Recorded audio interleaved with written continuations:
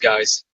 We are this close to being So there was multimillionaires. when the internet started, I was going through .coms or ones that I could find. I was looking for two-letter ones, and then I found the three-letter one, NBC, and I never grabbed it. Oh no, man. Yep. I should have just grabbed it and dealt with it. Those were the good old days, dude. Back when companies are like, yeah, the internet's just a fad. I don't need to pay for a website. I don't have the operational budget for that. Oh, man.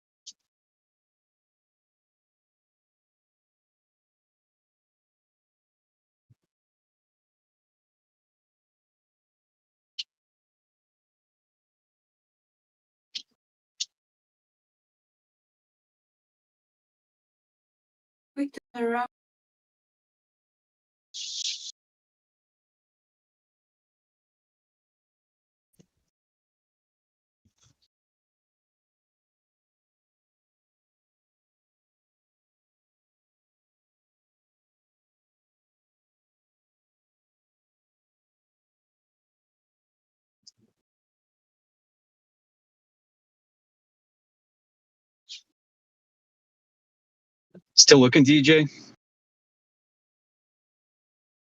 Oh, it's vacant. It's vacant? Dude, how much? Rate my rickshaw. How much? $10?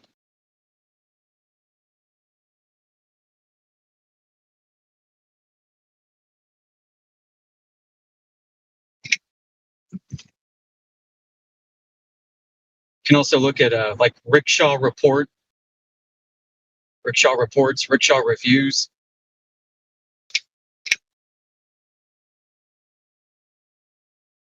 Pimp my rickshaw.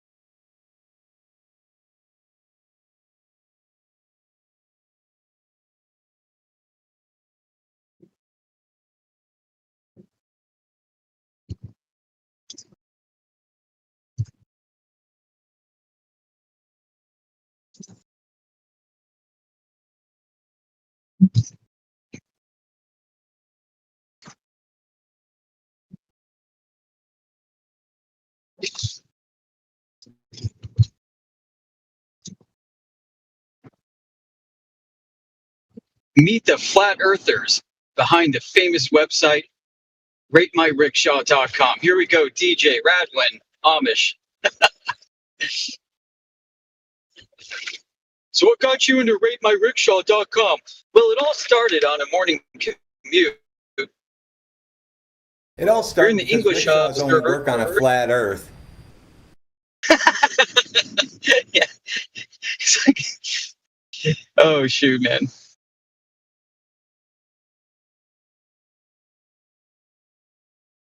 I wonder if you can get like a .fe URL.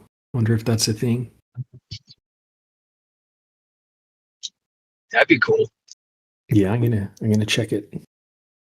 247.fe.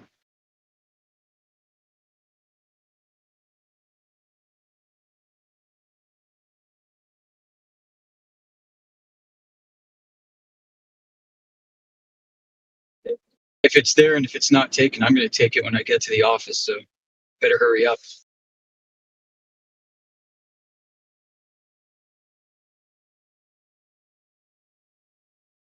I actually have morning meetings, so I won't be able to get to it till the afternoon. It's only 8 o'clock in the morning here.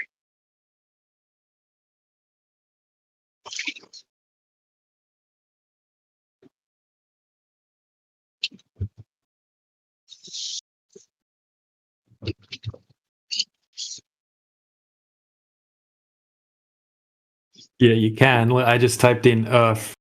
You can get earth.fe.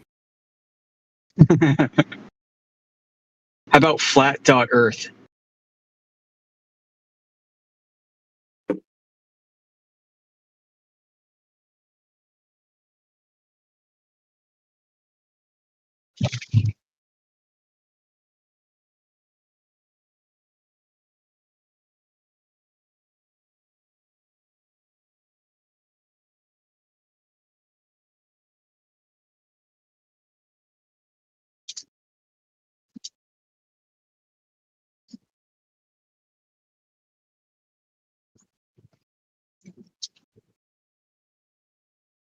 Feels like 1999 again.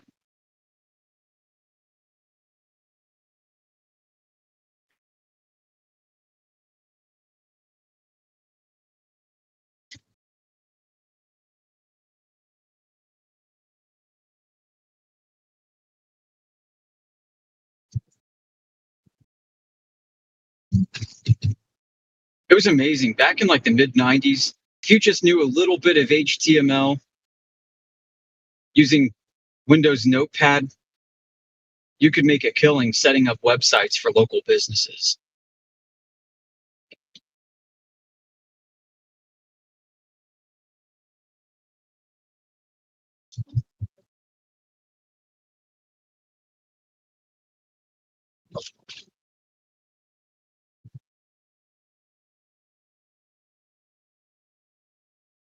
That's a great thing about tech innovation. When new tech comes out and it's still kind of too early, even in the adoption phase, the barrier to entry is so low to get in on something that gets good. If you just have the time and the courage to go forward with it, you could get mega rich. I feel like though that worldwide people kind of figure this out, so the window doesn't last. The window is not open for very long. Both website domain registration, that window was open for years.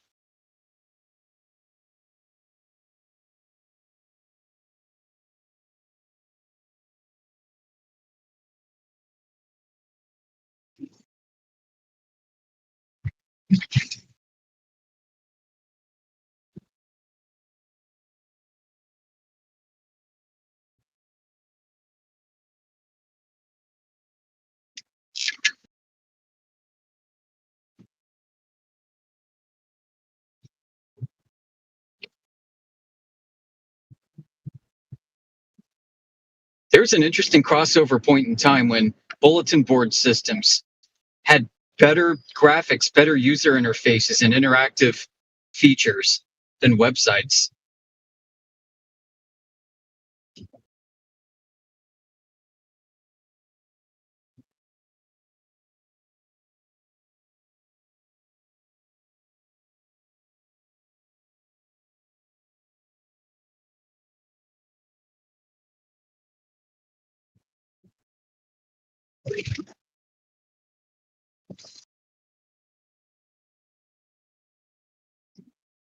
Back when protocols like FTP were popular. Speaking of which, NASA forgot to close their ports if they were even meant to be closed on that Himawari FTP server.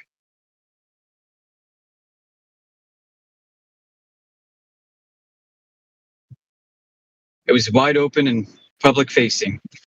People could go right in and they could see all the pre-rendered maps of weather patterns.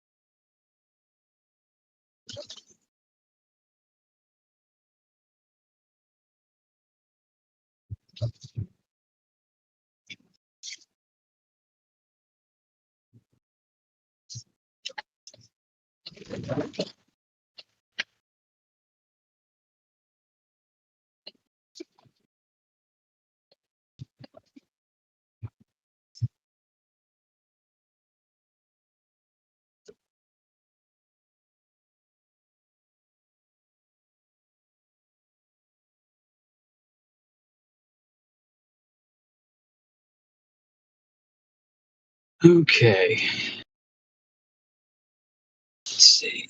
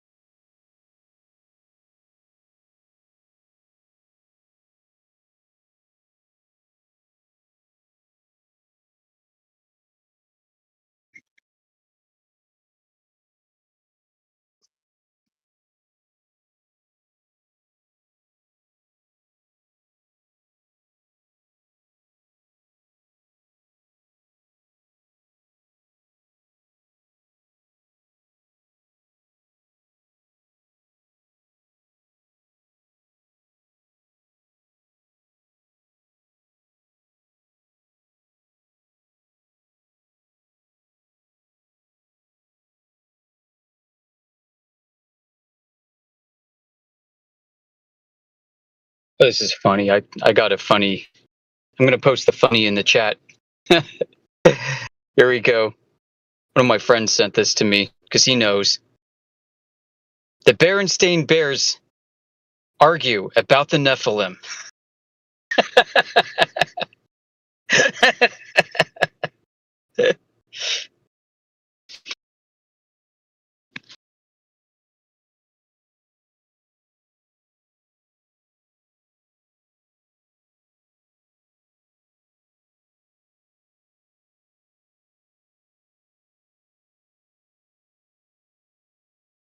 I need to change the nickname.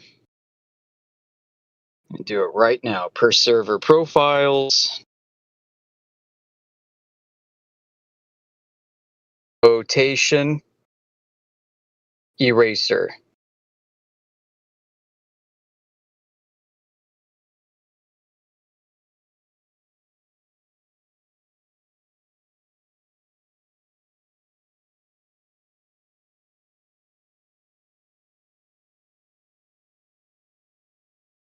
Oh, I changed it in the wrong server. Derp.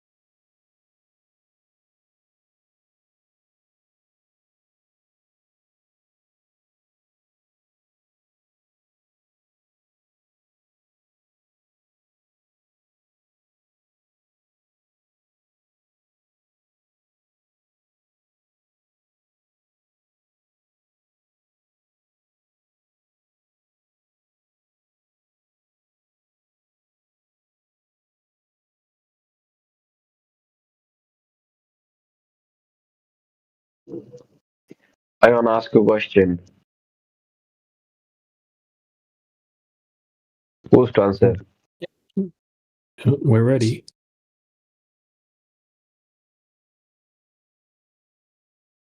You are ready? Hmm. Okay. Okay, tell me the shape of the earth. I have no idea what the shape is. Do you know? Yeah, I know. Really? How do you know? It's geospherical. How do you know that? Uh, I learned it. You got told. Okay, so what did you learn about it? I learned it from astrophysics. Really? Okay. Astrophysics. Astrophysics. Why So are you you should know. laughing, man? If I ask you some really simple questions about the globe, then you should be able to answer them, right? Not all the question I can answer, but Like just the few question, the most basic questions that I could possibly think of. Okay, like what causes the Earth to spin? sorry? What causes the Earth to spin? I don't know. Ooh, can I ask a question? Your Okay. turn. Okay. Yeah. Does the moon rise in the west or rise in the east? Who's being asked? There's two available answers: east or west. Which is your answer? Or I don't know. Right. That would. What's your answer? East rises in the east. It rises in the west. Or I don't know. Those are your three options.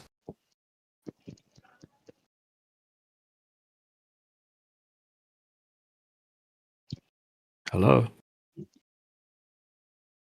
The clock is ticking. It's too late. You took too long to answer. Obviously, you don't know. Okay, maybe you're trying to look it up or I something know like it. that. Because you It's west. It's west. it rises in the west. Sorry, east.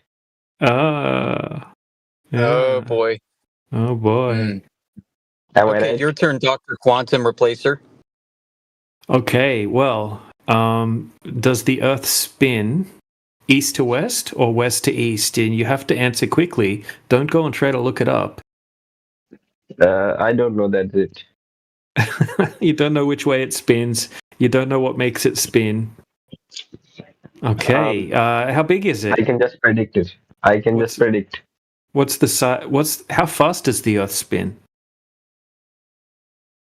at the equator? Quickly answer. Sorry, what is the question? You took too long. Okay, so how fast does the Earth spin at the equator? Equator.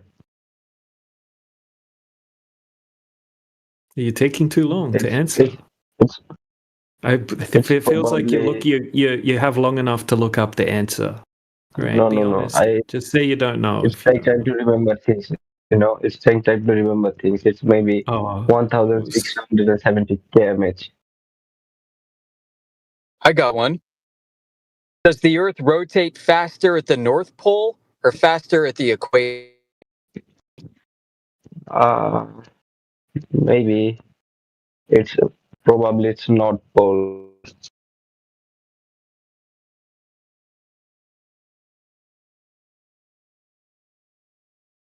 you don't seem to know very much about the globe that you said.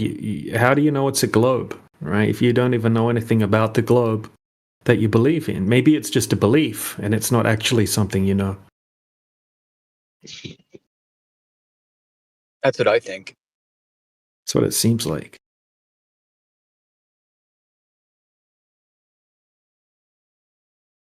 So you got told it was a globe, but you never really checked, did you?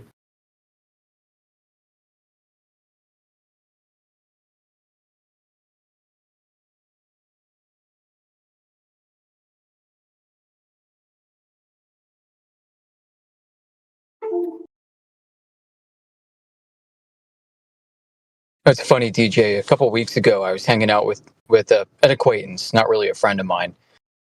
Um, it was a group setting, and somebody somehow the topic of cosmology came up broadly, and the solar system, and this yeah, you can call him a friend of mine. He started insisting to the group that the moon rises in the east, opposite of the sun, like absolutely adamant, 100%. And he's a total NASA fanboy. Oh my god.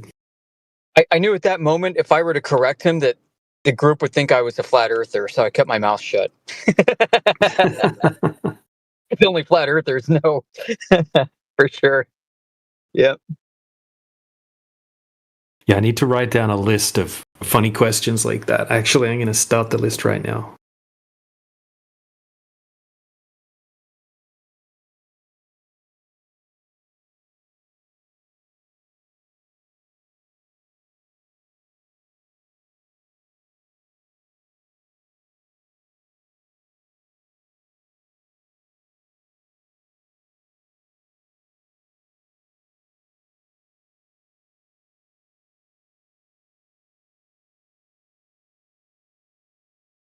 Does the moon rise in the morning and set in the evening?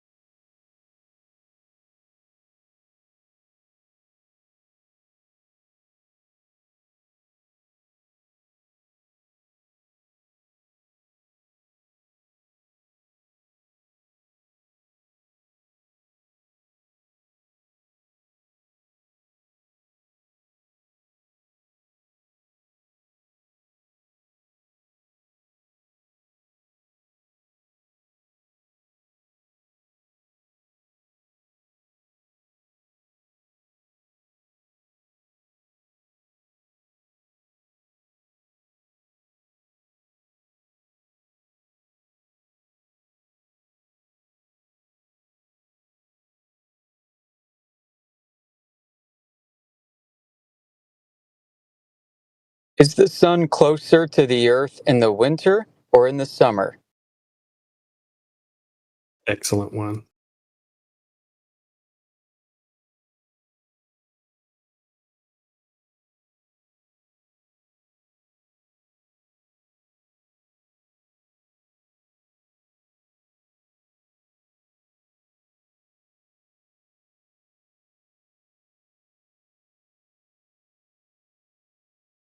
All right, there's a new channel in my server, or a new category called debate, and there's a channel in there called Globe Questions. So if you think of any good ones, chuck them in there. So far we have, does the Earth spin east to west or west to east? What causes the globe to spin? Is the sun closer to the Earth in the winter or the summer? Which phase of the moon is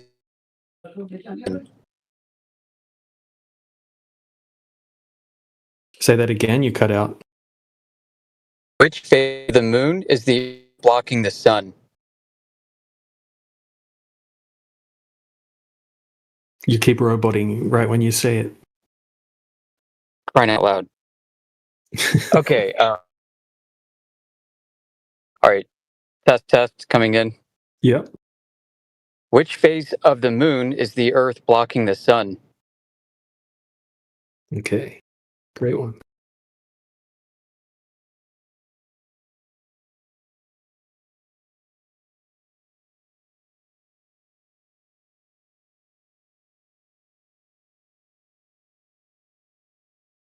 How many times does the Earth rotate on its axis every 24 hours or per day? Probably better to say per day. How many times per day does the Earth rotate on its axis?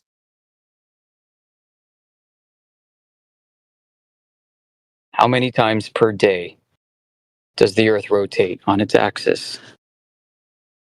Got it.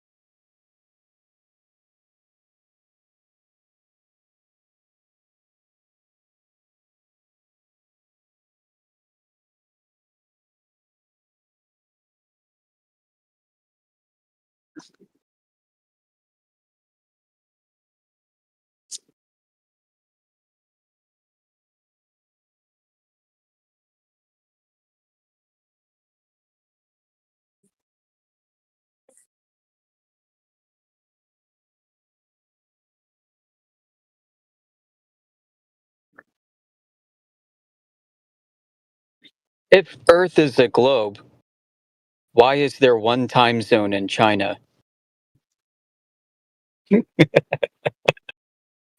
Put another one. How many times? How many times in a day, or how many times in a single day, is it high tide? Oh, yeah, there you go.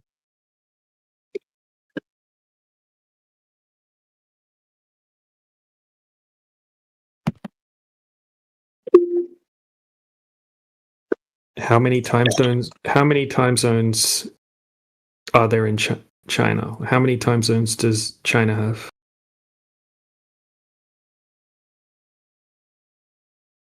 You could just add if Earth is a globe.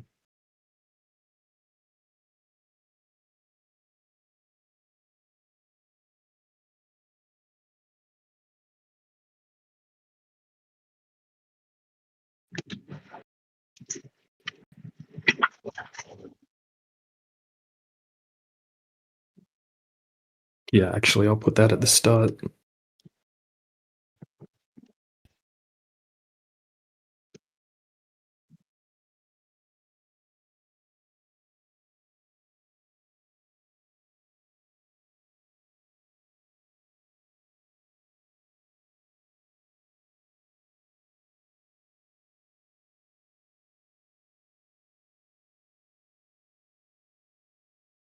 Right.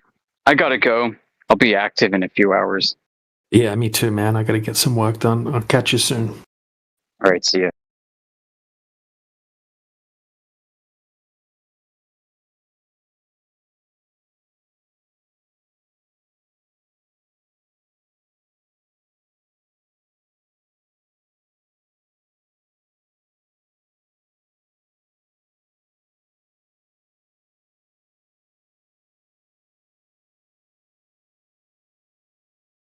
How many legs does a triangle have?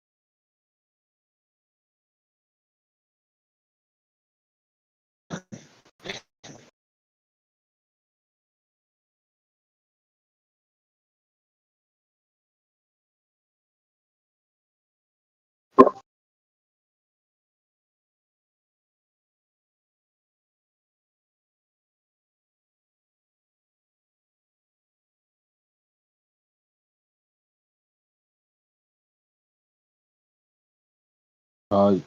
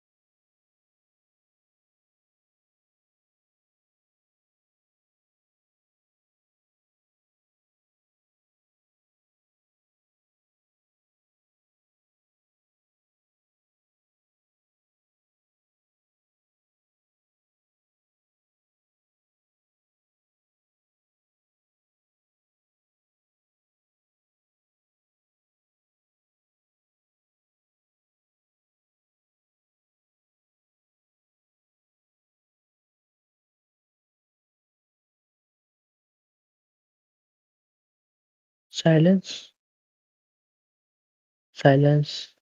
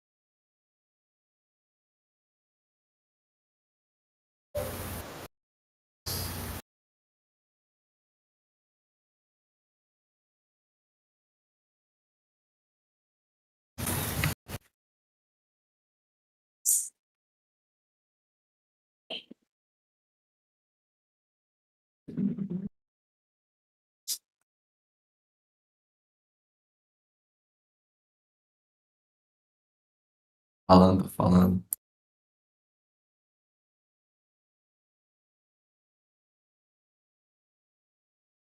Earth is flat.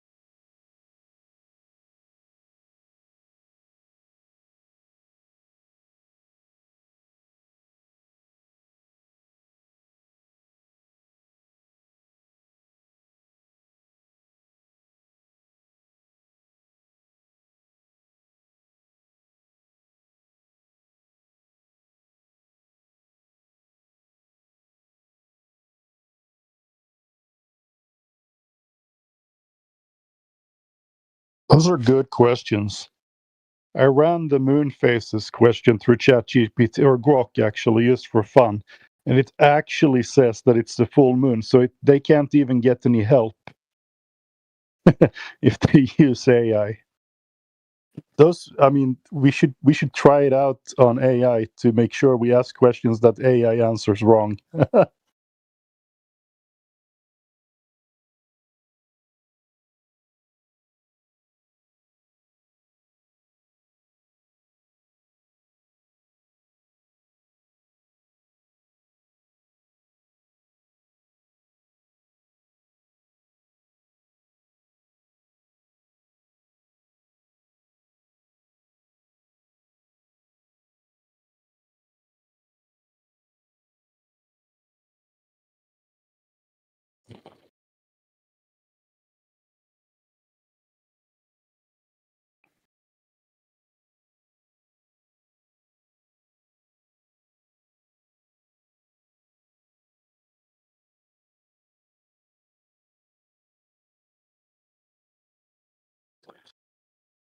All right, let's read some chat today. Why is it so quiet in here, by the way?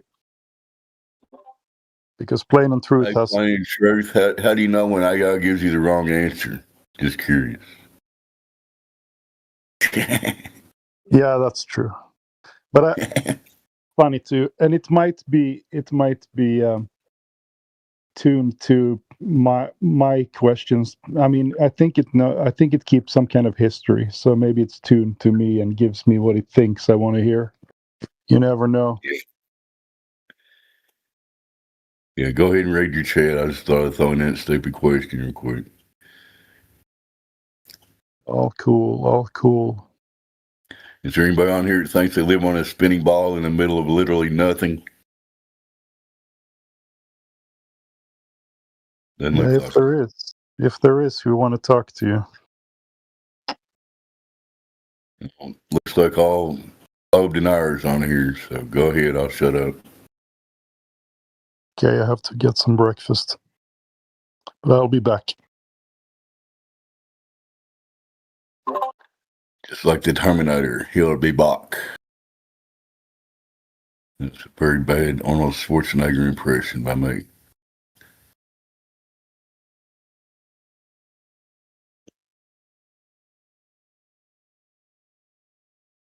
Let's see who's on the panel. Who can I pick on?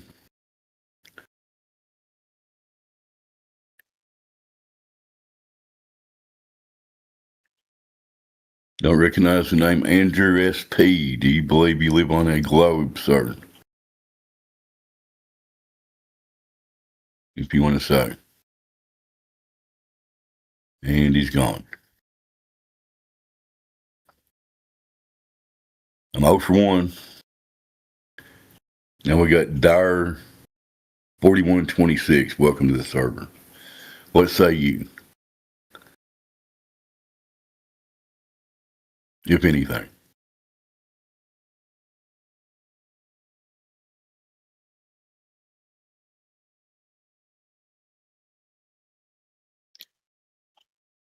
Hello?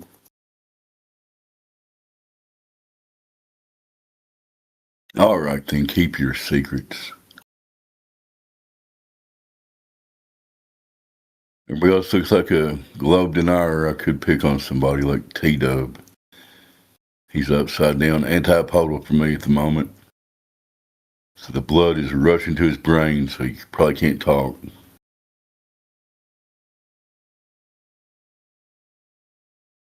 Must not be at his mic, or he would have responded to that.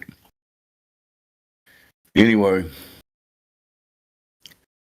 Dead Air Dave reporting from Kentucky. It's a cold, rainy day. And as far as I can tell, what reality is telling me, I don't live on a spinning ball. Somebody's got evidence to the contrary, feel free to join. Thank you.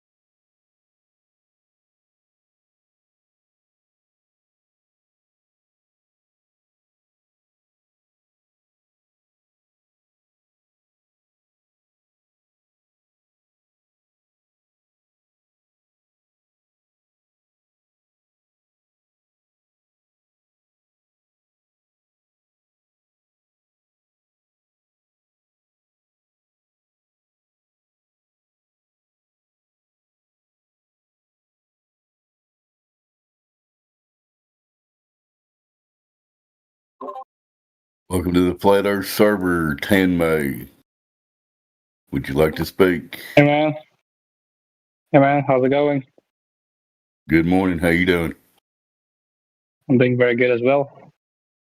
Good to hear. Do you think you live on a spinning ball? I'm open. I'm open to listening to your guys' thoughts. Well, that's fine. I mean, currently, right now, do you have that belief that you live on a globe? I think so, yeah. Okay, we all did. It's not a big deal. We're not here to be All right.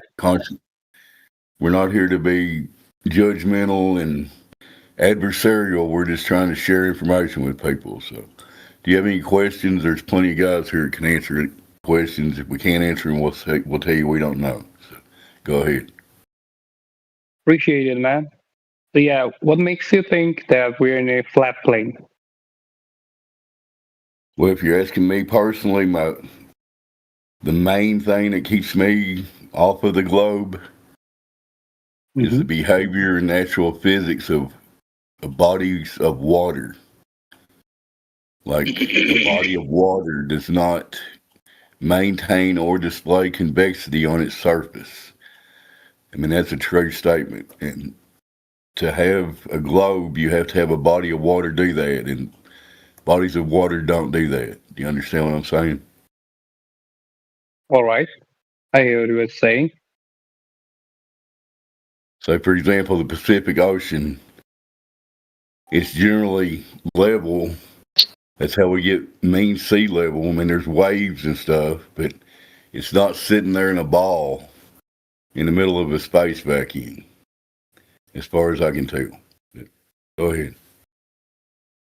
All right. I hear you. Anybody else? Yeah, sure. I mean, there's countless amounts of long distance laser tests, long distance observations that are literally impossible on a globe. Okay, and there's also zero tests out of the probably in the thousands of tests that have been done that show that there's any curvature over the surface of water or over the surface of the Earth over large distances where there would have to be a calculatable amount of curvature. And yeah, anyone can go and test this for themselves as well. So yeah, that would be one very, very solid reason. And just quickly as well, flat earthers aren't claiming to know the shape of the Earth. Flat's not a shape, and we're definitely not claiming a flat disk planet or anything like that. Just wanted to throw that in there. Interesting. Yeah, I get what you're saying. Up, DJ, it's important to, if you're under the impression you can't take the globe cosmology and just stick a flat planet in there. That's not what we're talking about. Go ahead, DJ. Sorry. Exactly, Dave. Yeah, like that's what a lot of people, like even outside, sometimes forgets to sort of clear up that common misconception. And sometimes the conversation will be going on for like an hour, and people will be wondering, oh, how come this person's not taking what I'm saying seriously? Because in the globe earther's head, they're thinking, oh, this person thinks that there's like a flat planet floating around in space. That's ridiculous, right? But that's absolutely not the claim. Yeah, I get you. Very interesting. Would you mind if I ask a question about the laser experiment? Yeah, please. I've heard about an experiment that some scientists or some people tried to prove that the Earth was flat, and they ended up proving that it was a globe. Do you know something about that? Yeah. There's a stoner named Jaren who got tricked to go on like a hit piece show called Behind the Curve on Netflix, and that was supposed to do a laser test, and Jaren actually left the laser on and melted the laser, broke it, right? So because they had everything set up and everyone was there, they decided that they were still going to try to do some type of test. So they used a flashlight instead, which is kind of ridiculous tool to use for such a test. And and then the way that they edited the show, it made it look like it validated a globe. If you actually have a decent look into it, it's literally 50 seconds of footage they're using a flashlight, not a laser, and they really don't even show the setup. The guy that's doing the test, right, the flat earther Jaron, he's a total moron. Okay, we're not claiming all flat earthers are geniuses or anything like that. This guy, Jaron, he got tricked, basically. And, even people that try to debunk flat earth for a living, right, like Craig from Fight the Flat Earth, even he looked into it and he said it's just edited in a way to make it seem like he's debunking the flat earth, but it's just kind of ridiculous. We're talking about professionally done laser tests where we're using high-end equipment. Some of these are done by teams of field engineers going out with extremely expensive laser beams and weather stations and, accounting for all the variables and shooting them over huge distances like 40 kilometers, and documenting the whole process, in the form of technical PDFs as well as video to go along with it. So yeah, there's a ton that have been done now. The Netflix thing's just a bit of a mockumentary hit piece against flat earth. I get you. Well said, DJ. Yeah. If I could add real quick that it's kind of sad that we have literally thousands of well done documented laser tests that prove no Earth's curvature, but millions of people have seen that Netflix documentary, and that's their first question. But anyway, go ahead.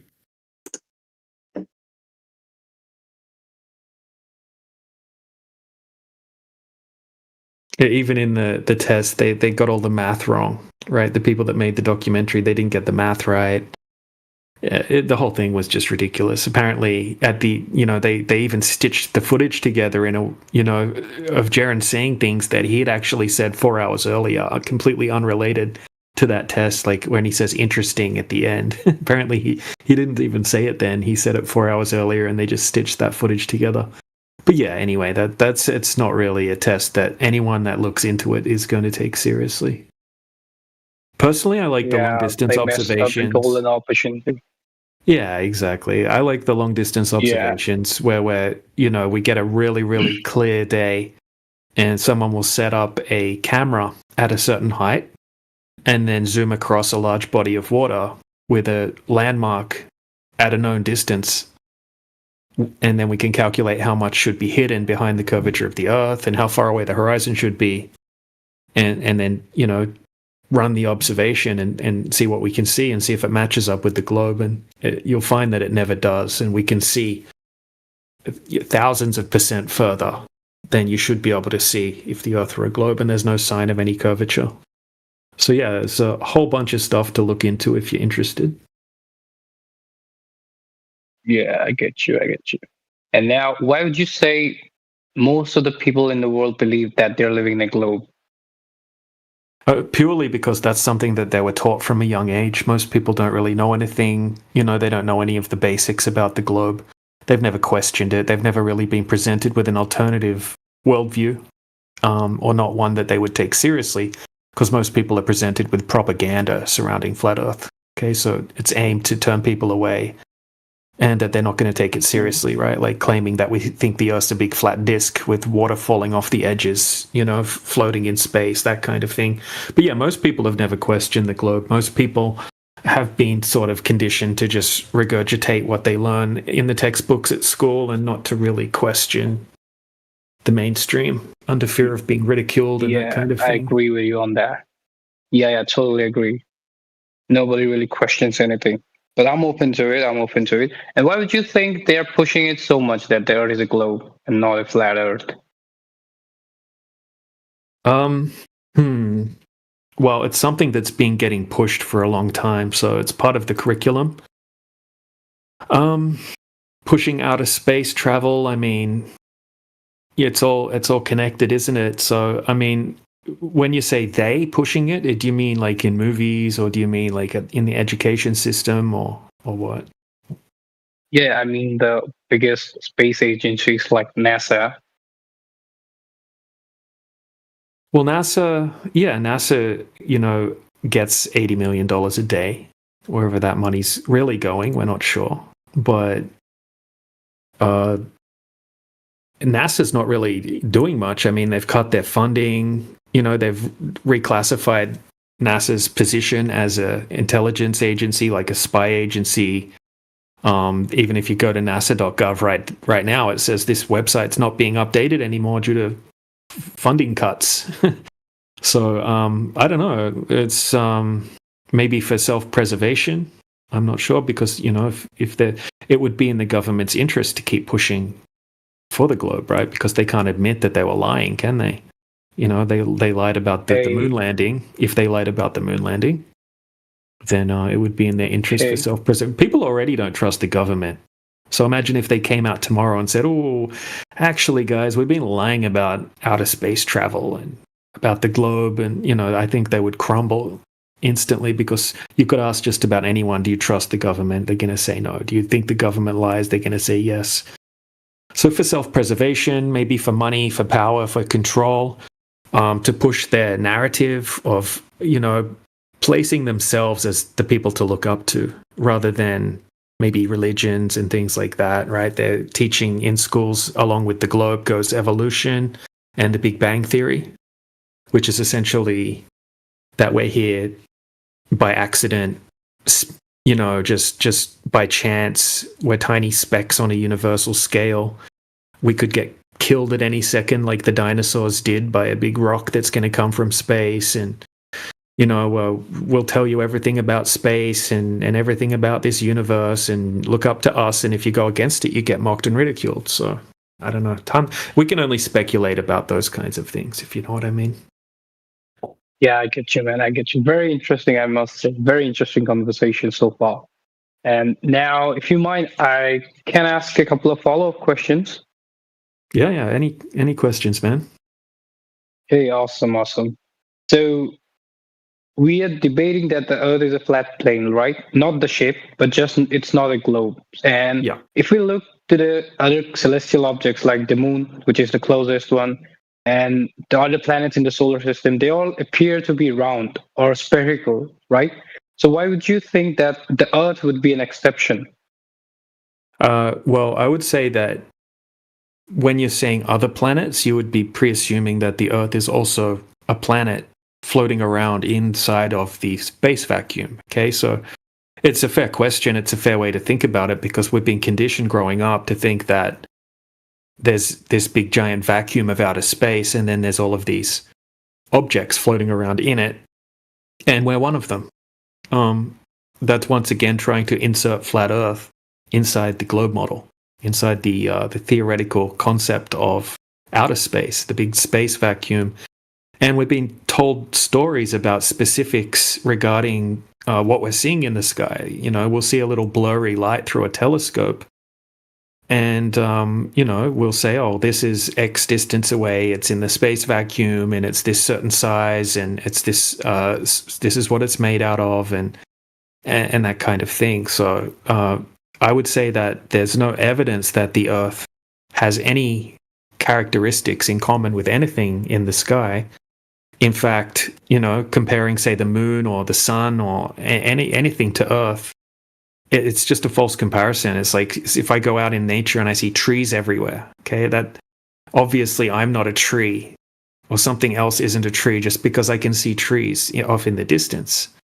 It's even sounds silly just to give an analogy like that, but it's the same kind of thing. Okay, so if we can go and empirically test the surface of the Earth and there's no curvature, it doesn't work with a globe. Okay, if you have like a 20-mile body of water and there's zero curvature, that's not possible on a globe. Okay, I get you. So you're not even considering that the Earth is a planet among the others, right? Well, planet, I mean, if you look at the original, like what planet really means, the ancients would call planets wandering stars. And Sorry, your audio's getting a bit cut off. Could you please check that? Or if it's just my internet. Is my audio, can anyone else check if my audio's good? Is it cutting out? Dude, you're perfect. Yeah, maybe it was just on your end. Yeah, let me fix that. Okay, should be good. Yeah, please continue. Yeah, I mean, if someone wanted to claim that the heliocentric model is true and that Earth is a planet that's a globe shape, then that would be on them. We're not making that claim. So yeah, like we're more empiricists going and actually checking things in the real world rather than wild speculations about planets and space vacuums and things like that.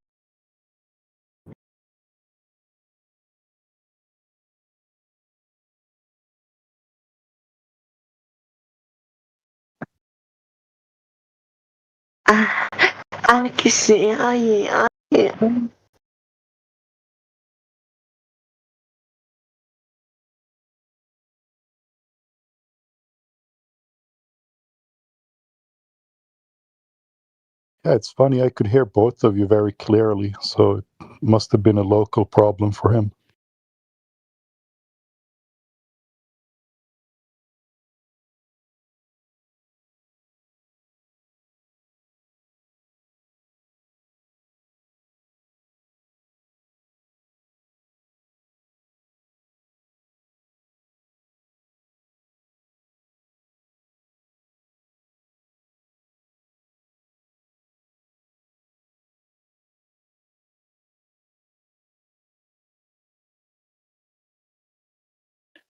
It's the only country in the Nile.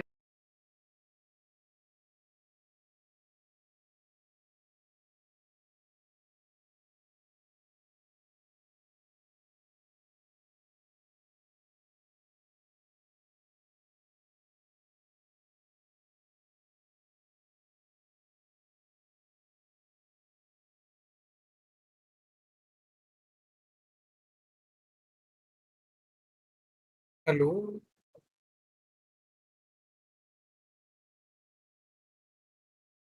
Hey, what's up, man? What's up, bro? Does all 17 members believe in flat Earth? Not everyone. We have a mixture of people here that think it's a globe or think it's flat. So, Oh, what about yourself? I believe in round. Yeah? Yeah. Yeah, well, we all used to believe in the globe Earth as well. But after years of research and testing, I've come to the conclusion that it cannot possibly be a globe Why? because there's no empirical evidence to suggest that it's a globe. It's just a belief or a mathematical concept that people have been taught What about since the they were ships that children. go on the ocean? The farther they go, that we can only see the top of the ocean, the ships, right?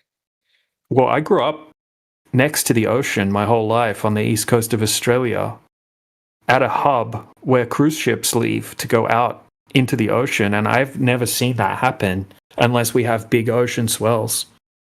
So I don't know where people hear that argument and then they just repeat it, but I don't think people really see boats disappearing over the horizon very often unless there's ocean swells, which are waves out in the ocean, or there's a miraging effect named sinking or an inferior mirage that can cause that to happen sometimes. But I can show you footage now where that absolutely doesn't happen. So do you think NASA was lying to us? Yeah, NASA faked the moon missions pretty obviously. But at the end of the day, we don't even have to claim that because So we how can do you actually explain this measure. universe then? About What's the that? gravity and how do you explain the universe? The Earth was flat. about the Yeah, gravity and the universe is a mathematical concept as we've been taught. Okay, so you've been taught a big story about the things that you can see in the sky. Okay, and most of it's pseudoscience by definition. Okay, most of it exists as theoretical claims, not actual empirical evidence that's been tested. So we've all been taught the same story about the universe, the Big Bang Theory, the distance to the sun, the distance to Mars, how big they are, the space vacuum, all of this. You know, we're all well aware of the story that's related to what we can see in the sky, but it doesn't match up with the Earth. Okay, the Earth is measurably not a globe. Okay, so the heliocentric model is false.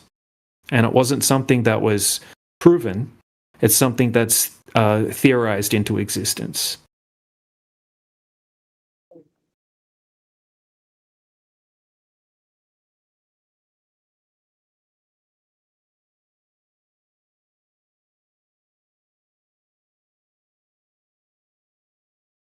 if NASA was lying, as there are some videos in YouTube where some people went to space for some people send the bread to space. They captured with GoPro that Earth was round. Haven't seen those videos? Yeah, but they're using wide angle lenses, okay, and they're not going up very high. It just looks high because they're using a GoPro. If you have a close look at the footage, you'll notice that sometimes the Earth looks like it's curving, and then sometimes the Earth looks like it's curving the wrong way. Okay, as the camera pans around, you'll notice the horizon line will be warping and distorting. So if the horizon's above the center of the frame, it's going to look like it's curving, like a globe. And if the horizon goes below the center of the frame, it looks like it starts to curve the other direction. So it's inconclusive evidence. The Earth was circle, but it was flat, as your theories. No, we don't claim it's a circle. We don't claim it's a flat planet. It's what you're thinking about is trying to change the globe to a flat planet, and that's not what we're claiming. This is a completely different system, a different worldview, a different way of thinking about the entire system. Try not to think about the globe Earth version of outer space and then try to insert the flat Earth inside of that. It doesn't work. That's not what we're claiming. We're not even claiming to know the shape of the Earth. Okay, flat is not a shape. We're talking about the surface area that we can test, not measuring any curvature. Okay, so if you have a surface that's not curving, it's by default flat. And that's what we mean in that context of flat Earth. If you have a look in the side chat, FLW has posted some examples of what the GoPro lens and any wide angle lens will do to a horizon. Oh.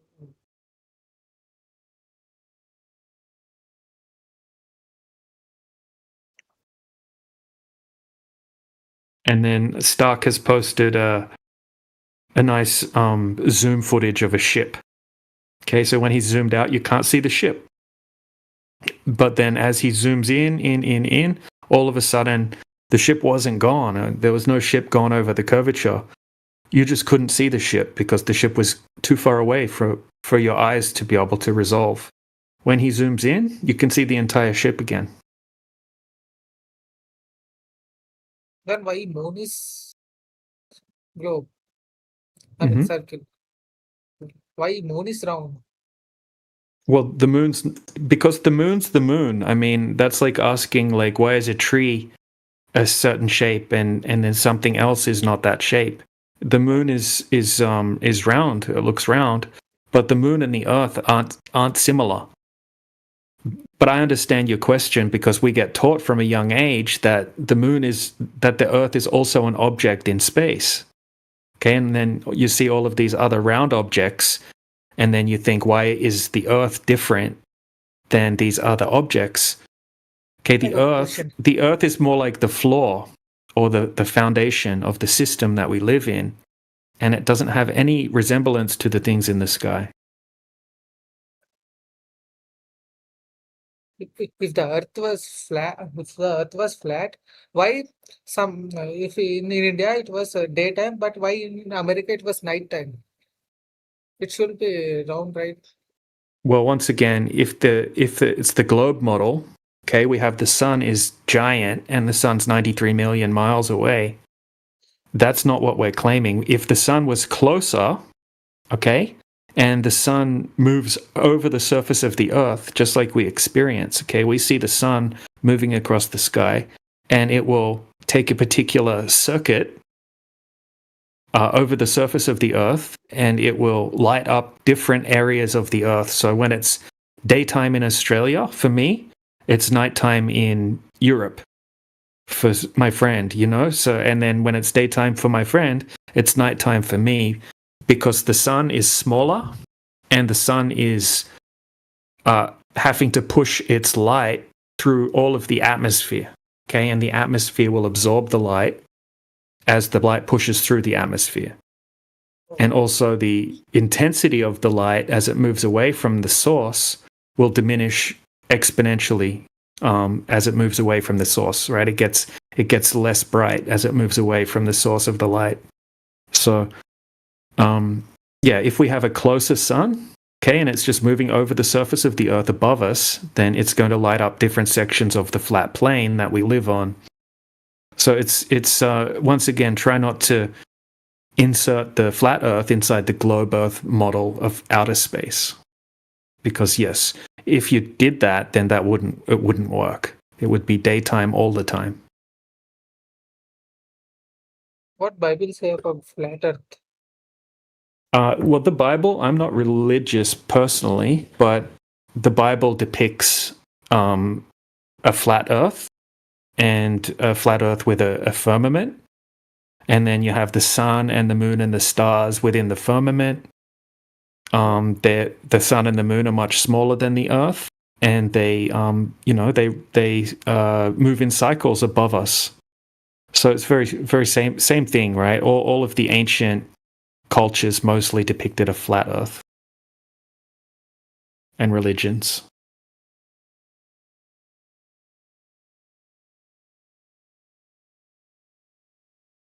All of the ancient cultures had a very similar depiction of this system that we live in.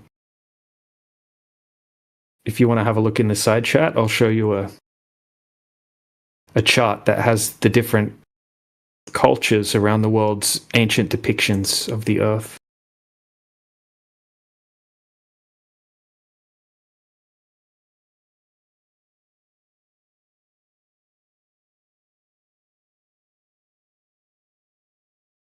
So they all depicted as a flat plane within a contained system. And the Bible depicts a similar thing. So as you can see, the Hebrew depiction there on the right-hand side.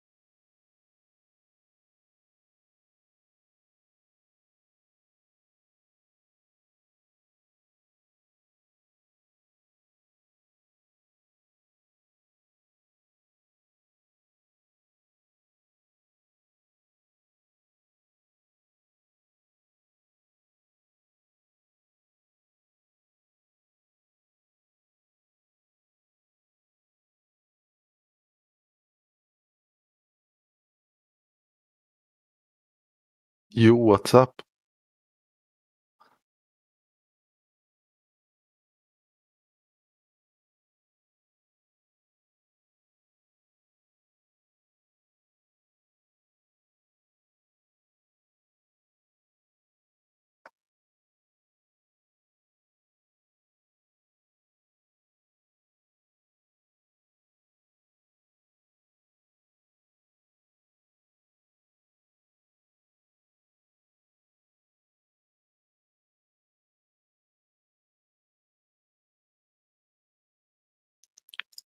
Did I just hear someone?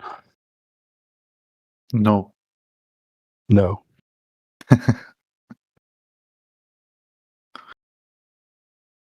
Alrighty. How are you? Good, how are you? It's a little early. Just had some breakfast, but I think we're in for a good day here today. Have you been here before? I think I recognize your name. I've been, Yeah. I don't know if it was on the English shop or politics and religion. Yeah, we have those servers in common, I see. Looking at your profile right now. Ah, religious guy, huh? Colossians 2:8. Beware lest anyone cheat you through philosophy. I like it. I am the Lord, that is my name, and my glory I will not give to another, nor my praise to carved images. Excellent. So do you believe you're on a spinning globe, or do you think you're on a flat plane? Like, what do I believe? Yes. Difficult, maybe. I think I've learned we're on a spinning globe. But let's say I would like it to be a flat. Yeah. Yeah. Yeah. You see, since you have scriptures in your profile, you should probably, look into the flat part. There's a lot of scriptures talking about the stationary earth. Joshua 10, 12, and 13, for example, where God stopped the sun. But hey, I don't want to sidetrack us here. So if you look at the horizon, does it look horizontal to you?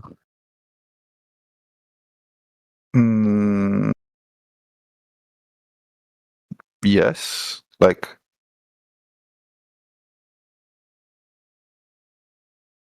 it looks horizontal, yeah. Yeah. And when you stand there on the beach looking out over the ocean, it's a beautiful day. Do you feel like you're moving, like the earth is spinning, or do you feel like you're stationary?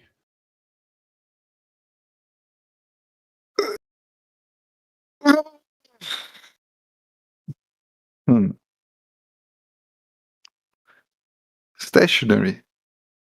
Yeah. I mean, we don't really feel that the earth is moving. Right. That is what we all experience. We have the same exact experience. We don't even have to agree on, the shape of the earth. We don't even have to talk about that right now. I'm just talking about logically. Like, how does it feel? It feels like it's stationary and it looks horizontal. Right? We agree on that logically, even if we don't have to agree on the shape of the earth at this point. Yes. Yeah. And when you see the sun coming in from the east and it's going past you over this in the sky and it leaves in the west, do you think that's the sun moving? Do you experience that that's the sun moving, or do you experience that it's the earth moving underneath it? Logically. Logically, it's the sun moving. Right, because that's what So we the sun see. comes and rises, moves, and then, yeah. Yeah, and then it goes away. So logically, even there, we agree on that. I don't know if you have a look at the side chat. I was going to bring something cool up. Do you see the picture that I posted of the Earth? The round ball. I'm talking to Planet and Truth. Yeah. Yeah, you see it, right? You've seen that. Mm-hmm. You've seen those before. NASA sends them out all the time. They call it the blue marble. I've seen this before. Yeah. Yeah. Do you see all the blue stuff? What is that? Supposed to be water. Yeah, water. And you also notice that it curves around that ball. All that blue water curves around it. Mm-hmm. Yeah. So it's funny. I talked to a lot of people here, right? Isn't this like in the picture, like you see it from this part, it's depicted probably like America, South America, and like it's more or less water. How did you say it? Like, I'm sorry, my English is a little bit limited. It looks like the water is curving around that ball. Yeah, but it's just represented this way more or less, probably because you cannot see the like they cannot. If you would be looking at a whole ball, you would see the land masses or water side, but now you're just seeing like water ringing around it because you cannot depict it either way. Right. Well, what I usually like to ask people is that even if we grant people, and I'm not talking specifically to you, I'm talking to the royal you, not to royal us or whatever. Like even if we agree that this is the Earth, yep, this is it. This is a picture from space. It has all that water curves. The nice thing about this claim is that they have told us the size of the Earth, and they have told us the radius. Do you happen to know what the claimed radius is? It's actually in the picture, so it's a little bit cheating. You can see it there at one point. Yeah, 3,959 miles. Yeah. Yeah. So when we know time that, ago, but yeah, right. But that's the claim. So it also has a little diagram. If Earth curves and water actually curves, we should be able to confirm it down here on the ground. So, for example, if we look at 10 miles in that diagram, the drop, you understand that it has to curve away from you if you're on a ball. So, if you, for example, take a laser and you go to a lake that's 10 mile wide, if you shoot that laser from 1 foot above the sea level on your side, it should end up 66 foot in the air on the other side of that lake. Or if you have a friend standing on the beach on the other side, he needs to be over 66 foot tall for you to see him, because the curvature of the Earth requires that, if the number they have given us is correct. But the thing is, when we do those laser tests, you shoot it from 1 foot above the ground on your side, it actually ends up 1 foot on the destination beach as well, above the sea level. So we don't detect this Earth curvature when we do these tests in reality. DJ, right under my picture, posted the 21-mile observation, which is even worse because that requires 293 foot of curve. That's like a 20 storage building or something, insanely big, but you can actually see the beach. You can zoom in on it. So I can post the full test, but you've been around. Maybe you've seen these tests before. So I'm not exactly speaking only to you. I'm speaking to the listeners on YouTube right now as well. But it's pretty interesting, right, that we can't confirm it down here. That's the reason why most of us in here are flat earthers, because when we took their claims and we looked into it, we can't confirm it. We find no curving water anywhere. Yeah. Well, I like talking to you. I've seen this Great Salt Lake laser test. Yeah. I think I've seen this one. It's pretty interesting, right? Yeah, it is very interesting. Funny how through history the humanity has been thinking it's flat, and at some point it became bald. Yeah. Even though some people have been prosecuted for saying those things at a certain period of time. Right.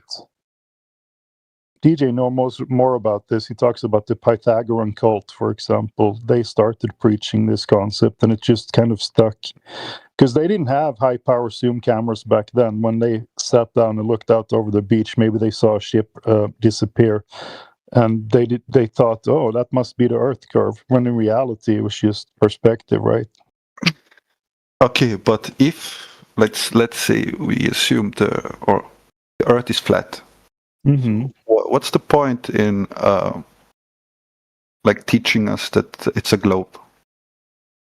You know, at this in this day and age, I don't think they're actually lying to lie about it. Most people just believe it because their teacher told them, and that teacher, she was taught or he was taught by somebody else, 20 years earlier, that it was that they live on a ball, and no one actually questions it anymore. So I don't believe the whole thing. They're lying on purpose anymore. There might be someone who actually knows that we don't live on a ball, and they keep propagating it for political reasons, maybe for control. I mean, because if you're on a ball, you can easily imagine that there's no way for us to go, right? We've already explored everything, so it's easier to control people. You stay in your playpen and play around, pay your taxes, and do whatever we say. And if you can fool people where they actually live, you can fool them into doing all kinds of weird things, fight their wars. Oh no, the resources, we need to, save the ozone layer, and we can't use up all the oil, and blah blah blah. It's much easier to control people. So, but now we're in speculation territory. I don't like that, but I'm just mentioning it just in case somebody came in. And I think that's something we say that we know. We don't know. We don't know the reason. I mean, it's impossible to know why someone would lie about it. But I think for the most part, most people don't lie. They just believe it. Yeah, we all probably live some lies because we have teach so, but don't know other way. Right.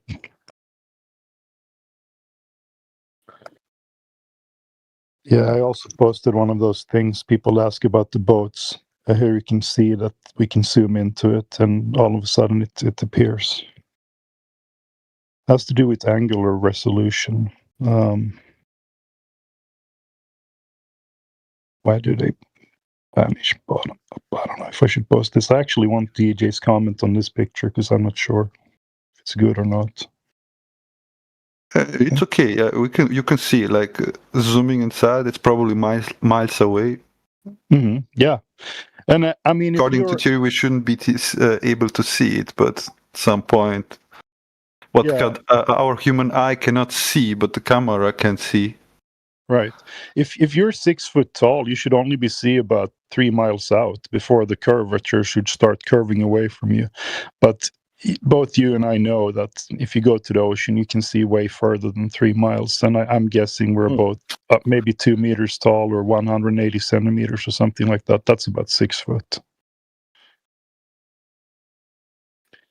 And I know for sure I have seen further than 3 miles. I mean, I can see the beach in Denmark from Sweden. That's 16 kilometers, or in empirical 10 miles. So pretty crazy.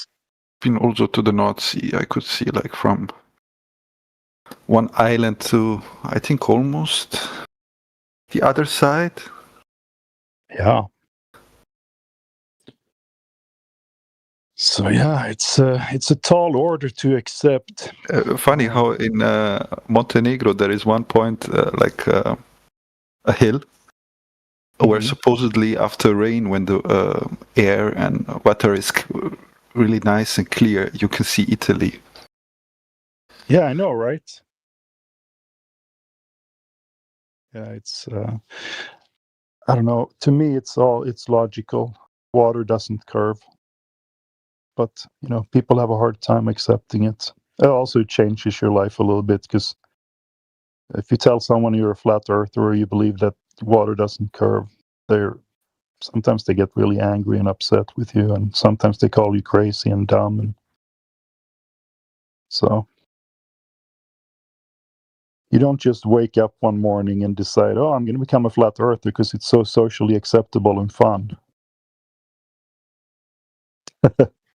Yeah, true. Like if someone on the street asked me, I would probably tell them what I've learned, but yeah, just to keep out of discussion. Right. Yeah, you got to read the room. I'm not allowed to talk about flat earth on family gatherings. My wife would go crazy. She doesn't She doesn't understand it yet, but I hope she will one day. Do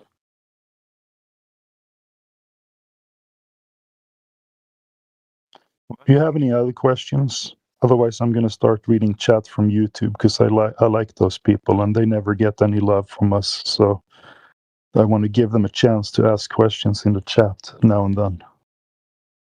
If I click on those YouTube or YouTube 24/7 live, Yeah, we broadcast live. will I be directed? Yeah, it'll take you to the YouTube channel and it's live. When I click on wait, there is it. Yep, there it on is. the side. Yep, you got it.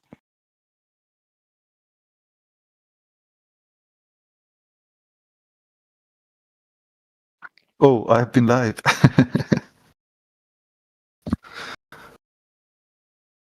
Mm. So yeah, we have 2 channels, and I think both bots are in here broadcasting right now. I'm looking at the one, and we have 13 viewers on YouTube. Hello, guys. Astute Gentleman says flat. I don't know what he answered to. Tim the Gamer 3516 says, yeah, DJ, way to go, buddy. So apparently he liked what GJ said.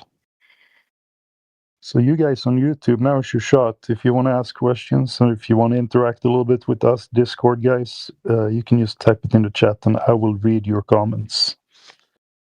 On the other stream, we have 6 viewers. Flat Lloyd Wright runs that channel and he says, moment of silence for the globe. Yeah, well, if there's dead air, I'm going to speak up a little bit until someone that's better than me takes over.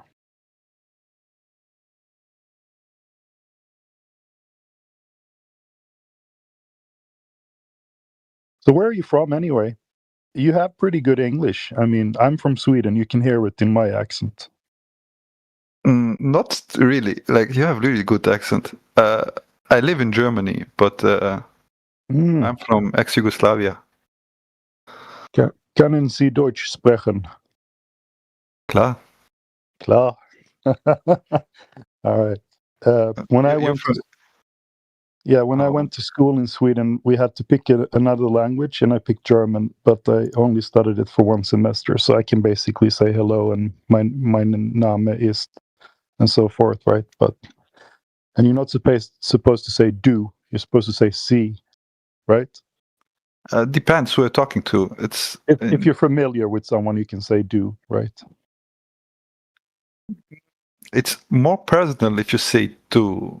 Yeah. Like, I would sometimes also use it speaking to people I don't know, but usually you use sie, like more distant way. Like more formal. English, yeah, more formal.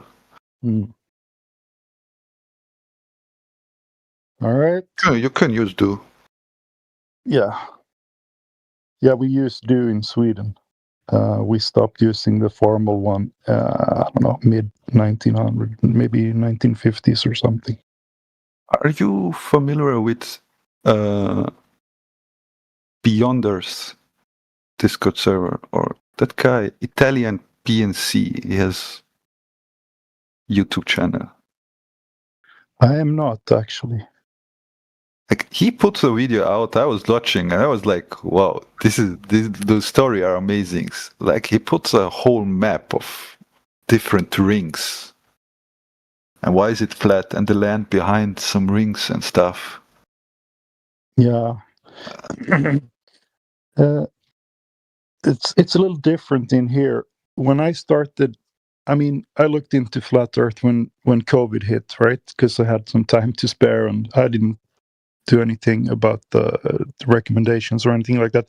We can't talk about it here because we're on YouTube, right? But that's the time period. That's the time period where I started to look into it, and you are hit with all those things like extra lands and so forth. But in this channel, we don't speculate. We only stick to empirical evidence. So here, Except on Sundays, you can come in on Speculation Sunday, and people will talk about those things on Sundays. But since we can't prove it, I can't. I don't know.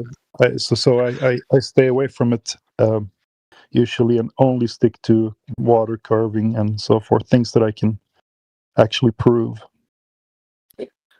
That's good. That's good. For the time being, like only what we can see, feel, or like what you just said. Yeah, Because when you go into this kind like of stories, then it feels like I think kind of unbelievable. Right, because you just came. I mean, especially when you're new to flat Earth, and you come in, and the day you realize it, oh shoot, I am actually on a flat plane. It's such a big change to the way you think that you can't. I remember I couldn't take another single lie because I realized that I had been living a lie my whole life. Right, I thought I was living on a spinning ball that travels through space millions of miles per second or whatever. They actually say it's like faster than the speed of light because the universe has to expand super fast. It's called Olber's paradox. If Earth didn't expand away faster than light, then everything would be completely lit up because they say there are trillions of stars and stuff like that. Now we're getting away from the topic a little bit, but I'm just saying the story was so crazy that when I realized, okay, I'm not on that spinning ball, I couldn't take one more single lie about anything. Everything had to have evidence for it. When someone started a sentence with 50 billion years ago, there was ice covering the Earth, I was like, shut up. I can't take it. No, you have absolutely no empirical evidence for that. So when you're new to it and someone starts to say things like there is more land outside of an ice wall or whatever, right? I was like, no, stop it. Don't.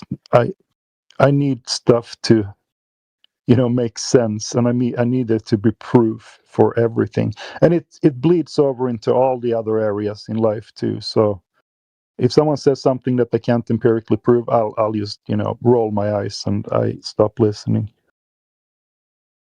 True. We have planar reality. Sorry, go ahead.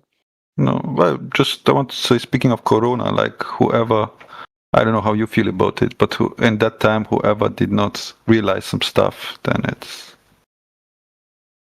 They are regretting those decisions today, aren't they?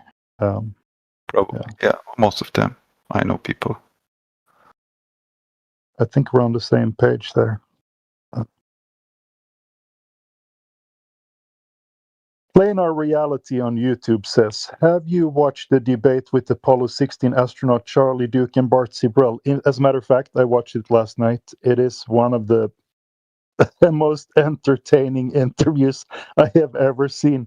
It was so funny. They were there for 3 hours, and occasionally every 15 minutes or so, Charlie Duke says, why am I here? Well, what is this debate about? It was just so funny. They talked about how many rockets would they have to send up. How many rockets do they have to send up to refuel? Because Werner von Braun, there's a video. Yeah, it was epic. Werner von Braun said that we can get to we can go up to, I don't know, maybe the Kármán line or something like that, or what the Globers would call low orbit, right? It's not. We can't prove an orbit either, but anyway, that's what they say.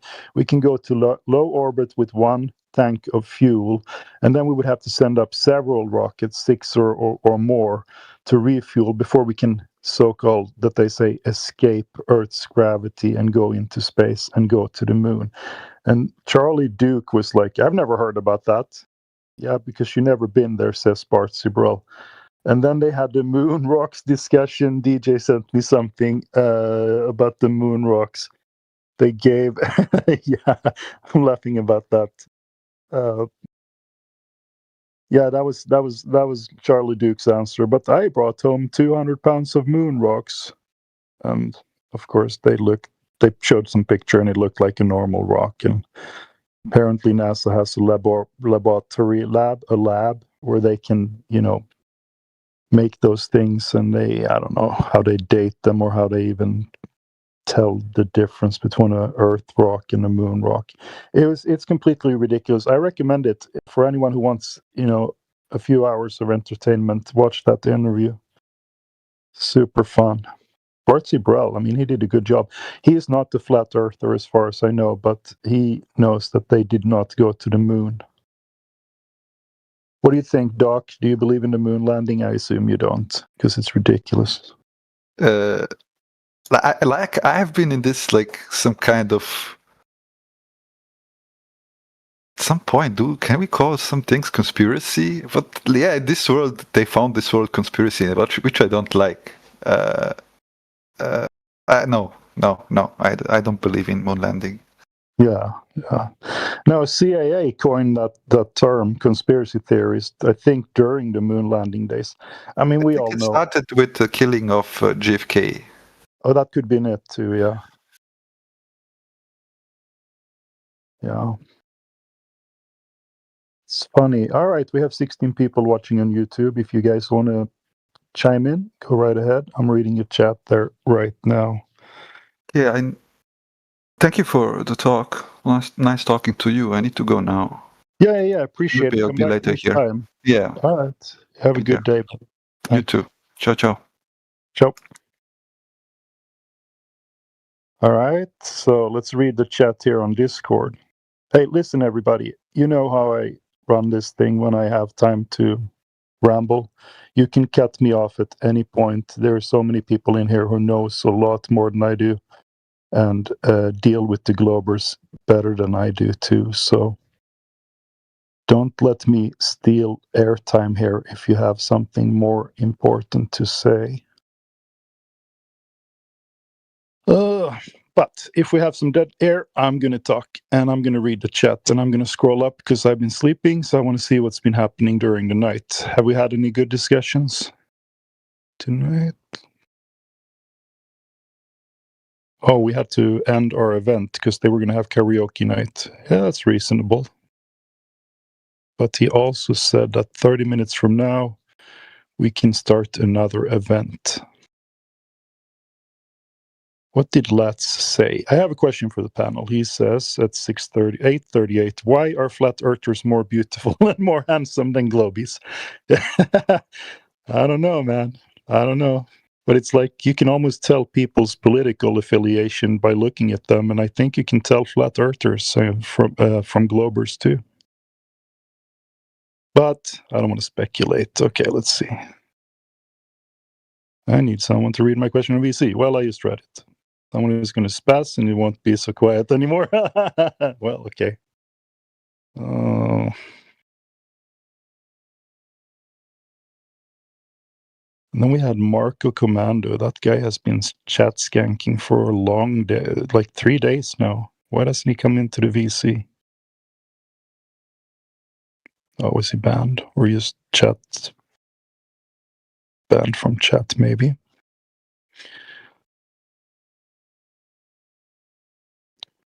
Helios Skeptic posted the stream. Yep. Scrolling.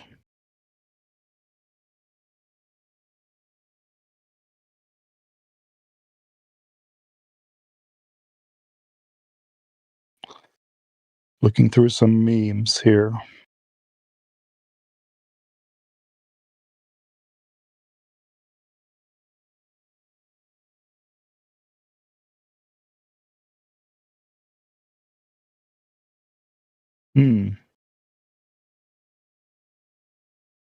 Oh, that's a funny meme.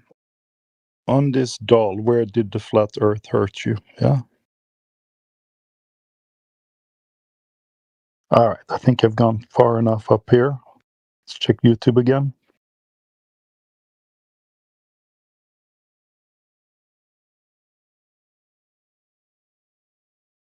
Yoder posted, flat earth in infrared, 255 miles. Yeah, we can see way too far. That's a good meme. I like it. It makes people think. They don't understand that infrared is like one of the best evidences we have for the flat surface. Can you even imagine 255 miles. Where is all that curvature? I have to go to my calculator to figure out how much curve there should be on 255 miles. Let's see if the infographic up there has it. 300 miles is it's 721,000 foot of curvature that's gone missing. So I'm guessing 250 would be maybe something like 500,000 foot. That's like insane. Why do we see that far if the Earth is a ball?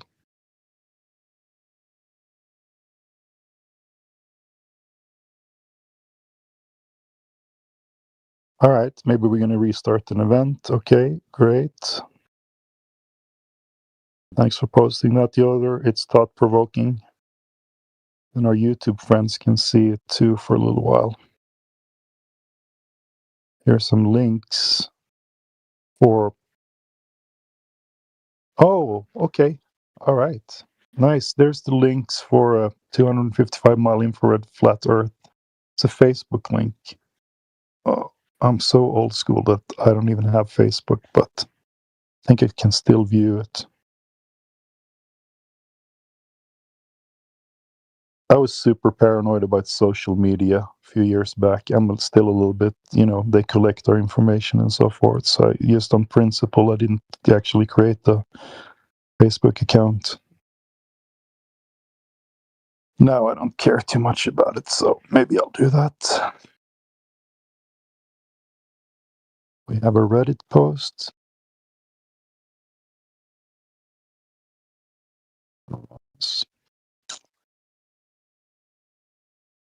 Oh, there's the turning torso. That's in Malmö, Sweden. What is that video about? I've never seen it. Maybe I should have a look at it.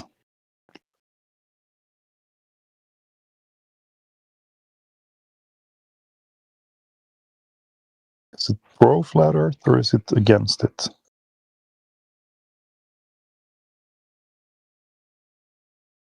I guess he's zooming in from Denmark.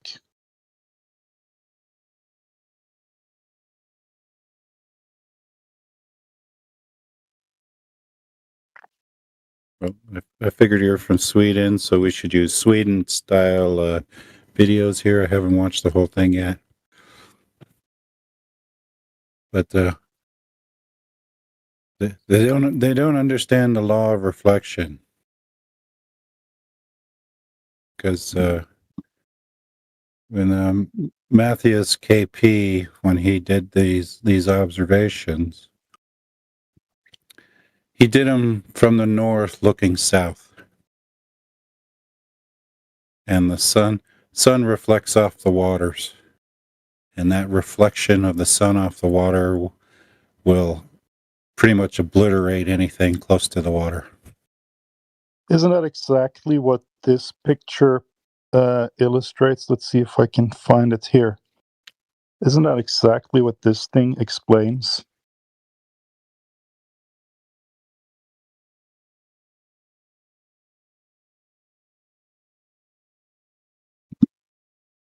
Yeah. Do you see?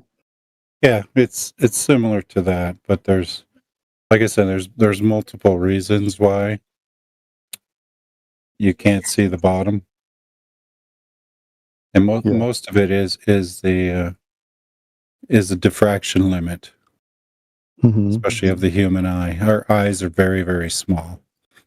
Like the physical limit of the human eye is about 5,000 meters. After that, everything gets fuzzy.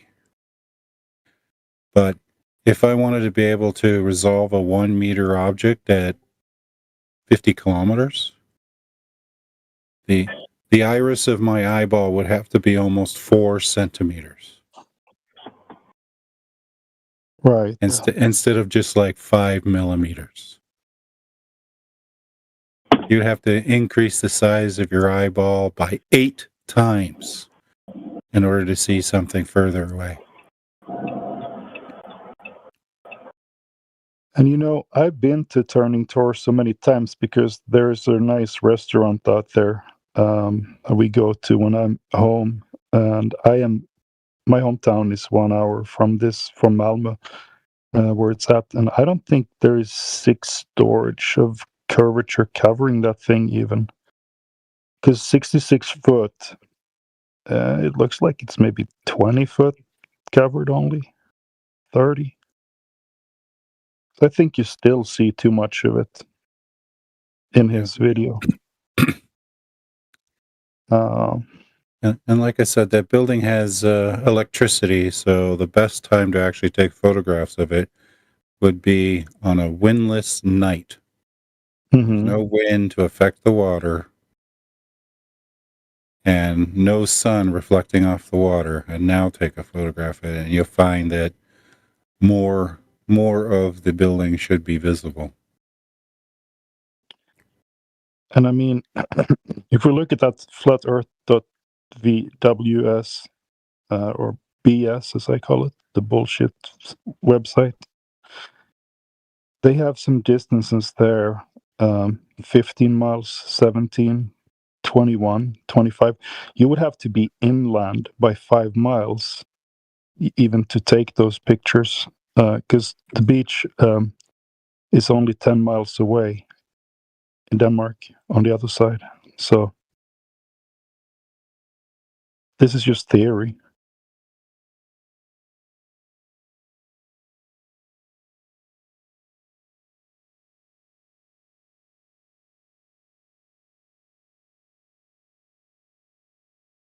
Maybe I'll try to get out there this summer.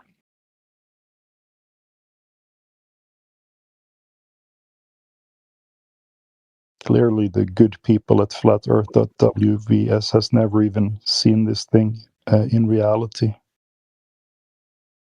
On a good day, you might even be able to see the very bottom of that tower. I think this is cherry-picked. Depends on the distance. Yeah. I mean, you would have to be. I mean, is that 21 miles away from it? He was 10 miles inland in Denmark when he took this picture. If this is what he claims, that is crazy. We can probably look it up on Google Earth as well and do the distance, see where he was at. He was taking it from the north to the south. How is that possible? Denmark is to the east of Sweden. Copenhagen is to the east. Where did he take this from?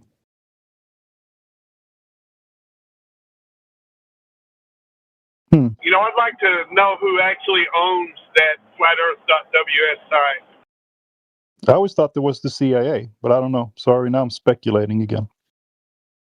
Well, I know it's morons, because everything on their website typically is wrong. Yeah, I agree. It used to piss me off to a point where if anybody brought up a WS picture on Twitter or X, I would have blocked them immediately, because I hate that site so much. I thought it was stupid and dumb, and it is. But now I'm more like, they post so much dumb shit that it's just fun to debunk it in front of people. It's almost like they're doing us a favor at this point.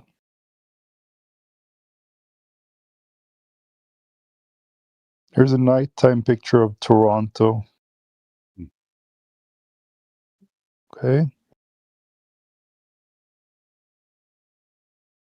Where's it taken from? Far away? It's about 48 kilometers across the lake. Oh, wow. And that's nice. The Rogers Center, the signs on the Rogers Center are visible. Yeah, and they should not be from and that. they're less than half the height of the building, because most of the building is the roof. Mm-hmm. Let me pull up one of my close-up photos I took of that, where I got it, hopefully.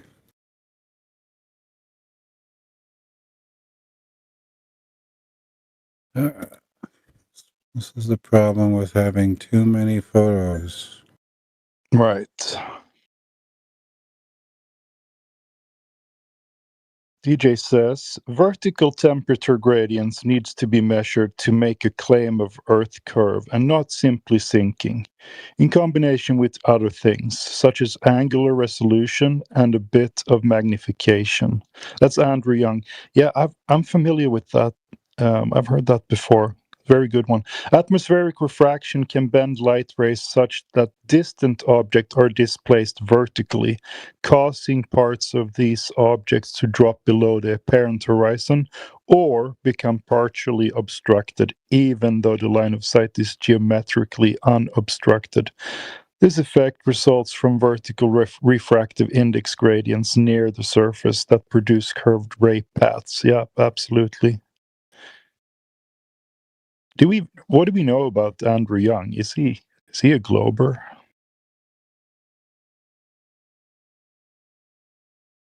Oh, he is a glober. Interesting. I wonder how he squares his observations and his knowledge about this with the globe.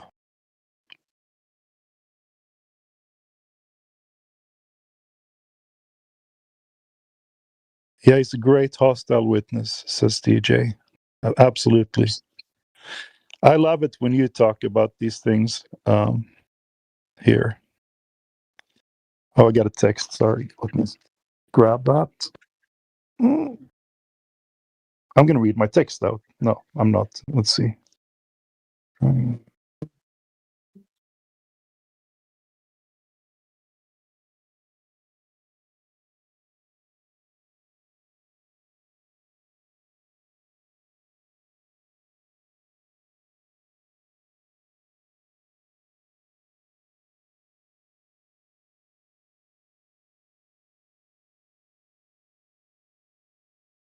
Sorry about this. I have to answer for work. Just one text. I'll be back in 30 seconds.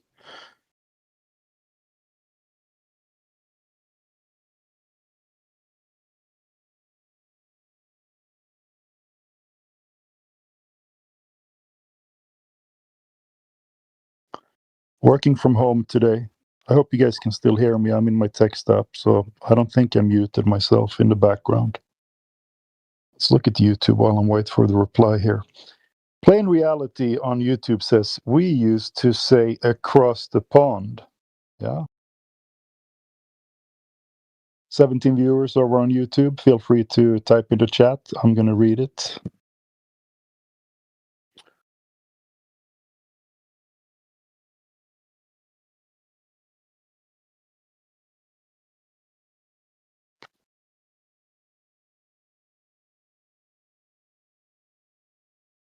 Thank you, DJ. He says, plain and truth, great hosting as usual. Appreciate that coming from you, especially since you are much better at this than I am. Toronto says Ray Light Criterion. Okay. Yeah, it was from Toronto. This photo was taken from the City Island Airport. How far away? Yeah, the island airport is not too far away. It's only a few kilometers from, maybe 2 or so kilometers. Right.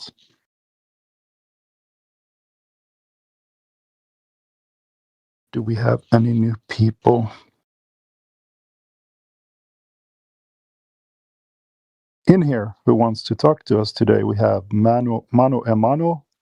We have Luluka77. I've seen you guys here before. Well, at least Luluka. I'm not sure about Mano Emano. How you doing? Oh no, I've been here quite long before as well. You've been here. All right, cool. Well, if you have something to say, feel free. We can chat a little bit with anyone who wants to. I mean, nothing much. Or you can listen. And we have Dyer4126. How are you? I think I recognize that away. Also, what else do we have here today? Morvis Ordo Cyclorum. What does that mean? I feel like I should know that out. He's a flat earther. I know that. Ordo Seclorum, I believe, means new order. The new order, huh? Okay. Sort of. Something in that range. Flat Earth New Order. That's the new name for our Community. When people come in here and say we're a flat Earth society, I feel like I want to go ballistic about that because it's such an insult almost. Flat Earth society, insane.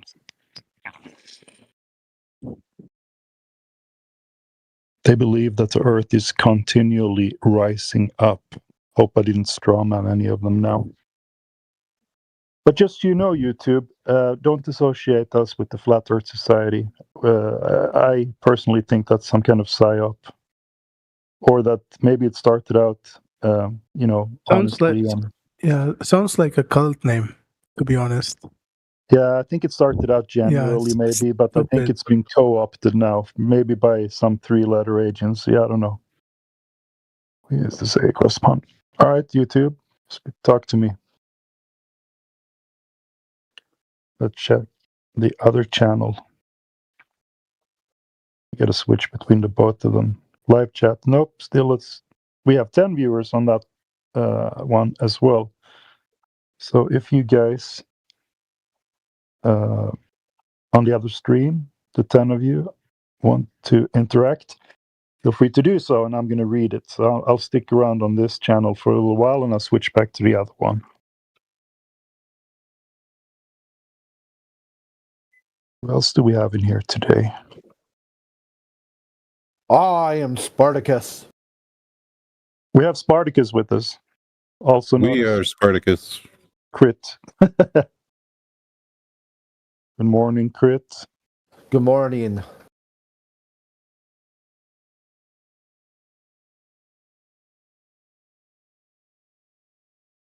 It was good to listen to you last night. My brain shuts down after, say, 6 p.m. or something, and then I'm just in listener mode. In the morning, right now, I'm full of piss and vinegar. I have this unique thought that comes to my brain whenever they talk about Newton discovering gravity. Right? I was like, wait, so the apple fell on his head, and that's how it discovered gravity. What the fuck was he doing his entire life before that? Did he never see things falling before? Like, it doesn't make any sense when people say Newton discovered gravity when apple fell on his head. It seems like such a bullshit. I thought that was always just a story that other people. Did he actually claim that himself? I mean, there are portion of the text online where this thing is repeated again and again, and it really sounded very stupid whenever somebody said to me that that's how Newton discovered gravity. I was like, what the fuck was he doing all his life before that? I mean, yeah, because of that, people use that as an example all the time. It's like they become so brainwashed that they just repeat. Yeah, exactly. It even sounds stupid.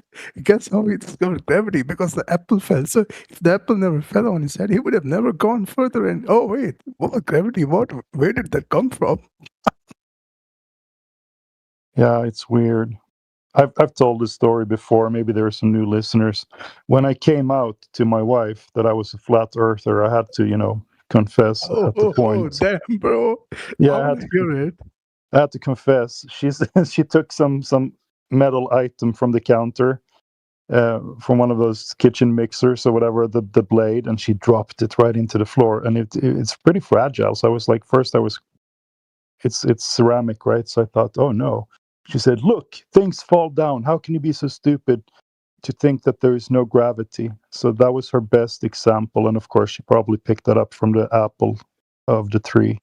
And I realized fairly quickly that, okay, she's not ready for this discussion quite yet. So we'll see. But it's been a few years, and I think she's warming up to it.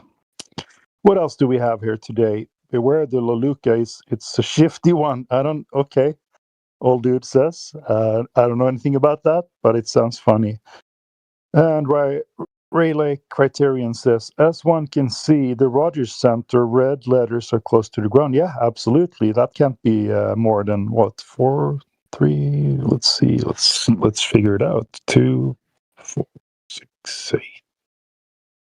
No, 20 meters, 30 meters up, maybe. What's that? Yeah, I use the size of the doors, which are your typical 80 inches.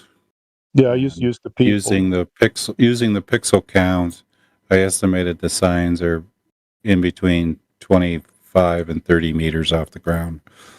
Yeah.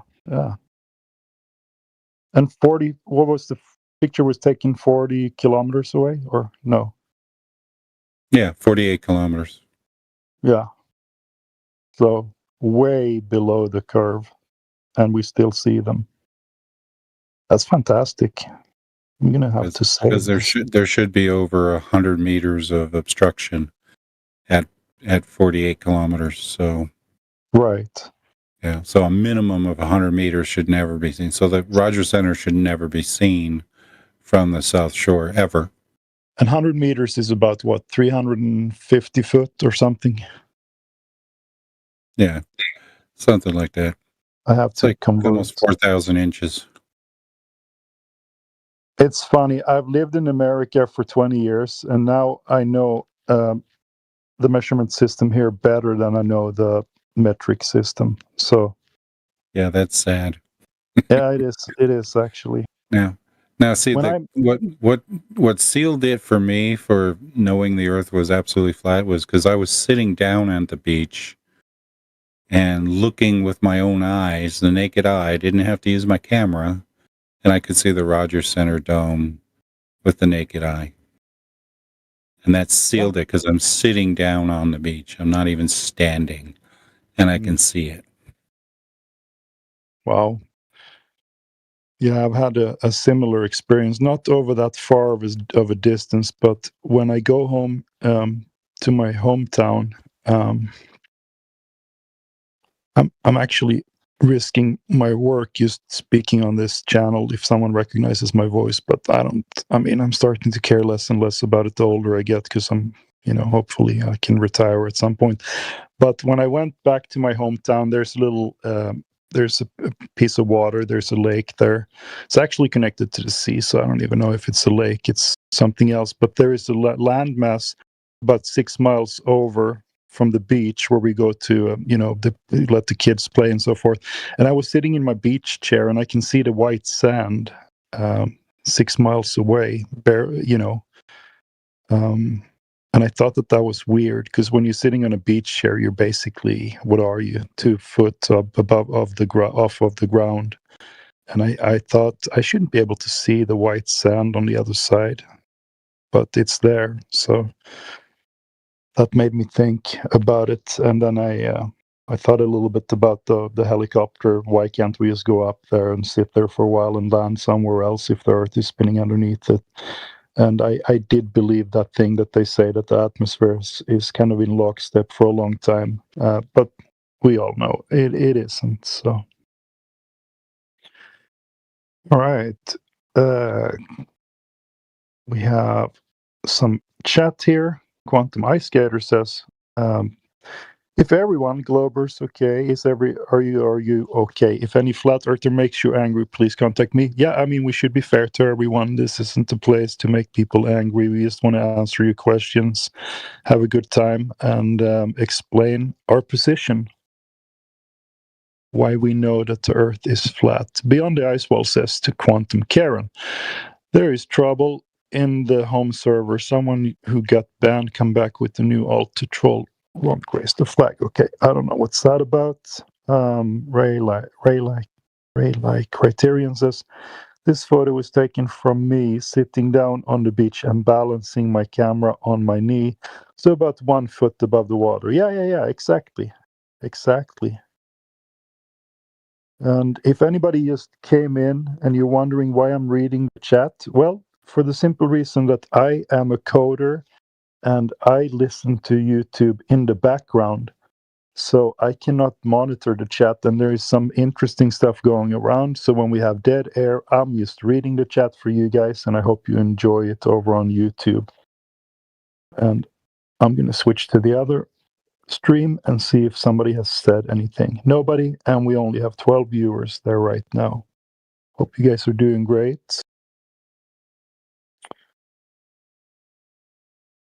I can't keep up with all the funny names that DJ puts on himself. Quantum Karen is DJ. He's gonna check it out. Trouble in the home server. Sheriff is coming. You have been warned.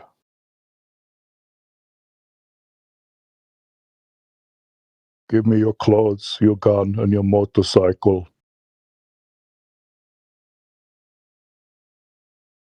13 people on YouTube right now.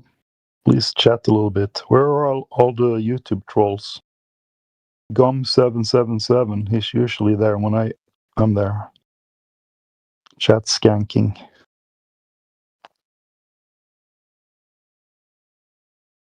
Do we have an event running now? Let me check. No, yet. Let's check the other servers.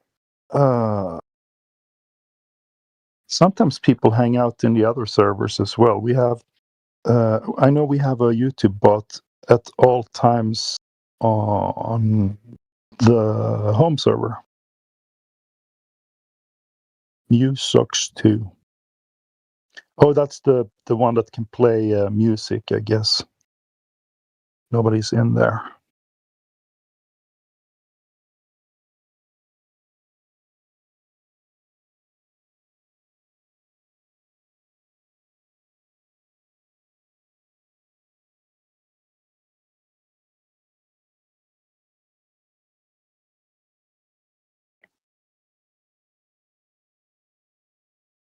Sometimes people follow me here, and I have no idea who they are. And I'm just trying to be nice. They send a wave. I usually send a wave back. But guys, when you send me DMs and I don't know you, I can't just sit and chat. So you better get to the point real quick. Not trying to be rude or anything, but there's a lot of people who does this. So.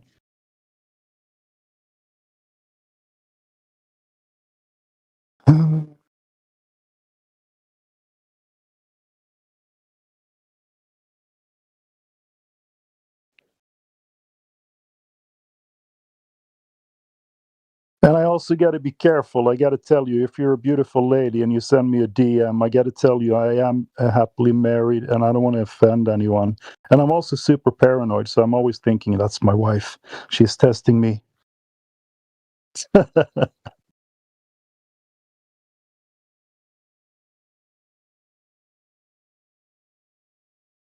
right. And I have been married for 30 years, if you can believe that. So I am doing something right. Very loyal, I guess. Maybe to the point of stupidity. All right. What do we have here?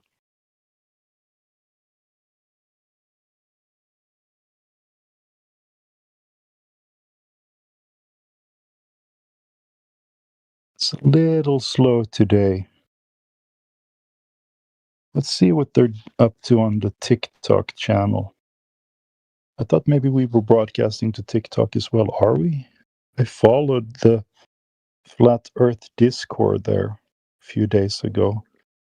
It has 13 followers, but there's nothing there. So I guess we're not broadcasting there. TikTok is a little different. They are very much into esoteric things.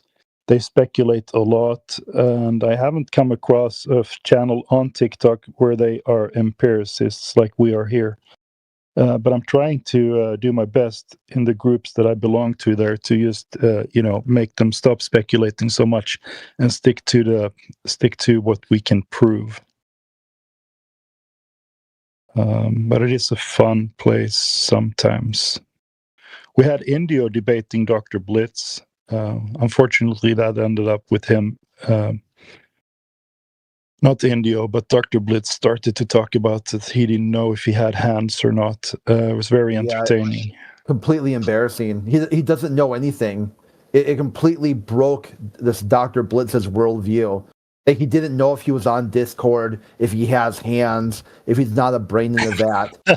Yeah. He didn't know any. Like, at some point, he completely lost not the plot, but all plots. Yeah, Cogdisk kicked in as well, so that didn't help him. Yeah, it's quite interesting because he said at the end that he won the debate, which wasn't a debate. He framed it as a conversation with flat earthers, which was a debate, which wasn't a debate, which he didn't know if it was a debate, but he won the debate and he ended the flat earth, was defeated. Like his thing was flat earth defeated, which resulted in him not ending the flat earth and then posting the video, then taking the video down, then reposting it because he's not scared to show people what he really talks about because of flat earthers or something. Like, and this is supposed to be academic. This is supposed to be like a doctor of some sort of like science type field. And the dude is just in the endless perpetual freak out because he doesn't know anything, but he knows he doesn't know anything, but then he doesn't know that at the same time. Yeah. I mean, if anything, it was content, but if you have to declare yourself the winner when you clearly lost, that's just pathetic. Yeah, he did this really cringe thing too, where he muted us on Discord and then said he was muted to his audience and started talking to his audience rather than talk to us. Then once India was done talking, then he unmuted Discord and then just drove on with his just verbal diarrhea, not responding to anything Indio said, not listening, not paying attention, none of it. Yeah, so and even his idea of debate and conversation are both in question now. Like, what, Dr. Blitz, what is a debate? What is a conversation?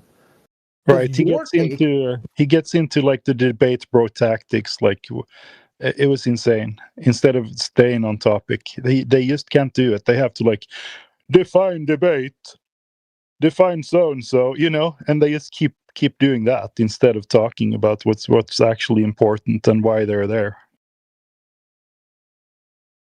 It's crazy.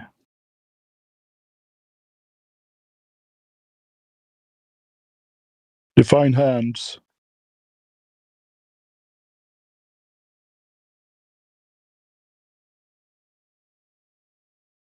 Guess who's back? Back again. Josh is back. He is on his best behavior. Okay. We'll see how that turns out. Bonjour.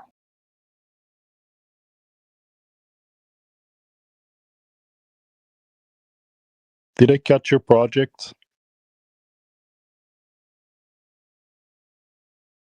Catch? What do you mean? Well, I thought I read something about the Kuiper project has been cancelled. Is that fake news?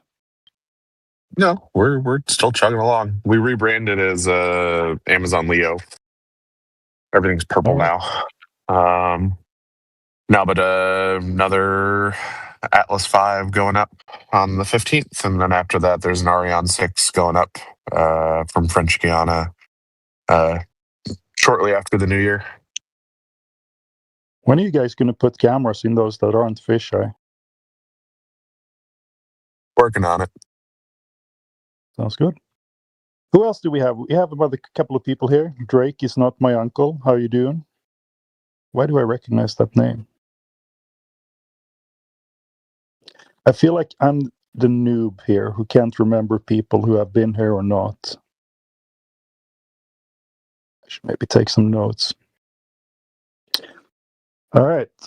Let's see what the YouTube people have for us. Nothing. Come on, people. I'm counting on you. 13 viewers. Can't you guys at least say hello?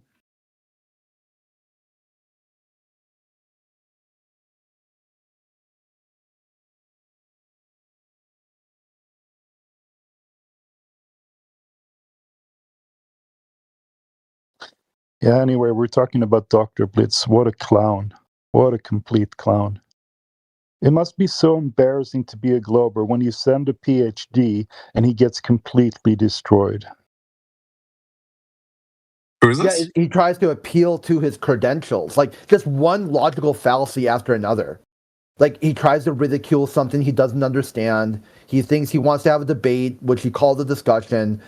He's muting people, then saying he's being muted when he's self-muting, then blaming other people for that. Like, the whole thing is just a hot mess. I mean, these people are very upset by Flat Earth, but they won't ever discuss why. Why does Flat Earth make you so angry and so belligerent? That here you are, a professional educator, but yet you can't even learn yourself. Like, steelman the position. Like, understand where Flat Earthers are coming from. Understand before you respond. Like, how are you going to debunk a topic that you can't even define? Like, he says he's some sort of physicist, and in physics, the word flat is clearly defined, but when you hear him talk in context of Earth in physics, suddenly now flat becomes a shape, a noun. So even internally, his worldview is just clearly fucked up. Because if he tries to use a physics lens, he tries to use a debate lens, tries to use a discussion lens, any lens that you view through his worldview, he ends up with, as you saw, a spectacular meltdown where he'll stream himself talking on camera with his hands, but he doesn't know if he has hands or not. Even though you tell them, I can see you on camera with hands, he still wouldn't know for sure. I know. It was hilarious. Yeah, and this is why this topic is so powerful, because it cuts through the bullshit. It exposes the debate bro. It exposes people with flawed epistemology. It cuts right down to the heart of what do you know and why. Can you even imagine, Crit, if you had a PhD and you have a big TikTok channel? Look, even if you started to buy into the concept and starting to understand what we're saying and get that water doesn't curve, what do you do at that point? Your whole livelihood. I mean, he makes money off of this, right? This is what he does. He doesn't teach. He doesn't work for a university. He just has his PhD, and how is he capitalizing on it?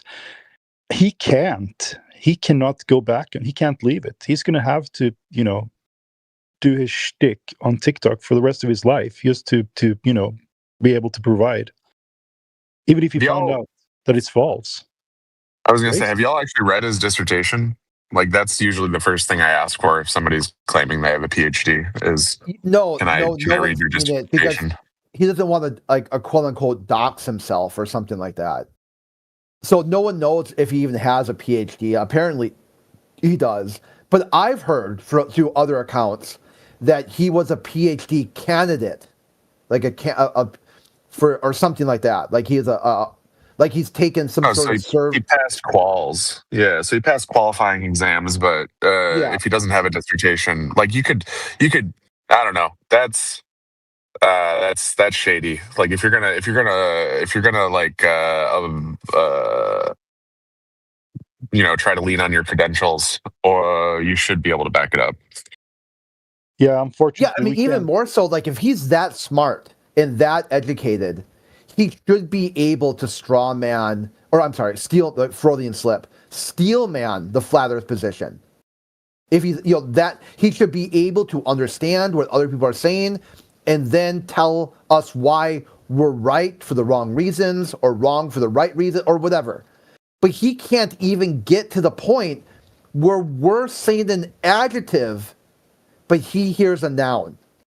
Like, I clicked on his YouTube channel, just a morbid curiosity, and he has a hit piece about DJ calling flat a adjective. And he does no problem posting that video. Completely look, flat earthers think flat is an adjective.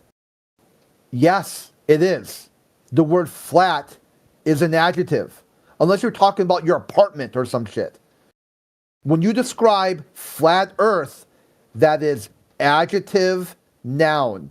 And if you think otherwise, I'm going to call into question your so-called credentials. Because this is like English 101.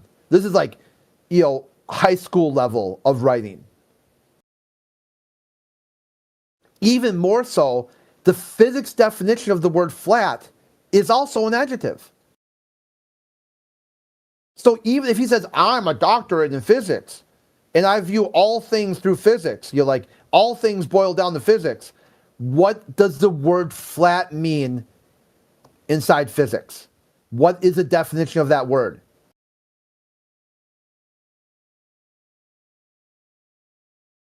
Like here, I'll read it word for word for you guys. Flat, lacking curvature, the mathematical equivalent of Euclidean space where parallel lines stay parallel and the sums of triangles equal 180 degrees. No curvature. Like this is in physics, the physics definition of flat. That's strange. When's the last time he poked around? Oh, I haven't heard him come by. He basically does what he does now is he'll like hear us talking on YouTube and like send you a link to his whatever social media space that he does, like X space or Twitter space or or whatever it is. I can't remember where he hosts his talks, but he'll hear one of us say something. He's on TikTok. So he'll send you a TikTok link with no context. Just he'll hear, like, maybe he'll hear me talking today. It'll trigger him. Then he'll DM me a link to his TikTok, and then when I don't show up, say I'm a coward. And I'm like, well, if you think I'm a coward, why did you send a link? Didn't it break? If you think I'm a coward, then you would know the answer. I wouldn't click on your link. So why'd you send a link if you already know I'm a coward? Like that sort of, it goes right into his count. He's incog dis. What he should be like, hey, I heard you talking on Discord. It was interesting what you said. Can you come talk to me on my platform? Here's a reason why I want you to join. Instead, he'll give you a reason to not join. I'm triggered by what you said on Discord and YouTube, so here's a link so I can try to get even with you, and if you don't join, you're a coward. Well, it sounds like you gave me a bunch of reasons not to join. Also, to maintain your fucked up worldview, I won't join. Whatever version of me you want or don't want, fine, whatever. Just sign into your TikTok space and just freak out there. And I don't want anything to do with it. Now, if you want to talk to me, because I don't want to talk to you, because you're obviously, a ridiculous ass clown. So if you want to talk to me, come talk to me. You know where to find me. You sent a DM to me. You know it's easy to find me. Or convince me that I actually want to talk to you. Those will be your two choices. Oh, you don't want to do that. Oh, well, sucks. So go over there and freak out until you want. Go, like, as we used to have a guy called Reconor. The Reconor used to say, now take your toys and go put them on the carpet.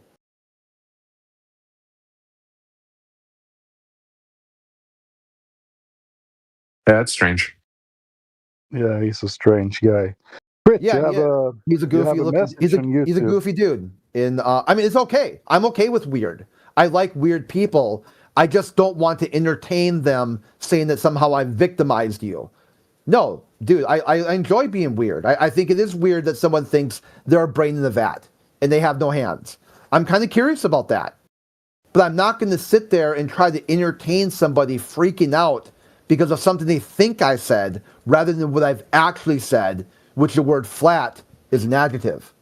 That's what I actually said. I didn't say flat is a disk in space. That's not what I said. Yeah, excuse me if I'm going on too long. Just interrupt me. I'll yield the mic. No. You're doing great. As a matter of fact, you have some feedback on YouTube. TVH4387 says, "Crit always makes sense. Pleasure to listen to and very funny." So there's some feedback for you, Crit. All right, there we go. Yeah, I felt like I was maybe kind of stealing the show, but yeah, it's good. No, you're doing awesome. As a matter of fact, it's a sigh of relief when other people talk. Then I don't have to ramble on for too long. We also have Sebs on YouTube. He says, "Hi, I got my hands full. in my garden doing garden stuff. Yeah, you're on the flat earth doing some flat earth stuff in your flat garden. Fantastic. You guys keep interacting on YouTube if you want to. We have live chat monitoring for you guys right now. 11 people on Flat Lloyd's channel, and on the other one we have there. Let's see. No, nothing there yet, but 21 people. It's going up. The day is progressing nicely. And I almost want to go back to Dr. Blitz's TikTok and see what stupid things he has to say. Maybe read some of his chat there. I don't want to give him I don't want to give a shout out. As a matter of fact, also, just so you guys know, we can't dox anyone. So if you do find out who he is, don't tell us here. You can easily do a reverse image search for his face, right? So, and then when you have that, you know his name, and then you can figure out if he has a dissertation or not. And I think it would be totally acceptable to say, I know who he is, and I found out that he doesn't have a dissertation. So if any of you want to do that, that's fine. But just don't tell us his real name, because I don't want to dox people who wants to be anonymous. That's not okay. Yeah, the other part of this too is that we have to, a way of plausible deniability. We don't want to say who somebody is, because if something fucked up happens in their life, like he gets called into the guidance office for saying some stuff, they'll end up blaming flat earthers for that. Exactly, and so that way we know that nothing came from us, from this channel or whatever, because no one here cares who he is. I don't want to know who you are and all that. Like sometimes that you've seen like someone will come on here and say, hey, my name is X, I work at this place. And then they get called in, something happens, like their car gets egged or something like that. And then they'll just automatically assume it must have been those flat earthers. We're like, why? Why would you say that? Oh, because I was here and I told you what car I had and where I worked, and next thing I know, there's an egg on my car. And I'm like, well, if someone just dropped an egg? What if it was a bird? A bird, laid an egg. What if it was some random person on YouTube? What if it was some other person, how did you narrow it down that it must have been a flat earther? And sometimes they just say it. They just automatically assume it's like the ultimate scapegoat. They need to find someone to blame for everything that happens in their life. Anything bad that happens, it must have been a flat earther. Like, really, dude. But I thought we're also a minority group who mind their own business and have nothing that no one's listening to, no one's paying attention to, no one cares about. And they're this ultimate evil in the world that's causing all these horrible things to happen to you. There's another contradiction. So therefore, let's make it very simple and easy. I don't want to know who you are. It doesn't matter who you are. That's either a genetic fallacy or appeal to authority fallacy. There's some sort of fallacious argument in there. Your words and your evidence that you're talking about, your talking points, can be said by anybody. It doesn't matter. So you don't need to add that in. In anything, let's keep it anonymous. That way there's a buffer zone for why you're able to talk in this space about things that people could be upset by. I agree 100%. And it has happened before, probably happened more often to flat earthers, that Globers find out who you are, contact your employer or whatever, and all of a sudden you're out of a job. So we should respect Globers and flat earthers' right to be anonymous.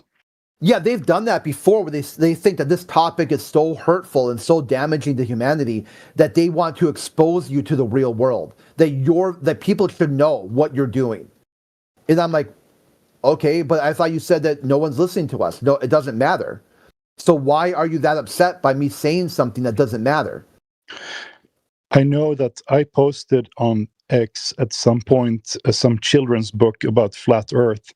And I immediately got DM'd from people saying, if I find out who you are, you're mistreating your children when you teach them about flat earth, I'm going to report you and so forth, right? So it's very dangerous because you can get your kids taken away over this. So, yeah.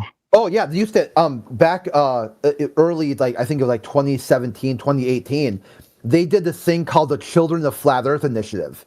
and the globalists were trying to figure out which flat Earth families had children in the household. And what they would do is they find out if they could figure out who they were and where they were, they would send in false reports to Child Protective Services to get Child Protective Services to at least pull the kids out of the family for a little while to do an investigation.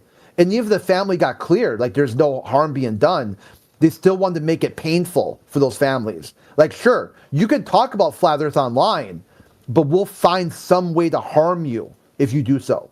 You might beat the rap and you might beat our false accusations, but look how it was painful for you. So I suggest you just shut up and keep your opinions to yourself. Right.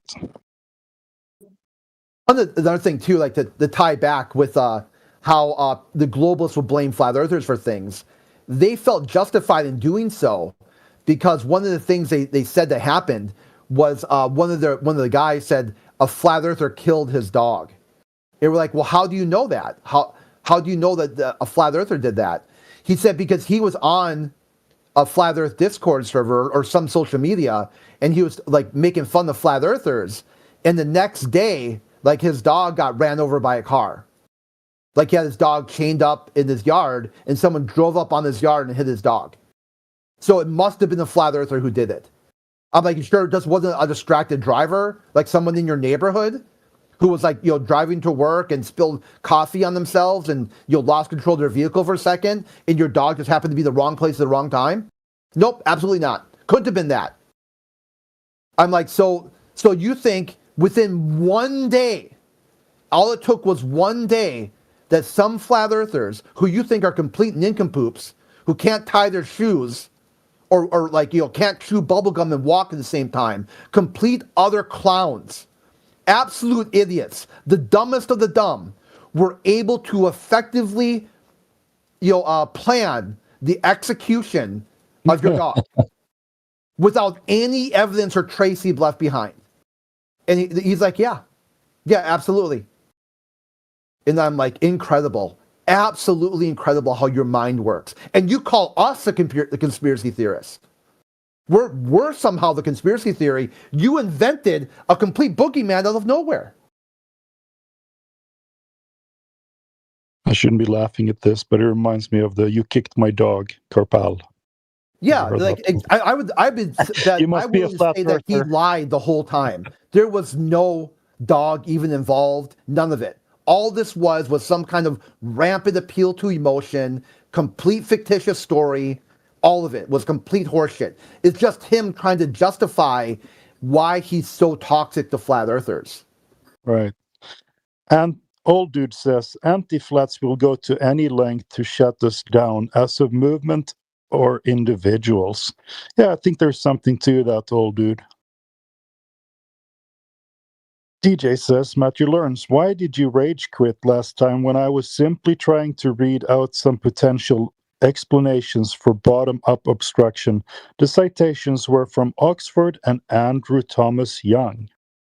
What say you, I Matthew? usually quit when somebody threatens to ban me because I don't know who's mods and who's not, and they're like, "You shouldn't even be here. We should just ban you for saying that." And then I don't know if they're just saying that or if they actually can ban me. So that's usually why I rage quit. I'm sorry, I don't remember the specific example. Let me see. Some potential explanation, bottom up obstruction. Yeah, I'm sorry, Karen. I don't remember that. Alrighty. I do remember the quit and the conversation, actually. Ooh, I got a picture from my wife. What is this? Ooh, okay. Nice. Okay. Yep. Alrighty. Yeah, she's bored at work. It sounds like I could go AFK for a little bit. Yeah.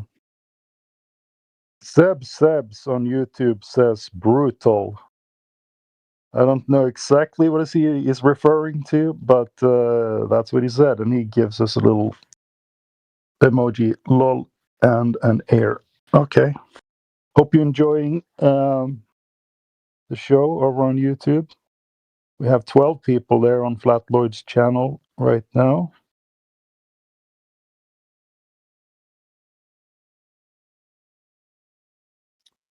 And DJ posts a Globy logic. Matthew rage quits over nothing. Oh, it's a clip. Fun.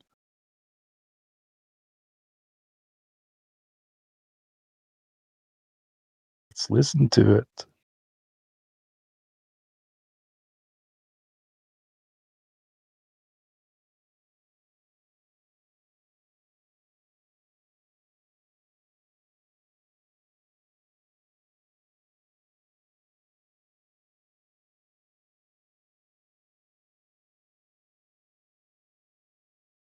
All right, I remember that conversation actually. Matthew Learns says, and I'm reading these for the YouTube people who are listening in the background. We have a little back and forth here between DJ and Matthew. He says, sorry, I don't remember. It's usually either if it feels like someone is going to ban me, or maybe I get angry about something else. It's maybe a few minutes in. Yeah, I listened to it.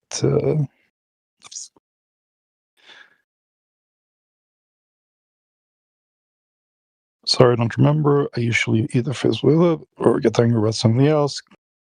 DJ says, no, it wasn't that. Matthew says, okay, cool. A recording. I'll listen to see if I can remember that instance. Well, I think it was less than 24 hours ago. You will probably get your memory back here if you listen to it. Interesting. We got a little drama going on here. Always interesting. So the clip I was mentioning about the full moon, and saying it was 7 hours from then, and then I don't think I rage quit. I think I just had to go in that instance. No, you literally rage quit. So you like had a little tantrum. You had a little tantrum, and you're like, "This is ridiculous. I'm leaving." And then you just like ran away. Yeah, I do like, that because sometimes, you said because of bottom up obstruction, we know the Earth's a globe. Okay, and I was like, okay, I'm going to read out some citations that give potential other explanations, even according to mainstream globe earthers and subject matter experts in refraction and optics and things like that, right? And then I started reading out some citations, and you just like ran away mid conversation, which I found very rude. And then you just come back, the next time, like now, and pretend it never happened. But I remember. That's all. That's all I'm saying, dude. It's bad faith. Oh no, I get it. I don't. Right? I don't It's like a deny weird that. little tantrum just because you didn't want to hear like a rebuttal or something. Oh yeah, no, I have weird tantrums and rage quit all the time. Yeah, I mean, know I that. try not to. Well, it's no big deal. It's Okay. not a big deal, Matthew. It's all good. Can move on. Yeah, thanks. All right, we got that sorted. Good. We have some feedback here from the YouTube people. Seb says it was brutal, and then I asked what was brutal, and he said the story Crit told about the animal. Yeah, it was brutal. And then we have TVH4387. He says, I had to keep the subject of flat Earth secret for more than 10 years. Not a good idea to tell everybody about it. Yeah, unfortunately, that's the way it is. Flat Earthers are like the last unprotected group. You can make you can make fun of them, you can demeanor, you can call them names, and it's totally acceptable in society. But you say one bad word about any of the other protected classes, and you can't get away with that in this day and age. And I think you should be able to say anything about anyone, if anything, but flat earthers, last unprotected class. Very true. A little bit funny. I have people on Twitter in their profile. Yes, I hate bigotry, for example, and then they call me dumbass and stupid and dumb flurf, and it's okay to be a bigot against flat earthers, but not anybody else. And he also has the rainbow flag, and you cannot be bigoted against those people for some reason. But flat earthers, it is totally okay, obviously. All right, interesting reflection, I guess. 11 people watching on YouTube. Hey guys, we love it when you interact with us. Feel free to post your comments there, and I will read them.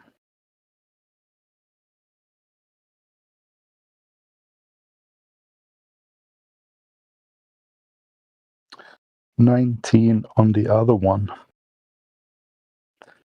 right, let's check out the user list here. Oh, no thanks. You joined. Welcome again. See you here all the time. He's a flat earther for sure. Stark is here. Didn't we have a good discussion yesterday? Wait, I can't remember. I think I saw you posting things. He's flat too.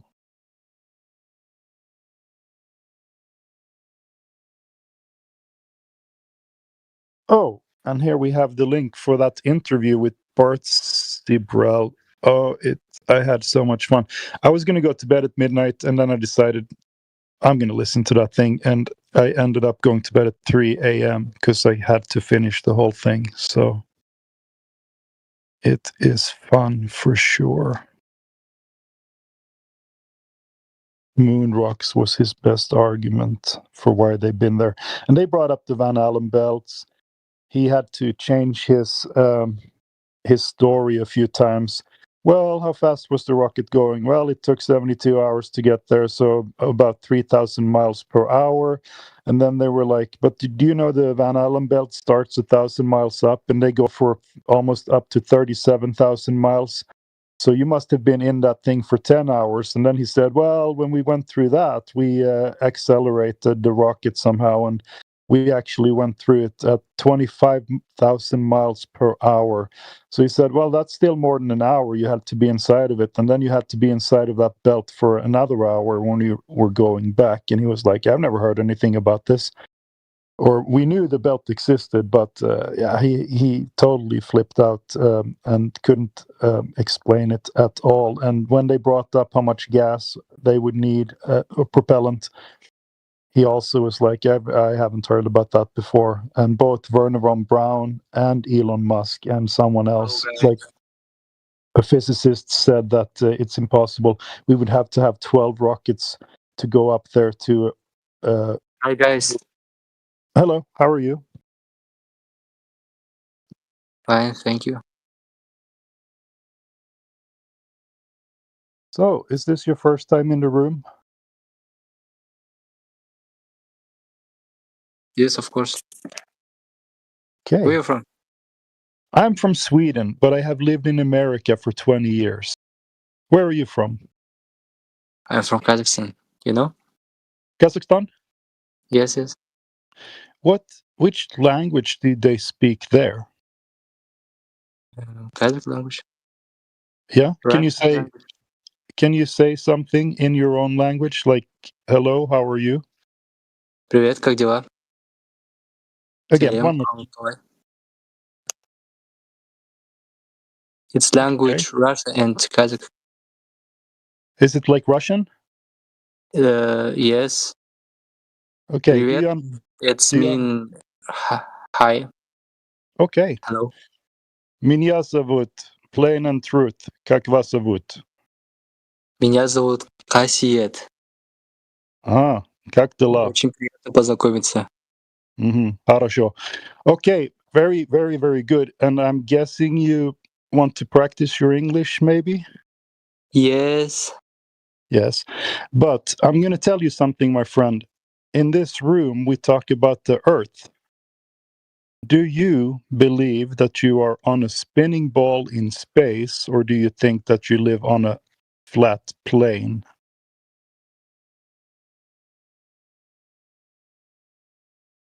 What's the play? Do you think that you live on a spinning ball in space? Earth, is it a ball or is it flat?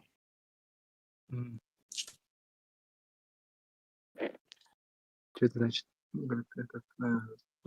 Определить, что жизнь, типа Земля плоская или ты живешь в spinning ball? Вокруг типа галактика там. Spinning ball. You Spinning think ball. you live on a ball? Yeah. Yes. All right. It's Would you correct. Yeah. Have you? Yeah, you think you live on a ball, right? Yeah. Yes. Okay, look, I'm going to post something. Are you able to see the chat? Can you see the chat? Yeah, I see. You see the ball? You see ball? Yeah, I see the ball. Yeah. Do you see the blue thing? The blue stuff? Do you know what that is? Blue? Is it water? Yeah. The sky? Yeah, it's sky, but it's also water, right? The blue stuff is water. Agree? Mm-hmm. Yeah. Do you see that it curves around the ball? Where is that curves? You see water? It goes around the ball. Yeah, I see. Yeah. So there's a problem with that because when we try to look at the water here on Earth, it does not curve. It looks flat. Yeah. Yeah. Yeah. So if you go to the beach and you take a laser, you know what the laser is? Laser. Laser. Yes. Do you know laser? No. Pew, pew.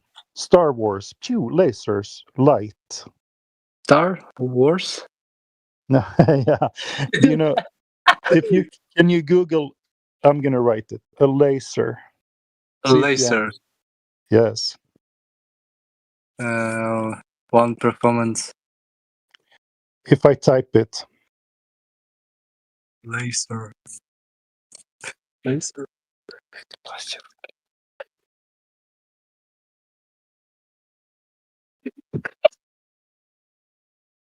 Laser.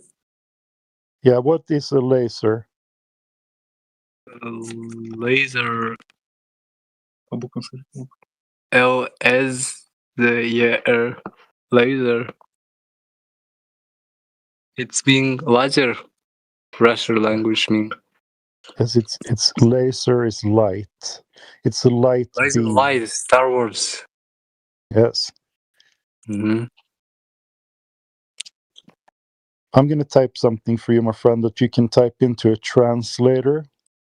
If we shoot a laser over 10 miles of water, it should be ending up on the other side, 66 foot in the air. That's a 6-story building.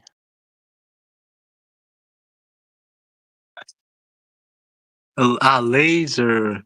Yes. Yeah.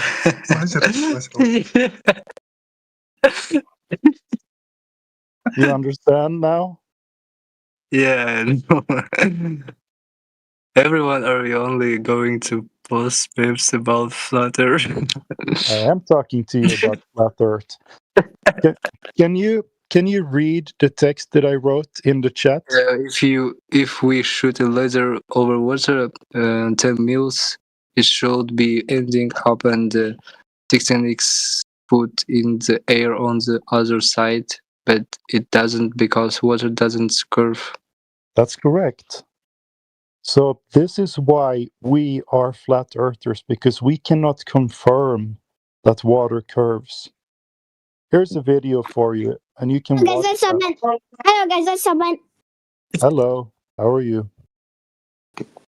All right, so that's my recommendation to you. If you want to learn English, you should watch that video, and then you can Google it. I am fine. Translation. All right. You sound a little young to be here. Let's see. Who is talking? So that's my recommendation to you, Cassiet. Watch that video, and if you have questions about flat Earth after you have seen it, you can come back and talk to us some more. I have a question. Go ahead. So, is this like the only thing that you can prove that the Earth is flat by just by observing? Like, I don't understand it. Like, there's so many different experiments that were made by like other people, like other scientists that show that the Earth is like more, like not spherical rather than flat. Like, I just understand why you believe that what you see could like tell you that the Earth is like flat. I just don't understand it. Well, I think you came in the middle of the discussion, so I don't know if you heard my argument, but if I show you, you think you live on a ball in space. Do we agree?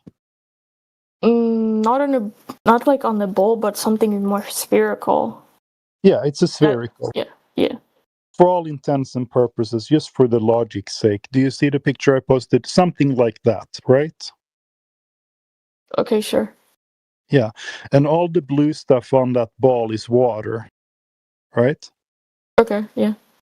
Yeah. And it also curves around the ball. So we agree logically, right? The water curves It does, around yeah. Yeah, it does. Yeah. So the problem here is that when we try to confirm this down here, we go to a 10-mile wide lake. You put the laser up 1 foot off of the ground on the beach, right at the water, and you shoot it to the other side. If we live on a ball, that laser needs to be 66 foot up in the air on the other side of the lake, but it's only 1 foot up on the other side as well as on the same as the source side. It ends up on the destination side on the other beach at also 1 foot over. So those 66 foot of curvature, they're missing. We don't have it. And that is the reason why we are flat earthers, because we can't confirm it. Nobody has measured curvature. Unless you have some example of someone who has done that, we are going to have to disregard the claim that we live on a ball.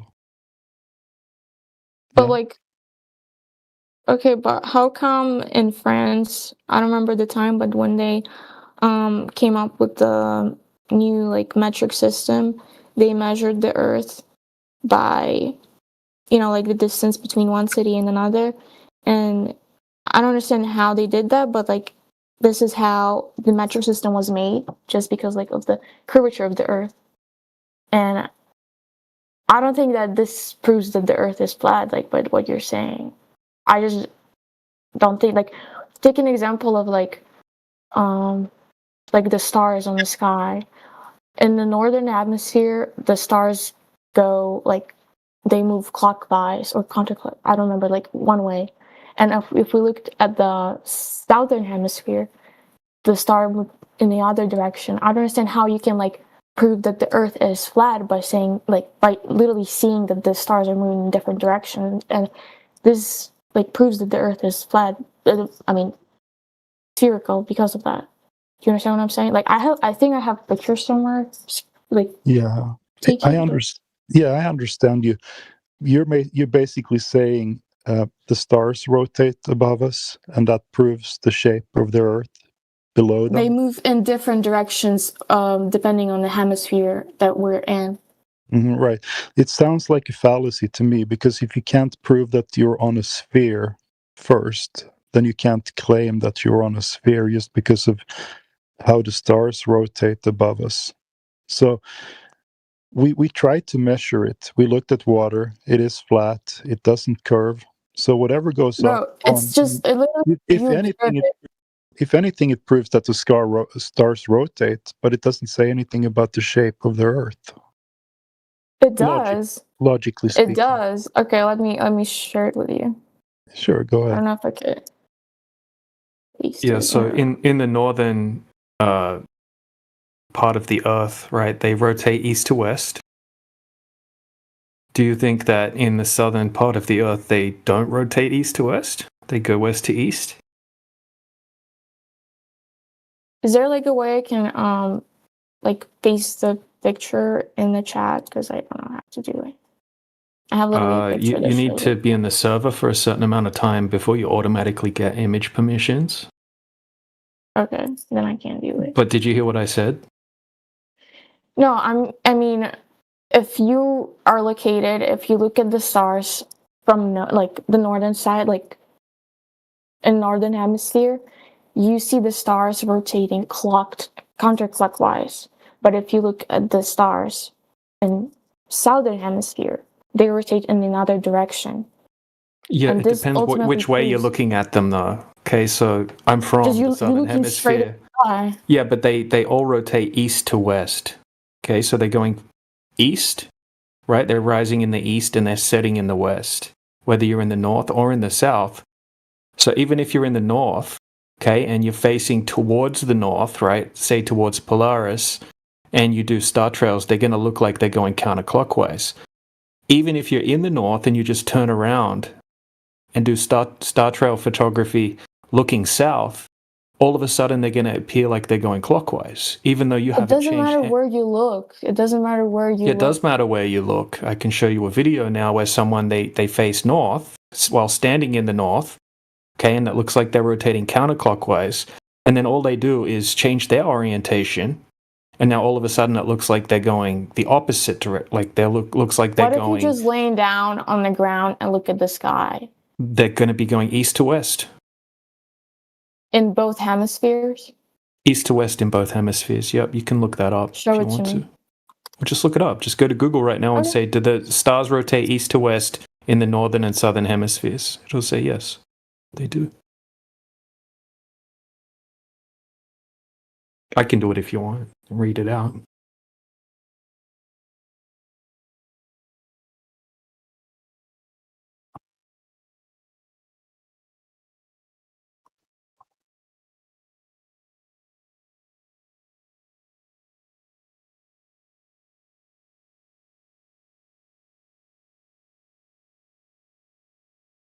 And the metric system didn't prove anything about the shape of the Earth either.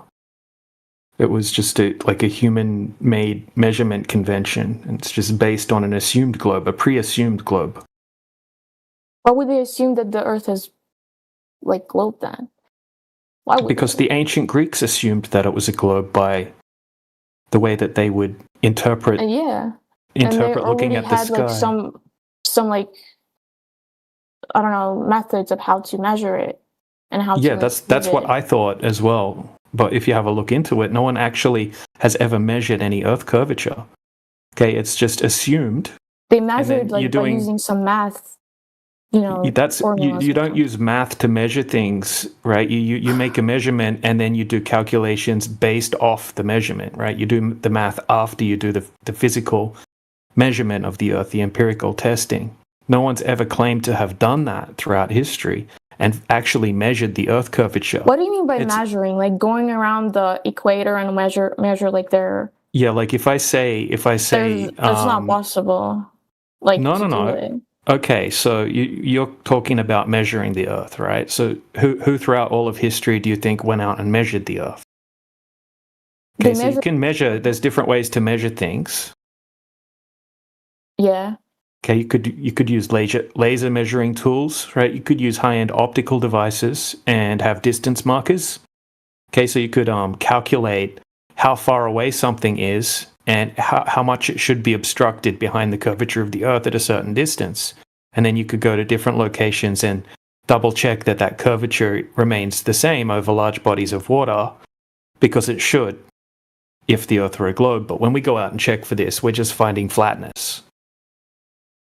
So we're going out and there's thousands of tests that have been done, okay, shooting high-end optics and measuring devices over huge distances where there should be hundreds and hundreds of feet of curvature, and it's coming back with nil, like no curvature every single time. So that's what we're asking the globe side for, is like, find us the person throughout all of history that went out and validated this, rather than just assuming it and doing math based off assumptions.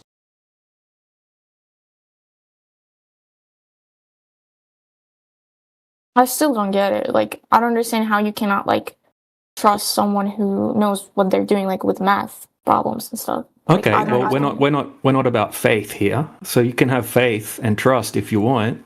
That's Wait, fine. but do you wait? So I know that many like flat earthers, they don't believe in like gravitation and gravitational force. Okay, You don't so believe in the that long either, distance observations would debunk mass attracting mass gravitation, like you're talking about, because it would mean that let's say we have a 20-mile body of water, just as an example. Okay, if gravity existed as told, mass attracting mass, there would be precisely 293 foot of curvature over that. 267 feet of curvature over that 20 miles. Okay, but What are when you we go talking about? and Wait. test it, it's not there. It would have to be there if gravity and the globe existed. It would How have do you to test it by? How do you test it? You can use high-powered lasers. You could use optics, right? You could use infrared cameras, infrared lenses. You could use telescopes. You could use shoot radio signals. You can use light transfer, like mirror flashes and things like that. All sorts of different ways it's been done and validated that there's no curvature. Who did that? Did you do that? Yeah, I've done it over 20 kilometers where there should be over 100 feet of curvature. But yeah, we've had PhDs like Dr. John D go out using different spectrums of lasers, using high-end zoom cameras, and looking for the obstruction and curvature that should be there. What doctor? Dr. John D. Yeah, he's a PhD, and he's tried to set out originally to try to debunk flat Earth. So we can share you his content. We also had a team of field engineers go out, a group called Field Engineers Corps, and they went out with a $30,000 laser, and they did a whole series of different laser tests where they had a whole bunch of high-tech equipment, and they were shooting the laser beam over 40-kilometer distances, and it was hitting the target every single time on the other side. Do they have any like degree in science? And yeah, they're engineers. They're engineers. Yeah, groups of field engineers. You can look up what field engineers do. And there's a video that Plain Truth just put in the side chat. That's the video of the observation. It shows everything start to finish. And then there's a 180-page technical PDF document that goes over all of the technical information. And they used weather stations. And they accounted for all of the variables and whatnot. So, yeah, these have been done. They've been repeated and over again. So we're looking for evidence of this standard from the globe side, anyone throughout all of history. But when people actually go out and test for this in reality, they don't come up with any curvature. That's why there aren't any observations or laser tests or anything like this that validate that the Earth's a globe. Yeah, and degrees don't mean anything because there's been thousands of PhDs in math, and they got shown up by high school students.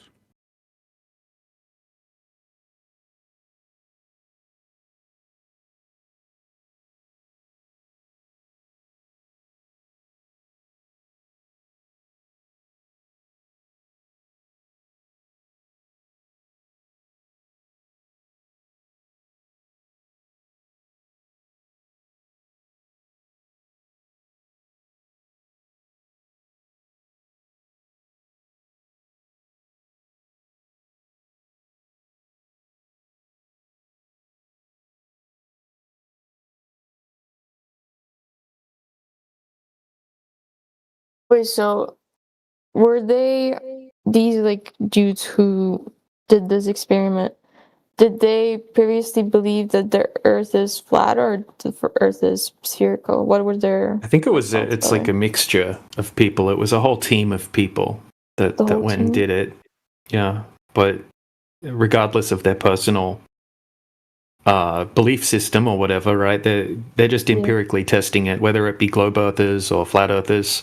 You know, some people go out to try to debunk flat Earth and have no choice but to become flat earthers in the process. That's what happened with Dr. John D.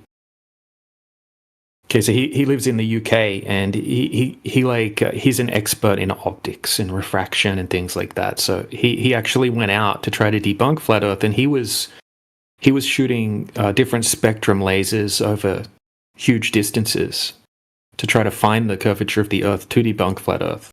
And he was kind of forced to become a flat earther in the process.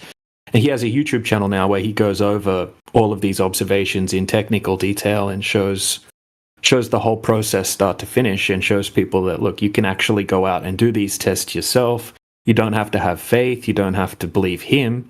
You can go and replicate these types of things. But I still don't believe that the Earth is how you picture it to be. Like, it cannot be flat in any sense. Like, well, we all experience it. We all experience it as flat, right? They've just told us that from a young age, right? That we're so small that we wouldn't see the curve.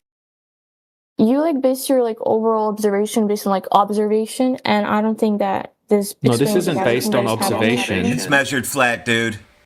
Yeah, these are measurements. These are measurements, right? So look, this is checking what the globe tells us. You're saying that you experience flat Earth. Like, no, yeah, but that's not proof. Flat Earth. That's not proof, because if you let me finish, I would have said that even if the Earth were a globe, of the size that they tell us, from your personal perspective, you would experience it as flat. That's what they tell us. Like, we all experience it as flat. That's just a starting point. That's not proof that that's what it is. That's just like the objective reality that we all experience. Now, we would have to go out and actually test it, right, for the curvature that would be there. Now, most people don't really look into this and they never question it. But when you actually go out and say, okay, over 10 miles of distance, how much curvature should there be? And there's actually 66 feet of curvature over that distance. That's like a 6-story building. So if you stand on one side of a lake or a section of the ocean, you shouldn't be able to see someone that's standing 10 miles away from you on the other side of the lake. They would be hidden by about 50 foot of obstruction behind the curvature of the Earth. Now, that's not what happens when we go out and test for the curvature. There isn't any. Show me the video if you have any. Yeah, I'll show you an example, a quick example of what I'm talking about. Okay, so Dr. John D, I was talking about a second ago. I have some clips from his video, and I can share the full video as well. But it's an 1.5-hour video, so I don't expect you to watch an 1.5-hour video right now and then, So just here's a couple of clips out of it. Okay, so this one's done in Worthing in the United Kingdom, and he goes out on a really, really nice, calm, still day where there's no waves and very nice weather conditions. Okay, and he sets his camera up at a certain height. So he sets his camera up just 1 meter, which is 3.5 foot, on a tripod just at the shoreline. And he's going to be zooming out into the ocean to test for where the horizon would be if the Earth were a globe. Okay, so here is a screenshot from an Earth curvature calculator. You can use any Earth curvature calculator. If you just go to Google, type in Earth curvature calculator, you can put in the eye height level, 3.5 foot, and then it wants you to put in the distance to the object. Okay, so he's looking out at some windmills that are out in the ocean. Okay, and we know the distance to the windmills, the furthest one on the right is 11.2 miles away from where he's standing. Okay, so the calculator will calculate on a globe how far away would the horizon be. So the horizon should be at 2.29 miles away. Okay, because the windmill tower is at a certain distance away, we can tell that the horizon's actually well beyond the windmill towers, and we can see the bottom of the windmill towers touching the water. There's no obstruction whatsoever, and there's no horizon at 2.3 miles where it would have to be if the Earth were a globe. Okay, so the bottom, right, the bottom of that windmill tower should be obstructed by 52 feet, like the calculator says there. The bottom 52 feet should be missing, and it should be just the top of the windmill sticking out over the horizon. But that's not what we're seeing in reality when we go out and test for the Earth curvature. Okay, and because of gravity and because of the size of the globe, it has to be there. That geometric horizon has to be there. And that obstruction has to be there if the Earth were a globe and if gravity is true. But how does he know the distance from where he stands and to the... Because so you can just go on like Google Earth or Google Maps or any mapping system, and you can, you can even go on Google Earth and stand exactly where he's standing, and you can do a distance marker out to the windmill farm. Okay, so it's called Rampion Windmill Farm. Here's a diagram, an official diagram of the windmill farm. Okay, and you can go and do a distance marcation. I do have screenshots of when I went on Google Earth and actually checked the distances if you want to see that. Okay, so we know that the windmill farm's 8 miles out. Okay, so the closest windmill tower is 8 miles away, and then the furthest one is 11.2 miles away. Okay, so even the closest one is almost 3 times further away than the horizon should be. Okay, because you know what a horizon is on a globe, right? It's like the furthest distance that you can see, and it's the line where the sky and the ground appear to meet. I still feel like there has to be some like variables that change depending on... Yeah, so what variables would you want to take into account? You can take a small amount of atmospheric refraction into account, but we're not seeing any crazy distortion or anything like that. We're seeing what it looks like close up. Okay, here, have a look at what the windmills look like close up. Okay, here's a close-up photograph of the bottom of the windmills. Okay, so when it's low tide, we can see the black part at the bottom of the windmill tower where the paint's stripped off by the salt water. Okay, so here's a picture from the observation, just so you can compare the two. Okay, this is what it looks like in the observation. We can see the bottom of the windmill tower, right? We can see that black bit where the paint's stripped off. And then we can actually see a boat way beyond the windmill towers, and he tracked that boat on shipping radar. And it's called the Shetland Trader, and it's like 14 miles away, something like that. You shouldn't be able to see it at all if the Earth were a globe. It'd be completely hidden.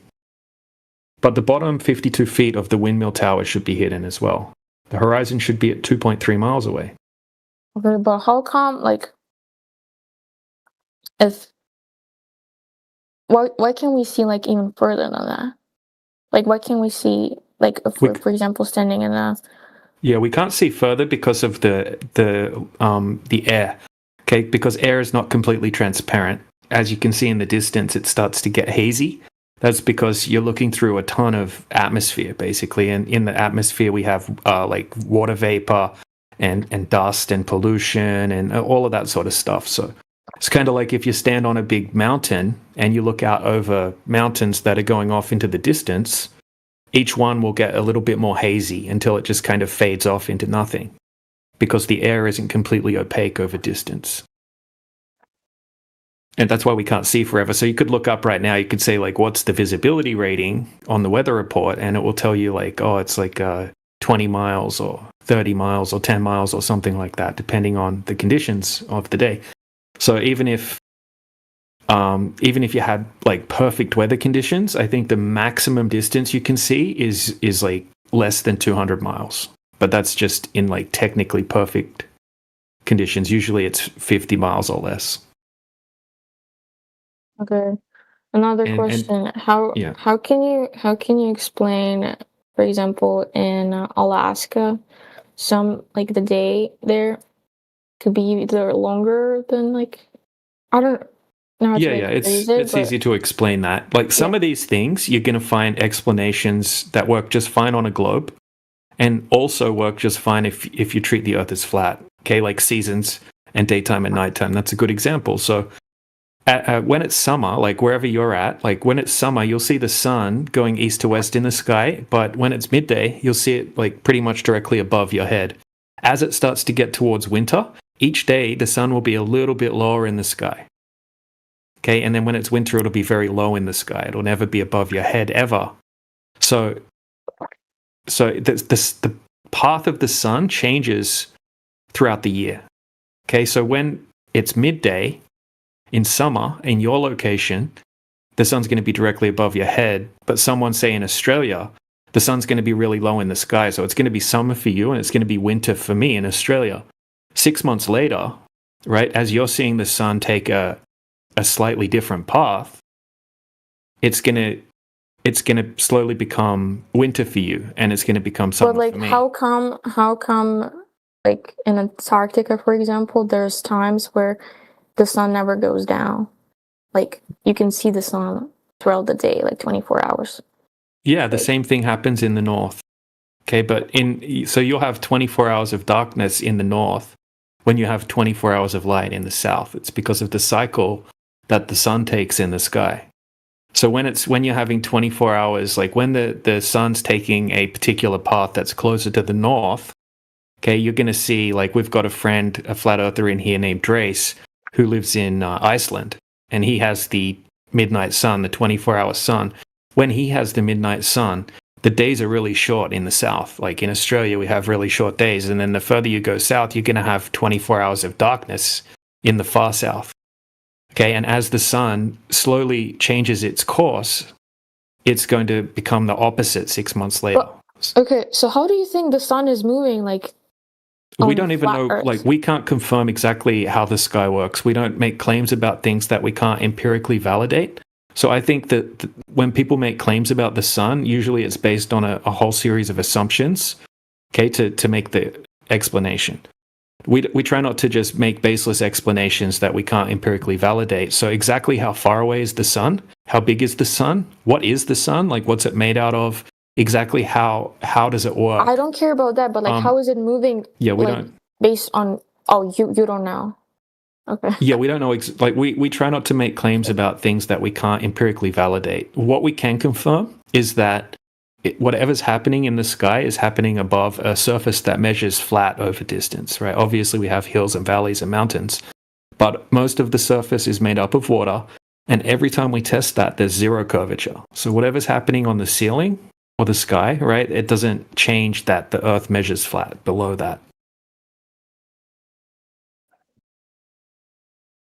Okay, so what else? I don't really Yeah, get you're the asking good questions, by the way. Like, thing. and you're composing yourself well. A lot of people get super angry, so good stuff. No, I just wanted to know like what you guys think about it. Like, I don't want to like have arguments and all that.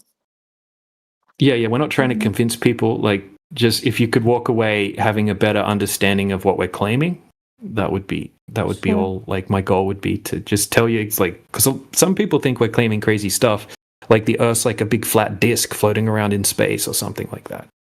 That's not what we're claiming. We're not even claiming to know the shape of the Earth. We admit what we don't know and can't test. Okay, we're claiming that the surface of the Earth measures flat when we go out and test it.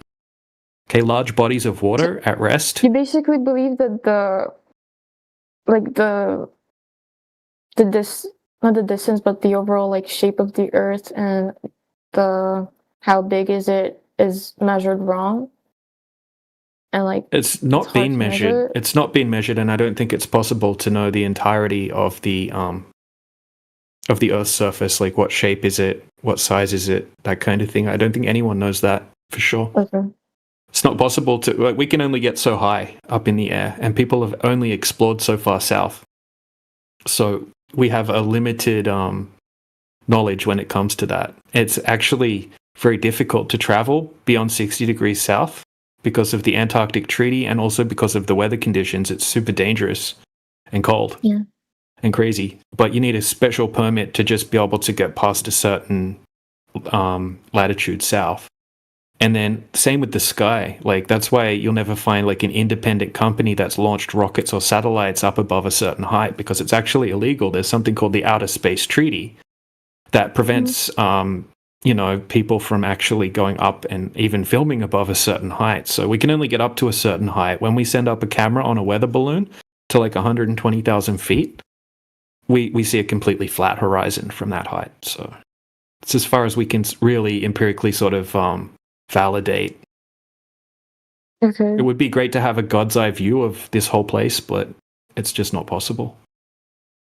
Okay, there's another question that I have about like if we look at the telescope like at other planets, like for example Saturn or like any other planets that we can see with the telescope, how come we can see them be spherical and the Earth would not Yeah, be so spherical? it's a fair question, even though I would say it's illogical if you really think about it. It's kind of like just because we see some celestial bodies in the sky, okay, and then because we've been sort of told that everything exists in this big giant space vacuum and that we're also one of the objects we see in the sky, people say like, oh, what about all of the other planets around? How come the planet that we're on is flat? And that's what I was trying to get at before. That's when people try to fit the flat Earth inside the heliocentric model of outer space, which is a big giant space vacuum with all these big balls orbiting around and whatnot. Okay, so we're not claiming that the flat Earth exists within the heliocentric model. This would be a whole different way of thinking about the system that we live in. Okay, so that you could think of the Earth more like the floor or the foundation of the contained system that we live in, rather than being like the lights in the sky that we see. Okay, we don't have any resemblance to those things that you're looking at in the sky. Kind of like going out into the forest and seeing trees everywhere and saying, oh, how come am I also a tree? It's like, of course not. Do you don't think share that any. Yeah. Wait, do you think if other planets are mostly spherical, our Earth isn't spherical because of that? Like, but Well, there's we're not a lot a of planet. chances. I would say that we're not a planet, and there's no We're not a evidence that we are a planet. Okay, and we've been fed a big giant story, a theoretical story about what's going on in the sky. That when you see this little light in the sky, right, you look at Mars through even the best quality telescope, you'll see a little blurry, round-looking red light in the sky. Okay, and then we've been fed a big giant story about how far away that is, and we get CGI pictures about, oh, this is what it really looks like in CGI form. This is just an artist depiction, but this is really what it looks like, and it's this X distance away, and it's made out of X, and it's, this certain size, and this is how everything works in the universe, and they tell us it rains diamonds on Uranus and Neptune, and all sorts of stuff that people just kind of believe because they think some scientists empirically validated all of that stuff, but that's just an unverifiable story that you can choose to believe or not believe. What we would say is that the Earth measures flat. Okay, it doesn't. There's no evidence that it's moving, just like we all experience. And the celestial bodies in the sky move like a big giant cosmic clock in the sky. Okay, we would say that the sun, the moon, and the stars are all moving in cycles, right? Repeating cycles. Like you could go out tonight and you could pick one star in the sky and measure exactly where it is with a little star chart, and then go out 1 year from today at the same time, and that star will be back in the same spot again, right? Everything in the sky moves in cycles. Okay, and there's a lot of mystery. I believe, that's true. Yeah. So, I mean, on the globe, this is what they tell us. Like, the stars are these ridiculous distances away, and they're all suns, right? Burning balls of plasma gas in a vacuum. And we're actually on a globe that's spinning through space at 1,000 miles per hour. At the same time we're spinning at 1,000 miles per hour, they tell us we're also orbiting around the sun at 66,000 miles per hour. Okay, 1,000 miles per hour, that's faster than a 9mm bullet, faster than the speed of sound. That's just the motion of the Earth, right? Then, like I said, the orbiting around the sun, 66,000 miles per hour. All of a sudden, our brains start to short circuit here because we can't even fathom. That's like 80 times the speed of a bullet. Okay, that's pretty fast. And then at the same time, we're doing those two motions. We're actually chasing the sun because the sun's meant to be shooting through the universe at 480,000 miles per hour. Okay, and then there's but I more. feel like we move like with it, so like we won't really feel it because. Well, they say the stars. Well, we don't, because they say that those the stars that we're seeing in the sky, right? They're like millions of light years away and that kind of thing. They're not part of our. Well, we just see the light system. of it, not like the star itself. We see the light. Yeah. There's a big story attached to what's going on with the stars in the sky. But think about this, okay? We're moving through the universe at millions of miles per hour, never to return to the same spot again. But all of the stars take a perfect cycle in the sky every year, and they're back in the same spot. Now, we can speculate about what's going on all we like. But we're never going to be able to empirically validate exactly what's going on and how the sky works. It's just whether you want to believe the story that you get told about it.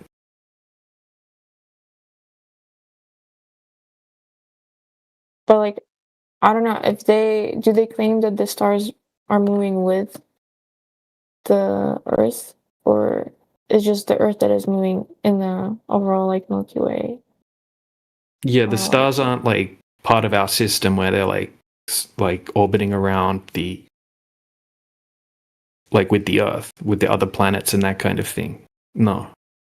But isn't the galaxy like moves with us, like the overall, like the galaxy? They don't even really know what's going on, right? They can't even agree on what shape the universe is. You'll look up what shape is the universe. NASA will say the universe is flat, like a sheet of paper. Stanford and Harvard and whatnot, they'll say, oh, the universe is flat. Then you go on a different website and it'll say, oh, scientists have confirmed that actually the universe is actually spherical. It's not flat. And then you'll find some other theoretical physicists that will say, well, actually it's like a torus. It's actually like a donut shape. And then other people will say, oh, it's actually, no, we think it could be like a cylinder.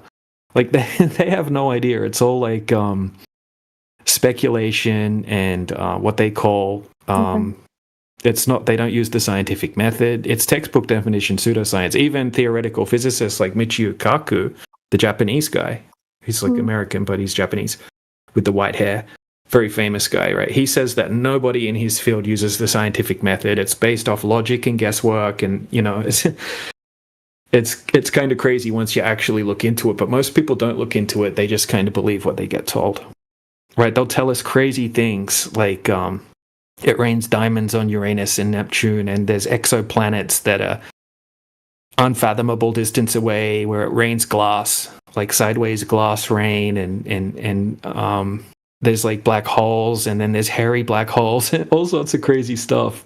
It's like if flat earthers were claiming this stuff, like you'd think we were batshit crazy. But people hear it on the media and they're like, oh, wow, science. Yeah. I feel like, like overall, like the galaxy, like our universe is really hard to like, have right tools to like measure all of that and like predict. Yeah, they'll once you look into the actual claims that they're making and look into the empirical evidence behind the claims, you'll find there's a lot of guesswork, a lot of assumptions are being made in their calculations, and they're constantly changing these things as well. Like if you have a look at how many times they've actually changed how far away they think the sun is, right, from Newton onward, they'll be like, it'll change from like, oh, it's 2 million miles away. Oh, now we think it's 120 miles away. Now they'll be like, oh, actually it's 38 to 40 million miles away. Like it's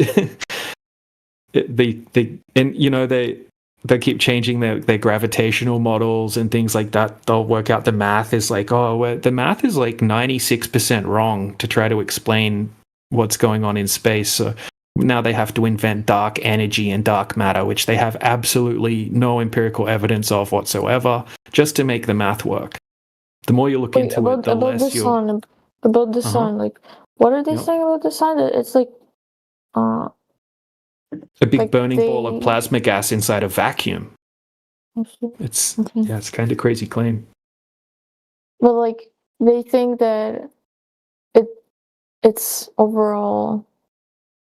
They tell us it's 93 million miles away now, but they have changed that tons of times over the years. Do you think it's closer now or like farther? Well, they've said it's further in the past, and then they've also said it's much closer. I do have like a. It's closer now. Oh. Yeah, I have like a chart here somewhere of like. I heard that the sun is like gets like bigger and bigger over the time because like it consumes like some like matter and like it becomes bigger. So wouldn't that be? Yeah, here's what I was looking for in the side chat. So, okay, so Copernicus thought it was 3 million miles away. Tycho Brahe thought it was 13 million. Kepler, 13 million. Newton thought it was 28 million miles away, then 54, and as you can see, it just changes a bunch. Now they're saying it's 93 million miles away. But it's based off assumptions, right? It's based off assuming the size of Venus is roughly the same size of Earth, and then they're basing calculations off a whole bunch of assumptions. And the core variable that you're going to find in all of these calculations is the R value. You're going to see the R, and that means the radius of the Earth, which is 3,959 miles. If the radius value is incorrect, then all of the rest of the math can be also thrown out along with that. And now then, like, that's the easiest thing for us to test for here on the Earth. So first thing you would do is go looking throughout all of history. How did they validate the radius value? How did that become a thing? Who said the radius is 3,959 miles? And who measured that? And what did they do? And when did they do it? And that's when you're going to start running into a whole bunch of assumptions and calculations based off those assumptions. And then when we go and empirically check that in the real world, it doesn't match up at all. Okay, when there should be 300 foot of curvature over a 20 mile distance, roughly, okay, and there's zero curvature, it doesn't work. It doesn't work with the gravitational model. It doesn't work with the R value. It just doesn't work at all. So we're just trying to show people the real world tests where we're actually putting these core variables to the test and saying, look, like, explain this. Go out and show us that we're wrong by doing counter tests and showing it really it's a globe. And we don't get anything. We get more flat Okay. earthers actually when people go out and test it. So, yeah, that's where we're at. But I know people who were like planet Earthers before, but then they went like to Antarctica and they saw them.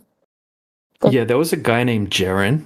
Okay, he's like a massive stoner and a total dumbass. He's been making there's dumb flat earthers out there. Okay, you're gonna get Okay. dumb globe earthers and you're gonna get dumb flat earthers. Yeah, Jaren's that's one of his the job. That's how he makes money. So that's how his whole life is to make dumb videos. Exactly. So Jaren made up this flat Earth model that he followed, where he took a globe map, which is called the AE map. You might have seen it. It's like a round map. Okay, and it's got like looks like an ice wall around the outside. And then he said that this is the real flat Earth. Okay, this globe map's really the flat Earth. And then he's like, and this is how the sun and the moon orbit over the surface of the flat Earth, and it would be impossible to have a 24-hour sun in the south. Okay, so people like that make debunking videos, they'll find these dumbasses like Jaren, and then they'll say, well, all of the flat earthers claim this model, and we're going to go and debunk it. Okay, so Jaren went there with them, and it didn't, he saw the 24-hour sun apparently. Okay, so he's like, well, that can't work on my model, so I must have been wrong all of this time. And then I'm going to go back to the globe, right? But he was like, we're happy that Jaren's gone back to the globe because if you look up Flat Earther debunks himself, all of the videos that you're going to see is this Jaren guy, this stoner guy, doing different things to where he like debunks himself and that kind of thing. So it's kind of good that like it shut down a bad Flat Earth argument, which was saying that this is a particular Flat Earth model. And we don't claim that. We don't claim that that's the Flat Earth model. Okay, so that's kind of what that was. That wasn't anything to do with measuring curvature. It was just observing the 24-hour sun in the sky. Okay, that makes sense now. You know, I honestly thought that everyone, like every single planet Earther, They thinks did that. measure angles to the sun, though. That's what they measured was angles to the sun while they were there. Oh. yeah, so there's a lot of mystery. Like when it comes to the sky, we don't try to have like an explanation for things that we can't test. Like, you know, things that are too far south or things that are too high in the sky. We don't make claims about that because people will say, "Oh, prove your claim. Back your claim up with an experiment or something like that." And we don't want to be able to. We don't want to come up empty-handed. Like, say we can just show that, okay, if the Earth is not a globe, then whatever's happening in the sky is happening above a flat surface. Okay, you can have round lights on your ceiling, and your floor measures flat. Same kind of logic. Doesn't matter what happens on the ceiling, it's just your floor is still flat. Okay, so we would kind of think, you could think of the known area of the Earth kind of like a big lake with continents in the lake. Okay, picture a big lake, picture islands in the lake. Okay, make that on a giant scale. And that's an easy way of just picturing somewhat like this known area of the Earth is like. And then you can travel from one place to another place. You can circumnavigate around east to west all the way around and come back to where you started. You can go from island to island or continent to continent. And it's perfectly logical, okay? A big body of water, like a puddle or a pond or a lake or a pool, right? They all require a container. A sea or an ocean is the same thing. You need to have a container to have a body of water. And then the surface of the water is flat. It's exactly like what we all experience and exactly what we can all test in reality. It's not a crazy claim. Okay, and there's one more question I have about like solar eclipses and stuff. How can we see the shade that is like reflecting on that? Yeah. So it's once again, it's a good question as well. Solar eclipses. So,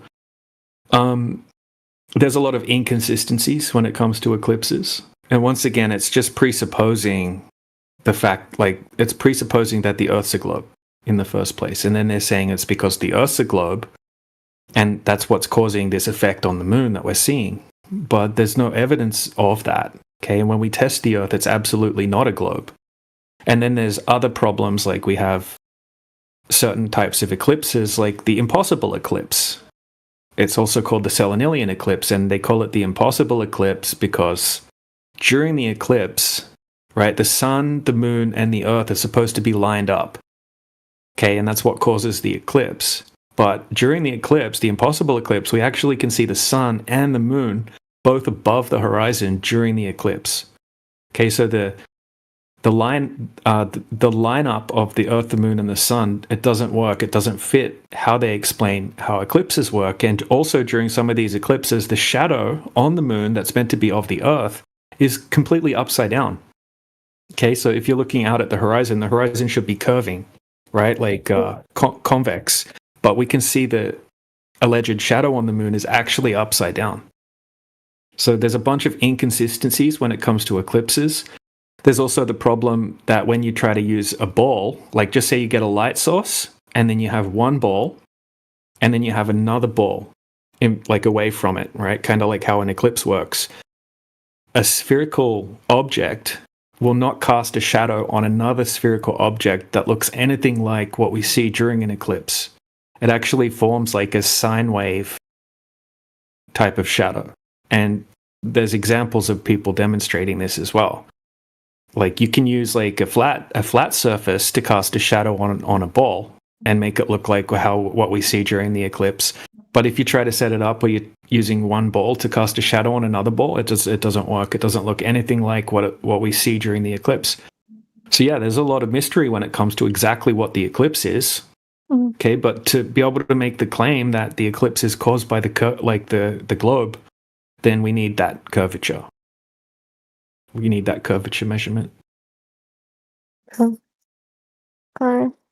That's all from me. That's all questions I had. Thank you. Yeah, no problem. I appreciate the listening to the responses. Hopefully you know a bit more about where flat earthers are coming from. Some of the arguments. Thank you. You're welcome.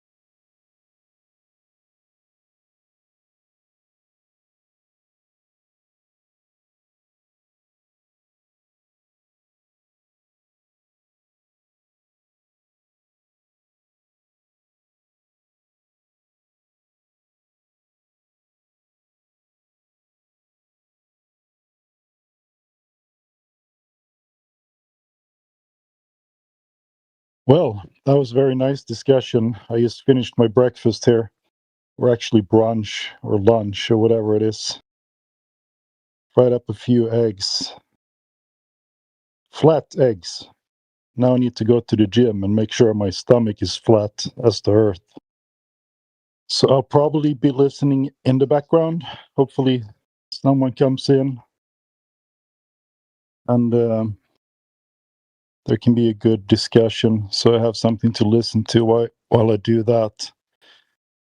Before I go, maybe I could read some comments. If we have any new listeners over on YouTube, feel free to type in your comments there and I will read a few before I go. I still have a few more minutes. Then I'm going to hang out in the background.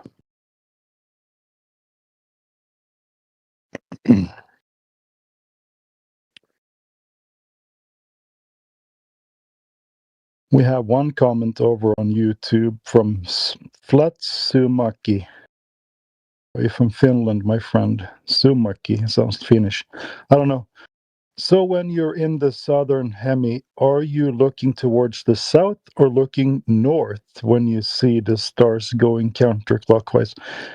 I don't know. I've never been there. Maybe someone has a good answer for that, but I don't, so I cannot comment on it, or it would be speculation. Tell him I'll post a video that shows examples of both the north and the south.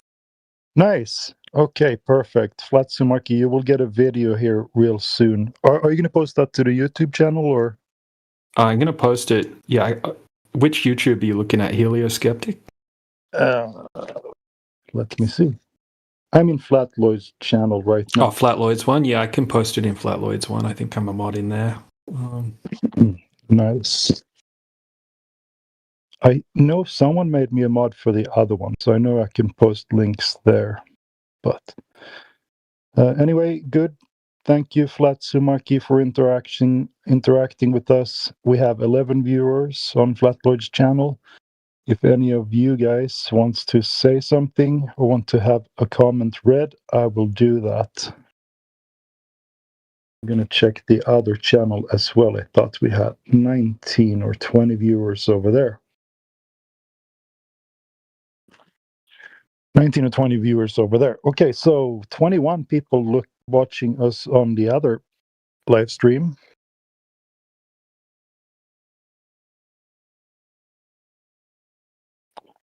And if anybody wants to have a look at the moving stars in the northern hemisphere, there's a video from DJ. I can probably post that to the other YouTube if I copy it.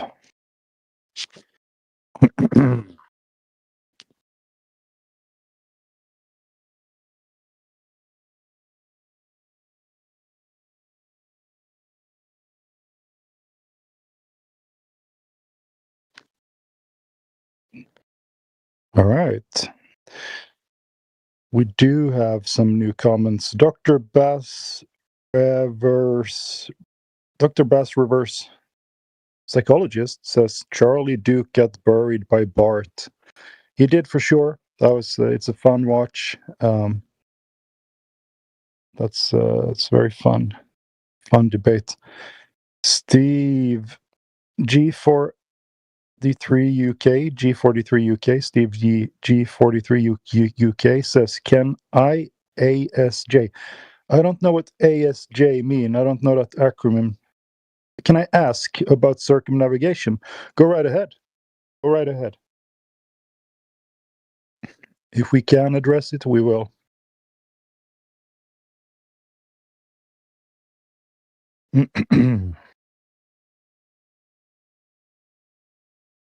This is fun. We're getting a little action from the YouTube viewers. Love you guys. I'm one of you.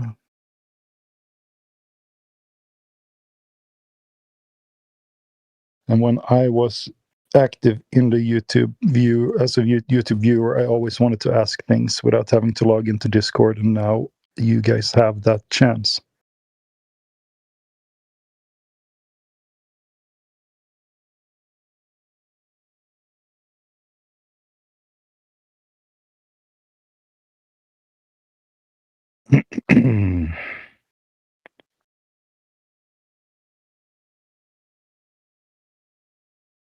I posted the video to Helioskeptics YouTube channel, and it's Flatloids that I don't have any mod rights in, so I couldn't post it there.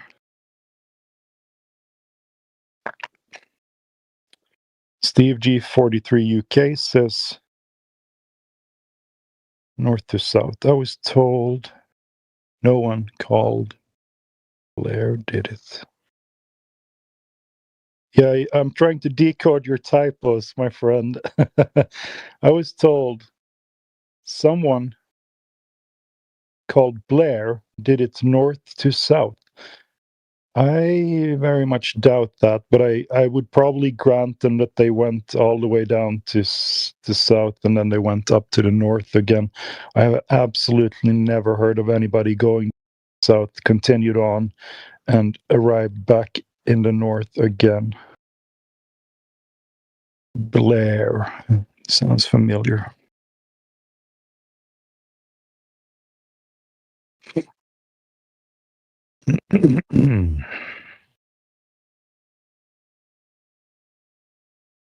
Steve G43 UK says yes.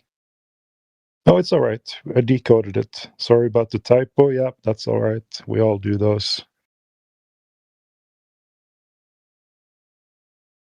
I don't know what happened to my iPhone, but I have a really annoying spell checker thing that every time I write on, it changes it to OM for some reason. Yeah, you Googled it, okay? And what did Google have to say about it? We're reading comments now from Steve G43 UK on YouTube unless there's, we have a little dead air time on Discord right now. But I don't want to interrupt anyone. If somebody else wants to say something reasonable, just let me know and I'll shut up because I'm going to go anyway in a few minutes. I just thought I'd entertain YouTube people for a little while. See if we have any new people in the room. Kenji, how are you?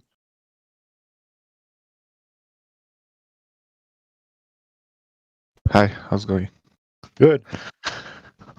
Good. What's up with you today? I'm good too. I'm Yeah? just listening. I'm beginning with English. I'm English. just listening, guys. I'm Brazilian, so Okay, nice. Brazilian. Do you know that Brazil has 13% of the populations think that they live on a flat Earth? here in Brazil, I don't understand. 13% of the people in your country think that they live on a flat Earth. That's a lot. That's a lot of people. Do you think you live on a ball or is it a flat plane? I don't know. I don't think about that. You don't think about it. Have you ever seen pictures of the Earth from space? Yeah. Do they look like something like this? Are you able to see the chat? In the chat.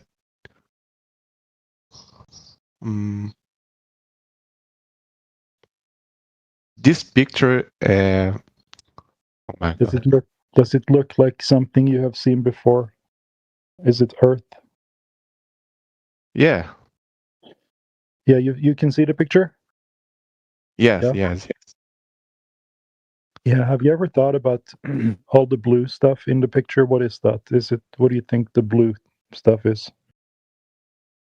Water? Yes, it's water. And you notice how it curves around the ball? What is the curve? The water curve around the ball in that picture, correct? Correct. Yeah. So here's the thing.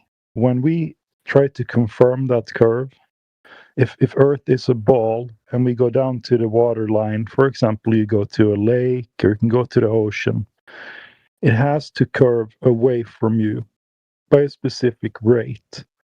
Over a 10-mile wide lake, if you take a laser, you know what the laser is, right? Laser. Yeah, yes. Yeah. You take that laser and you put it 30 centimeters over the ground on one side, and you shoot it to the other side. If you were on a ball, the laser on the other side should be 66 foot up in the air. That's a 6-story high building. Or maybe Okay. you use metric, right? So you should have 20 meters up in the air. That's where your laser should end up. But guess what? It ends up 30 centimeters over the on the beach on the other side as well. Isn't that weird? Let me think. Yeah, it's something to think about for sure. So we can't confirm that ball in reality.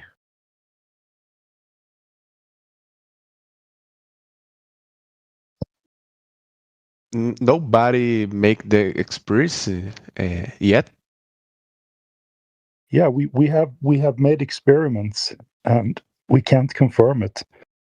For example, I have a video of someone who did a laser test over 21 miles. And there should be 100 meters of curvature over that distance, right? So here it is, the Great Salt Lake laser test, 260 feet. Okay, let me see. Okay, Yeah. I'll watch this video. Yeah, you do it, brother, and then come back and let us know what you thought about it. Nice Okay. talking to you. Thank you. Thank you. You're awesome. All right, perfect. All right, guys. We have last comment from YouTube. He says it was Lisa Blair. Yeah, I read about that, and I'm pretty sure that if we could find the path that she circumnavigated, we would see that she goes down to Antarctica, and then she kind of turns around and goes back up north again. So I don't think there is much to it. Oh wait, no, Lisa Blair. Did she go in a boat, or is she the one who? She walked across it. I can't remember the details, Steve. So sorry about that. I'm pretty sure I have looked into it, and there was nothing to it. If someone could find the path, we could possibly plot it and see where it's at. But I don't put much credibility into that story, actually. All right, friends, enemies, foes, whatever. I need to go to the gym now. I will be listening in. We have some new people here. Emma Amayori. Hi, how are you? Maybe you want to grab a mic and talk to someone else in the room. Please do, so I have something to do when I'm at the gym.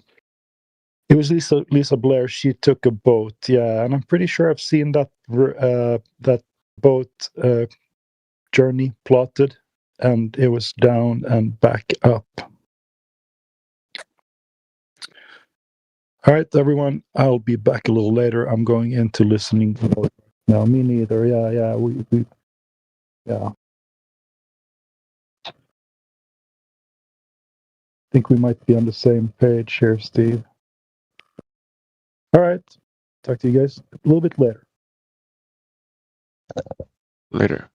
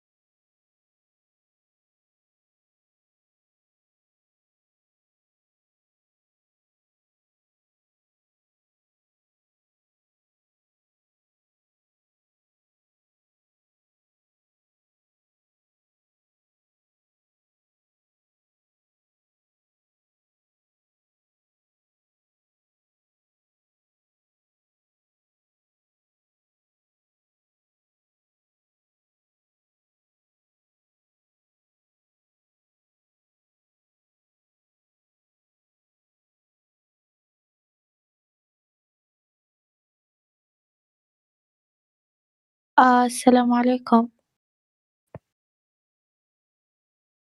hello hello hello hello. طيب تكلموا ايش فيكم يعني داخلين الحين روم ما تتكلمون؟ يا ربي كله زي أمم، لا هذا ما أقدر أتكلم معه لأنه واضح عليه مرة محترم.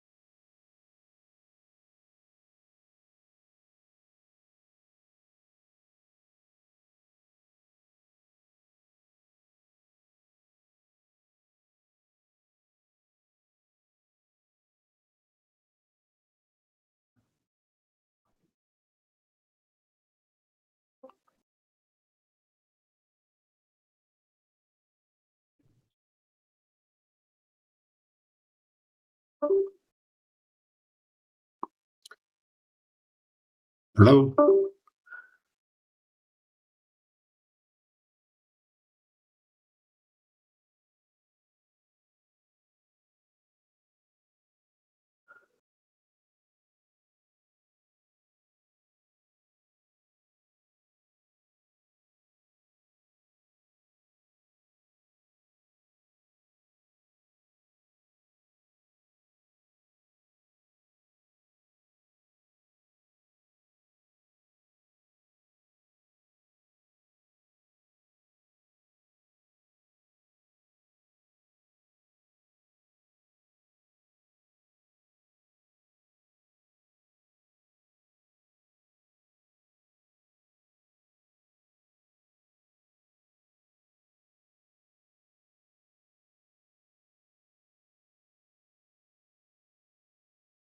የእነሱ ፕሮግራም እስከ መቼ እንዲያልቅ ነው ያሰቡት? ይሄን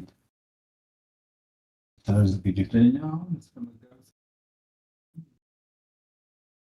በዚሁ ይቀጥል እንደዚሁ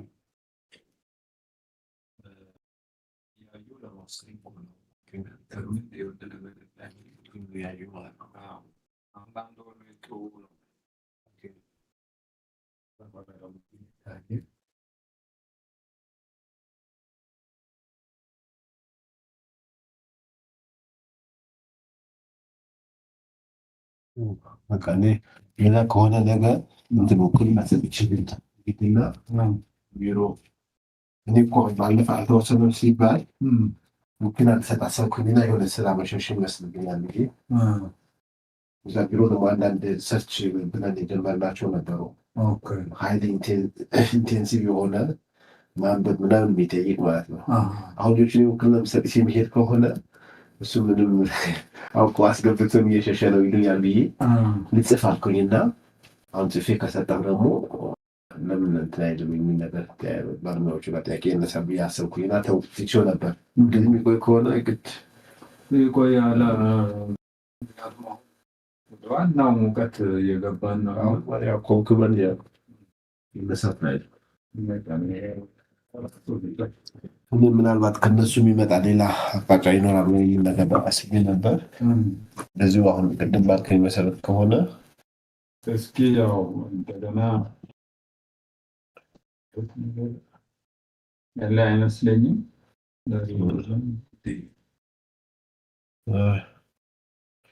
እንደዛ ላይ ውይይታችሁ ከሆነ በቃ ያው በዚሁ ባለህበት እርገጥ ይመስላል።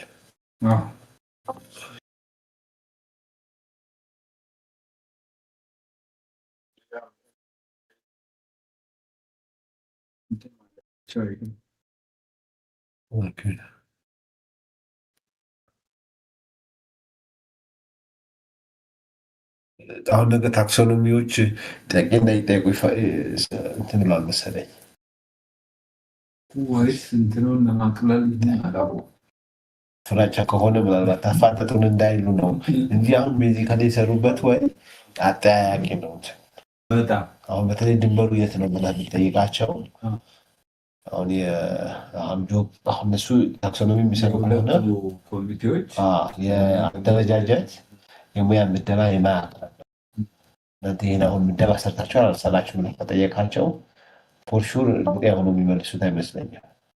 እስኪ እንግዲህ አይ እኛማ መጠየቅ አለ በኋላ እኛው ላይ ነው ፋየርባክ ያደርጋል እሱ። መጠየቅ ያለብን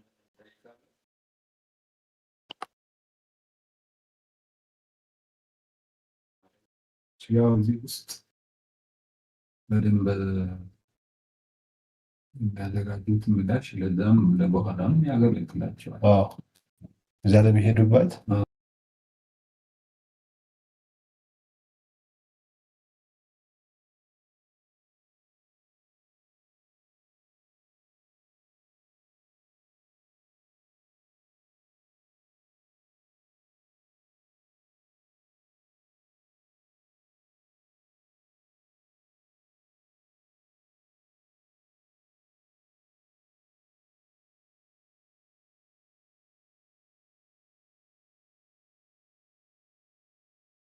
ማስበው። እነሱ ጋር እንደዚህ አይነት ፎከስ ያለ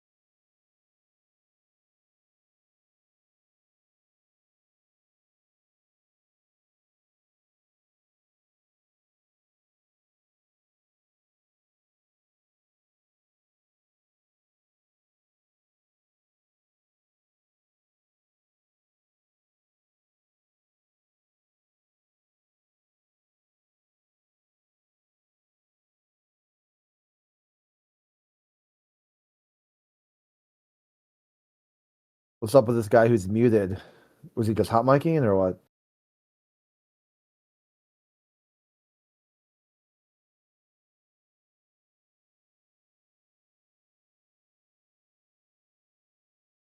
ለማድረግ ነው። ቅድም አንተ ያነሳው Yeah, there's somehow miking going on there. Yeah. I unmuted him for a second, so I'm mute him back again.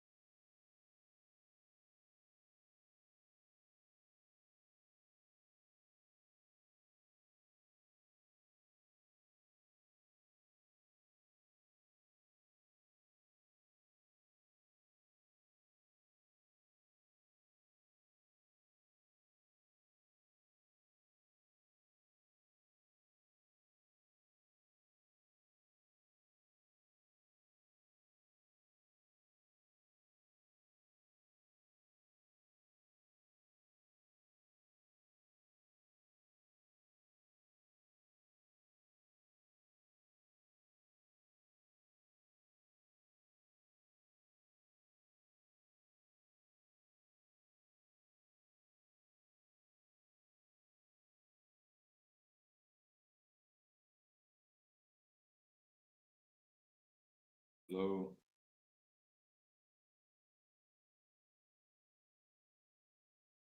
Hello.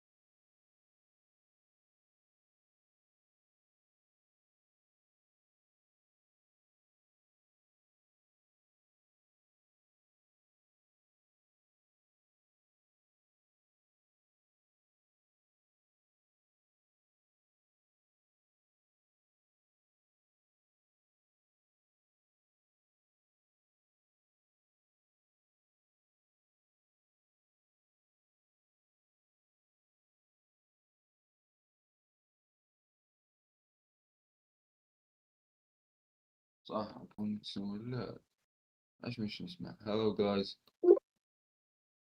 Hey, what up?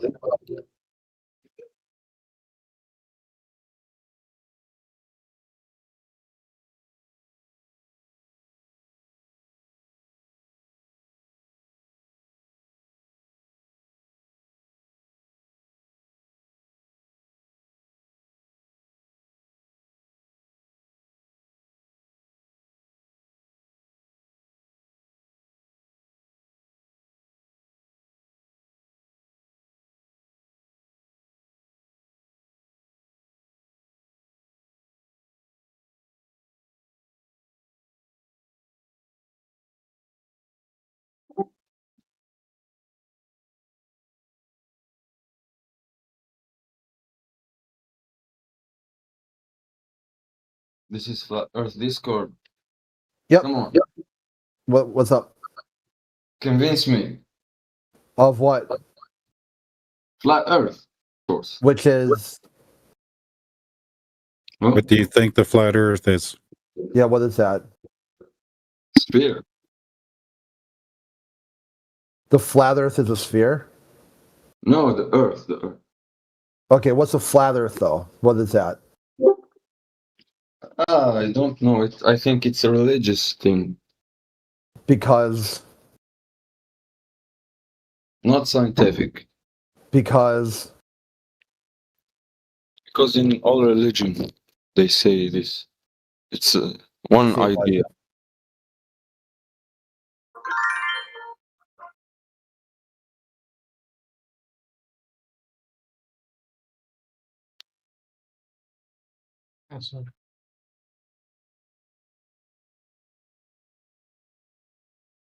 Alright guys, just got a double bonus on Wolf Run Wild Moon.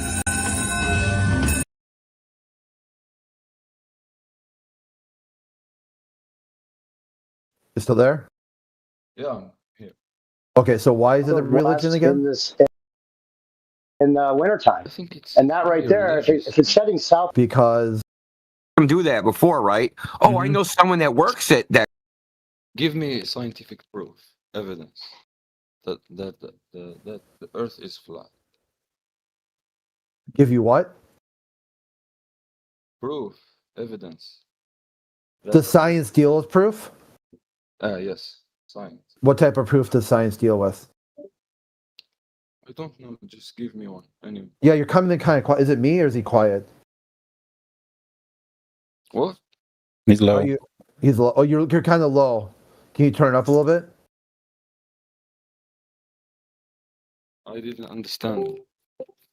Your mic level is low. Yeah, your mic is kind of quiet. Can you turn it up a little bit?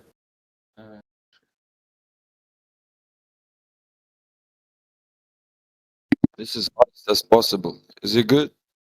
Yeah, I think so. I turned you up on my end too. So That's you're looking for improved. scientific proof. I have a really bad mic. Yeah, so you're looking for scientific proof. What Yes. does science deal with? What type of proof does science adjudicate? Physics. Okay, is it cause and effect? Does science deal with cause and effect or not cause and effect? Please, one moment, please. I have one little issue. Physics, like how you can have a flat Earth, it's against all gravity laws we know. Okay, which gravity law? From Newton's law to the relative of Einstein. Okay, so which one? You said all of them. Let's pick one and go with one at a time. I don't know, like I know basically, but you can't have something doesn't have a center. Okay, I lost you. So something about centering? Which center are you talking about?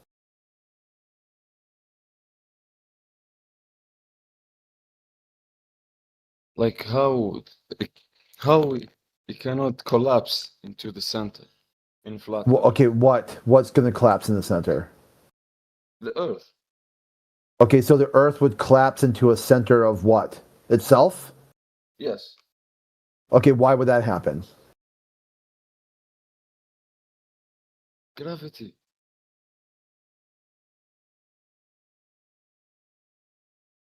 Hello. Okay, you're quiet again. Did you walk away from your mic? I have a bad connection.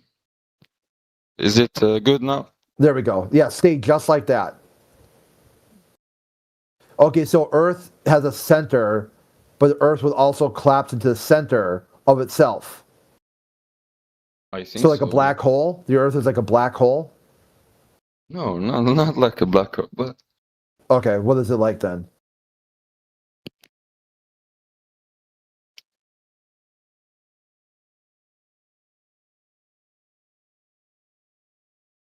so listen, I don't know anything. Just sure. When you say the Earth is flat, Okay, dude, you're away from your mic again. You're walking away or something because you're quiet. Is this good now? There we go. Stay right there. Okay.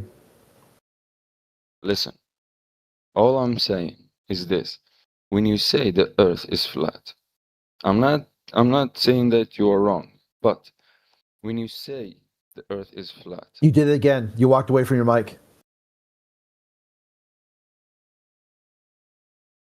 is it good now? Yeah, stay right there. Okay, don't move. All Like stay right there. Okay. Yeah, you might want to turn off your automatic level because maybe it's not working correctly. Sitting.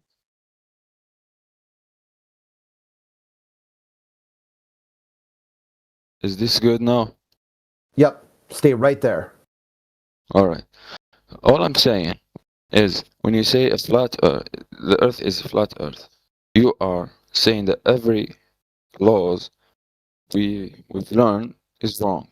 Incorrect. I don't say that. Absolutely I don't incorrect. say- When I say the Earth is flat, I'm talking about the Earth is flat, not laws. That laws aren't the Earth. Those things are two very different things. The Earth would be a concrete noun, capital E Earth. A law would be an idea, an abstraction. And those things aren't even comparable apples to apples. They're apples to oranges. They're two very different things. Completely different. there- Not even close in the ballpark. So there is no space. Okay, what I missed it. You lost face? So there is no space. Yeah, there's space. Height, width, depth. That's how you define space. Is there outer space? No, there's no outer space. That would be a contradiction. Space outside of space. That's a contradiction. So what's beyond the sky? There's nothing beyond the sky. The sky is the sky, and that's the sky. So there is nothing above it. The sky is above. Is that What's wrong? above? Is the sky not above? Where's the sky at? Is it up or down? Up. Okay, there we go. So there is nothing up the sky. Yeah, that sounds like a religion. Are you talking about some sort of sky daddy? Some heaven? Like a metaphysical world that you can travel to once you die? Yeah, I'm just saying. Yeah, I would say no. That there's no that doesn't exist in our physical reality. That'd be a metaphysical claim. It would match your outer space, a space that you can't travel to that exists outside of the physical and natural world. So I would say a hard no. There's no sky, magical, heavenly kingdom that doesn't. I would say that doesn't exist. Or do you have proof of said kingdom? Do you know anyone who's been there and came back and like brought the T-shirt? No, but why? I have this. Look, I'm from Algeria. You're right, and when we are born, we're Muslims, right? Are you listening? Yeah, when you're born, you're from Algeria, and you have a government that is a Muslim nation. Yes. Okay, yep. I have my brother, my father, almost all my family believe that the earth is flat. And I'm not saying that this is wrong. Because why? Why did they say that? Because of their religion? Yes, religion. Okay, well, they maybe should look up Al-Biruni. Al-Biruni was a mathematician. I think it was Turkey. I have to look again. But somewhere in that area. And he said that his read of the Quran was that the earth was a globe, a ball in space. And that he measured it with his slaves walking out the distance away from him as he stood on the top of a mountain and measured the angular size from his mountain viewpoint to where they were at. Never heard of the guy. Yeah, look at it. It's Al-Biruni. Al-Biruni. Al-Biruni, yeah.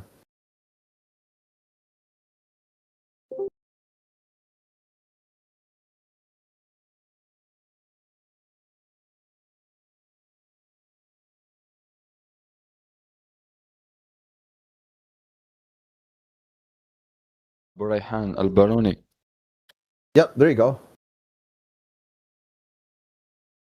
So my question is, why all the governments they are spending millions, billions of dollars to lie to us? Well, you just answered your own question. They gain billions and millions of dollars by lying. I said why they spend millions. They're not and spending. billions. They're not spending. That's their money that they're using. They're using that money for some other purpose and telling you it's for the peaceful exploration of space while they're not doing that. Like they'd say, hey, look at all this peaceful shit we're doing in outer space. Meanwhile, on Earth, this endless perpetual warfare for an ever-dwindling pool of natural resources. It sounds like they're bullshitting you.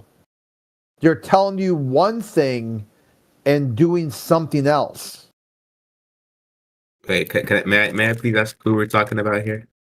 Oh, yeah, he wanted to be convinced of the Earth is flat, and then he didn't know what that means, and then said that he basically has family who are Muslim. No. I was here for that part. I was just talking about this latest part where you were talking about something about outer space. Yeah, outer space. Okay, yeah. Before you were saying that, you're saying something about inner space and outer space. No, like spending money and stuff. Yeah, why would government lie? That'd be the question. Will people lie for money? On the flat Earth, the answer is yes, that people will lie for money. On the globe Earth, apparently no. The more money you spend, the less likely they are to lie over it. Like if you give them $1 or $10, like someone might fudge, say like their tip sheet at like a waitress.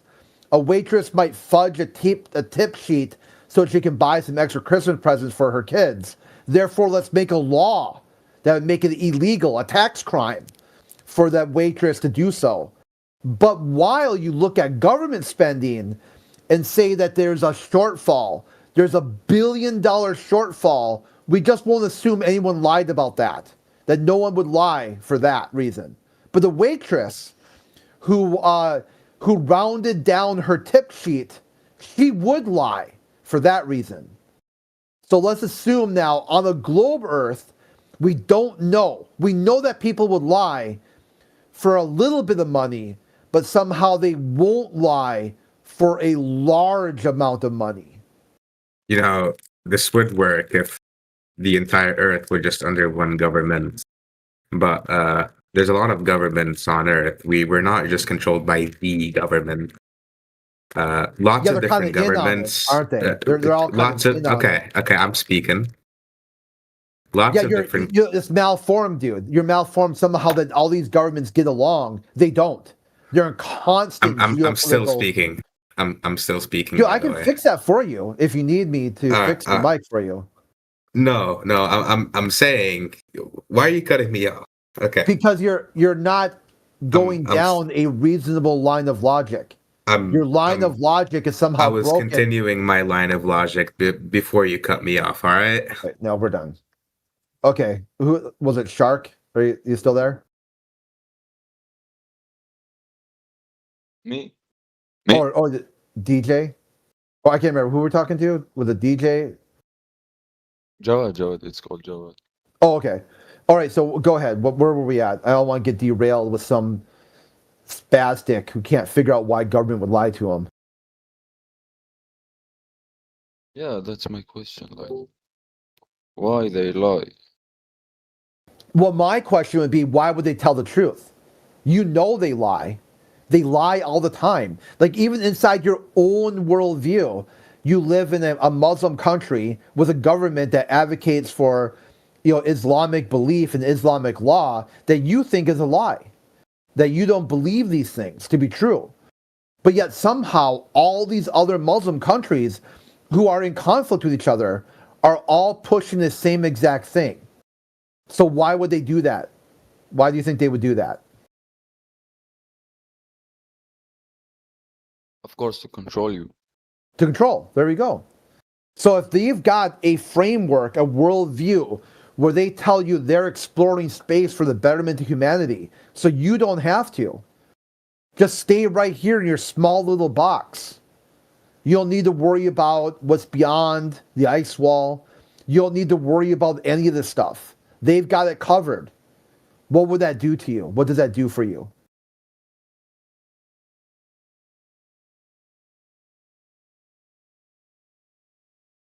It controls you. Voltaire said it best. If you can make people believe absurdities, they'll commit atrocity. Get you thinking you're some sort of monkey on a lava ball, a water-covered lava ball, and watch how people act once they're conditioned to believe such a horrible thing.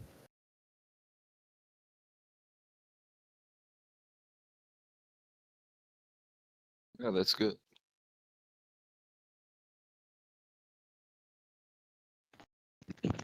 Well, it's interesting that people think that these so-called authorities, agencies, whatever, these people, they're just people, like groups of people that we only ever get to see on a TV screen, that they're any kind of importance to begin with. Why on earth does anyone think that these people have something valuable to share with humanity? Why? Why? What is it? Why? Yeah. Tell me. What makes them special? Why are they special? Why should we listen to them? Why are they at this point, this apex above everybody else that Oh, but NASA, right? So what? Yeah. Seriously, who are they? Why should I listen to them? Why is their what they present to the world of any more importance than what anybody else can present to the world? Especially people that directly experience the Earth as flat and stationary, which is what, nearly 9 billion people now? I have a really good question. Is there anyone in the history of NASA? What about my question? What about my question? I did. What makes NASA so special that I should listen to them? You know, they say they are scientists and better than They say so. They just say so. What if I say I'm a scientist? You can listen to me because I said it. Yeah. Now go ahead with your question. Is there anyone in the history of NASA or governments or anyone that leaked something that saying that they are wrong?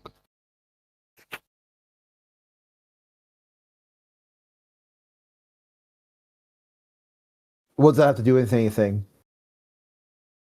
Can you connect the dots for me here? So if someone in government says they're wrong or they're not wrong, what does that have to do with anything? You know, something from the inside, you know.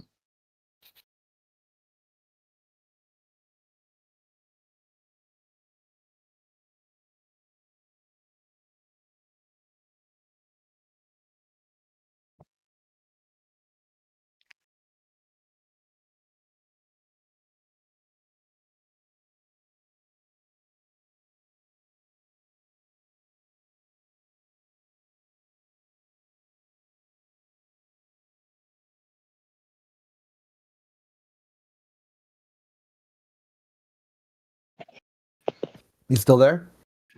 Yeah, I'm still here. Oh, okay. So what exactly? I missed it. Maybe. What do you think they? So if there's an internal critique of somebody inside NASA saying something, what does that do for the conversation? You know, it's just. I think it's good, you know, to prove something. Is he coming through? I'm not hearing him. Are you there, DJ? Or did you walk away from your mic again? Are you listening? This is good? Yeah, okay, yeah, I hear you. Yeah, okay, go ahead.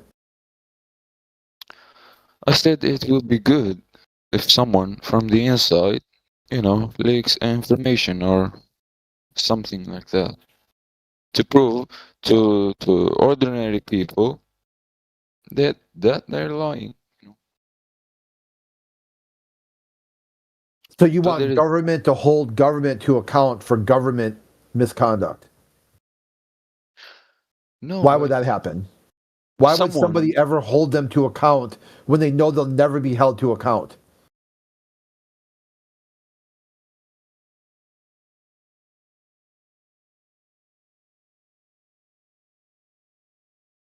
So what we can do, or what you can do to convince lots of people, in the billions of people, of the truth, or you can't. Of what? The truth of what? It seems that impossible. You can't fight these big companies and big, you know, governments. Well, I don't need to, because simple mathematics will take this down. This level of government spending is not sustainable. Some $88 million every 100 hours plus for NASA spending, that is not sustainable. Sooner or later, the system's going to collapse. This house of cards is going to come down. It's going to come down in a spectacular fashion.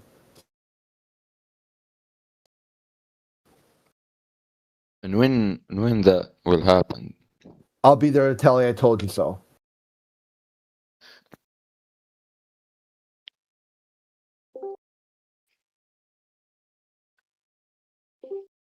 So people say, hey, flat earthers, you guys need to do something about NASA. Not at all. I just gotta sit back and watch it happen. It's gonna collapse. This is unsustainable. This level of government spending is mathematically unsustainable. And you're seeing it already happen. This new, the new director, this Jared Isaacman, had already talked about the Athena program, that he's going to rewrite NASA as nothing more than an like intellectual property and like a fundraising thing, like to give grants, a grant holding and intellectual property holding part of the government. So it's already coming down. That it's pretty much all over but the crying at this point. There isn't anything left for people to do. This idea of a manned spaceflight returning back to humanity, it's over. They can't do it. The Artemis program is out of money. It's almost 10 years over budget. Like $7 billion overfunded. I mean, they're done. At this point, they're just trying to find a way to exit. Yeah, I always had the question, like, why we're not going to the moon? They're saying now, like, no, the next station is Mars. But if we can go to the moon, why we don't go to the moon now? You know, we have more technology now. They say.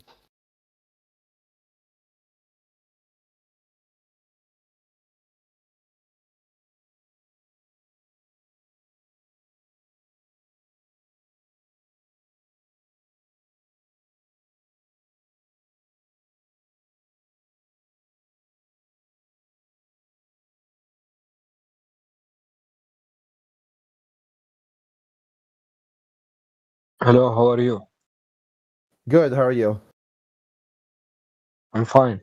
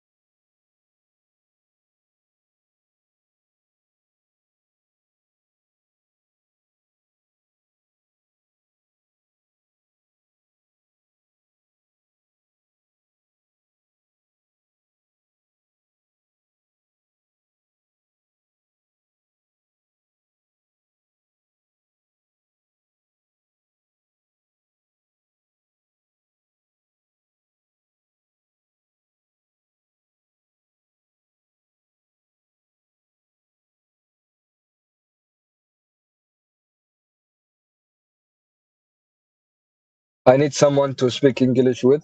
My level is A2, but I am beginner. Yeah, I'm here. What's up?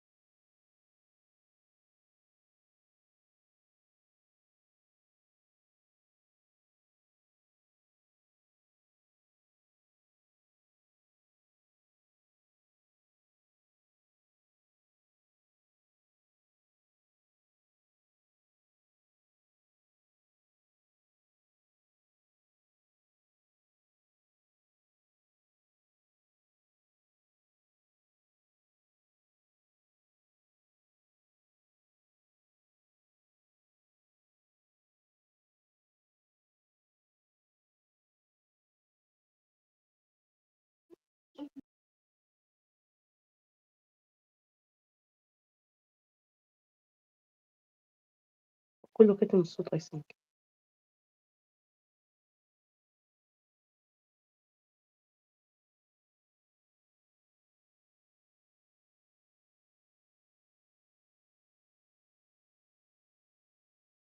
شوف كله كاتم الصوت. انت ده كله كاتم الصوت.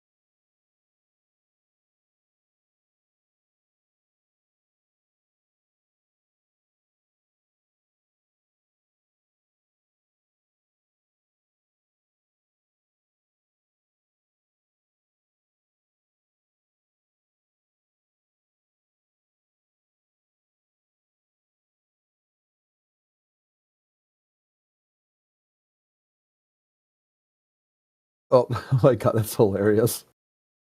All right, Amish, you there? Or no, is that Amish, right? Yeah. That is funny. Scientist, I gotta use that tomorrow.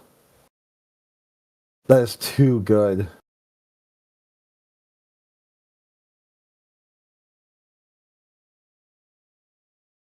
Oh, you're in text. Okay. Yeah, that's definitely top pick for science and space news tomorrow.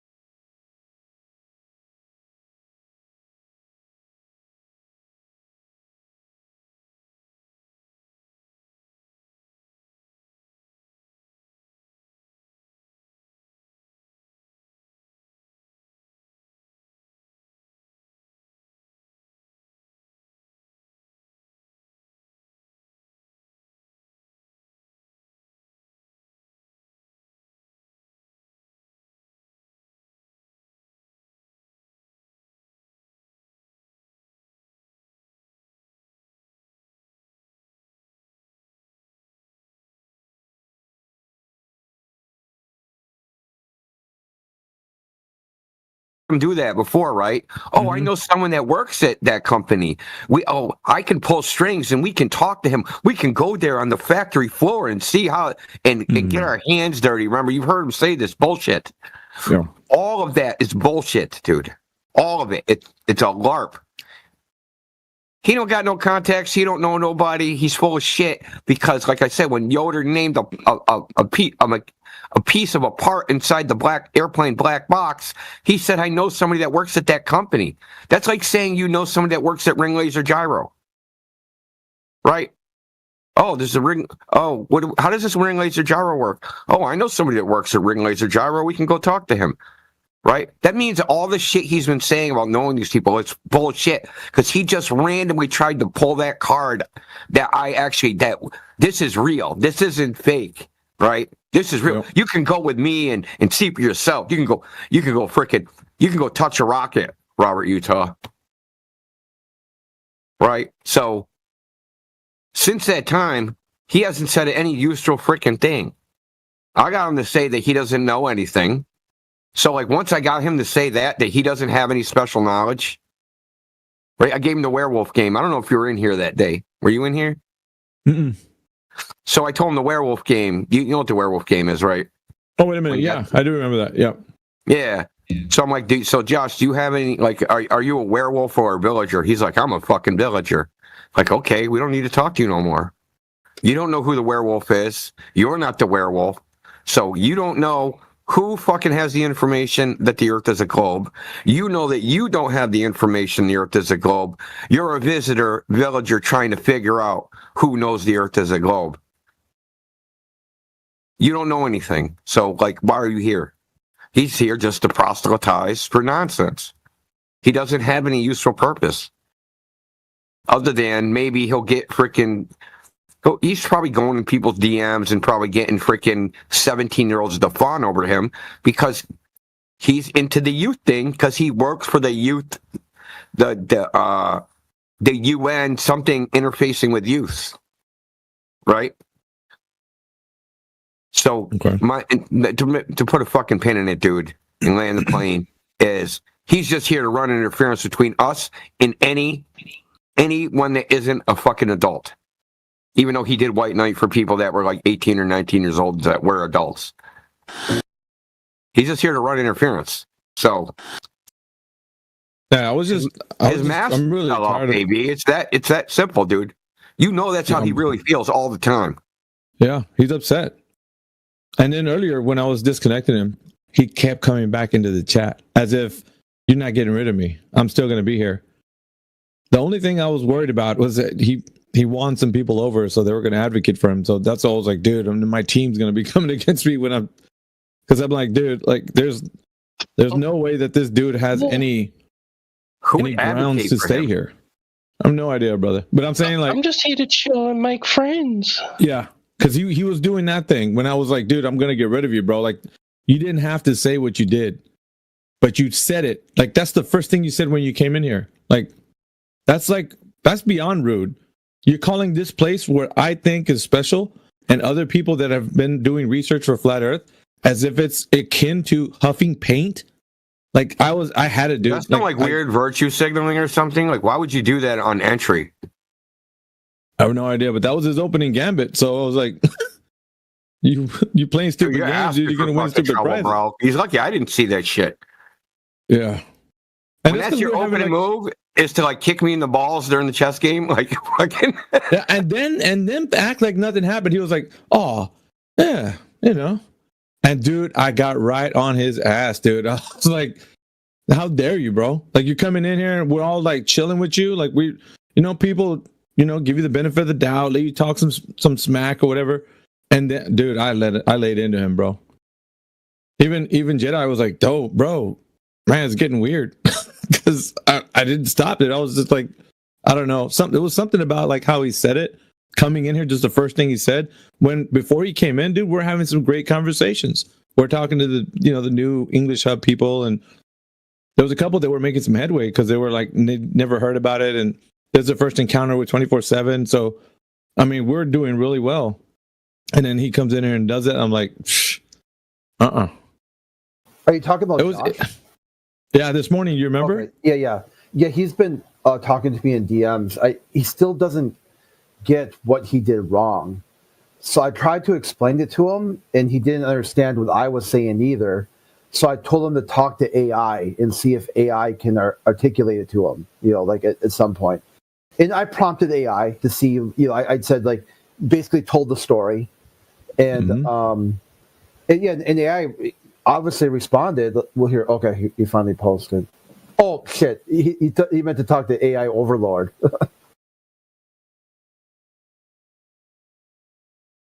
Yeah, I don't know about his advocating to be on the forum, dude. It's not it's what he did today was like his true colors of it not being beneficial for him. Like, here's my stance on it, right? I don't care if he comes in here and he works for Kuiper and Amazon and all. I don't care about that if he believes the Earth's a globe. But when he's doing those backhanded slights and coming in here and demeaning what we do, I take offense to that. And if people are going to make, hopefully but not. also demeaning in a TOS violation way. Yeah. But to me, it was more like, dude, we've extended the olive branch to you, like, to just be in here, like Matthew Learns and all them kind of guys. If for whatever reason Matthew Learns was acting that way, giving us those backhanded slights, like we wouldn't allow him to be in here. But because he's like just chilling, he doesn't really get up in arms or say anything stupid like that. I mean, nobody bothers with him. He sits there. He said he's ready to apologize. He knows what he did wrong, and he spoke out of turn. Like he basically meant it to be an analogy and not like Yeah, I mean, if you, well, it's up to you. I'm putting my foot down. I'm going to make him an example. He will be the example I make. That me personally, I actually had great conversations with him at the beginning. We were talking about the program and all that. He's the one that screwed it all up. He didn't have to go there, bro. You could have just kept it just the way it was, but he took it there. So it's like, no, because I don't really care who they are. Like, come in here believing the Earth is a globe. But when he said that, like, it's like akin to huffing paint. That's almost like all the niceness that we'd been to him to extend. Like, even though he's a glober, and some people get upset with him. I, in some cases, was like, yeah, man, it's, Josh is cool. He's just hanging out and stuff. But when he said that, I was like, that's, nah. Nope. So he can ask for forgiveness to somebody else who cares, bro, because I don't. I'm putting my foot down, bro. I will not allow him back in our forums. Any of them. We don't, here, look. I try to scroll back to when the conversation happened. Let me see if I can pull some stuff up.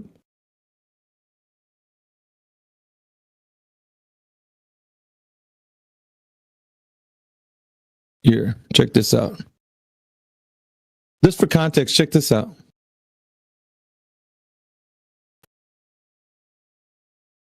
You're not going to speak in here. There's no way. You don't have a voice in our chat. That's removed. Here. Allow me to show you guys. Okay, so he can listen, but he can't type right now, or is that where you're going to go with? Okay. Yep, and he's text suppressed, so he's not going to type anything. All right, so let me post some stuff for context. Here.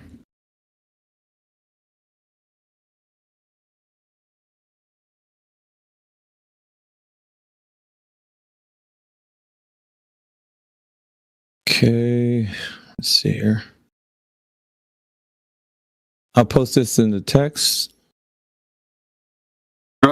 Hello, what's the topic going on? Okay, nothing. I'm discussing something with some fellas in here. Okay, I posted that, and then let me post something else. Give me a second. All right. I don't mean to take up too much of your time. It's mockery. Yep. Like, watch this. He doesn't take this seriously. Yep, watch this. Like you said. How about I got another one? Check this one out. Look that over. This is the reason why. Just to catch you guys up, it's not just some dry hate. This was earlier. Okay, so it's kind of been like escalating. Oh, dude, yeah. I don't move like this for nothing, guys. This wasn't just like, oh, AV's pissed off at this guy. He's just upset right now. He'll cool off. No, this is he's done in our forums.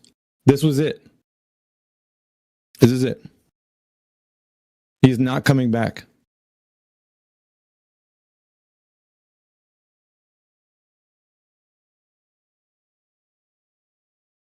There you go. It was a privilege to be here, and you squandered it. You have only yourself to blame. I mean, it's okay if he doesn't take this seriously, but he doesn't take what he doesn't take seriously, which he should, is that we take it seriously. But his whole shtick is about mocking. He sports a "It's Flat" license plate with a NASA sticker on it. It's just a big joke to him. Yeah, I mean that And it ain't to me. It's okay because that fits that sort of narrative that Gandhi had said. You know, first they ignore you, then they mock you, then they fight you, then you win. So they gotta kind of go through that process because they are on the side of like God and government. They think they have a monopoly on force and authority. So that's what they're going to go with first. Their first go-to measures are to like say you're a minority group that don't matter, and we've got a way of making you comply with the majority. And once they realize that's not going to work, and they really want to be here, and I don't know. I mean, I understand that where you're at, and today was. I mean, we got to put our foot down with TOS violations. But a lot of these guys do have a very gray subjective morality, and they don't understand TOS violations. So what if they do it again? I'm not saying don't change your mind. I'm saying as a general rule. So like, I'll put it to you like this, Crit. Me with him, there was a bit of like leeway that I was giving him because like he was doing these little backhanded slights, and I was catching on to him, and I was like, yeah, he's just being a stubborn Glober, because you know how they get when they catch all these L's every day they come in here. And when he said this was like a personal like F you to everybody in here. That's what it was. It was like a personal F you. And when people advocate for that, they're not seeing the depth of the psychology behind this guy. He's a brilliant sociopath. And people that fall for that kind of little thing that he's doing, his shtick, they seem to not see the real him. Okay? And that's fine. You don't have to. But I'm not going to allow him. When I did what I did, it frustrates him because he wants to be in here and he wants to get his way, and he's going to be in people's DMs and he's going to keep bothering people. And that's up to you guys. If you entertain him anymore in the DMs, that's up to you. But you don't have to. But I'm saying people like him, and once you get to a certain level, like the way what he did, shouldn't be allowed back. Him, I'm taking personal like that he's not coming back based on like I will say no to it every time. If it comes up to board and it's like, oh well, we talked to him and he's seen the error in his ways, I'll be like, nope. He's gonna learn his lesson. He's gonna wish that he never did that. Let's put it that way. As a matter of fact, there's other forums he can go to. He can go to GeoServer, he can go wherever he wants, just not in 24/7. Yeah, there's definitely other forums to talk about this topic. This isn't like the only one. Yep. He can make his own. He can make his own channel in another place. Call it Josh's like apologies or whatever. It doesn't really even. I don't even care. Do whatever he wants over there, but he's not gonna hang around 24/7. He can listen to us on YouTube. There's 2 YouTube channels going right now. So.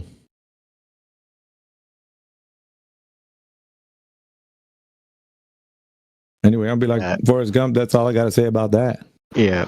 No, see, here's the thing. Well, I'm kind of stubborn in my position. I try my best to not be a massive douche, and if I come off that way, I'm actually sorry. Yeah, you're good, man. I don't know you anyway, so I don't. Everybody has like when they first come in here, like there's this back and forth that we have because people are trying to get acclimated with this like very provocative topic. So it's kind of the give and take, right? We all understand that. But when you come in here and you're persistent and you're doing backhanded slides and you're calling this forum whatever it is and you don't stop, then we put our foot down and it's like enough is enough. You've had your like little time where you know we're fighting against the information and you're upset and you just you're calling us bitches and hoes, whatever, and then we deal with that because we know that's part of the game. But beyond that, when you continue and you don't stop, I'm like, okay, dude, knock it off. Like, that's enough. You don't have to keep doing that. That's on you after that. It's on you. See, there are times that I have made backhanded slights. Most of the time, that's just how I talk. Because, again, Gen Z I try to not do that. Yeah, no, dude, it's fine. I guarantee I've been called much worse by far much better. And that didn't have any effect. Okay, you could give me your worst, no change, no effect. So you're just wasting your breath, is what I'm telling you. Right. So you can try to insult, you can try to degrade, you can try to do all these things. And at the end of the day, you'll just realize that all you did was just like spin your wheels in the mud. Right. No, because here's the thing. I don't think you guys are stupid. Right?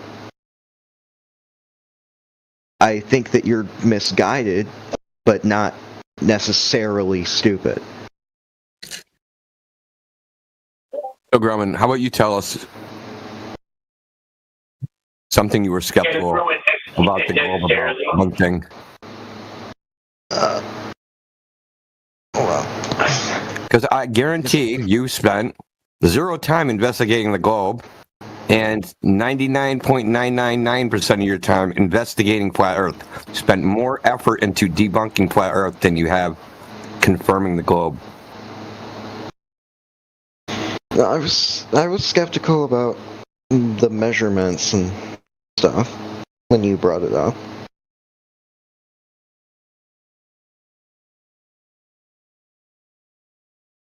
For sure.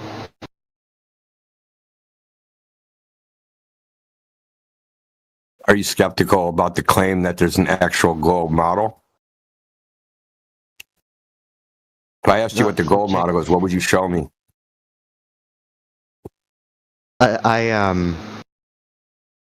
Like what do you mean, like model, like a depth? That's what I want to know. People claim a flat Earth has no model, but there's a globe model. I just want to know what the globe model actually is.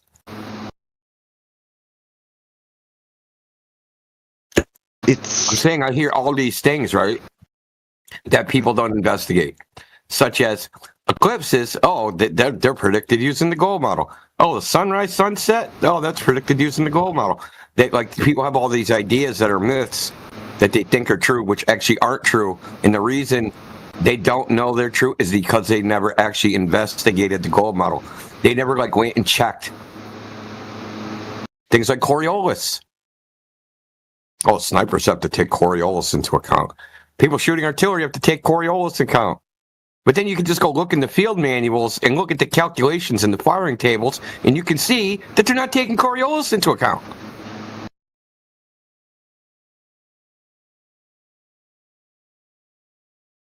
They have firing tables for Iowa class battleships or the World War II battleships with 16-inch frickin' artillery rounds. Right? Mm-hmm. Yeah, I've stood on the deck. You can look at the firing tables, and there's no Coriolis correction in the firing tables. Yep. The thing they correct most. Sometimes there will be corrections, but like the one we had looked up with like me and AI did this, the correction was like 17 centimeters. Max range, like a max range for a 155 howitzer was 17 centimeters with a weapon with a 100-meter kill radius. You're not going to use 17 centimeters. Here's another one. So that's one. The way people actually use artillery is you fire where you think it is, and then you have a forward operating observer tell you where to shoot the next one. They'll tell you you're long, you're short, and they'll have you walk it into the target. That's how it works in actual reality. Now, Kirk can confirm this, obviously. So here's another one. Things weigh different at the equator. They weigh less at the equator than the poles. Now, even Neil deGrasse Tyson has ran away from this one because that was claimed, but it's actually not true. And now they're saying it's not true because there's an bulge at the equator, there's more mass there. So that the more mass increases the gravitational acceleration that cancels out the centrifugal force of the spinning Earth. So this is the new hotness. But did anybody go check? No. So this is the problem I have with a lot of Globers is that they spend all this time on flat Earth.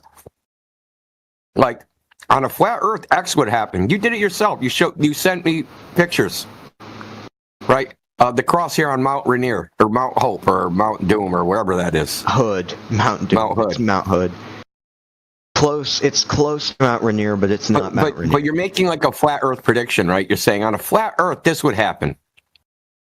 How do you know what would happen on a flat Earth? Like, where do you guys get these flat Earth predictions from? From what flat earthers have said. Should.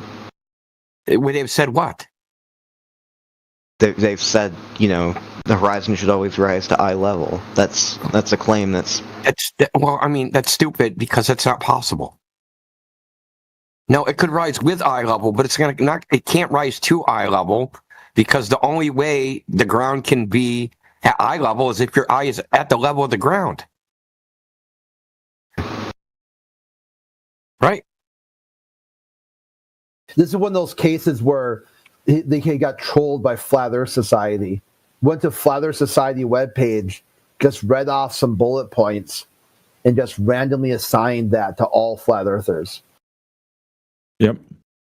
That's like going to like an anti-atheist page or like the skeptical thing, the rational.wiki, and just read off some random shit that like Hawkins or the other guy had said, blank on his name, Darth Dawkins, Richard Dawkins, and then applying that unilaterally to all atheists.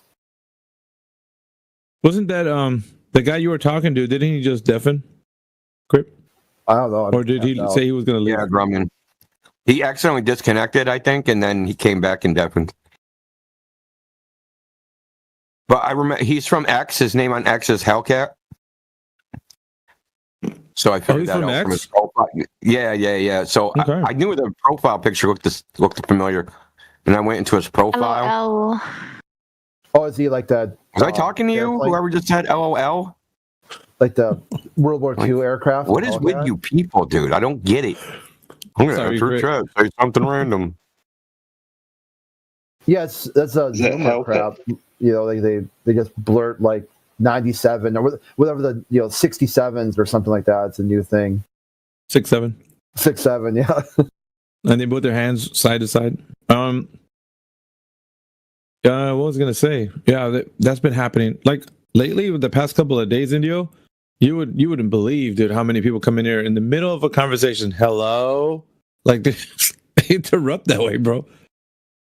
I don't know. It's just they've been doing. There's this other one where they come in with their mic open, right? They're not muted, and they're like having a conversation with like somebody in their house in a foreign language, and are not paying any attention. And you're like, "Hey, dude, mute up." They have no idea. What they're doing. That shit drives me crazy, bro. Because you just joined the chat. Now, here's a possibility, right? People in other chats are moving people in here. Mm-hmm. So they got their hot micing. They just move them in here to disrupt our chat. I never thought of that. Yeah, we should ask and see because there will be a mod log for moving. I have a suggestion, Crit. You don't know if there's any way that we can get people to come in here already muted? Like, didn't we used to do that at one time? Yeah, they have it so like if you to use like voice activated in this chat, it was disabled. But I think there was something wrong with that too. That some people were confused, where like they thought they were being muted rather than having to go to push to talk in certain channels. Huh. And that would be the big confusion to kind of get everybody on the same page. Yeah, and it turned out it's a headache. They're confused because if there's special rules for one channel, then even if you advertise it, they might not know. I see. That makes sense because then it would cause a lot of confusion. Franku, welcome.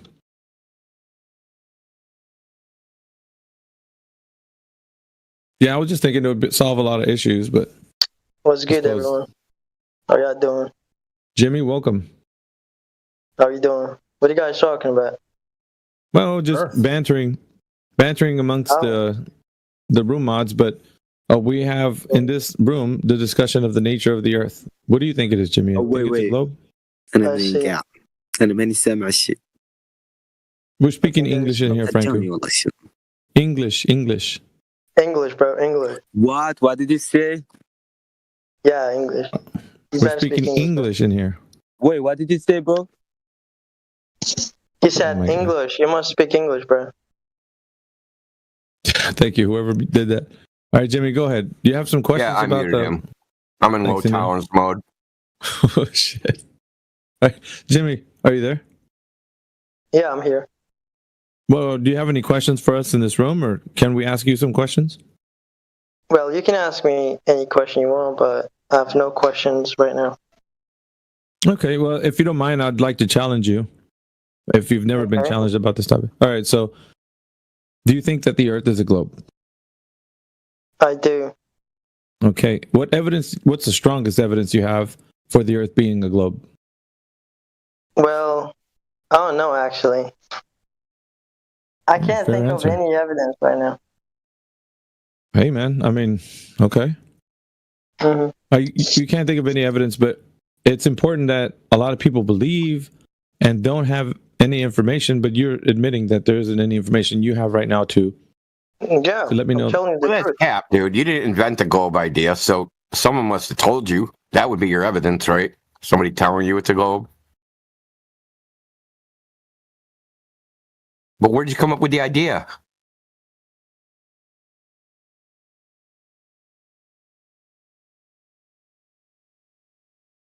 I think he sensed the low tolerance mode in your tone, so he's not. Sorry. he's stonewalling you. I just wanted to know where you're like, yeah, I believe it's a globe. You came in like a bag of pennies, bro. I don't have any evidence. Whack. Well, how'd you come up with the idea? Like, I don't get it. Do you invent it? No, he just dipped.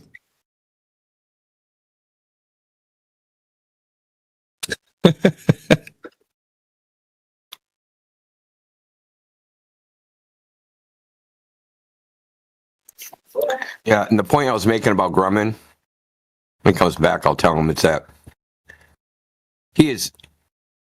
they are nowhere near skeptical about the globe as they are about flat Earth. It's not even close. It's not even a close call. And they just pretend that they're like, I'm just a neutral, unbiased observer weighing the evidence. No, you're not. Exactly, dude. It always seems like they want to portray it that way, though, don't they? So it's never that way.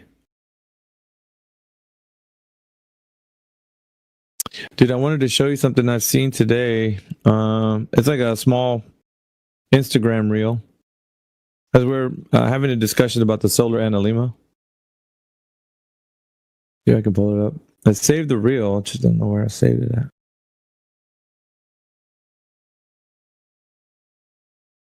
It's in here somewhere. I'm gonna get it.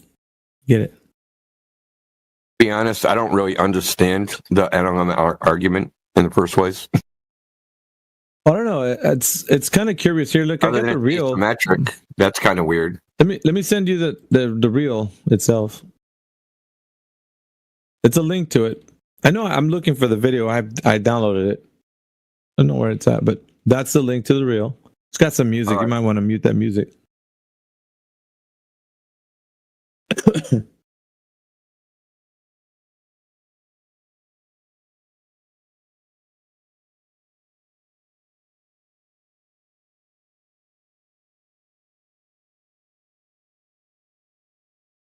Oh, you know what? I found it.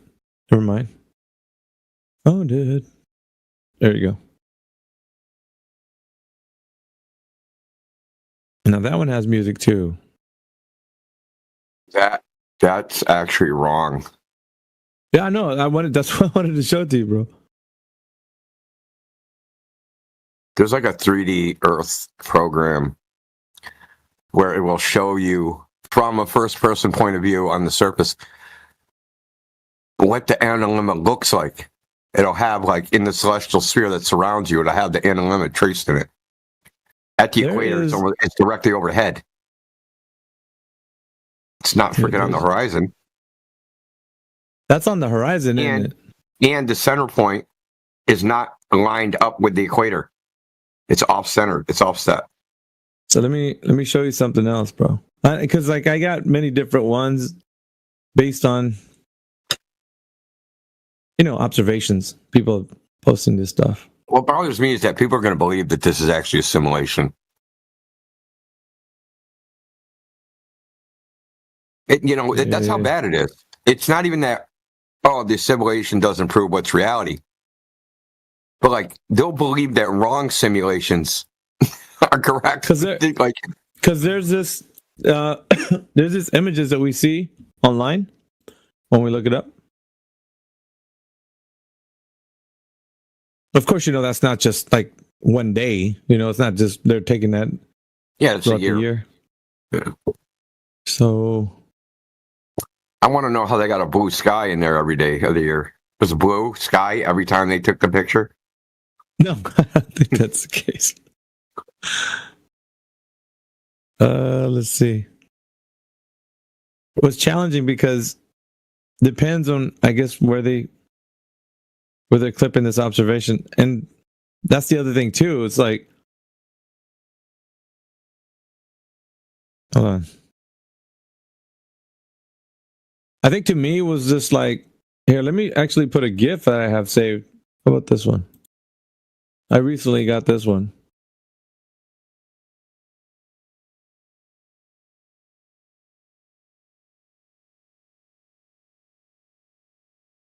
Look at that one right there, Indio.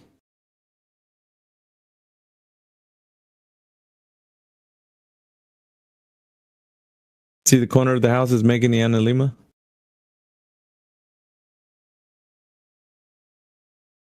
Yeah, I see that. That's dope, isn't it? That's pretty dope. So hold on, let me go and see something. Special K, do you see this one? I posted. There's a problem. There's an issue? Yeah, the month was wrong. So when it crosses that intersection, right, and when it comes back, right, and it makes the first scoop, and then it crosses the other line. I guess that was close. I just didn't see it. Yeah, that happens in August. I don't think it goes all the way to the midpoint when it comes back around. Oh wait! Yeah, no, it starts in the midpoint. Figure 8 when it crosses back over the other line. Yeah. That happens at a certain time of the year. Mm-hmm. So in one direction it crosses on one date. That should be April. Equinox, April, and then the other way when it crosses in the other direction, it's August.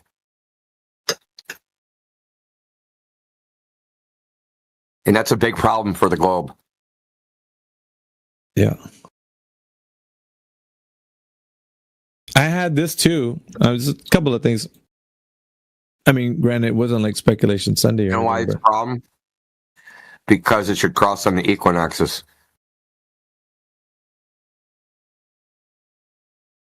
Because the season's changing, right? You're going from the sun going one direction to the other. It's going from the northern hemisphere to the southern hemisphere. So that's supposed to be happening at the equator. So when the sun's over the equator, it should be on the equinox. This is the whole thing with the equator doesn't exist. This is now the day that's the shortest day of the year is at that intersection point. Yep. And that intersection point should be the shortest day of the year on the equator, on the equinox, but it's not. And this thing should be symmetrical, but it's not. It's not. That much I do know. It's not symmetrical. But I put that GIF in there and just, I mean, where the sunlight's hitting throughout the year and how that light is like moving across the earth.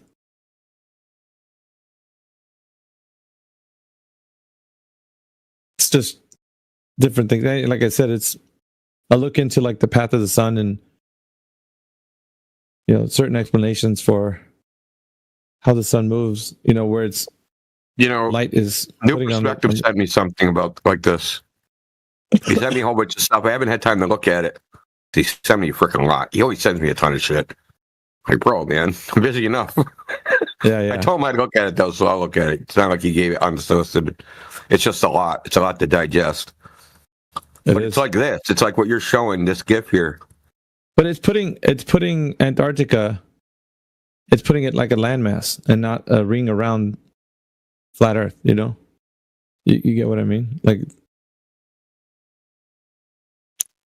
yeah, I just skimmed one of the videos and it uses this type of map. But I didn't get the chance to like hear the justification for it, but I do understand.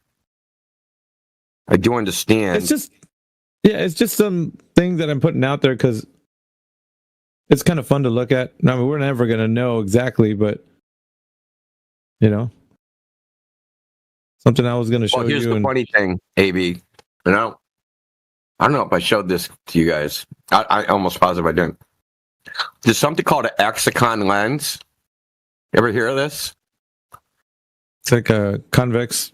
It's like lens. A lens. It's like the lens is like a cone with the top chopped off. Right? So the bottom is like a flat circle. It's got like sides, you know, it's a cylinder. And then instead of it coming to a point, it's chopped off.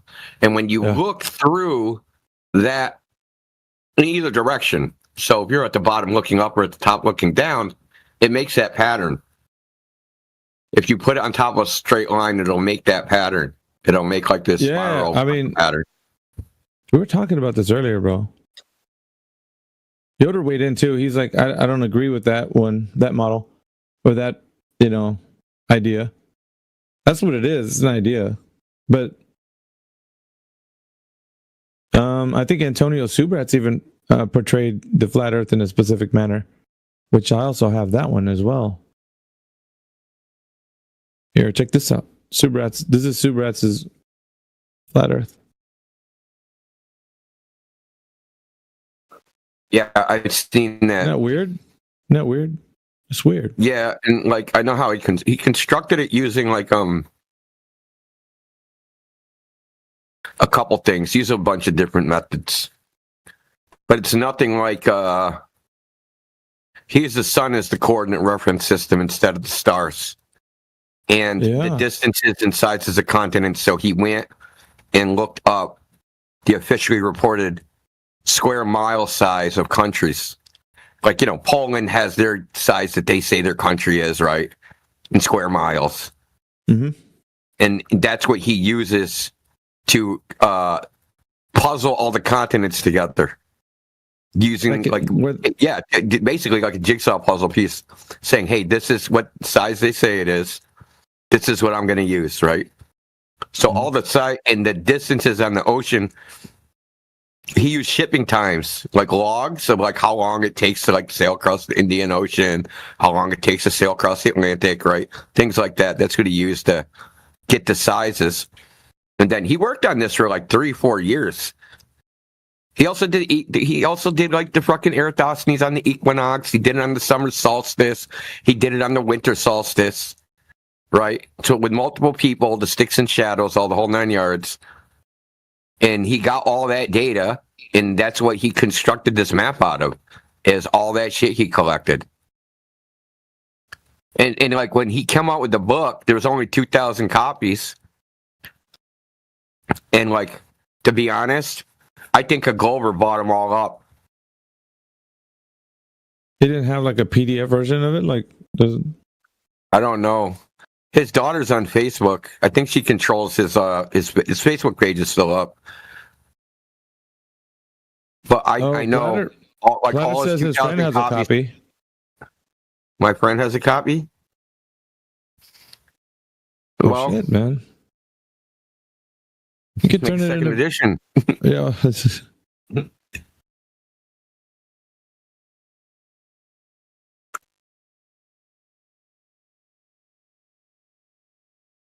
Dude, that would be great, Platter. I mean,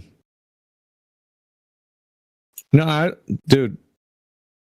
think Yoder might want a copy of that. If I'm not mistaken, Yoder, if you're listening, bro. And like, you know, the image you posted, apparently in the book are all high resolution images of these. they're lower resolution on his Patreon in the YouTube videos intentionally, so people don't, copy it, basically.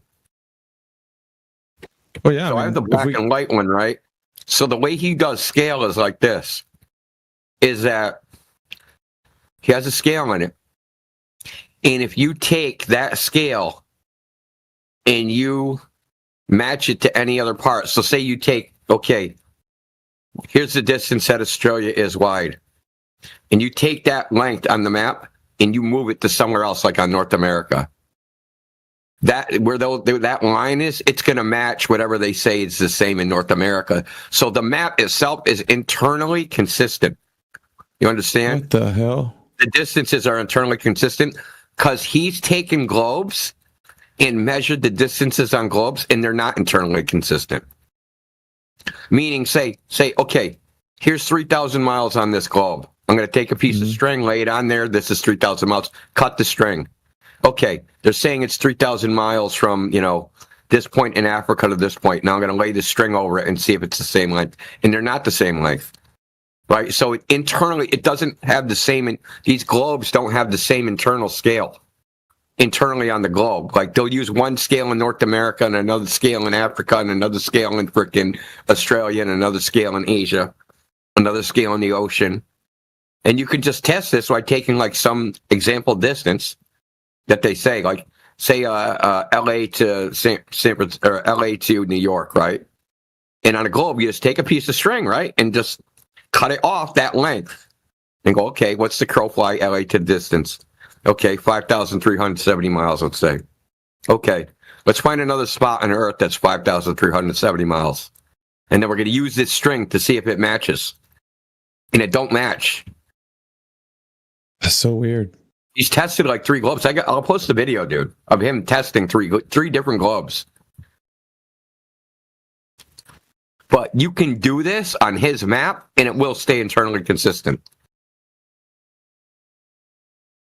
So distances, according to the way he's put everything, dude, there has to be some kind of like geometry or something. Like he's triangulation, or like, how does he know the orientation fits? He used the sun or so in some way. Because, hold on, because there has to be like. I'll show you. First of all, let me do this. The guy says this is a sad blob, New Zealand. Yeah, that's probably New Zealand, brother. Book of the Sun. Oh no, we got to bookmark that one right there. Dude. Not that link. That's not the link I want. Subrats. Oh, that might be. I want a particular one. Copy this. All I know is that when he was actually doing his shows, dude, people were like interested in like most of the things he was saying. Channel fucking link. But at the time that he was posting stuff, there was a lot of people doing that too. So the internet was filled with like more information about flat Earth. So he was at the boom of flat Earth. He was right at the boom of it. Okay, so this video he tests 3 globes. Let me get something off this Patreon.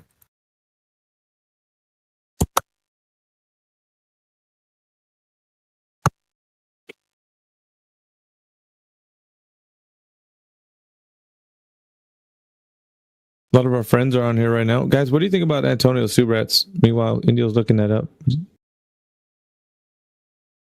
Anybody watch him? Anybody seen his content?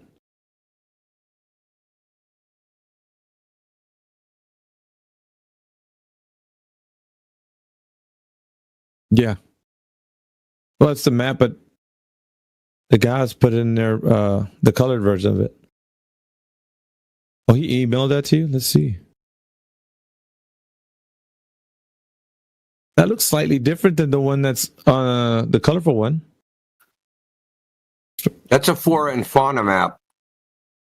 So the flora and fauna, there's a weird dividing line, and the Australian guys can probably confirm this. There's a weird dividing line in Micronesia, right? That everything south of it is like completely different, weird fucking species. So here's one. This is the one I want to get to. So Holy this smoke. is how he set up it. You see what I just posted? These are the longitude lines. So what he did, based upon the experiments he did, doing Eratosthenes stuff and making a gnomon and finding true north and then marking the solar noon, all these locations during the equinox, during freaking 2 solstices, right? What he did was he figured out the time it was noon in all these places based upon what he did when it's actually solar noon. Now, how do you know when it's solar noon, right? Well, if you have a stick and you have a shadow, when the shadow is the shortest, that's solar noon, right? Makes sense, right? Yeah. So that's what he did. He had a 24-hour live stream where people joined a hangout, filmed their gnomon and filmed all their stuff, right?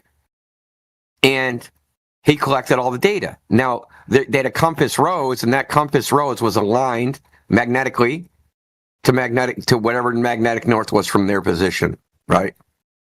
So what he has a direction, and he has a time, right? And the gnomon, the size of the gnomon, they were standardized. They use a standard nail that you can get anywhere, right? So everybody's shadow length's the same. And they had a printout, like a PDF you could download and print the compass rose. So that's all the same.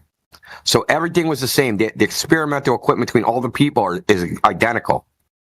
And they take the identical data. And there was one other thing they collected, which I think is, I don't know how he ended up using this data, but it's pretty ingenious. How long it stayed solar noon. Right? Was solar noon 3 minutes? Was it 4 minutes? And you figure it out by when does the shadow start getting longer again? Right? It gets smaller, smaller, smaller. It's the shortest. You time how long it's at that shortest point. Then when it starts getting bigger again, that's how you mark how long solar noon was. And solar noon varied. Some people was 3 minutes. Some people was 7 minutes. Some people was like 50 seconds. So he used all this to create that longitude map. Now, I don't know how he did it. Maybe it's in the book on how he did it. I don't know. He wouldn't reveal how he did it because he didn't want people to steal his information. He was really protective. And I know, protective to the point of being paranoid. But now look what happened, right? Yeah. Is he recent events? I just think of recent events with a book. Was he being paranoid? Nope. Dude, so what do you mean? So that information, it died with him? It just, nobody's going to know? Or does the book tell? So I have, actually, no, I don't have them anymore. I had the solstices videos.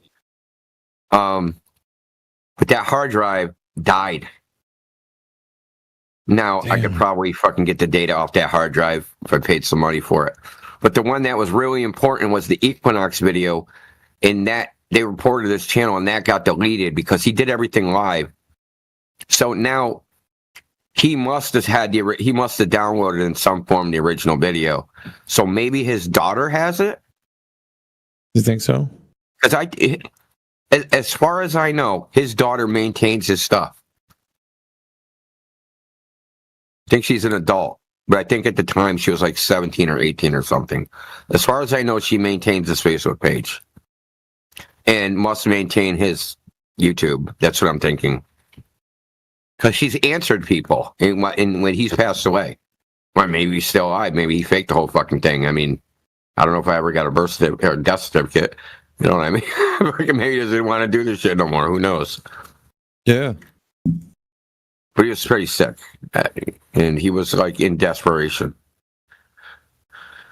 The point is that he was very protective of how he made the book and the data he used. So, and I don't blame him in light of what's happened with Nathan and that debacle, right?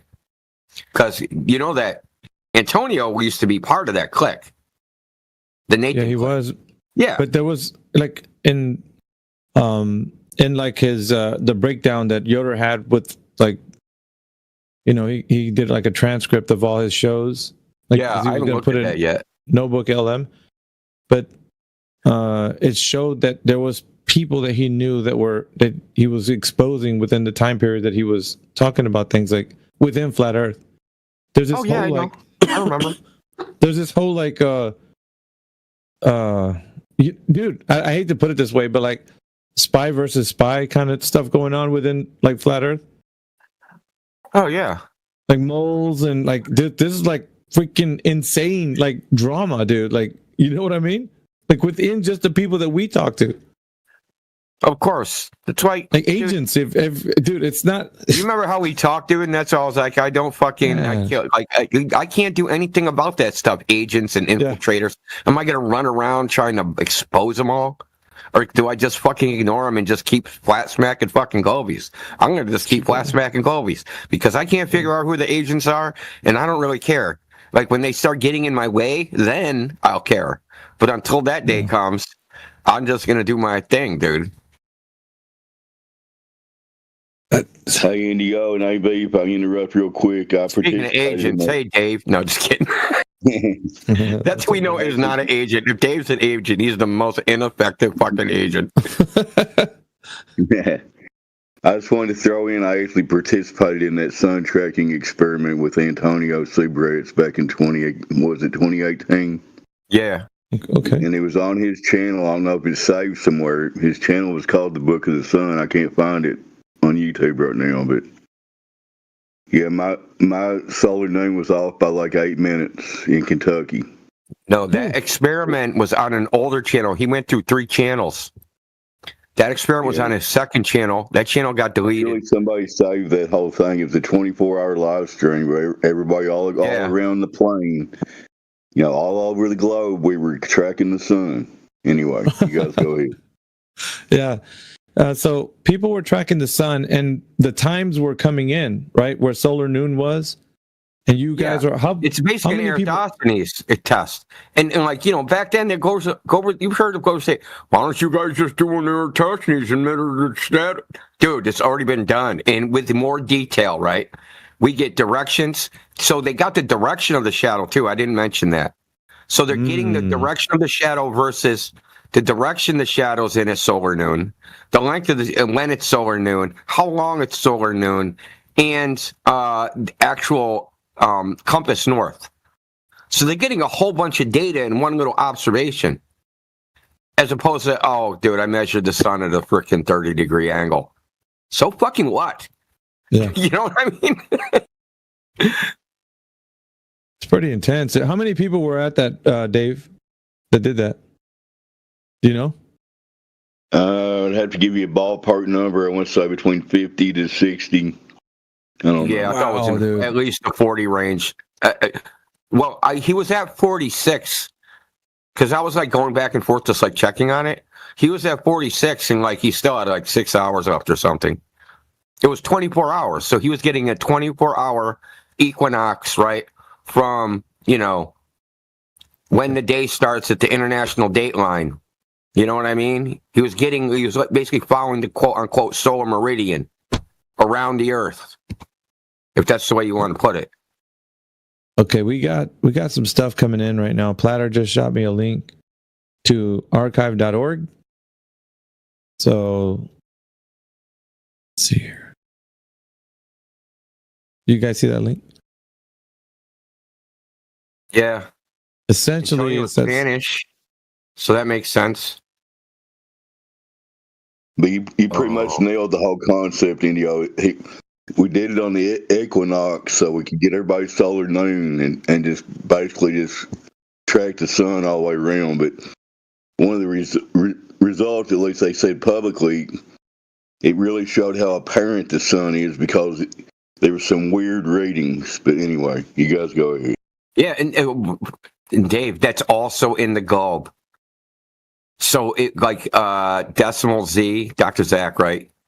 And QNP, as a matter of fact, demonstrated this by making a 3D model of a globe and getting the solar angles off the surface, the azimuth and elevation, and trying to intersect them. And they don't make any sense. Some intersected behind the observer. It's a train wreck. It's a fucking train wreck.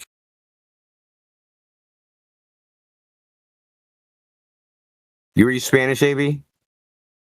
Yeah, I'm looking through it right now, actually. Well, I mean, so for people that don't read Spanish, right? You can download the PDF and use an AI to convert it into English. It'll do it. Oh yeah, Or you yeah, can absolutely, take a text absolutely. file, one of the text files, and do it. Actually, I'm going to do that right now. Fucking shout out Platter. Good looks, man. Yeah, I'm telling you, dude, Platter's coming in. Like that's the one you were looking for, yeah? Oh hell yeah, yeah. Yeah, guys, you should bookmark this one right here because the YouTube's still up. So this is what we were talking about right now. Because that's in Spanish, you got to change the platos. What? Platos. How you say platter in Spanish? Platos. That's why, yeah. that's why Platter never talks. He's too busy looking up all the good information. Huh? What's up, Timbo? Hey, I was going to say hello to you before, but the conversation was going. Yeah, man. Welcome back, man. She's Still maintaining, flat, man. She's Yeah, of maintaining course, his YouTube, yeah. She's still maintaining his YouTube I think so. Yes. because there's 26,900 subscribers there. That's nothing to sneeze at. I man. never look at people's subs. I can't believe he had that many subs. As a matter of fact, I just didn't. Dude, man, I'm telling you, like this is hot. 6 years ago, bro. 6 years ago. Dude, me and Yoder were talking about this like 3 days ago. That like we were talking about the Notebook LM. We were talking about Antonio and like all the stuff he has, and it's like he would only do live streams. In the streams, like he would do segments in that live streams, but they're like self-contained segments, meaning there was no theme to the whole screen. He'd be like, "Okay, I got this thing. Hey, I'm going to show all this stuff to you. I'll make a little presentation about it." And then he'd go to something else that would be completely unrelated to that, right? But that little segment would like refer to some other freaking live stream that he had made like 3 or 4 months. And the idea behind the Notebook LM is trying to piece all these random, like the information is scattered, like jigsaw, like scattered. It's like you took the jigsaw puzzle and just smashed it on the ground, right? And you're trying to put it back together. And it was only like fit together in his mind, right? And unless you watched every freaking minute of everything he did, you couldn't actually like get the big picture that he had. You know what I mean? Mm-hmm. He had a really big picture view of all the maps and the shipping and shipping times and a lot of stuff. I've gotten a lot of stuff from him, namely like the circumnavigation of Antarctica being way too slow for what they say is how big they say it is. A lot of stuff. The other one. Now there's a whole bunch of shit he's done. I mean, I have questions, right? I mean, he's not going to be around to answer these, but whether or not they discuss this on their video, I'm yet to see. But if you're going, there's a station in Antarctica. There would be a travel discrepancy from Australia to Antarctica, wouldn't there be? Look at how it looks here. Oh yeah. You have issues all over the place. I don't know what that map is of. I don't think he's saying that's not the map where he says what the Earth quote unquote looks like. I'll give you that. It's the same thing.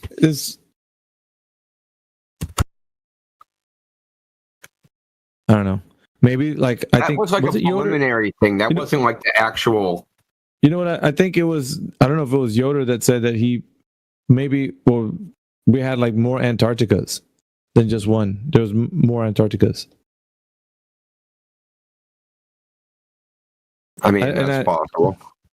Well, you know, because that other place would be considered in Antarctica, and then the other one would be too. But then, I don't know, man. Like, I don't know how this works because it'd have to work. Our concept of where things are in our mind is based on a map. You know that, right? Like, that's how we perceive the Earth as a world map. We're trying to place things in our mind where they should be. And I think that's why we're getting this wrong. Even now. Yeah, but it's like, even should now. be. It's like, but that's where it comes into the coordinate system. Should be relative to what? Yeah, exactly that, man. That's what I'm like. That's where I'm hung up. It's like, what are we basing it off of? Like the path of the sun, like the stars. Like Well, that's the thing. Like I know you've heard me say there's 3 different coordinate systems that are in use now. There's the magnetic coordinate system. There's the stars, and there's the sun.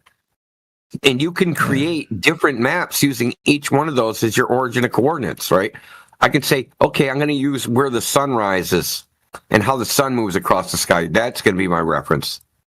And I can make a whole map based upon that. Go around the world, look at the sun, see where it is, and make a whole map based upon that. Where the sun is my reference. Or I can use the stars, and then we got the latitude and longitude. Or we can use the I'll throw in one thing real quick. Hold on, let me finish. Or we can use the compass. And I don't know if you've seen the map Yoder has shown with the magnetic north-south lines, the magnetic meridians, and then you get a map that looks like that. Yeah. So as far as what does it look like, they're really like, I don't freaking know. What I was going to throw in, I remember, but I had to go back and look at when he put out his final map of what he's saying it all looked like. He didn't claim anything about Antarctica. Now, I could be wrong. Somebody correct me. Yeah, I might be able to help. Go ahead. What's up? Hey, I might be able to help. What's going on? What's your position? Okay, so did you follow Subratz's content? First of all, because we're Right. Yeah, I was watching him ever since he was on. But let me say something about what you were just talking about, which might help even more than what Subaratz had to say. You said relative to what? Like, how are we keeping it all, what's everything relative to? Yeah, cohesive. And, the prime meridian is kind of a thing that you can go by as far as what's relative, everything relative to the prime meridian. But I just sent like 3 short clips of a video I'm putting together to anybody I knew in here. And if I forgot anybody, DM me. But I sent some DMs of unlisted cuts of my sessions with E1. I know Dave Hinkle remembers E1. And he's been figuring shit out for a long time. And what he seems to have figured out is they actually, well, you can say they moved the prime meridian, but actually what they did is they moved the continents. They shifted the continents by 33 degrees, no less. And the prime meridian should actually be right over Egypt instead of over Greenwich. Is this a question coming up? Hold on. When did they do this? Dave, when did they do this? When the Admiralty took over, and it was all about creating the Graticule, and they put out their, royal decree about nobody can make maps or you'd be fined and all that kind of shit. Yeah, so are you aware of the hold on, I just want to bring this up. A lot of people aren't aware of this. So when they did the North American Datum 1927, they started from a central point, meaning they did use that one point, the astronomical coordinates to get its latitude and longitude, but then that's all they did, right? They surveyed out from there using that as the reference point. Now, when they switched from the NAD 83, which is the WGS 84 ellipsoid, they compared the two, okay? And all the benchmark markers, the markers that the USGS has stamped everywhere, stamped into the ground, they were all off systemically. So there's like a systemic error that started like in the Ohio River Valley. And then the benchmarks were too far apart or were too close together going east and getting closer together, right? So it isn't just like, they're 10 meters too close together. It was like 10 meters too close together, but after 100 miles or 20 meters, and then 200 miles or 30 meters too close. And going out west, it was the opposite, right? So it isn't just like, hey, there's like a slight deviation. It's the deviation increases as you get further away from this, wherever, Ohio River Valley. The point is that instead of moving the markers to the correct coordinate, they just changed the number. Of course. They just changed where it said latitude and longitude. They stamped a different number in the top of it. Yep. And that's kind of like reminds me what you just described of them moving the meridian. All they just got to do is stamp a different number. They don't even have to move anything. Yep. And if it's just 33 degrees off, I think that's where the 33 comes from, actually, as well as for other reasons. But if it's just 30 degrees or 33 degrees off, you're not going to notice that much difference as far as like just the circling of the stars, but you're going to notice a difference with the sun's timing with the stars. It doesn't rise in the right constellation. So you're getting a 90-degree thing for a flat Earth that doesn't seem right, or just in general, it should be 90 degrees when it's globe or flat. It should be 60 degrees. And when you move the prime meridian back over the Great Pyramid in Egypt, the reason the Great Pyramid was built there was probably because of this, because they're starting the time there. And the sun then, the position of the sun then times up with everything the way it always did or should. And that's probably where Antonio's getting his weird readings from people from too. Yeah, I mean that's possible. I mean, if you look at the graphic, like his longitudes, they're twisted. You see what I'm saying? Like that twisting could happen for all sorts of reasons. Was he using an AE map? Or no, he constructed this from scratch. This isn't an AE map. Did he have one pole or two poles? I don't know how he constructed this exactly. I haven't read the book. It looks. Platter posted it in the chat. So Antonio, like when he was writing the book, he wouldn't tell anybody how he was doing it because he didn't want. I mean, you know what's happening right now. He didn't want the thing to happen that's happening with other people in their books. So he didn't want that to happen to him way back then. So he didn't tell anybody how he created the map, other than very vague generalities.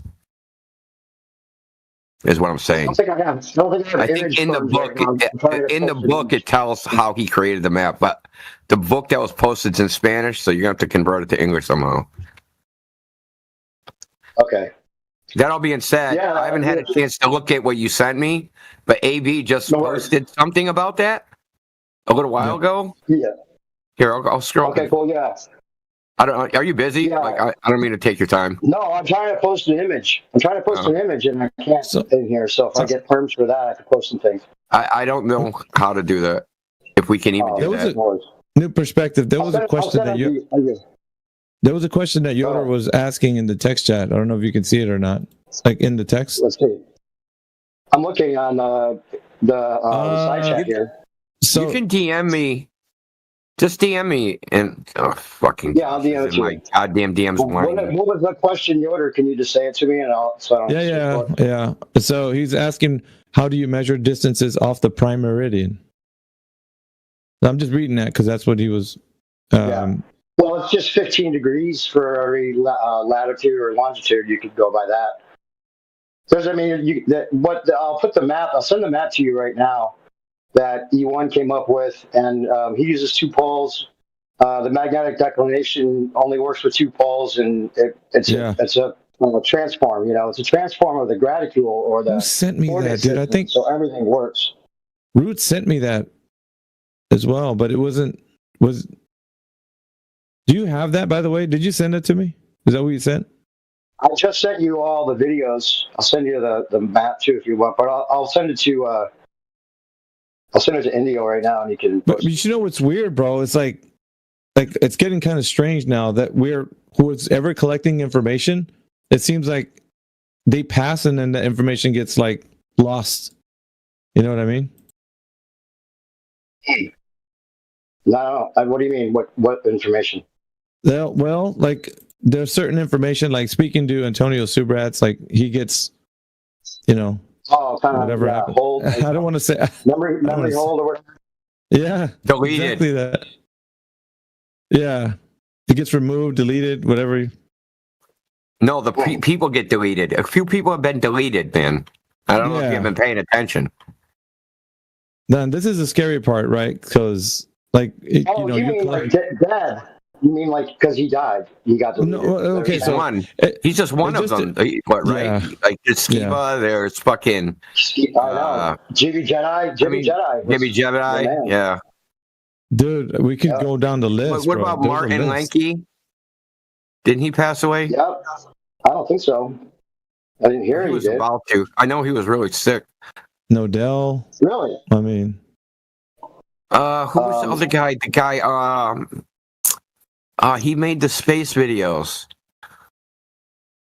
He made, oh my God, I can't remember the name. He did a bunch of videos about he made the Faking Space series.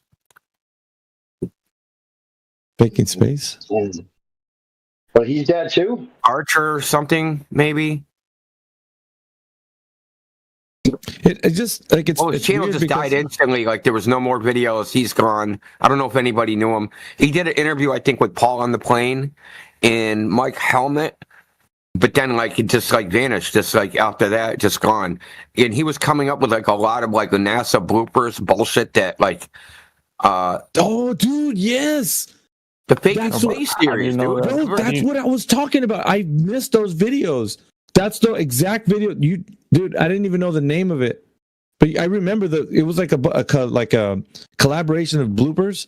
Like ISS bloopers and that. Can you share it in the chat? Dude, it was everything. It was everything, not just bloopers, but camera, digital files, pre-render, shit they used to make fucking globes, all sorts of shit, dude. I know that's true. But that's weird, right? So you mentioned that, bro. That's so crazy. Yeah, I sent you the map, Indio, and I sent you his map layout. I'm redoing that. It's going to look a little different. It's the same That's thing, funny. This same is part. just what AB was showing, man. What the fuck? Yeah. I'll post them both. Yeah, and I also sent you the GIF with how the light works, with the light spread for the sun. Now, there's people that might disagree with that because they're still kind of like, yeah, dude. Sure, of course. Look, no map is objectively true. No map is objectively true. We can say that for sure, right? All of us can agree on that. And so, some maps are better than others. I'm partial to this one, though. New perspective. Who came up with this? That's fine. This is E1. He's in the videos that I sent you. I'm doing sessions of interviews with him about what he came up with.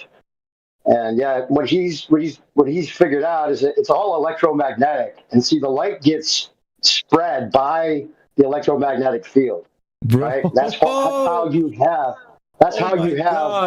enough light everywhere. So I made this GIF, and it just goes 2 times around each place. But it'd be 182 days, 182 days in the north, 182 days in the south. I'll post the explanation for this so people can actually get exactly what this is supposed to be. Does that correct for the missing day, like in the Gregorian calendar?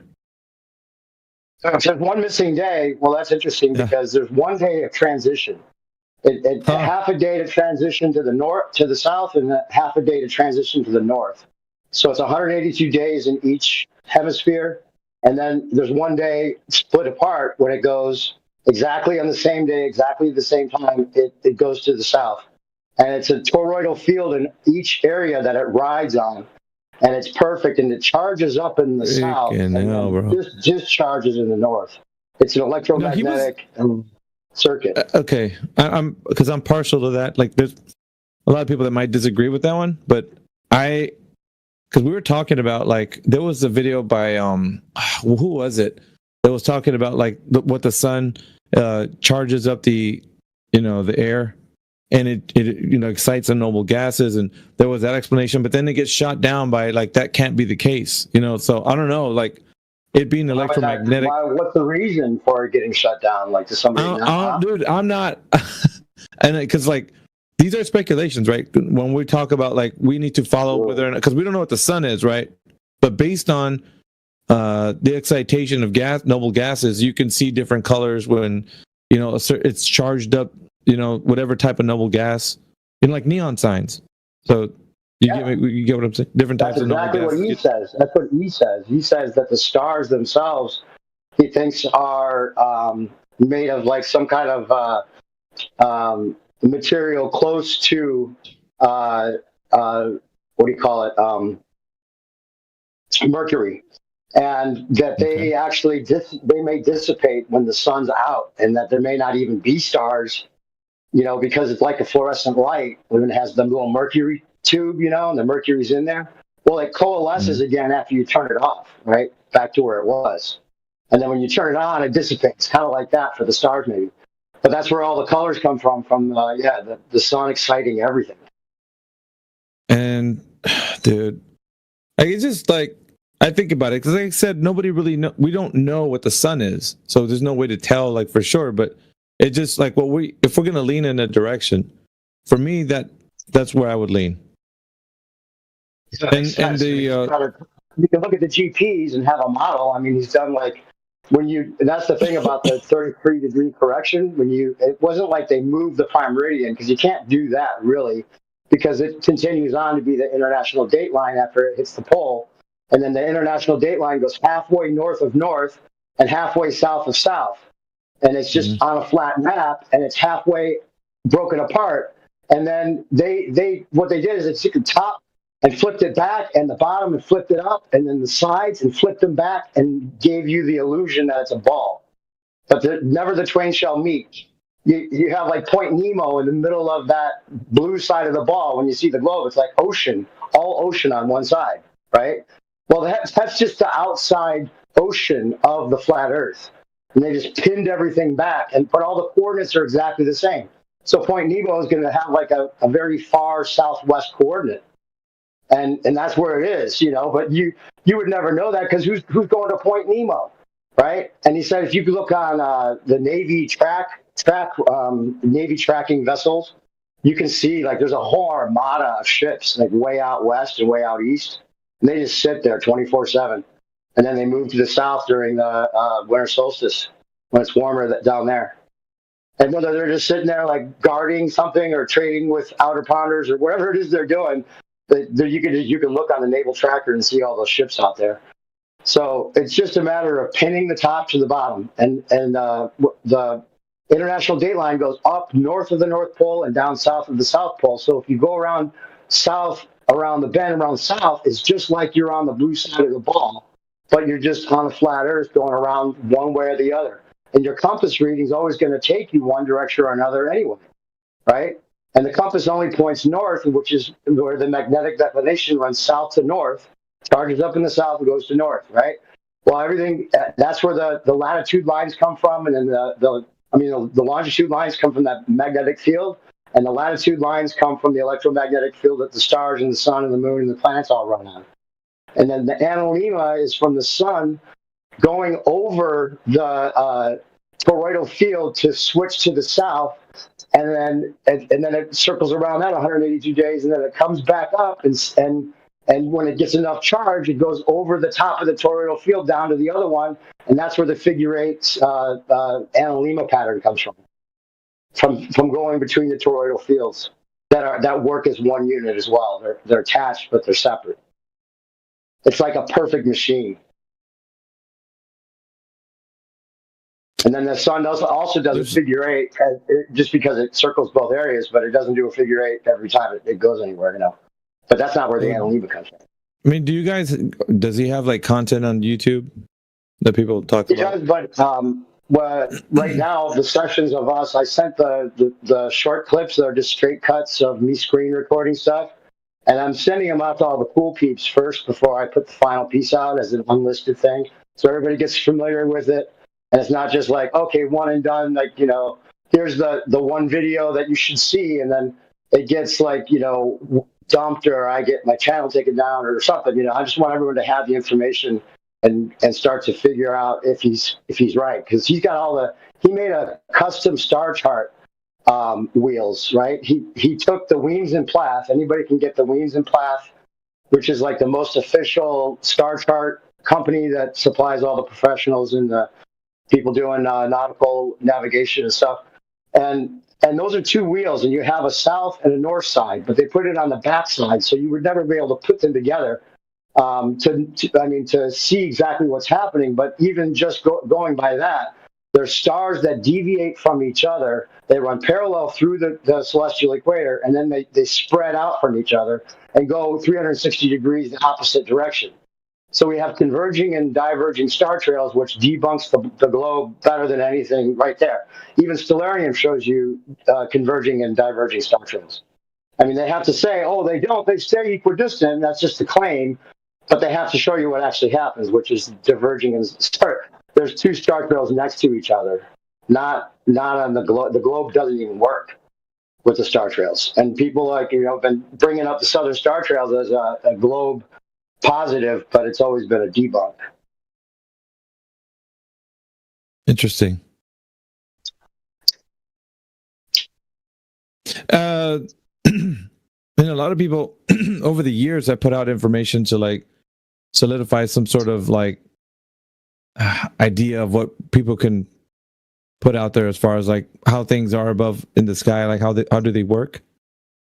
And it just, I don't know, people can say whatever they want. It's just like, when we have conversations in this channel, we're trying to ground people in truth and such, but you guys are doing work in another type of conversation with people looking into like, how the heavens move and how they could if the earth is a horizontal plane with the stars moving around, and you're trying to attach kind of like a model with this, which is what I'm saying that you guys, how big is your group, by the way? New Perspective, you and Ewan?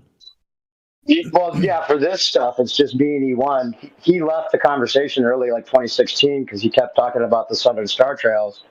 And, all the flat earthers would say is stars move east to west, stars move east to west, which is true. I mean, through the celestial equator, but it wasn't enough because there's a whole lot of people that are, attached to the AE map or thinking that the stars are a parabolic reflection or just a part of your personal dome. And even a lot of ancient maps seem to show that it looks like it's one circle, but that could be because they didn't go to the south. They didn't need the south. They didn't travel there. They were, geocentric, and they wanted everything to revolve around them for whatever reasons.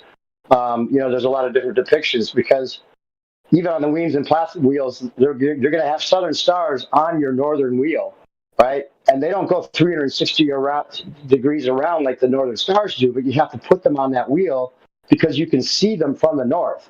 So if you're plotting, you're going to see some of those southern stars, and they're going to look like they're running parallel with the stars you're looking at.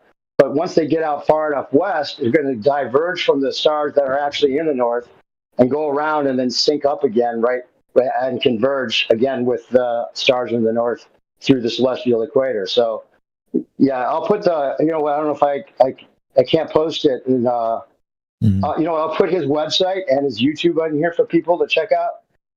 Which they don't include like the video that I'm putting together of our interviews, but I sent you the unlisted links to check out. In the meantime, do you welcome people that disagree with the perspective that you and Ewan have been talking about? Like, I think in this particular matter, there should be a lot of disagreement. On the reason. It would depend on the reason, because all he's doing is looking at data. He went to the Nautical Almanac and did all the equations and knows how to plot the stars. And there's a whole, you have to use the scientific calculator to figure out this stuff and get your amplitude. And he did the work to figure out how the stars work and how you figure out your plotting positions. So if someone has a disagreement, they could go and do the work themselves and then tell him why he's wrong. But he just, wanted to know how it works. And he seems to have figured out the way that the sun and the moon and the stars all coordinate with the right amount of time for direct sunlight in each area. Oh, what I was getting to was that they didn't move the prime meridian. They moved the continents, shifted the continents. So that's what brings up the two-pole graticule transform that people have problems with, because the sun wouldn't get enough direct sunlight on New Zealand and Australia and some of these other areas. So even with the electromagnetic pull of the light, it wouldn't work out quite right until you do that 33-degree correction. And then there's a lot of other things that come into play with the Great Pyramid and then the alignment to other ancient monuments that seem to be also built there for the exact reason that we're talking about. Kind of the sacred geometry all lines up and everything. Interesting. All right, if people have technical, he'd like to know anything. He would like people to take his information and build on it, or be better than him, or even find things that are wrong, because he doesn't want to be wrong. It's not like I just want to make it work for my theory. It's not just his theory. He's just trying to figure out how it works, technically. Here's his YouTube page. Put that in the chat, and I'll also put his website. I mean, people can look at it if they want. Yeah. What do you guys think? It's just, I feel like just taking you'll have to watch the videos. You'll have to just watch the videos. That would be the best way to go, is watch those and talk about it. I'll come back or DM me back and give me any inputs or suggestions or questions. And it's not complete from what I sent. It's just snippets so you get the idea, and there's a lot more to it. Yeah, I mean, but people have problems with the travel times from like Hawaii to New Zealand. It's just a coordinate system. It's the exact same thing. So there's no real way to debunk it if it's a coordinate system transform and it's got two poles. It's just like the globe but flat Earth, which is what they don't want. They don't want this at all. The ballers hate it. In fact, when I post this shit, they start talking the AE map up and giving it props and saying, "Oh, the AE map's the only way it could work." Like, okay, yeah, that's right, yeah. Well, you're fighting against you're fighting against people who have been like told that this is the only way that it can happen. So for a long time, because I think back in 2015, when this actually got legs, Flat Earth really got going on social media, that seemed to be the most dominant look for Flat Earth. For the one that actually took over from, I think there was like the Pac-Man model and that sort of thing. So we have like a lot of people that were like bandwagon with this idea with the AE map. So you have people that have been trying to figure out what map, model or whatever. So yeah. Well, it seems like this is like too in your face, like obvious when you look at it. You're like, oh, it looks like a globe. You're like, oh shit, no wonder they looked at that and saw that it's an electromagnetic field. And that's why the lines curve like a globe, because that's the way electromagnetic field lines work, right? So those are real lines for the latitude and longitude. It's based on the electromagnetic or magnetic fields. That's why the lines look like that. New perspective. Can I ask you a question? Sure. Just to challenge you. How did they figure out what the magnetic field lines in relation to, like, how anybody can figure them out? Like, how do they know what direction they are and how they bend, and like what was the research behind that? Do you know? The compass is the magnetic field lines, right? It goes north to south. Yeah. You can follow along the way the compass makes it go. I get that much, but what I'm saying is, like, who figured it out and how do they know that's the exact way that they look? Like in an overall kind of like a worldview perspective, because there's this kind of idea that we have these magnetic field lines in the ways that they are. So the deeper question, right? Because I don't know if you know what I mean. Like magnetic field lines. Okay, so for on here on Earth, you have the North and the South Pole with the magnetic field lines that are the longitude lines that go straight from pole to pole. Now, those aren't real lines, in quotes, right? They're not real, but you just divide up the magnetic field into 15 degree increments. It's not like there's a real line that's on the ground that you can like mark and say this is 15 degrees from this line. It's just that's the way the field works, right? It bows out and then converges back in at the poles. So it's just that one kind of imaginary, but for the latitude lines, those are the star lines, or those are the star circles. And those are, you could call them real because we see the circles in the sky, right? We see the stars circling in two different circles in the south, counterclockwise in the south and clockwise in the north. Those are things you can actually just observe. So that's where those lines come from.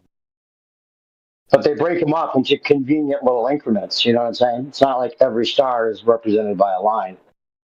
They use like 56 stars for their navigation, and that's what they used for the look of the latitude lines. But those aren't like real lines either. It's just a way of conveniently marking so that when you look at the stars, you can figure out where you are on the Earth, in relation to your latitude and the star that you're looking at and plotting for. So it's like a very useful way of using the stars. How would you go about figuring out whether or not that would be the correct path of the sun? Like, that's a great way to. One of the things, you look at the GPS, right? The GPS aren't hard to figure out. Like something like Antonio was doing, where you have all the people that are looking at their solar noon, and this is what they see. They say they've figured out. You can look up the the almanac and the GPS of the sun and all that. And he was cross-checking his stuff with the GPS and with GPS and stuff. And he's like, well, unless GPS is off, it seems to be about where it should be, So he's not claiming it's 100% accurate and would like to be able to make sure that it is. But it's accurate enough that we have a model, in quotes. A model is just a model. It's not the territory. But at least we know this. If I was in America looking at a star, and you use his custom star chart, then somebody in Australia could be looking up at the star they're looking at, and we could see if it syncs up with the way he's got the stars plotted. That would be a way to falsify it. What was the map that he was using underneath the that GIF that you proposed? The one with the dual hole? That's like that's the it's like a two. He came up like what they show pole graticule transform that anyone can see. It's there's a lot of different names for them.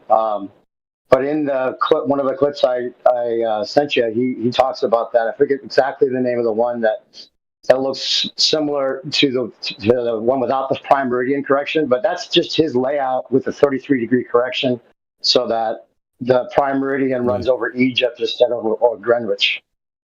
So I sent you some other things you could post to India. Okay. I mean, I'm just listening to that, man.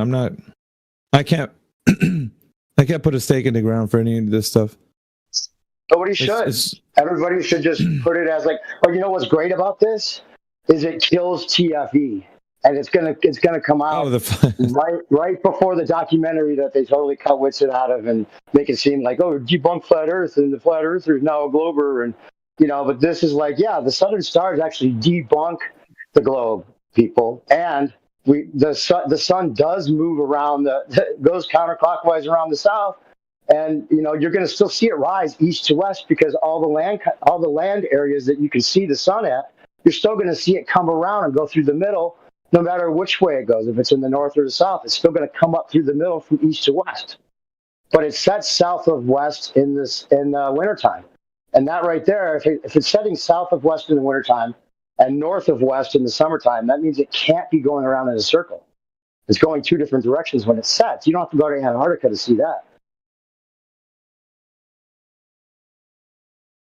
There's still a lot of stuff if we're going to actually do something seriously that people have to consider a lot more information, and especially go under heavy scrutiny by people who can internally critique them from a position where we've been looking at people proposing ideas such as this, which is what I'm saying. New perspective is just like, you should be open to the fact that people will look into this and kind of think about it and maybe ask questions and not.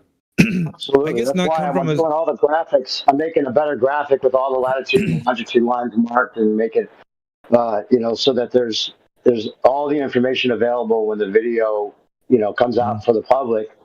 It'll all be there, and all those kind of questions can be answered without it being, bombarding and then chasing around people's questions afterwards. I'm trying to get a full package first. Okay. You said they cut Whitsitt out of the final experiment? They're going to cut him out of the documentary, it seems like, yeah. Oh, because he doesn't want to be, he has it in the...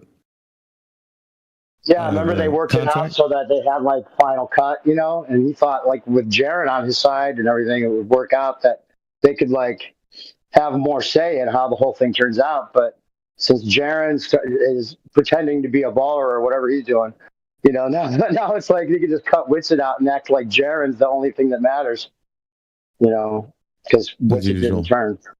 Yeah, that's some fucked up shit. Yeah. Yeah, Crib, but they're going to be pulling some stuff this, dude. Yeah, they're going to do something, and this is going to be the thing. It's like, hey, the final experiment had 3 flat earthers. What were the 3? There's only one that was shown in the documentary. So their little tactics and shitty things will always backfire on them because, no weapon forged against you shall prosper. They don't give a fuck about the globe. They're just trying to shit on flat Earth. And if it is a two-pole flat Earth, like it seems to be, I mean, it just the sun, like it, if it goes around the south and goes around Earth, that's another data point that now has forced people. And E1 came up with, he knew there was a 24-hour sun way before TFE. It wasn't a reaction to that. But for anyone else, if it wasn't him, they have to then work that into the fact that we know we're not on a spinning ball, and it forced the hand. So it backfired already because we're going to figure out the true model. We can call it true flat Earth. That's what it was all about. True flat Earth, not the final experiment. It's funny because people on the globe side, like, you have Bev. I don't know if you know who Bev is. Try thinking. I do. He's pretty, well, in this realm, he's pretty relevant, but he was saying that he's a real globe knower. I don't know why he said that. Real globe, I hate him. Yeah. Yep. So, I've got a bunch of clips. You check out my channel. I've got a bunch of you on there, AV. If you watch my channel, AV, there's a bunch of clips of you on there schooling people. You don't know. Yeah. I provide like a flat Earth TV with like clips of you guys and whoever else seems to be entertaining during the day. Yeah, dude. Now I'm laughing because he's always coming in. Well, he used to anyway. Come in here and just like, well, we know what the globe really looks like, and it's like, dude. I mean, he says that flat equals the visual surface condition. That's what flat means. Visual surface condition. The word flat. It's like that. The word flat. That's like the definition of the word flat. Yeah, it's like that. That can mean anything. By the way, what happened? Hello. Yeah, because as far as I know, that the oldest civilization the first people to actually say that the Earth is a globe or a round is actually Indians, because really? Indians, yeah, because Indians have really done a great work on Earth being on this whole astronomy and astronomical stuff, where I won't say astronomy because they have done a great work on astronomy, and during those astronomy, they had actually calculated the circumference of Earth. How old do you think? Calculated. How old do you think the people from India had this information that the Earth was a globe? How long ago do you think? Somewhere it's way back. Somewhere around way back means it is from the Vedic time period. That is Vedic. That old. I always thought the Vedics thought the Earth was a flat plane. What do you mean? Like, don't we have some image of the Vedics with their conception of? Yeah, Vedic cosmology. Because they did not rely on the image, but they relied on the calculation, and there is a great calculation done in our what we call as the Jyotisha. There are calculations done. Okay, do you have to really hear him, man? Yeah, he's saying that the Vedic cosmology is one of the oldest. I'll tell him, Swastik. Vedic cosmology is one of the oldest cosmologies that depict the Earth as a globe, according to what he said. Indians were the first ones to figure it out. Oh, that's nonsense, dude. Yeah, because the first place where it is given is the first reference where I got it is in the Surya Siddhant, where it is the calculation is given. Do you have a reference to your work? Surya Siddhant. It's given there, but I don't remember exactly where it is actually written. But it's what does it say? I mean, what does it say? Maybe we can look it up. It actually says, it actually gives the wait. Let me actually see the calculation first. That's what I thought too. Well, I just posted the Vedic cosmology in the chat, bro. So please stop making stuff up. Thank you. No, I'm not making up stuff. It's actually given. Okay, what's the name of the plane that the Earth is in Vedic cosmology? There's a name for it. Actually, the Sanskrit word is given. Brahmandala? Using the word actually. You familiar with that word? What's Brahmandala? No, it's not actually that. Actual word for the Earth is given Bhugo. Actually, the word for Earth is not Earth. Actually, the word is actually Bhugol. that we You're use for tripping geography. over yourself, And Google, brother. the word, you're lying. Okay, please stop lying. I'm not lying. Interesting. Vedic cosmology has been showing the Earth as a flat plane, man. No, wait. Unless you got something you're going to show us. Wait. Wait, here it is. Let me just find out the reference because there's a calculation. The calculation is actually it's given in Surya Siddhant verse 12.53. It says the shape of the Earth is spherical. And the calculation, there's a calculation given that the calculation is given somewhere Earth diameter as 1,600 yojana, which can be roughly around to what we know as the Earth's diameter. What? Never heard that. Today's diameter. Yojana is a unit of measure. Yeah. But I thought it was like 1,000,000 miles or something. No, that's the measure given that.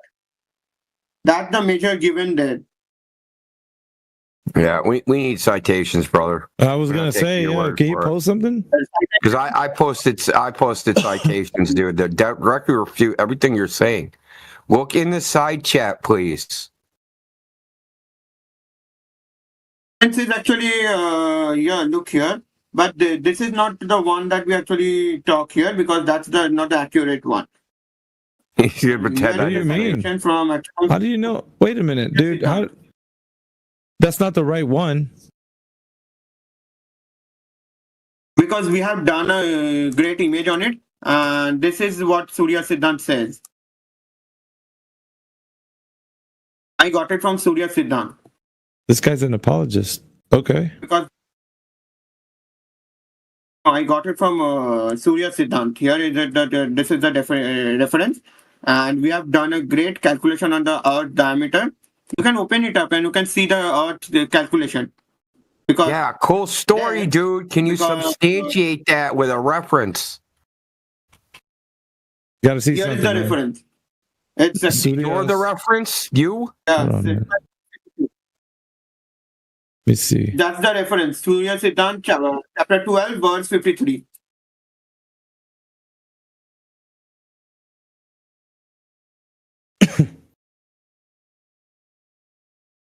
Yeah, that's the definition we got it, and actually from Surya Siddhant, because these are the treatises on astronomy that we use that we use for understanding the past, present, future. That is actually used Surya Siddhant. Even a lot of other Siddhantas actually say that. Read all of them, but Surya Siddhant says that. Sanskrit standard translations follows. Sanskrit. Commonly cited. You can get it on online. That Surya Siddhant. Actually, you can search it English. Calculation is given that how much Earth diameter, and the Earth diameter is given around 1,600 yojanas. 1,600 yojanas, if we interpret it, converts to roughly around what we know as the diameter.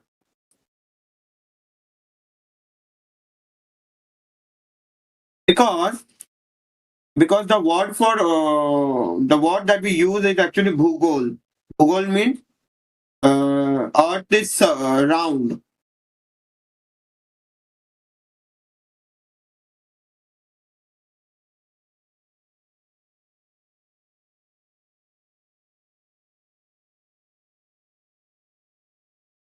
This guy trolling. Mm-mm. Did you say the word for it's Google? Did you say Google? Yeah. Google means Earth is round. Spell it. He said Google it. In other words. Oh, okay. All right. No, he's not. It's the Earth is sphere. There's let's see. Yeah, you can look up what he said. It's roughly around the 4th to 5th century CE. later recensions up to 800 to 1000 CE does contain a verse that explicitly describes I the earth don't as know spherical. when the text actually came. The exact verse you're referencing is Surya Sudanta? That's not Vedic 12.53 cosmology, dude. Yeah, but that's not a Vedic cosmology. That's not Vedic. By the way, that is what is used. It's not a Vedic cosmology. Sanskrit. Yeah. Would you quote No, the Surya Siddhartha is not a Vedic text itself, but is a classical Sanskrit astronomical treatise. Yeah. But let me say this: that is what is used in. It's not even a religious book, bro. I mean, that is. It's not even a religious book. It's not a Vedic cosmology. It's not a Vedic cosmology. That is actually, I knew as soon as you said the date, something was wrong. that is a. Yeah, let's see you try to recover that from is this one. what we use. Try to bullshit your way through this shit. Yeah. I'll fucking, dude, I'll probably fall over with a heart attack if one of you fuckers actually told the truth. Because that is the, let me say this, that is the text actually used in understanding the Vedas. Because without it, we cannot actually. Yeah, well, it's not a Vedic book. It is the language is not Vedic Sanskrit, but it So is. what, dude? That's a it is freaking we call it fallacy of composition or something. Just because it shares some freaking things doesn't mean it shares all things. Me and you are both speaking fucking English and we believe in different things. And by the way, yeah. And by the way, let me say this: text is actually given by Surya.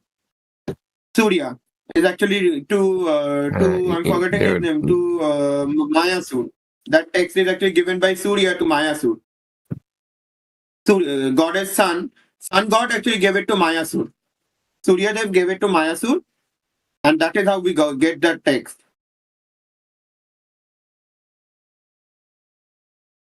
Dude, this is later than fucking goddamn the end of the 4th and 9th centuries. Student of Aryabhata. No, that's wrong. That's a wrong. And that they got it from Al-Biruni.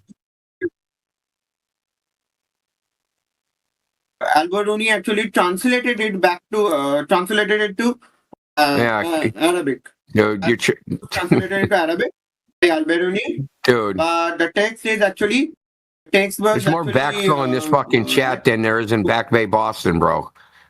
And they dredged all Boston fucking harbor and dumped it on the land. Dude, you're just trying to backfill with bullshit. I don't know who you think you're fooling, man. You're trying to retroactively rewrite history to support a shit argument you made of something that's not even true. No, we are not. We are actually relying on what. Swastik, they're just assuming, like even in the reference of this particular words that you said, the Surya, they're just assuming that the Earth using Surya calculations. Yeah, it's hard for me to pronounce it, but we are not assuming it because they are. It says so right here. They don't assume. Earliest, look, dude. Like, Okay, I'm gonna take a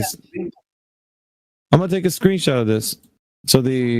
So Grok came up with this. Here you go. I'll post it in the text chat for you. Because I don't know too much about this, but I did some digging about like with Grok. That's the earliest date. If you can see. By the way, can you read English? Yeah, I know, but yeah, I can read English, but traditionally, as Hindu, we understand that the text was given by Surya to Mayasur. From there, actually, it transmitted to us. Yeah, but it's already assuming the Earth was spherical. Yeah, the statement comes from a text that reaches around the Earth, but the idea of Earth already well established and taught in Indian astronomy from at least 499 CE. Aryabhatiya several centuries before the same idea became widely accepted in medieval Europe. So the knowledge was firm in place in by early 5th century and is clearly written in Surya Siddhant by 9th century at least. But we do have the calculation.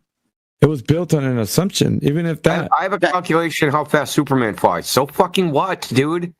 I don't know why you keep saying that. What can't I calculate? Let me say this. Can I calculate stuff that's absolutely fictional? Can I calculate stuff that isn't real? Yes, the answer is yes, I can. I can calculate the amount of force it takes Superman to jump over the Empire State Building, right? Doesn't mean Superman's jumping over. Yeah, but we have to. But if we let me see how much will this come around that 600 years. What is up with his sound, man? I don't know. It does go a little bit like quiet sometimes. Anyway, there's no evidence here, man. Just people saying words. Assumptions being thrown around. So what? People can say whatever they want about the Earth. There was a Pythagorean cult who believed that Earth is these perfect spheres, you know? Like they believe like all matter, everything. So what?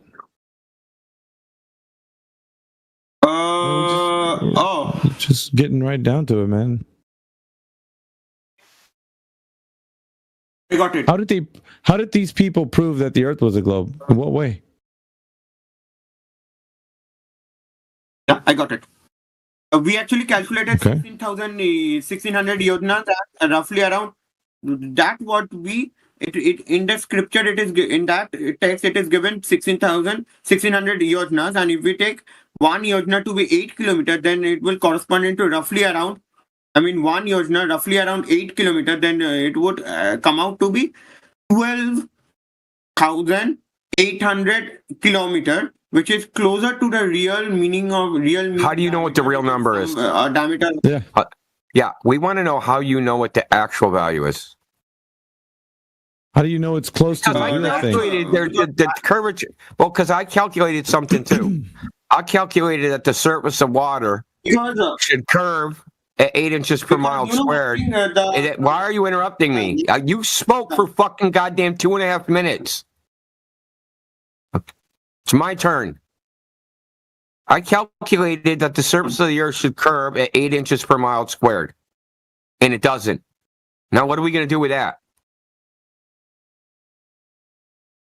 Okay, let me say this. The calculation, how would there's a calculation given, I haven't read. We calculated that if the Earth has a radius of 3,959 miles, or however many fucking yuganas, whatever you think it is, that the Earth should curve down from eye level at 8 inches per mile squared. So in 10 miles, the Earth should be dropped down 66 feet. Well, when we go out and measure for this, calculation to verify that the calculation, the prediction of the model is actually correct, and you go check in nature, this curvature does not exist in nature. Because this is where we decide, right, whether your this is where we decide whether the calculations are correct, right? We go into the natural world and check. Yeah, right? but that is what because since we are actually seeing everything from our perspective, that means because we are inside the Earth, that's why we are seeing it everything from our perspective. I can't understand a fucking word he's saying, bro. I can't understand you saying your mic is too low. Like it's going like low, and I don't. Did you hear what he said, AB? I said that the point is that I said is that we are seeing everything from our perspective, meaning that we see from, if you stay today, if you stay in say Mars, you would see everything from you would see that the Mars is flat, but from outside perspective, someone who is from outside of Mars, he will see the Mars round same way. Yeah, how do you know any of that's true? Yeah, and how do you know any of that's true? And no one said C. I said measure. But I also said, I didn't say C. I said measure. I didn't say we were going to look at it. We're going to measure it, right? We're going to measure the Earth. We're going to measure the surface of the Earth. Do you understand? Measure? Yeah. Okay, so we take a laser and we shoot a laser 40 kilometers, starting at 2 meters above the water. How high should the laser be off the ground 40 kilometers away? I'll give you the answer. 127 meters. But when you actually do this test in the real world, the laser's only 1.5 meters off the ground. Because that, yeah. Here comes the culp. Likely, yeah, because there is a likely what the scholars I know as in likely method give as in since we don't have any proof, but what is likely given because likely possible. Which we don't have any proof. You can take a tape measure and measure how high the laser is over the water, right? And read the tape measure. Then you can go 40 kilometers away and take a tape measure and do it again. And go, hey, dude, if the Earth was a ball, this should be 127 meter reading on my tape measure. It's a 1.5 meter reading on my tape measure. That means the surface of the Earth and the laser are parallel. I know it. So, I like that. Because for as I know, we don't have the proper answer. It's already been done. Because there we don't have any proper answer of because how we actually came to this number. Because that number, because we don't have a surviving part. The surviving part of Surya Siddhant doesn't give us the clear experimental procedure. I just posted the experiment in the chat. No, this is 7 laser tests done at different times. They got meteorological stations, which measure the humidity, the temperature, all those factors, right? This is just one.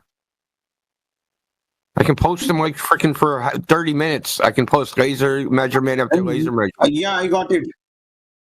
I got it. Okay, yeah. So, so your argument is this.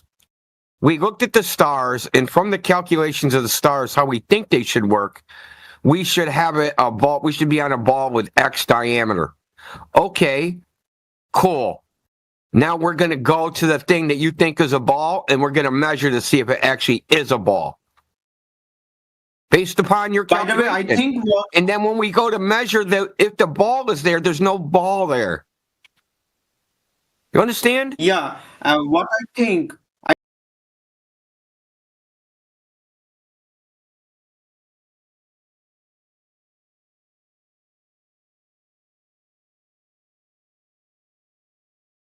I think what they did was they used the different angles of the sun or vertical light at 2 different places, separate north-south, and from that interpreting or circumference, then deriving the diameter. Okay, that's great. That's the one people think. That's all great. I understand, dude. We understand your argument perfectly. We hear it all the time. Look at the stars, look at the sun, look at the planets, and you can figure out what the shape of the Earth is. Right? This is one commentator, modern commentator suggests. Another suggests that He's not listening at all. I'm saying the second one. I'm talking about the second one. I'm not talking about that one. I'm talking about the second one. Second one is second one that we actually argue that, that if the Earth is spherical, the Earth is very what? A different one. Because first, the second one that we are using that if Earth is spherical, then vertical direction at 2 different points should differ in angle by amount equal to. Where are you getting the should thing? Hold on, where are you getting should from? How do you know what should happen? That's that's an argument. That is, if the Earth is spherical, then this. I know that. If it is not spherical, it would not happen. Yeah, that's cool, but eventually, that's all awesome. and you have a hypothesis, right? There's your hey. You have a hypothesis now. Now, to confirm your hypothesis, the thing that you think is a ball, you're going to have to actually go measure it and see if it actually is. Yeah. So yeah, so and it ain't. if the Earth is spherical, then vertical direction at two different points in angle, it should differ in angle. Two different points. You're just repeating your hypothesis, dude. You're repeating your hypothesis. I think he thinks that that's his measurement. Bro, you're not measuring the Earth. You're measuring something else. We need you to measure the Earth to confirm your hypothesis about freaking angles and stars and all this shit. Yeah. First, listen to the hypothesis, then I will tell you how did. I heard it 3 times, dude. You're gonna say it a 4th time. We do it again. Let me complete this one. We heard your hypothesis. Now, where is the test of the hypothesis? This hypothesis was actually measured by using the tilt of the noon sunlight at 2 places, and knowing this separation, one can compute Earth's circumference. How does that tell you the Earth is a ball, though? Yeah. This is what you're not getting. It's really simple. You have a hypothesis. If we do all this shit, that means Earth is a ball. Okay, there's your hypothesis. But you have to go to confirm it. But you have to confirm it.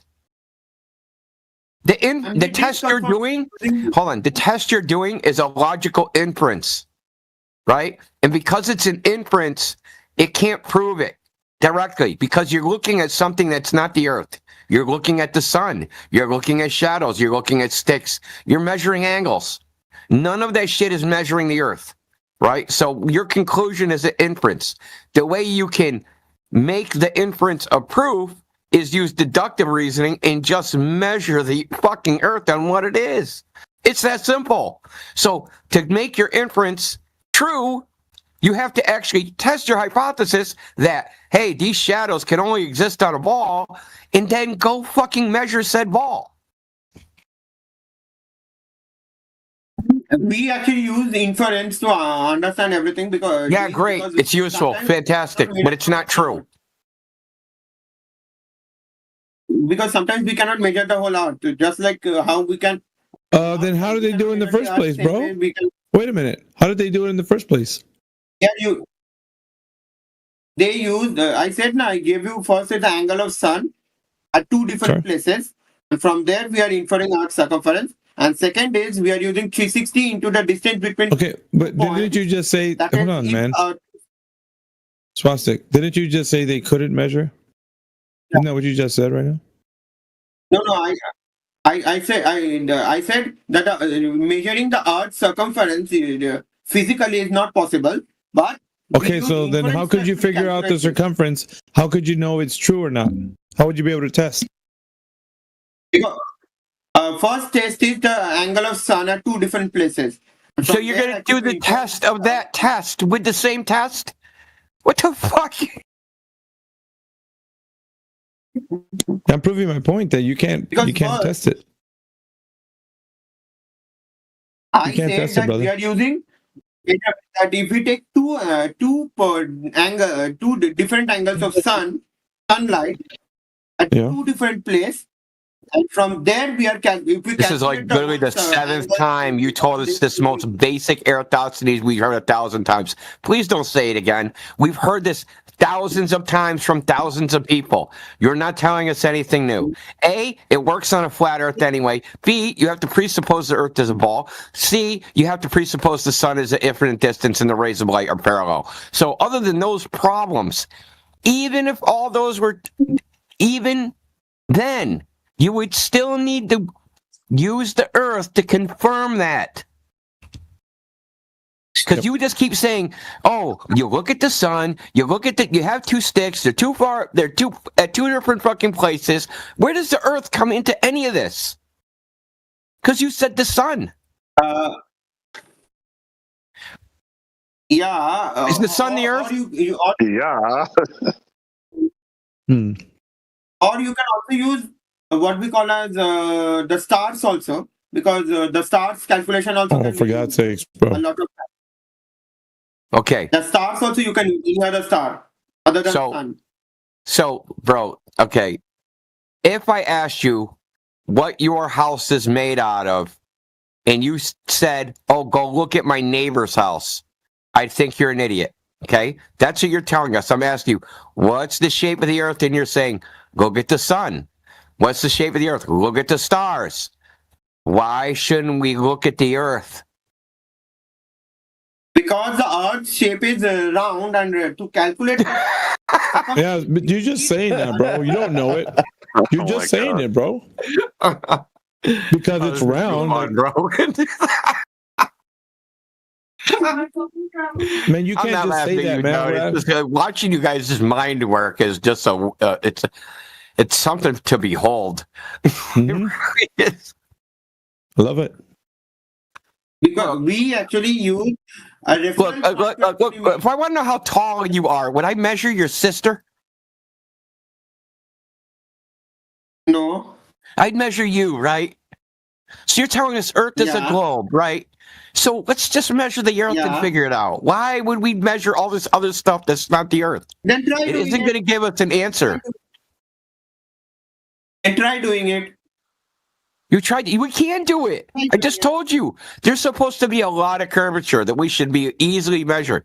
Okay, so maybe you don't know miles. I'll give it in kilometers. Okay, so in 15 kilometers, the Earth should drop down 20 meters. So if you have a 20-meter building, 15 kilometers away, you should not see it at all. Gone. Poof. So that's not that far. It's only 15 kilometers. He fucking vaulted. Thank you. Come again. Yeah. They will not talk about the Earth. That's the last thing they want to talk about. You brought some freaking Sanskrit in here, brother. He wasn't even right about that, dude. It's not even Vedic. Yep.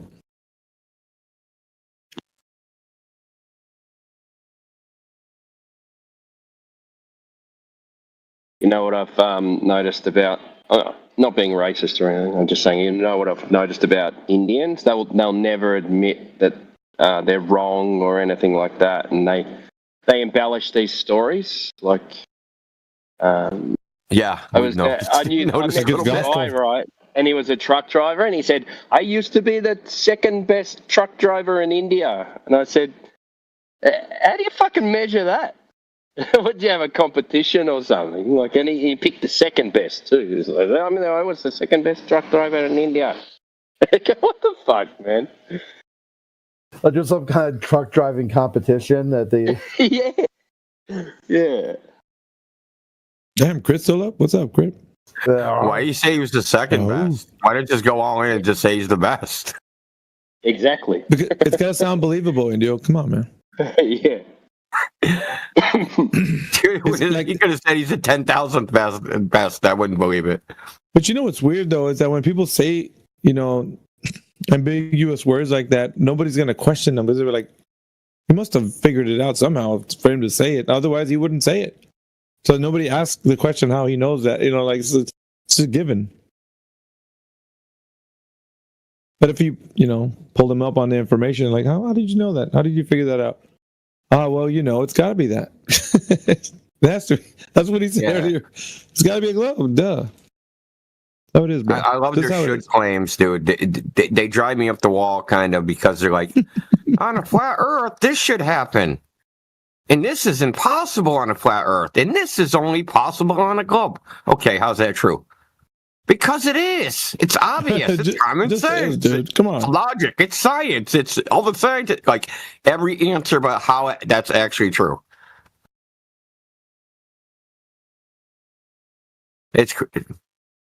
Yeah, like I said, it's something to behold, man, being in this chat sometimes. He went right into chat mode. Why not just measure? So why not just measure the Earth? Earth's round.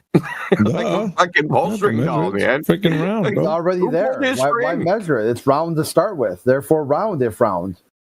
Yeah. We don't need to measure it. It's round. How do you know it's round? Because we didn't measure it. Round? Duh. Everybody knows that. I'm sure if I got it, but like the interaction there, it's like if I want to know how tall you are, would I measure your sister's height? Earth is round.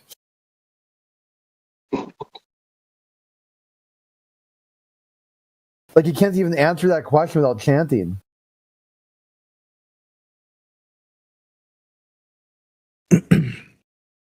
I'm loving it. I'm here for it all. The good and the bad. AV, what did you do to Josh? He was like spazzing out, bro. Yeah, he's a broken toy, bro. Who the fuck's that guy? He was like joining the chat or joining the room, and Kimbo missed the saga of Josh. He blurted TOS violation this morning and then doubled down rather than fix it. And then when he finally realized he was going to be held account, then decided he'd apologize, but too little, too late. Have you ever had like a people with a? Have you ever heard like a bad breakup happen, where the where the guy the guy doesn't get it? You know that she's moved on and he's still trying to like get back with her and that kind of thing. Yeah, and he's got, like she's begging. got like 2 new boyfriends, and he thinks he's going to get back together with her. He still thinks it's going to work. No, but this time, I promise. Hey, he just needs closure, man. Let's give him closure. I did. I think he got it. I closed the door. No, but outside of that, man, this is. Think about it like this, like because I don't know, Timbo. You probably don't know the history. Give Timbo the rundown of who this guy even is. He doesn't even know. I was just going to do that. Oh, okay, cool. Yeah. So essentially, he came through the first time, and he announced himself as he's been hanging around GeoServer and that. Some people knew him from over there, but he came over here and established himself here. He's Josh Ingersoll. Globo, he works for Globo. Yes, 100%. Okay. Josh Ingersoll.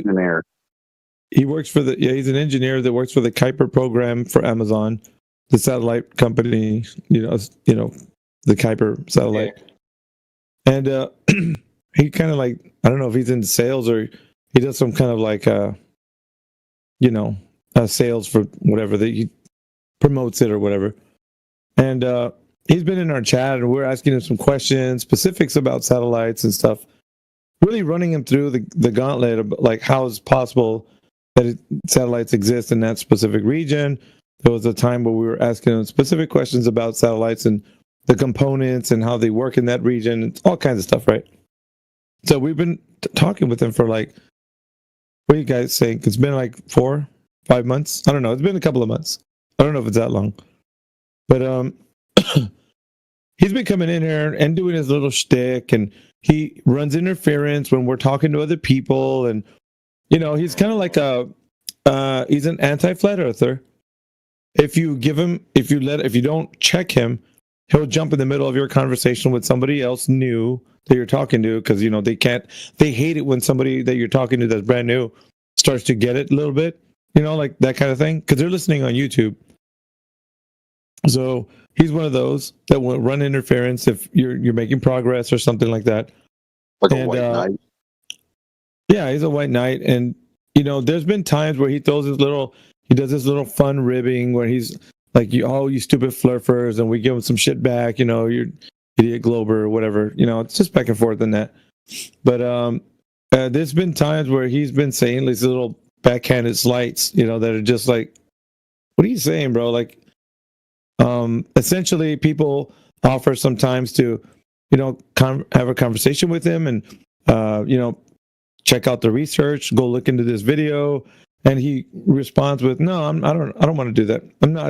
I told you guys, I'm not here for that. I'm here to just have fun. I love having fun. And so a lot of people will be like, okay, Josh is just here, just having fun. He's not here to prove anything. But he's been continuously sticking his foot where it don't belong. He's interrupting people. He's still running interference, still saying shit. And earlier today, because Thanksgiving over here in America, he came in here and said this. Give me a second.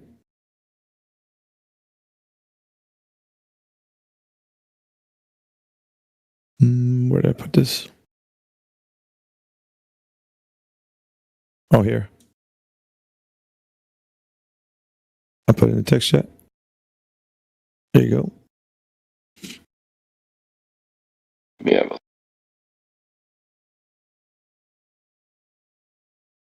Today, I'm grateful for the globe. Happy Thanksgiving to my favourite flirts. Ooh, he's got some fighting words in there. Place to huff paint. Yeah, so for those who don't know, huffing paint. He's calling us retards. Yeah, he's doing that. Yeah. And some people will be like, oh, that's Josh. That's just Josh. You know, he's just saying some fun, silly things. And today, to me, for some reason, dude, and maybe you guys might think it's just me. I don't. I see past this bullshit. He really wants to stick it to you because every time he's in here, he takes a lot of L's, bro. He's not able to prove that the Earth is a globe. And because he works for the Kuiper satellite program for Amazon, it's like a bad look, because he can't. And then, we got other low-level globies that come in here, and then we make him look the fool. So he's been taking some massive L's, right? So this is his way of reclaiming some of that back. His little backhanded slights that he does. And then winning an argument, so he's just going to insult you. Yeah. And then on top of that, he plays the ignorant, kind of like hapless. I didn't mean. Did I say that? That me? No, I didn't mean that. Did I say? No, I didn't mean any of that. My bad, bros. You know, you guys are cool. I'm cool. I'm Josh, bro. I'm really cool with you guys. You know me. And so he's doing this whole shtick. And some people are like, okay, Josh, that's cool, bro. Yeah, man, you're cool, bro. And then today, for some reason, for me, it was like, F this guy. That's enough. Yeah. F this guy. So I'm like, anytime I see him now, he's on my radar, I'm going to kick him. I won't allow him to participate in anything flat earth from 24/7. I might catch some flack over this. That's fine. I'm going to be the bad guy on this one, but he's not returning. I'm putting my foot down with Josh. Matthew, and I've said it before, we've had anti-flat earthers come into the chat, but they don't come around and say these backhanded slights that make it sound like this whole and then on the they stick to they're being like a real jerk about it, right? Like if they're saying backhanded slights, they're just gonna keep doing it. You guys are idiots, you're stupid, and we know who they are. But they're not saying that. And on the other hand, saying, oh, I didn't say that. Nah, you guys are cool. You're my friends. You're like, I'm hanging out with you guys. No. That's a different kind. If you want to say it, say it. Yeah, it's fine. Yeah, whatever, man. Yeah, exactly that. That's where I'm at. But instead, he wants to hide behind his mask as he's like this real good, righteous, he's I'm just trying to, make things better and make it all work or whatever the case. And so, yeah, today was it.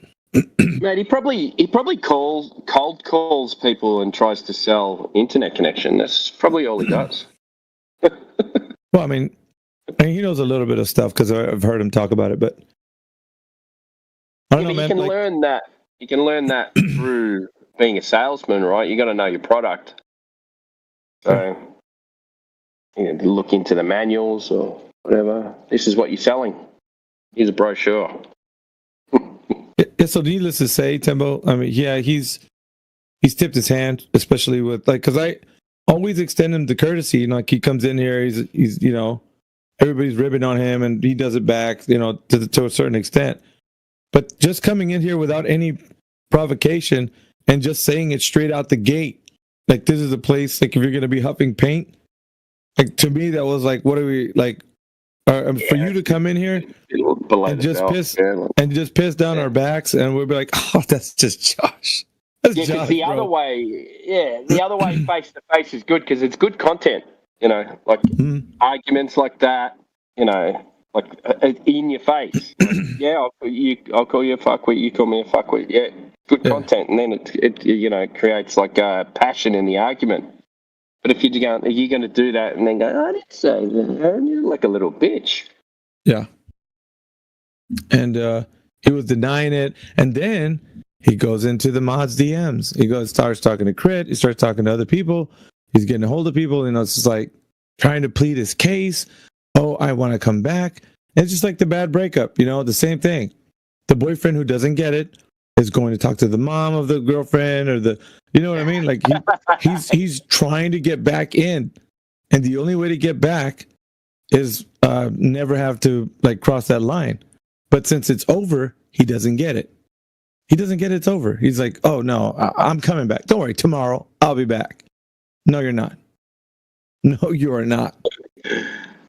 I will seek you out if you're on another. If we're in politics, I'll remove you from there. Home server, remove you from there. Doesn't matter.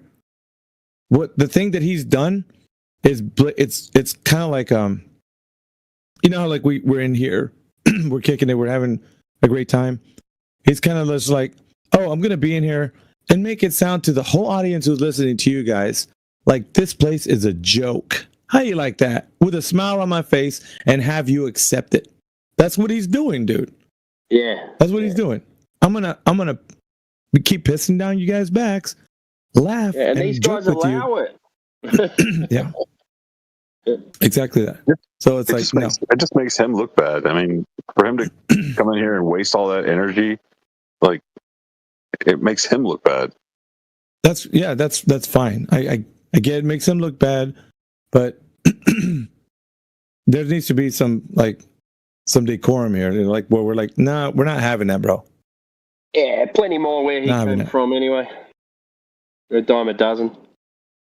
But that, I mean, there was a little bit more context to that, but essentially that's the gist. I understand. Get it? Yeah. So. Like, you need more, like Globies like Mark, you know? Like, Mark's all right, you know? Like, there's a few of them. There's a few. Good arguments. Doesn't not there's a few of them, like I said. Yeah, if you insult him, he'll insult you back, but it's, you know, it's given. That's fine. But he's, yeah. You know what I mean? It's not like an opening gambit. He's going to come in here and say, oh, yeah, you guys can be in here, but, you know, like, it's like doing drugs or something, you know, like, bro, what the hell's wrong with you? Like, I don't know. He's just compelled to make fun of people. He's a bully. Yeah, dude, exactly.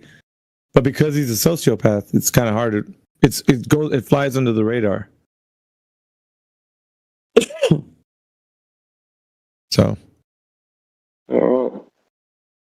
Chloe.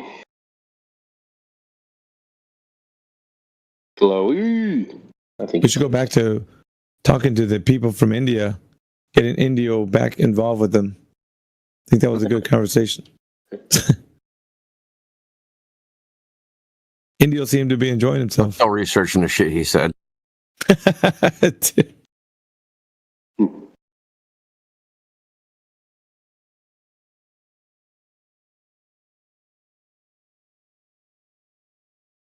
Tries not. Are you there? Tries not. Tries not? I don't know. Some of these weird names are weird.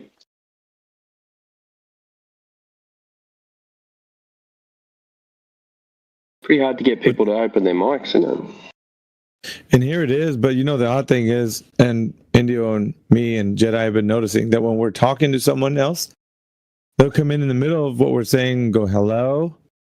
Hey, yeah, hello? I have noticed that. Yeah. And we're like, bro, we're like, hello? How you? Hello? Flatter.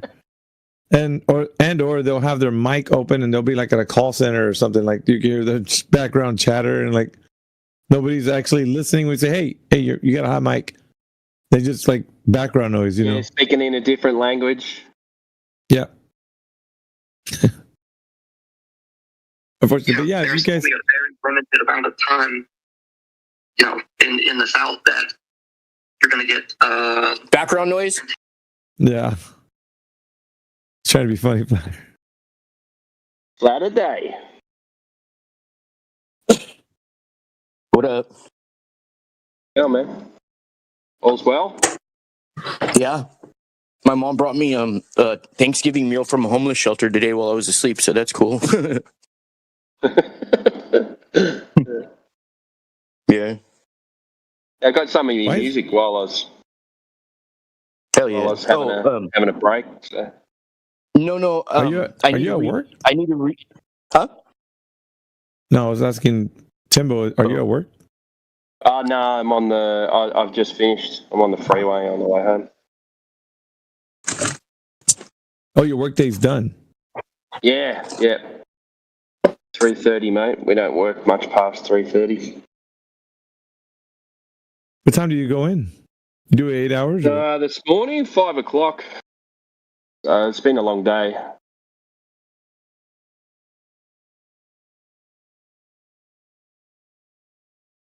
Yeah.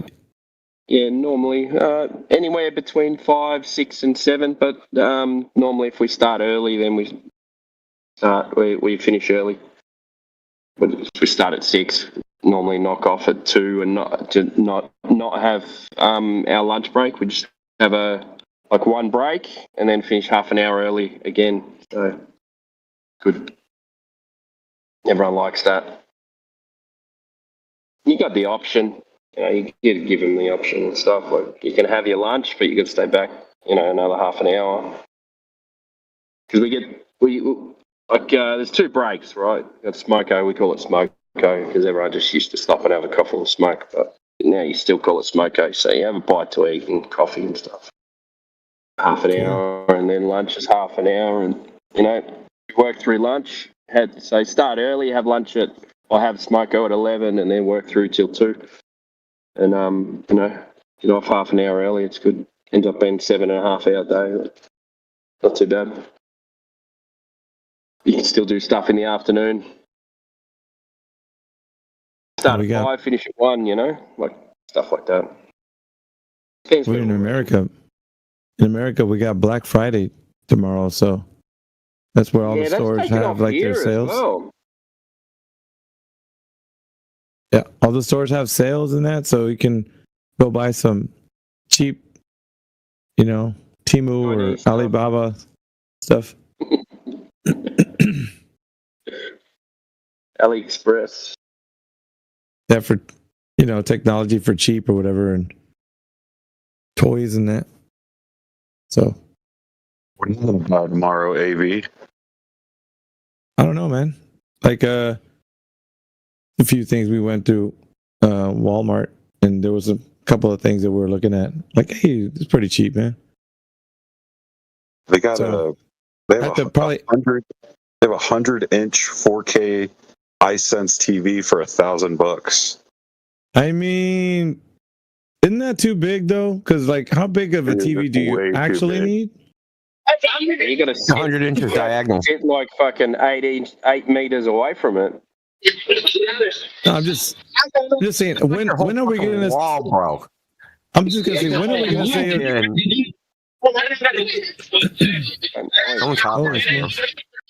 Oh my god! There we go again. Wait, didn't we just talk about someone moved the hot mic into this channel? I'm telling you, someone's moving these people in here. Yeah.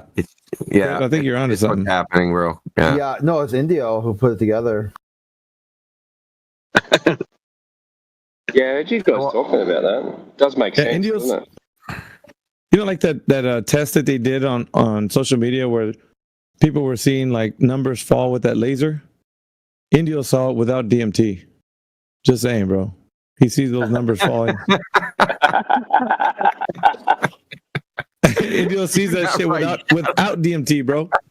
Dude, you know what I saw today? That freaking you seen Rain Man? Yeah, the movie. That Dustin Hoffman wasn't actually the autistic person; it was actually Tom Cruise.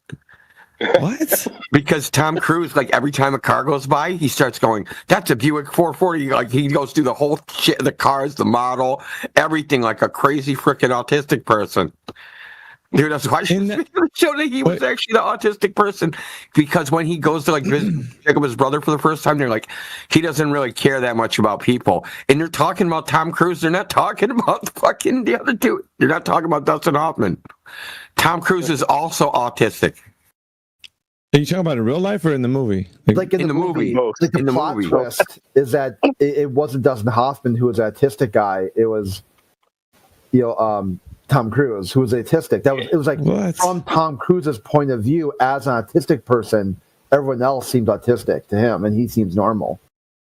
So that's the twist at the end of the movie, AV. No way, dude.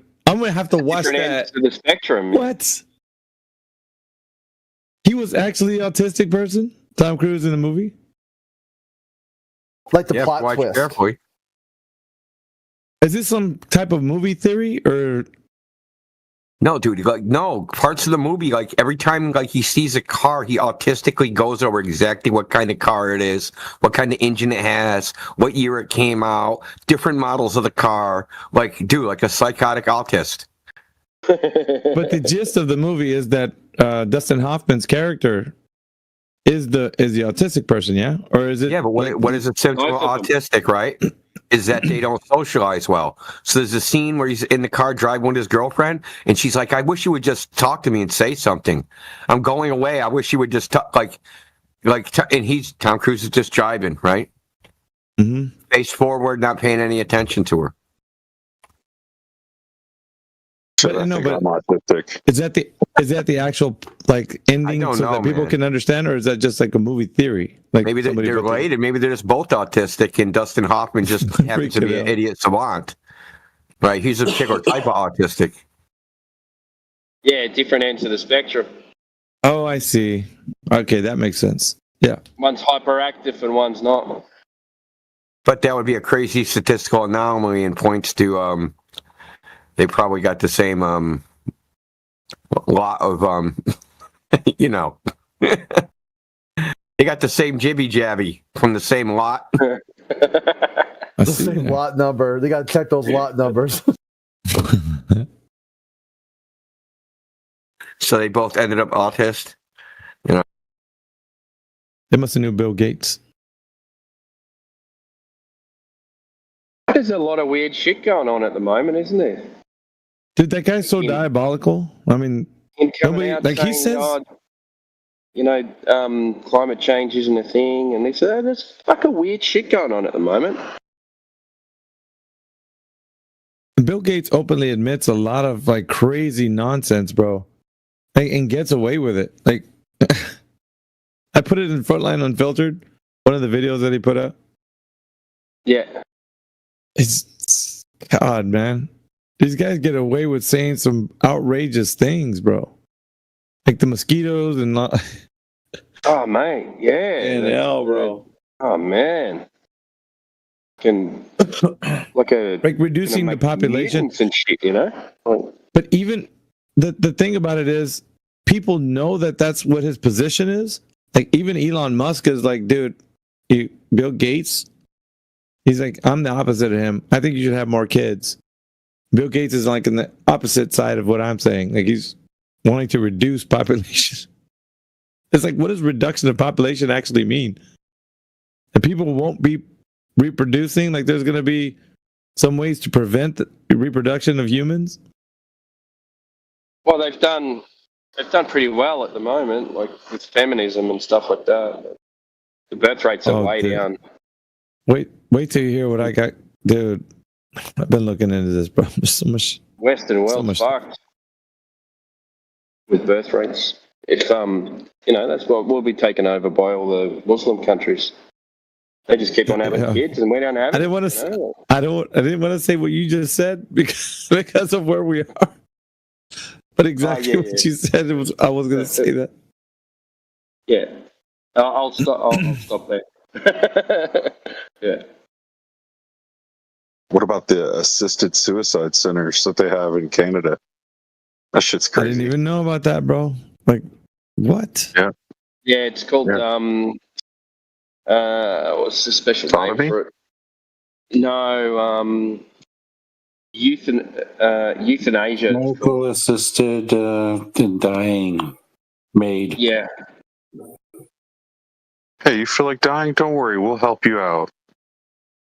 That's so crazy, bro. That's so crazy. There was so much backlash against it.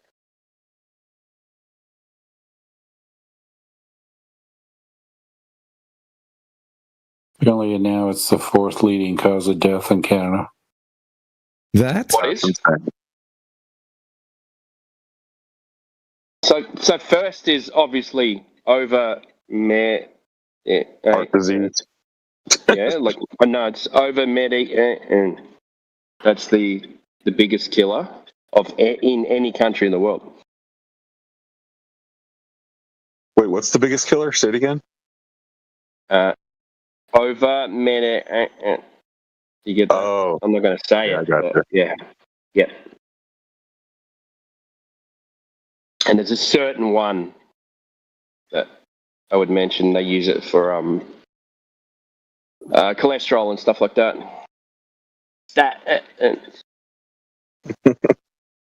Yeah. Dude, there's so many correlations that are proposing the causations that is ridiculous. It's so unhealthy. Everyone's so unhealthy. So bad. But that's why they want us to live on a globe, is because there's not enough room for all these people. So we gotta kill them off, make room.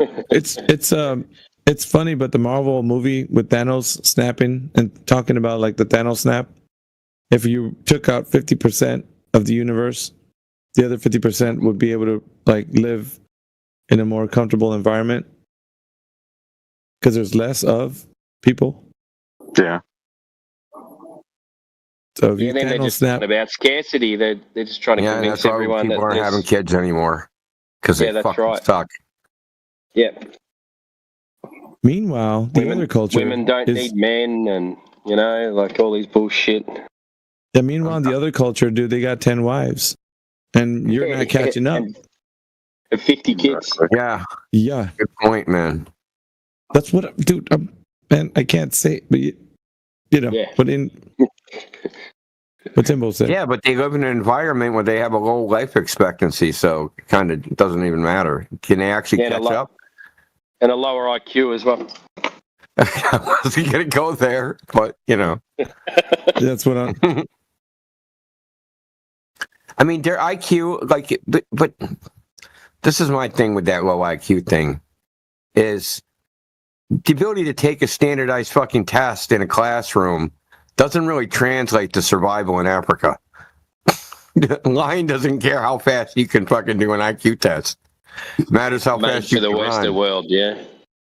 Yeah, you're going to have other intelligence skills which have nothing to do with like a standardized written test. I mean, you got to have a lot of brain power like dedicated to like, oh, what's that sound?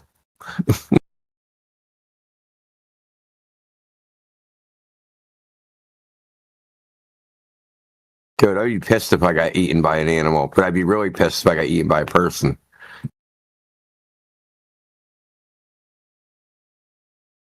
You have a thing against cannibals.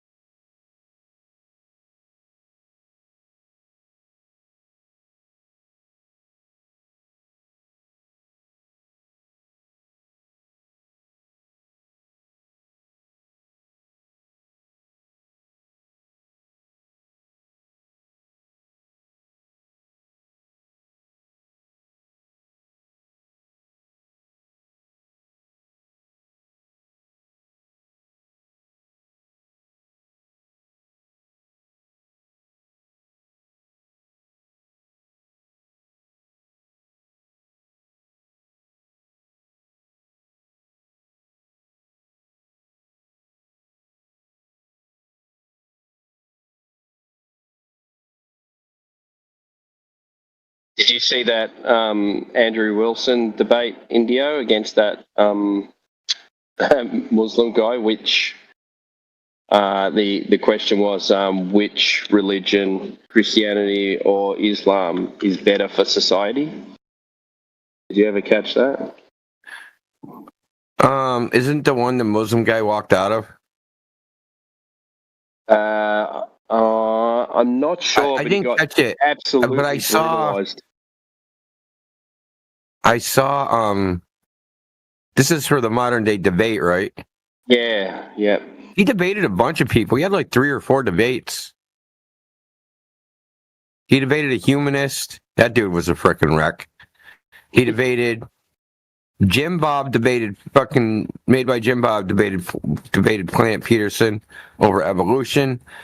Dude, Clement Peterson's a fucking moron.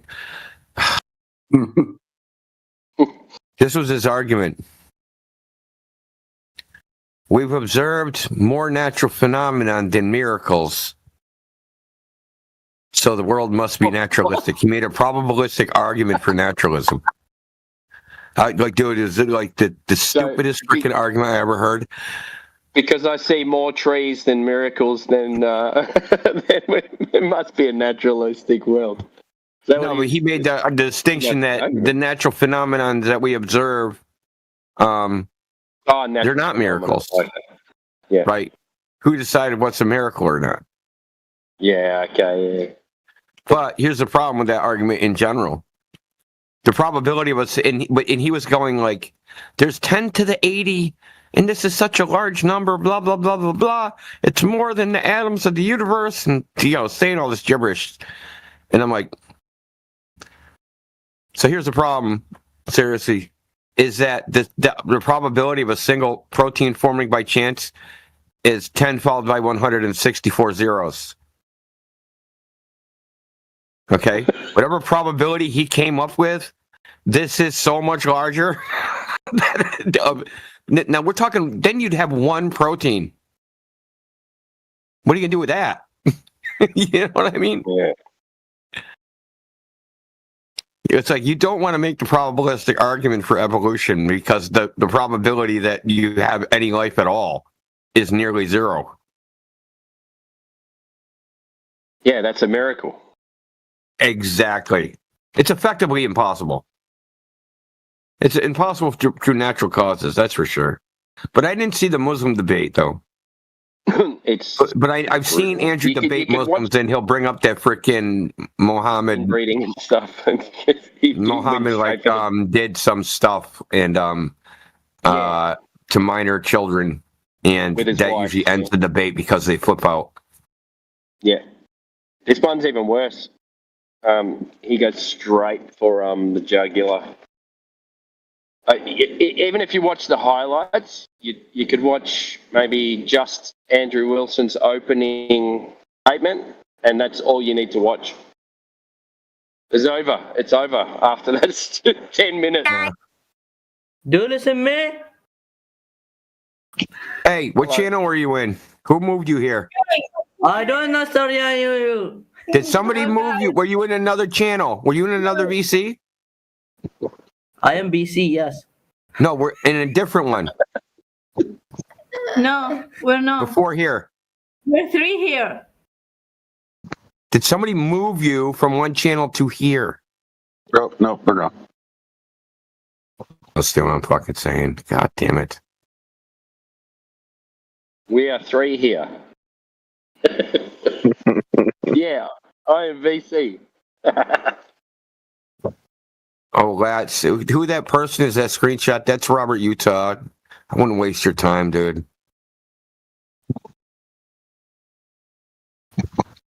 He's literally a psycho. Planet Peterson's origin story, like his evil villain origin story, is just hilarious.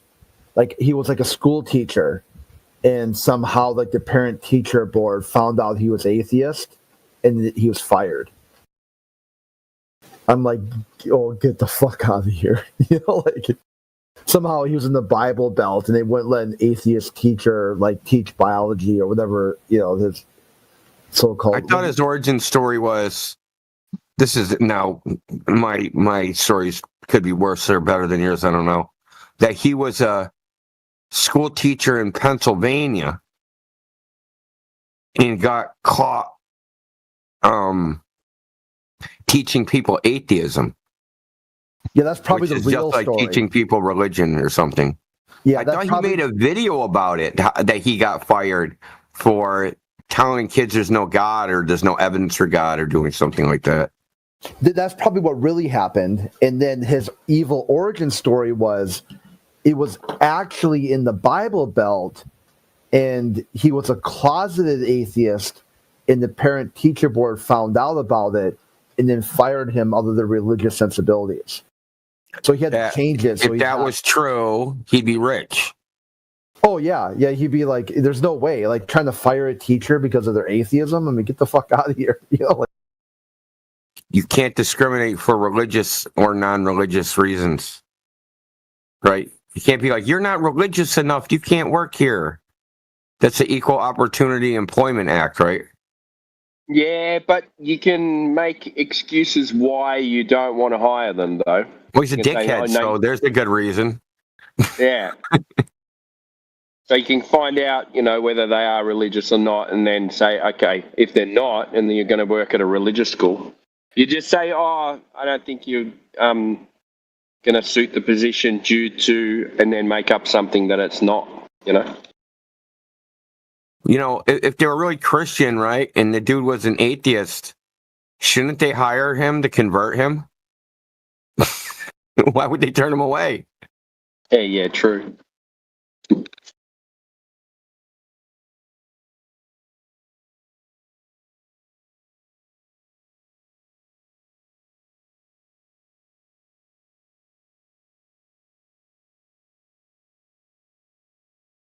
I mean, the real reason is probably they let Planet Peterson a freaking talking interview, and they heard him speak for fucking 30 seconds, and they're like, this dude's a retard. Get the fuck out of here. They're like, I know I'm a Christian, but even Jesus isn't going to stop me from firing you.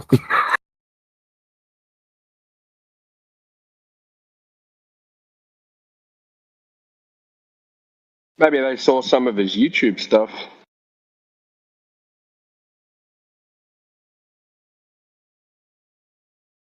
We don't want dumb teachers here.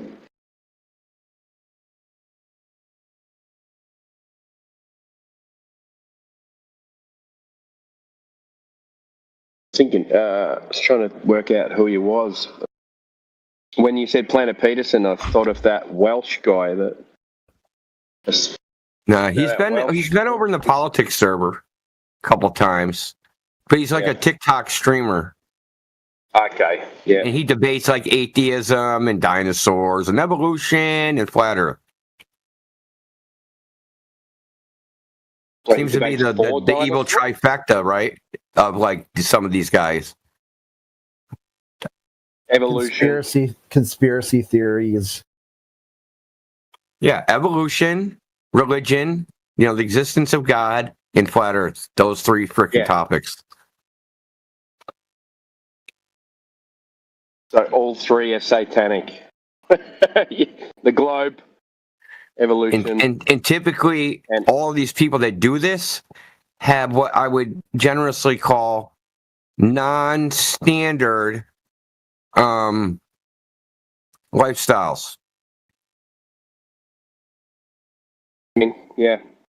Or flat back of their heads. Kind of funny that way. It's like a bunch of Hank Hill would say, that boy ain't right.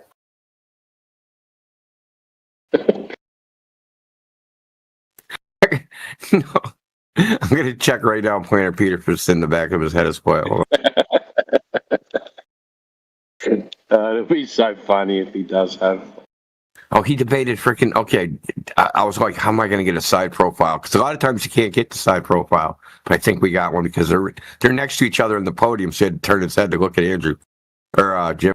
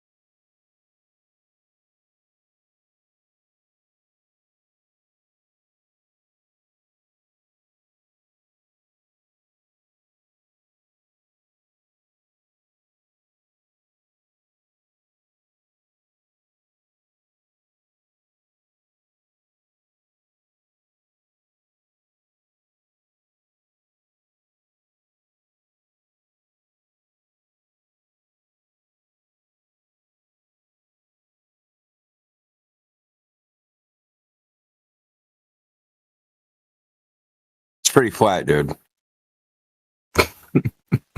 Look in the chat.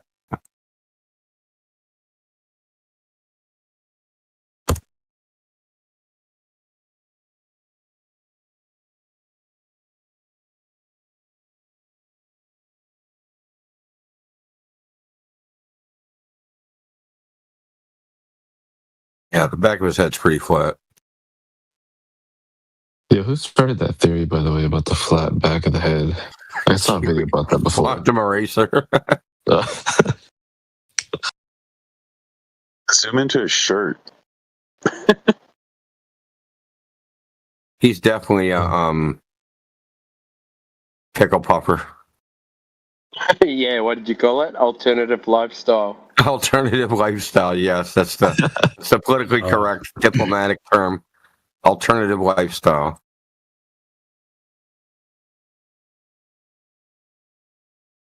Yeah, it's pretty flat, man.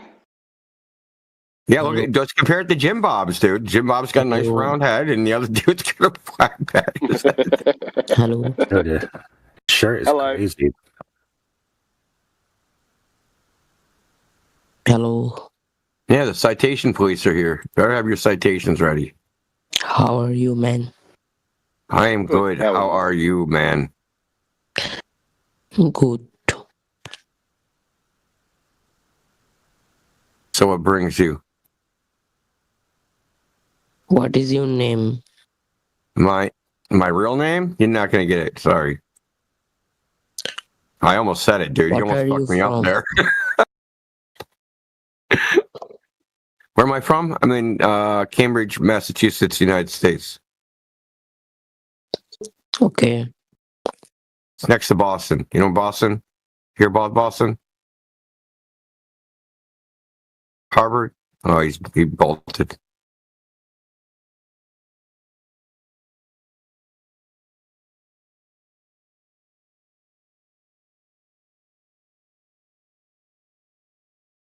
Okay, I'm dipping out. I'll talk to you guys later. I might be back. Who knows? We'll see if I can fall asleep. I won't be back. Take care, bro. Have a good one. All right. What we got?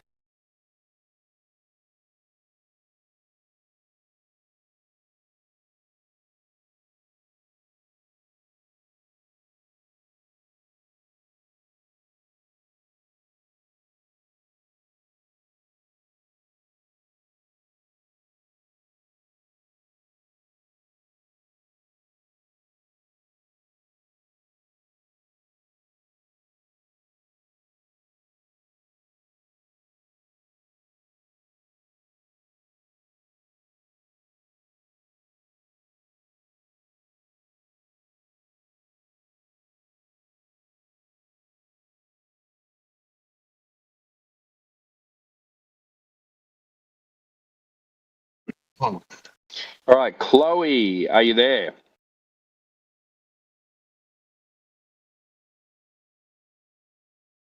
Yo, you got a mic?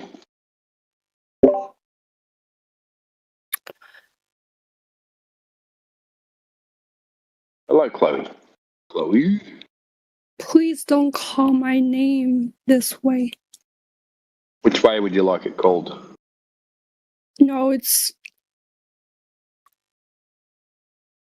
What is it? I don't know. Maybe I don't know what your name is. That's a first. it's scary. Well, to me, it's spelled Chloe. Nothing wrong with your pronunciation or anything. It's just Just my accent.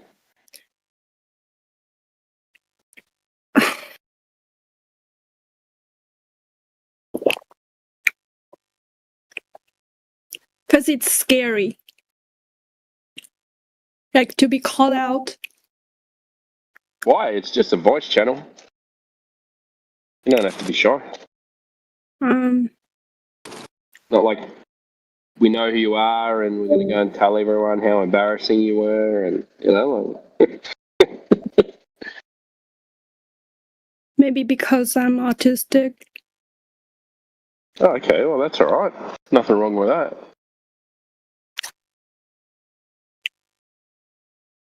You're just different to people they call regular. Like, it's not anything to be ashamed of.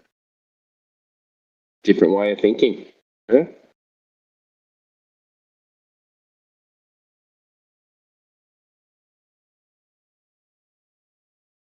So do you believe we live on a spinning space ball?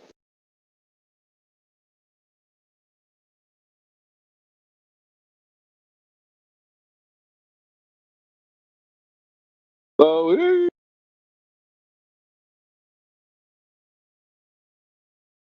Damn, bro, you already scared her. Didn't want to talk no more. You traumatized her for life now. quick.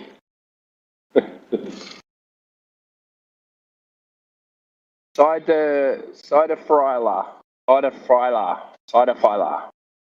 Tell me how to pronounce that. Ciderphila? Please correct me.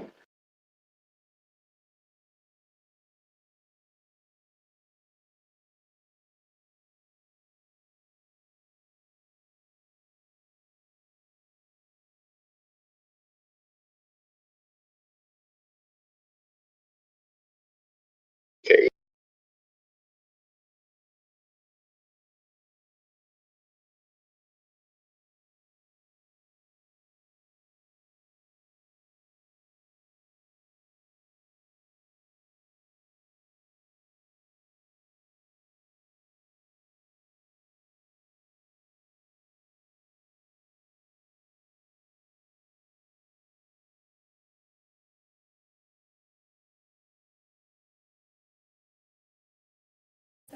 Boring.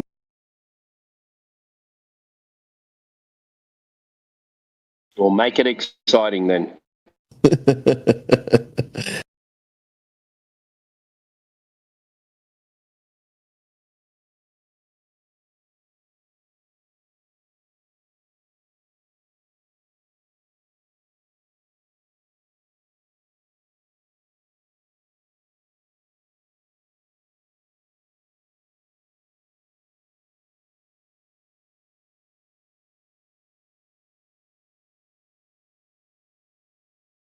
Yeah, I'm probably gonna head out too, man. Gotta go sleep for work. Hopefully everybody had a good turkey day. Talk to y'all later. Have a good one, everybody. Hey, mate.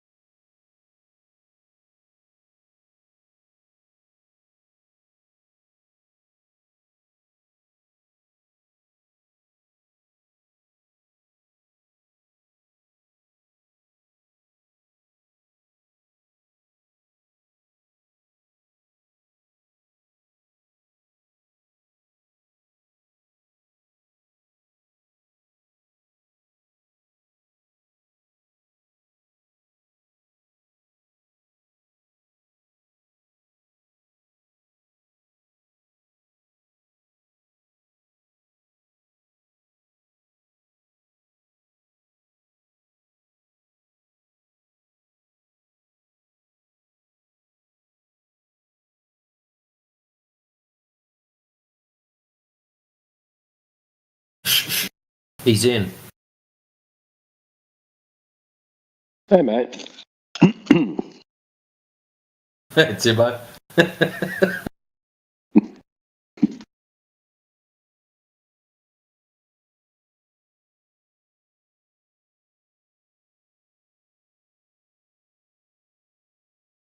How's your day, mate?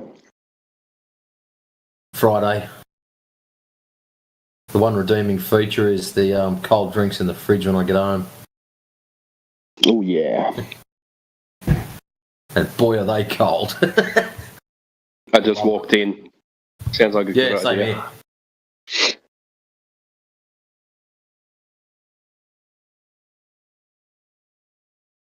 Would you believe that?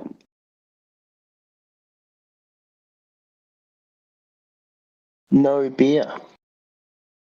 Oh! Who drank my beers? You did. I must have forgot.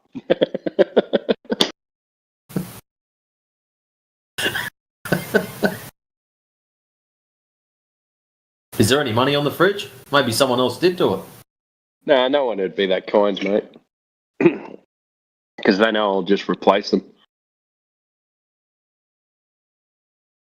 Good point. Oh, that's disappointing. Well, since you haven't had any beers, that means you're sober and you can go and get them. True. True. It'll work tomorrow too, though. Ouch. Maybe it's not a great idea. Had your Christmas party yet? Our work one? Yep. Yeah. Oh, you've already had it? Yep. That was last Friday. Anyone embarrass themselves? Not that I know of. Same answer. Not that I know of. Yeah, no one's told me. So. Well, the only embarrassing thing was when I first got there, I was tonguing for a beer, which is nothing out of the ordinary. Anyways, I go up to the bar, and there's a sign, house beers, $5 a schooner. And I'm thinking to myself, that's a pretty good deal. I'll grab a schooner and you, please, sir. No worries, mate. I give him a $10 note, and he opens the till up, and they hadn't put the tray with all the little money holder thing in it. And he goes, I've just got to go and get the tray. And he goes over this other bird. Oh, just give me two then. Yeah. Goes over this other bird. She goes off, gets the tray, comes back. Oh, have you given him his change yet? And I'm like, no, that's what they were waiting for the tray for. And she goes, how silly am I? And she goes, here you go. And she puts 30 cents in my hand. And I'm like, can't add. These are $5. That should have been $5 change. And she goes, oh no, they're $9.70. The house beers are this, this, and this, and it's all just random shit. Not your traditional beers that you get at every other pub. And yeah, schooners are new, $9.70 a hit. What the fuck? So, try our Zambian freaking bitter. Like, what the heck? Well, here's the silly part. We had our Christmas party upstairs. They had Great Northern mid-strengths upstairs for $9.50, or I could go downstairs and get a Great Northern full strength for $5. So you did a lot of stairs that night then? Fucking oath, I'd done a few laps up them stairs. Oh, man. Crazy. I just couldn't believe how stupid they are. It's like, we're going to charge you nearly double for half the alcohol. How are they charging $5? That's great. I know, drink and save, right? Yeah. Yeah, I nearly fell over backwards when it was like, yeah, these schooners are $9.70. It's like, holy shit balls. Mate, you're lucky your $10 covered it. Exactly. Imagine that would have been more embarrassing had you fucking handed over your $10 and he said, the extra $1.80, please. Oh yeah. But we can pay up to, if you go to a nice pub, you can pay up to like $18 for a fucking pint. Wow. That's fucked, yeah. Yep. When you can buy, so you buy 2 pints. Oh, let's call it 3 pints. Or you can just go to the bottle shop and buy a 24 pack. Yeah. And stay home. And yeah, watch whatever you want on the TV. Not have to put up with dickheads fighting. We stopped after the COV thing. We went out a few times, and then all the prices started going up. And because we used to love going to the pub. Yeah. And now we don't go anymore. We don't go at all anymore. Yeah, they put their prices up to match the profit loss. So, we're not getting as many customers, so we need to put the prices up to match what we're missing out on. But in effect, all they've done is driven more people away because, number one, we don't want to pay $30 for 1 piece of fish and 8 chips, and then to add insult to injury, $10 freaking beers on top. I still don't know where you're getting these $10 beers from, though. Australia's dead. He's still $10. I'm there. I'm going all right, mate. That's not bad. Yeah, but that's schooners. That's not pints.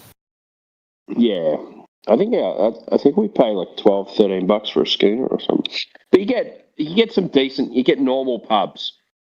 Right? I'm just talking about those fancy ones where you get pints like $18. But I think normal pubs are like $15 for a pint. Yeah. Mm-hmm. Still a lot. Yeah. When I was a lad. Back in my day. Yeah. I mean, we used to pay $8 for a pint.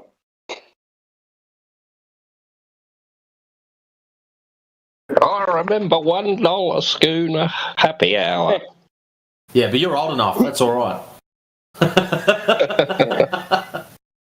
I remember schooners sub $3. Well, even like fuck, I've even forgotten what they're called. It's been so long since I had one. The smaller size, a pot, right? Pots were like I remember when I was pretty bad. We used to go to the pub when I was in high school, but in our fucking uniforms. $1.80. $1.80 for a pot.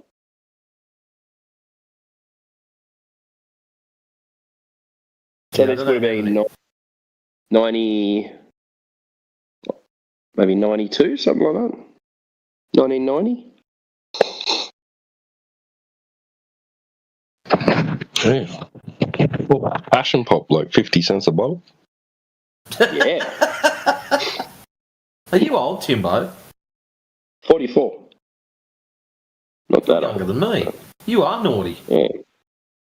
Oh yeah, used to go happy hour down at we used to leave school on like Friday afternoon, go to happy hour at the TGI Fridays.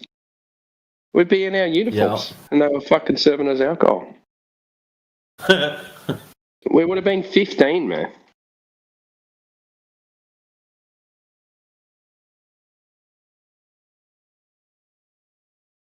Yeah, when I was at TAFE doing my apprenticeship, there was a pub across the road and we'd go over there at lunchtime, so that was our Wednesday special. JD and pool. Got a few games of pool in for lunch and as many JDs as you could smash down in that hour and 15 minutes.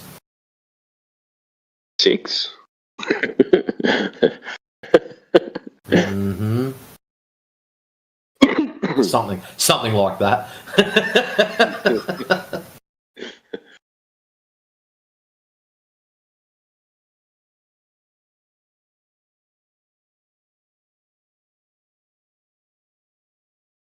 But no, it's a bit of a I haven't been out for a while. Like I don't go out too much because it's expensive, and when I do go out, then I complain about how expensive it is. So, sort of this catch-22. But yeah, that was a bit of a shock for me when and that's I was talking to the young fella there. He's like decent young chap. Had an accent, Irish accent. But I was telling him, it's like, mate, the reason a lot of people get pretty jumpy about these prices, I'm not telling you how to suck eggs or anything, but a lot of people do their own home brew. Now, I can make pints of beer for 48 cents. Now, you guys are flogging schooners off for $9, $8 up, and I can get this much more for like 48 cents. Like, seriously? But what seems to be the problem, is that with these places that serve alcohol, and was there pokies there too?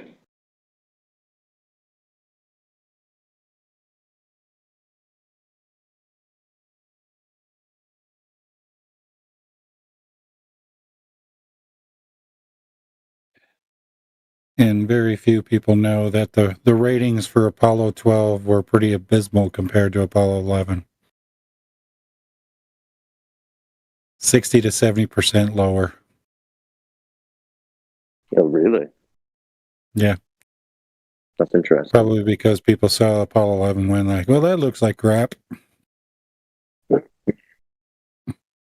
mean, the same thing happened with the DM2 mission in 2020, when it was the first time that SpaceX had used the Falcon 9 and Dragon capsule to launch astronauts to the ISS. And so the first mission, DM2, was like, all the news was covering and everything. And then when they did the next one in October, it was just like, oh, okay, that occurred. No one really paid attention or watched. Yeah, see, that's what I'm talking about. That's kind of how they want the propaganda to go. Get a bit of excitement about something, but it's nothing really groundbreaking, just moves the needle slightly. And then it's just, people are just bored of it. And it's just background noise. It's almost more effective to be background noise in terms of its acceptance in the public than it would be to really shove it into people's faces. I'm excited. I'm building an S-band tracking station for the Artemis 2 mission. Basically an antenna where I'll be able to try and track some of the health data coming down from the Orion capsule. When it takes when they're planning on sending folks into orbit around the moon in You're not getting shit. You're not getting shit from them. Sorry, what? No, I mean you can. There's folks that tracked Artemis 1 using the same sort of tech, just random civilians. No, I didn't even realize that was you, Josh. Yeah, I was going to say the TT&C data. They have both encrypted and unencrypted channels in S-band that you can listen to. You just got to buy an antenna and point it at the sky at the region where the spacecraft is. Yeah, but Josh, we don't believe in space or any of that. Oh, I know. It's just okay. A radio signal is coming down from the exact place that the globe model says it should be, and at the exact Globe doesn't have a model. We've been asking you for a model this whole time. You won't give us one. Wait, the signal is coming from the globe model. That's amazing. A model is doing all that? Well, no, from the sky. But the motion, and well, how globe. it moves. No outer space. No, not that place in the cartoon globe fantasy. No, I'm saying relative to your position, right, under the globe model, this is where the object would be. Yeah, but the globe model, remember, requires essentially surface curvature, which the Earth doesn't have. So that frame of reference that you're using doesn't work. Well, from your point of view, it doesn't have that based on your measurements, right? Well, based on any measurement. What measurements measuring curve? Most things from above a certain altitude. But no one actually on Earth, like no member of the public, is able to measure any curve. Member of the public. I mean, there's commercial space outfits all over. No one in the public, no one in the private sector either. So nobody measures that. not just the public. No one. I dispute that assertion. Have you got the measurements of the satellites? Go ahead, Josh, and post the curve measurements that you made. Yeah, just give that. Oh, that I made? Yeah, I can't imagine that you could. You're saying that they've only measured curve with these multi-million-dollar metal boxes floating in the space, and they can't just measure 8 inches per mile squared of drop over a lake. Like those It's just hard. It's hard to do optically with the optics traveling through the medium. What do you mean? What, over a lake? Like the medium of the atmosphere. You mean the medium of all air? the lasers away then, Cyclone. No more lasers for us. They bend all over the place. It's going to be a problem when we're shooting things down. Yeah, the Can't use lasers. like that all the Call time. the military.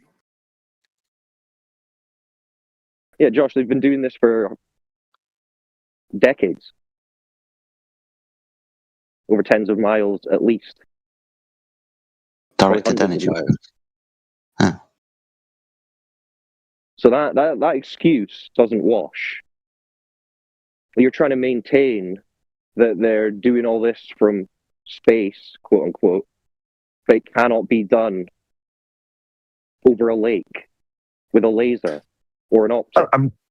I was going to say that I introduced the conversation based off of me being excited to independently track the TT&C signals of the Artemis 2 mission. Yeah, but then you said, but that's over a globe. And model. I said no. And we pointed out that the globe model requires curvature that it doesn't have. Oh yeah, you can turn the conversation back to that point. I'm just restating where I started. We have to, because we can't start saying this is going on in reality when the foundational premise of that claimed reality is false. We can't just continue off in fantasy land. We have to say, oh, wait, remember, the lakes aren't curving. So how could you say this is occurring on a place with curved lakes? There's no curved lakes. So that doesn't work. Sounds cool, though, getting signal from the sky. Does, doesn't it? My heart's a little bit broken and can't use lasers on the floor. Yeah, lasers are cool. To me. Lasers are cool. It's my job every day, man. Okay, cool. They really tried to complicate the laser. I thought you built satellites, not lasers. Maybe puts lasers in satellites. Lasers on the satellites, man. Or do you put sharks? Do you have sharks with laser beams attached to their heads? Nah, no underwater lasers, unfortunately. All of that refraction, right? Yeah, we don't like doing medium stuff. It's not just the lack of curve, though, Josh, as well, remember. It's the fact that having a little gas pressure system in a giant vacuum doesn't work according to natural law. That whole thing just doesn't make any sense. I mean, just dispute that assertion as well. Okay, well, could you show us a little gas pressure system within a giant vacuum with no physical containment? In order to dispute what I said. Continuous curve and asymptotically approaches zero. Come again? There's no termination, altitude. It just asymptotically approaches zero. Yeah, but you're claiming that it's a gas pressure system like we've got here with a higher pressure going into gradiating into a vacuum? Show us that. I mean, once again, you'd have to believe that we could go there and take pictures and measurements for me to provide any evidence for that. So that's a problem. So we just have to believe. I mean, this is a stunning admission, Josh, considering your status in this whole thing, your credentials. You're saying we just have to believe. No, you have to, trust that you're not being lied to. Trust and beliefs. That's all we need. That's what you just said. You said, well, you have to believe that we can go and do X, Y, and Z. All right. So if I don't believe that, based on the evidence presented to you, correct? That's how science works. No, science doesn't just require believing stories and claims. Yeah. No, Science it's doesn't believing require evidence. belief in unverifiable things. You measure signals, you assume that those signals are trustworthy. Yeah, Josh, this is shocking. You can't be saying that science is just belief and that we just have to believe the globe. You're supposed to be the guy convincing everyone here that the Earth's definitely a globe because you've got the No, proof. I'm not. I don't have to convince anybody of anything. I just enjoy talking to y'all. That's suspicious too. That's weird though, because yeah, like why would you want to talk to us when we just fundamentally don't believe in the thing that you think is going on? Like, why would you want to talk to us about it? Like, you must think we're crazy. I find it educational. Are we I mean, crazy? when scammers get paid to push the scam, when scammers get paid well to push a scam, they're not gonna tell you they're scamming. I'm not even saying that Josh is a scammer. I don't know if that's No, fair I'm saying the globe scam. Oh yeah. Like, I don't think Josh is wittingly scamming anyone, but you're certainly projecting your desire to believe this story outwardly as if you know it to be true, when in reality, you're literally verbatim telling us that we just have to believe it. We just have to believe that we're doing these incredible sci-fi adventures that they tell us and show us little images of on. Give us no evidence at all, really, just claims in articles, 1 or 2 images, easily fakeable. Don't give us anything, and then we just have to believe that. Ignore the fact that gas pressure requires physical containment in all observable, measurable aspects of reality. Ignore the fact that the lakes aren't curving. Disagree with that. Yeah, I know you said that, but then when I asked you for an example or a demonstration, you gave nothing. So it doesn't matter that you disagree. Because I'm agreeing. I'm conceding. I'm conceding your stance as far as there is no overlap between the evidence that you could be provided that would change your mind and the evidence that I can produce. Like I'm ceding that point. No, that's a bit of a weaselly way of saying you're correct that all the evidence agrees with what we're saying in terms of gas pressure requiring containment. I'm just saying your bar is too high, is what I'm trying to tell you. Wow. No, but the reality is that it wouldn't matter what our bar is. You cannot produce a demonstration of your claim that would then dispute ours. That's what it is. Doesn't matter what you try and dress it up as. That's what it is. A lack of evidence or demonstration on your side. In order to that would be believable to you, correct? Well, that just means it's not demonstrable, not verifiable by the public, which is again just gatekeeping. But your definition of the word public is not, I can say the public is this entire industry of commercial space industry engineers and folks that are building these things that are not government folks. Well, let's try and narrow it down. That's not the public. Who can prove it? So who can prove it? Once again, I would make the assertion that the reason that you haven't found any evidence is not because the evidence isn't there. It's just that your, the bar that needs to be met in order for you to be convinced is there's no overlap. So even if I say, totally dodged the question, Josh. You dodged the question. I'm saying I don't know if there is anybody.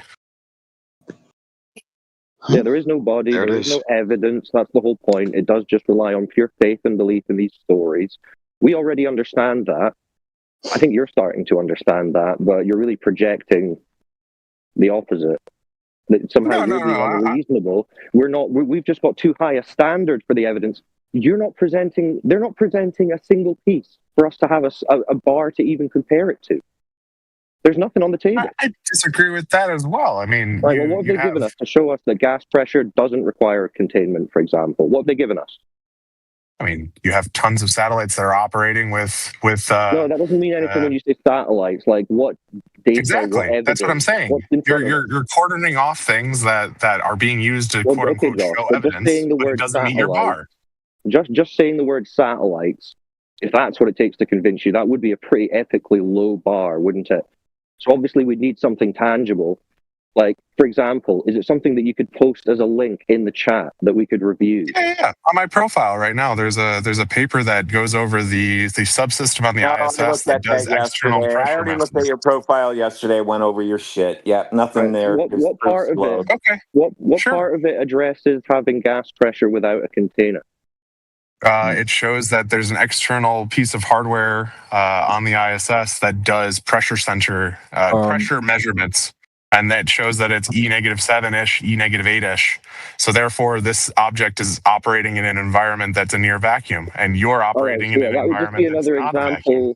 So that would just be another example of a completely unverifiable claim for 99. Once again, the bar is too high. That's my assertion. Oh, it's too high. So if it's unverifiable by 99.9999999999999 continues of the population, it's unreasonable of us to say we need more evidence than that. That's what you're telling me. Oh no, I'm not saying it's unreasonable. You are. You are. No, not at all. That's I'm what not saying it's unreasonable. I'm just saying the bar is so high. too high. You're saying our standard's too high. Because it's something that 99.999% of the world cannot know. Josh, you're just saying that this knowledge is restricted to an ultra elite that we just have to believe and cannot question. That's awful. Anyway, No, I'm I'm going to saying leave you guys. the first person observation. Oh, go ahead. Sorry, I apologize. Sorry, yeah, no, I need to get running, but have a good one, bros. And Josh, nothing personal. It's just this is an important topic that we need to be straight. There's a reason I don't white knuckle over it. I appreciate the candor. So, All right, you have a good night, boys. The I'll listen experiment in, right? was done in space, in orbit. Do you have proof the experiment was done in orbit? So, I mean, Rel was on the launch manifest on one of the resupply missions going up. You have the engineering unit that was produced on the ground, and you have the team that's operating it once it got transferred up to the ISS. Like, you can take a picture of the ISS using a ground-based telescope, and you can do radar ranging off of that to figure out it's actually 400 kilometers away. So, all of those things put together is what I'm saying, right? Science is making making a conclusion based off of evidence that's provided to you, and here's all the evidence. No. Make whatever conclusion you want. Science. Don't redefine science. What you're telling us is that you have a lot of hearsay, and yes, we reject hearsay as evidence. I mean, hearsay is in like public documentation that you can go look at and people you can reach out to and talk to. They're just claims. Yeah, they're just claims. The guy asked a very specific question about, this being verified in space. Don't have any evidence for that. How do you verify it? That's the question I would put back to you. Exactly. Thank you.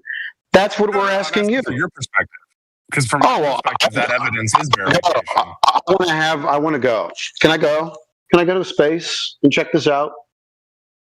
I mean, sure, if you'd like. You just got to pay. Great. Who am I paying? You have the money. You can contract Axiom Space. It's about $55 million for a ticket to the ISS currently. Okay. So you do have to be an elite then. You have to have elite level money to go to the ISS. That about right? So you're automatically grouping in folks with capital with the elites as far as like knowledge? Is that the assumption you're making there? I take it back. You got to have boatloads of money to even sniff this, right? I'm just saying, like, it's not like you have to. Is that practically secret club? How come no one's doing this? People do it all the time, man. I mean, Axiom has launched four commercial missions to the ISS in the past 3 years. Like, okay, and so who am I going to believe that these things are happening? I don't know. Who are you going to believe? That's what I'm saying. I want to figure out where your bar is. The bar is me. I want to do it. Maybe you could sponsor me. I mean, these folks. We should get a flat earther on one of these ships, right? One of these rockets and get them up to the space station. Sounds real easy. So maybe somebody should sponsor this and just put this to bed. I'll go. I have tangible evidence within the last year of someone philanthropically sponsoring a quote unquote flat earther to experience something that should only be experienced by, a very few amount of people. And then the instant that, data was presented that was contrary to things like the Gleason map the Tryptophan. What was it, man? What about it? Or TFE. What about it?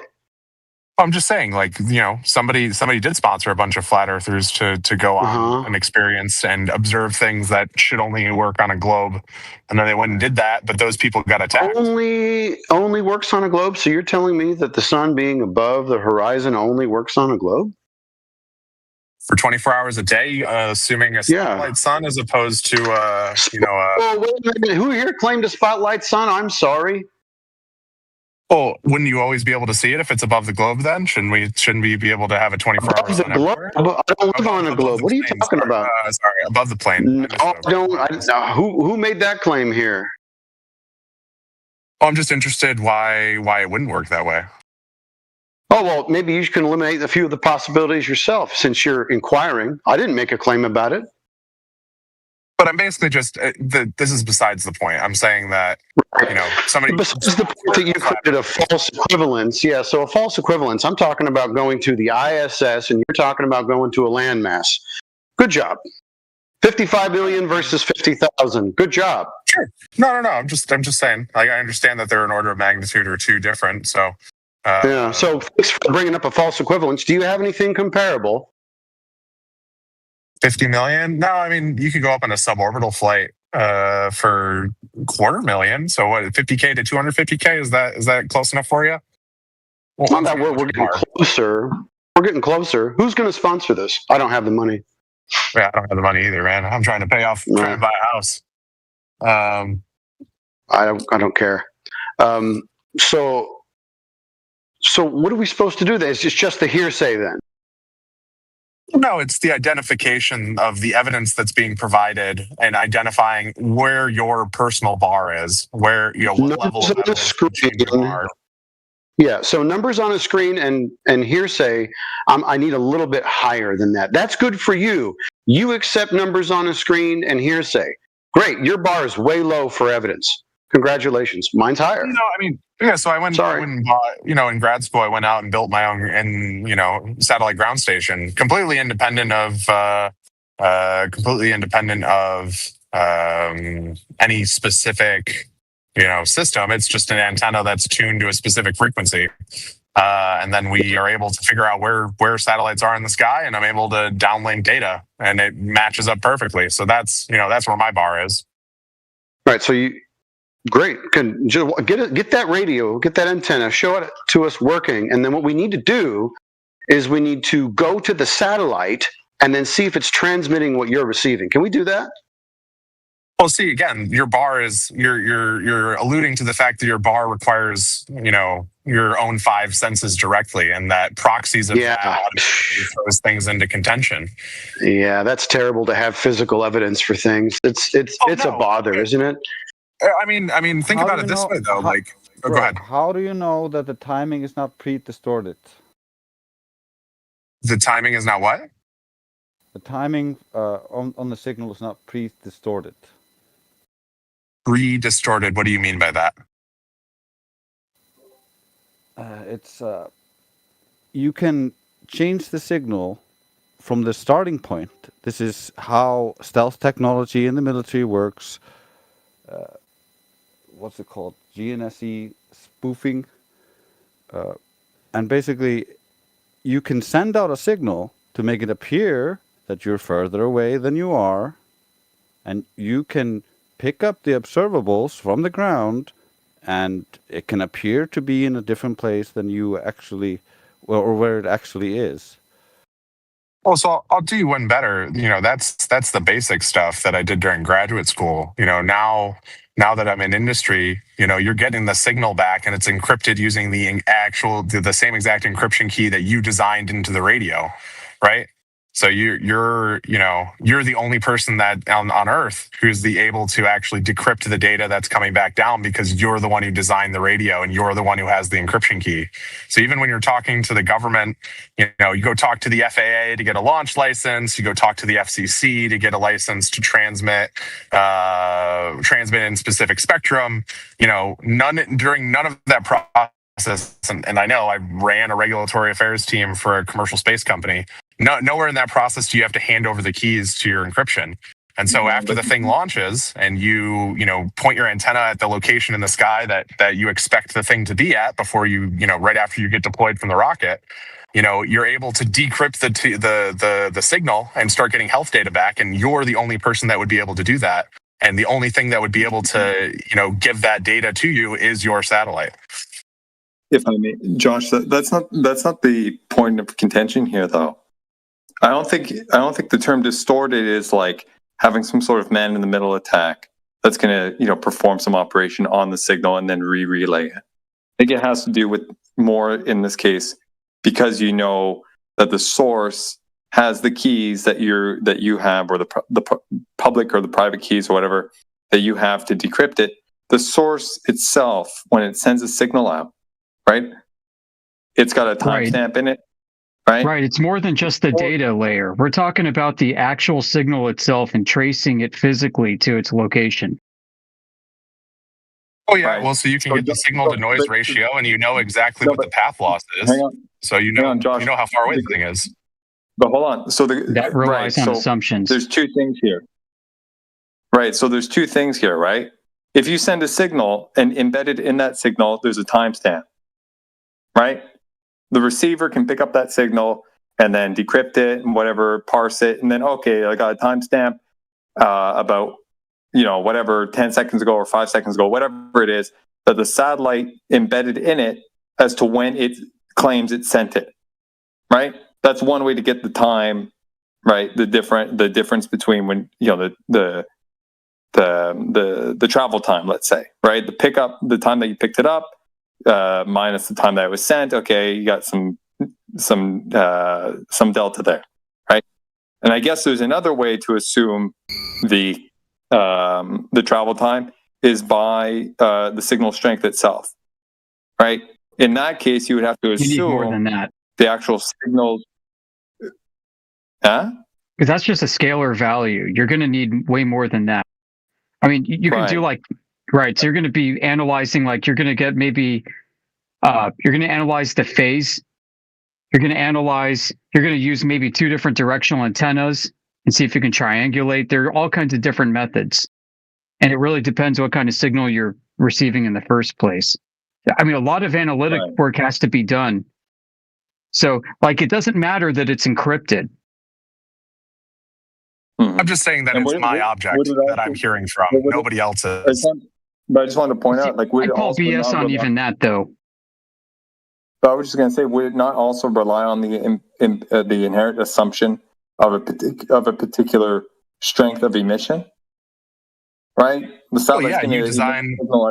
You design your antenna. I know how much gain I have. I know how much power we're putting into the amplifier. I know what depth of discharge the batteries will go to when I run it for this amount of time. I designed the thing. Was it under your control all the way up until it was supposedly in the 100%. place it is? No. So there is a chance for someone else to manipulate your equipment, and you cannot deny that. I disagree. We get full transparency for commercial missions with SpaceX. All the way through. We don't believe You believe That's there's fine. full transparency. That does not mean there's not something outside of your purview. I disagree. Dude, you do not have all the information. I'd love to see how In this easy regard, it I is to believe send I do. encrypted transmissions.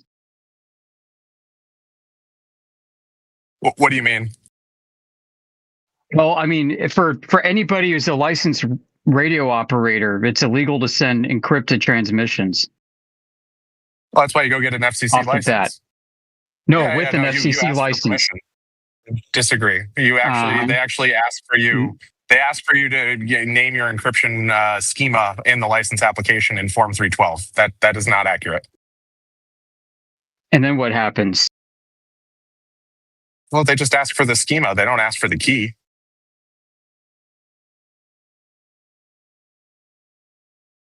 I was going to say you can look it up. How many people have the key? Only you have the key. Nobody else that you worked with had the key. Not me personally. The ops teams have the key. Okay. Well, there's a break in custody right there, and it's probably not even the main bottleneck. No, I'm saying me as in the organization, right? We're talking like a couple, less than 100 people hanging out in Silicon Valley building a startup. What's the level of your encryption? AES 256. Yeah, it's pretty strong, if not the strongest. Yes, sir. Yeah. That's pretty good. And we're working on. There's an executive order that all federal systems need to be post quantum protected by the end of the decade. So we're that is the floor. We're moving up from there. Well, there's a grand keymaster. Okay. I'd be interested to see evidence of that. Well, it's called a crypto clearance. Yeah, once again, nothing. At least for this level of system, right? This is commercial systems. This is not. Yeah, and the agency that does that has actual keys in their emblem. Once again, this is for commercial systems, right? Where yeah, this that's the most interesting. Getting internet. That's the most interesting because it's the hardest and most difficult to control. But once again, I'd like if that's the place that we go to in this conversation is that okay? It doesn't matter how good your encryption is, we can't confirm that it's actually the object because no. There's this Not saying that. Oh, go ahead. You don't have any knowledge of who has the keys. The procedure's written down, right? It's the ops team. You have no knowledge of who has the keys. Dude, have you ever written standards? Have you ever written standards? What type of standards are you referring to? Like the kind where you give this group of people the standards, and then this group of people over here has other standards that aren't their standards. Have you ever done that? Because I have. Okay, you can appeal to your lived experience. I would love to hear more.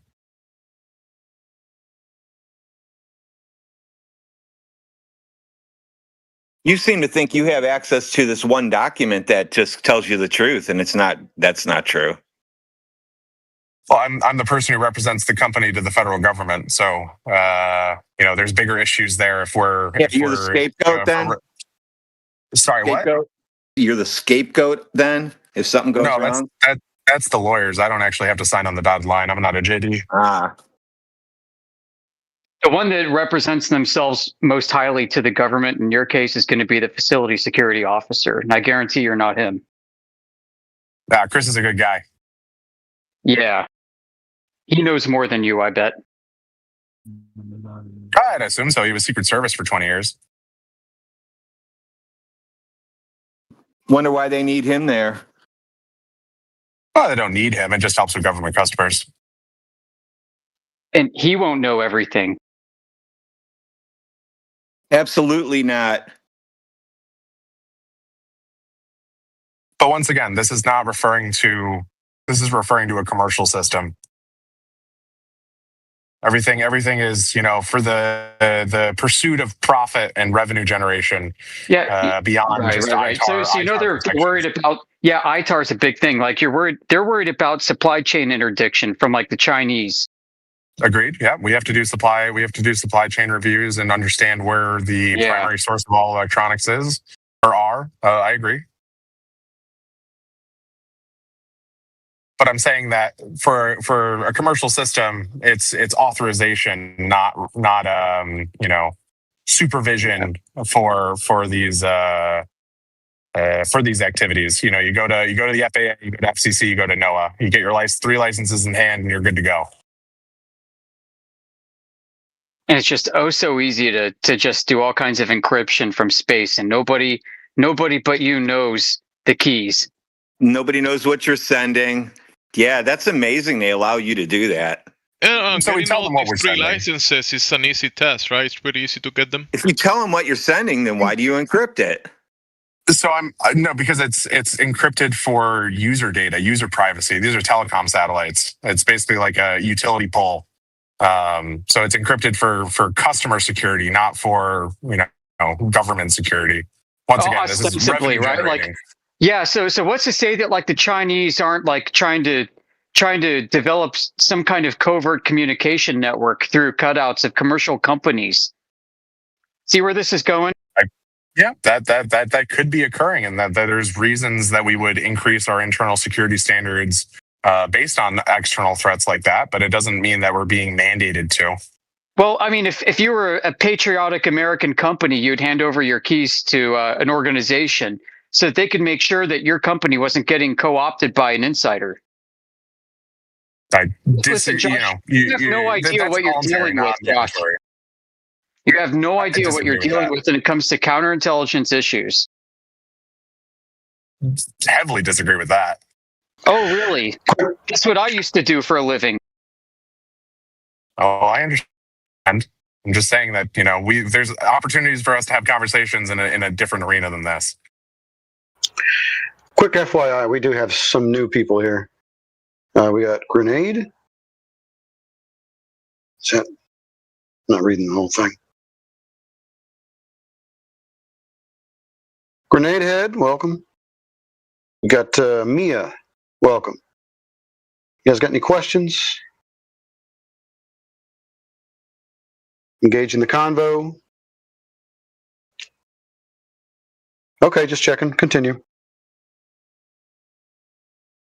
No, it's all good. If anybody has questions on mission authorization and the relationship between the federal government and commercial space companies, more than happy to dive into that. We definitely don't need to go there, but I hope you understand the rigor that at least members of our community have gone in order to try and understand the fundamentals of this issue. The fundamentals of this issue ultimately lie with geometry, to put it bluntly.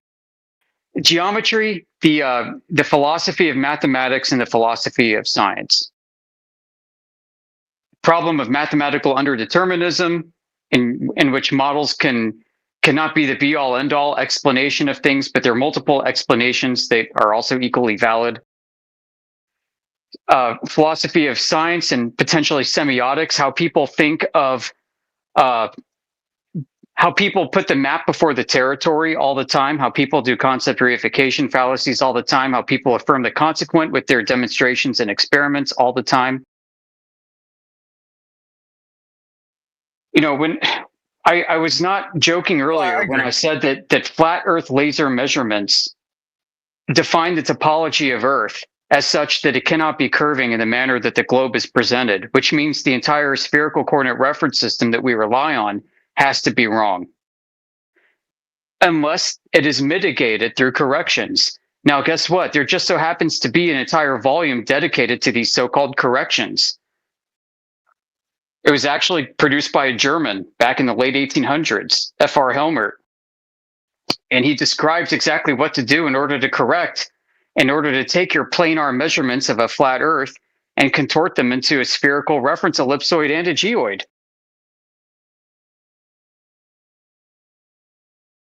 And the corrections that he introduces with the math require you to accept that there are meteorological conditions that are present that you cannot actually measure, that have to be present in order for these things to occur, in order for you to have a globe.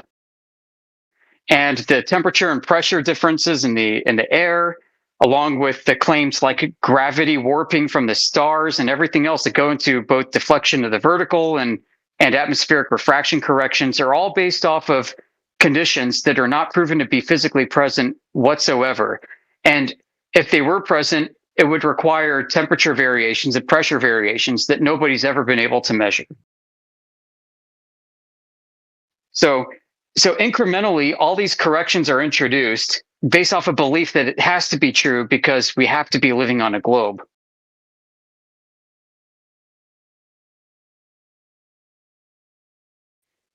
I can get behind that. What's happened is people believe so much in the globe that they shoehorn all of their physical measurements into it. It shows up in air data inertial reference units that's used in commercial airliners like the 777. It's used also in star trackers. It's used in satellites. It's used in balloons. It's used in boats and even long haul trucks.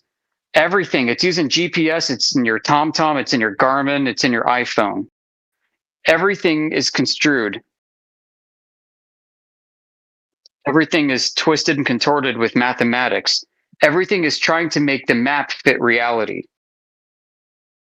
So when you go look at like an FE core measurement where they're shooting a 40.5 or whatever kilometer laser over the surface of frozen water in the dead of winter, and this is done repeatedly over and over again and done in other parts of the world. And this isn't the only evidence we have. I mean, we've got a whole bunch more. It's just a whole giant stack of stuff. You've got to start wondering what's going on. So listen, I mean, the globe as a coordinate reference system, we can make it work. We've made it work. We have spent over 100 years using modern technology in the second post-industrial age to make this work. And it's working. But it doesn't mean that it's fully accurate. And it, you know, for most practical purposes, it's entirely accurate. You know, but how do you actually measure a distance between New York and Paris without calculating it using latitude and longitude? I mean, these are insurmountable challenges. You know, we can propose ideas like, I don't know, anchoring beacons every 10 miles or so across the ocean, and then using like infrared light or some kind of, I don't know, maybe microwave transmission, installing timers on them. I mean, it'd be great if we could have that, but nobody does that. Instead, boom, I mean, we're launching stuff into space.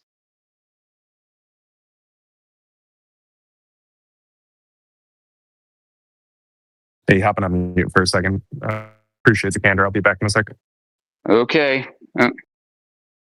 I appreciate it. I'm just grabbing running errands. Yeah, man. Launching stuff into space, basing it on half-naked Greeks looking at shadows. Yeah. Like you can be a flat earther and work for NASA. Not even joking. You just have to understand what you're working with. You're working with a convention, a way of thinking. This is all an interpretive frame. And it's okay to use it. It's okay to be a flat earther and use the globe and use it successfully to navigate, as long as you understand fully and deeply what you're working with. I don't have any problem saying it works for all practical purposes. So far. What we haven't done is we haven't had to use it for the very impractical purposes. The kind of impractical purposes that challenge the topology of the Earth.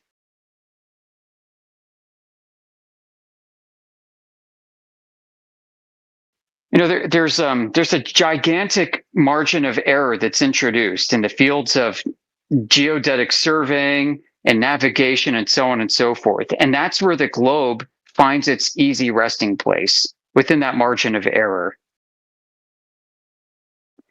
And if you endeavor enough to go check, you can actually narrow the margin of error and submit the Earth to a test and find out that the results lie outside of that and that Earth does not comport to a globe. And this has to be done using very precise methods, and it gets very costly and it's expensive to do for many cases, if you want to do it definitively. And now there's some cheap methods you can do, like mirror flashes, and I think those are great. I think those are definitive as well. But the problem is convincing the public that it's definitive. The public likes flash. They like technology. They like sophistication. They like stuff of the likes that FE Core has done for us. So it's also the ad hoc excuses. Like if you do not account for those variables, if you do not try to somehow get the temperature, the humidity, the pressure at some intervals between you and the target, that becomes harder for you to argue, and it creates doubt. And so all they generally have to do, and all they generally do, is just say, well, refraction could be happening, therefore it must be happening. But the problem is when we start to look for the refraction itself, like that's why I like the infrared camera arguments, and I like looking at the pictures and looking for the refractive effects. I'm not seeing the effect of light bending around the globe, hugging the curvature, making it look flat, because that would result in effects, and I'm not seeing those effects. Yeah, exactly. Like when I've heard Indio bring up two great points. I don't know if he talks about them that often, but he does. And these two really stuck with me and got me digging and researching. He said, look, if there's refraction, you're going to have chromatic separation. And like, duh, I mean, that makes a lot of sense. Like take a 10th grade physics course and you understand that different wavelengths of light have different optical paths. And then secondarily, if there is refraction happening the way it does, then it doesn't match the geometry of what you see. So what you're going to have to require is you're going to have to require a meteorological condition over the area that you're observing in which the temperature gradient changes from where you're standing all the way out to the horizon and beyond. And that change is commensurate with the rate of change of Earth curvature such that the light happens to unbend itself, and not just at a singular rate, but at different rates, a continuous rate of change difference between your feet and off to the horizon. You have different ray arcs at different rates of change that happen to take a curving surface and producing a flat and stable image. Trillions and trillions and trillions and trillions of conceptual mathematical rays that you ray trace that are all following different rates of change of arcing paths to every point from your eye to that surface. And all of them are being bent by physics, by weather, by something happening in the real world, such that those rays of light produce a flat terrain instead of a curved one. Yeah, it's to me, that's it's impossible. It's impossible because, like in the example of the black swan, the horizon should be so close that when we zoom into that picture and we take the black swan, that should all just be sky. Right. You shouldn't see any of that. And so if the globe was true and the light was bending around the curve and allowing us to see these things beyond the curve, they would be projected above the eye line because they're coming from above. And you see all sorts of floating anomalies. And the horizon would be a sine wave and jiggly all over the place, depending on the conditions between you and that point on the horizon. But we don't see any of that. That's well said. And the farther you see, the flatter it is, the greater degree of chromatic separation should be present, which is not evident in anything that we've ever seen. And then you're like, okay, let's bust out the infrared. Let's go freaking put this to the test. Because if infrared light doesn't bend as much, then I should be able to see the curvature of the Earth. The geophysical horizon of the Earth should be popping out at me in all of its glory. So I throw it on, and guess what? It looks even worse. Like it's flatter. Like it's it doesn't look more curved. It looks more like what is going on, folks. Yeah, that just destroys it because if there's more refraction and you're supposed to see further, then less refraction should make you see less far. The horizon should appear to be closer. But what happens is you cut through the haze, you have better resolution on those far targets, even though the overall resolution starts dropping fast. It just allows, because of the scattering in the air for visible light is more than scattering of infrared, and that's what allows you to see through that haze and detect things much further away. It just doesn't work on the globe, but I am creating an optical framework that goes into this and explains all of this.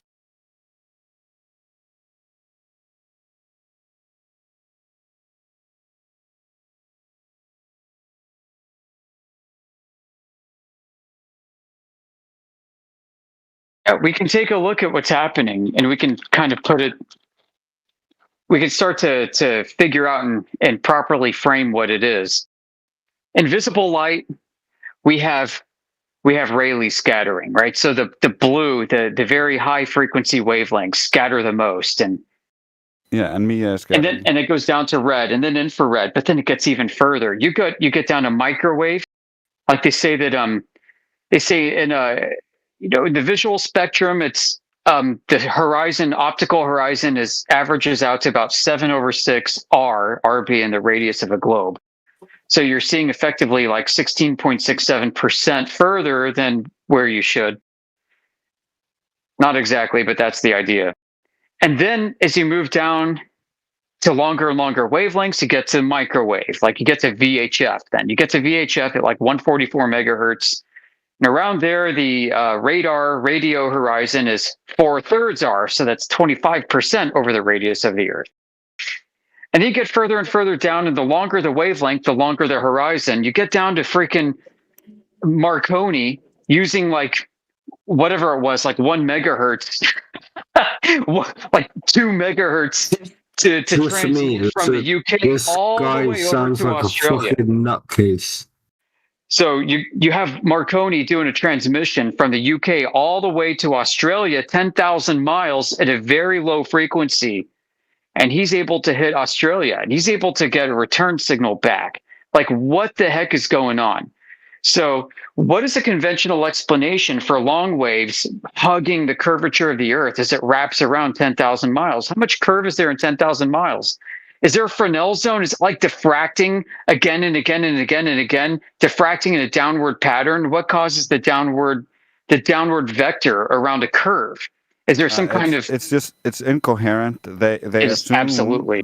They assume because they believe in the globe that all of the waves that go beyond the globe are either the closest to the visible light they believe are super refracting with no evidence, and then the shorter wavelengths they end up.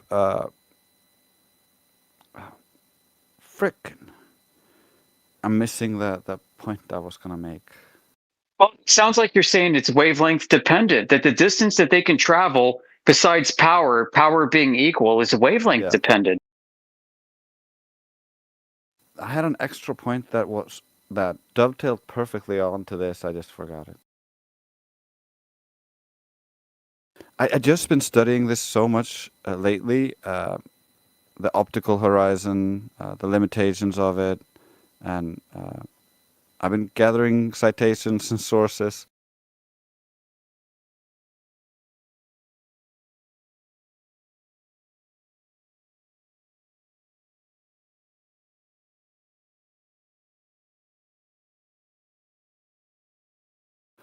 But yeah, it's the reflection. That was what I was talking about.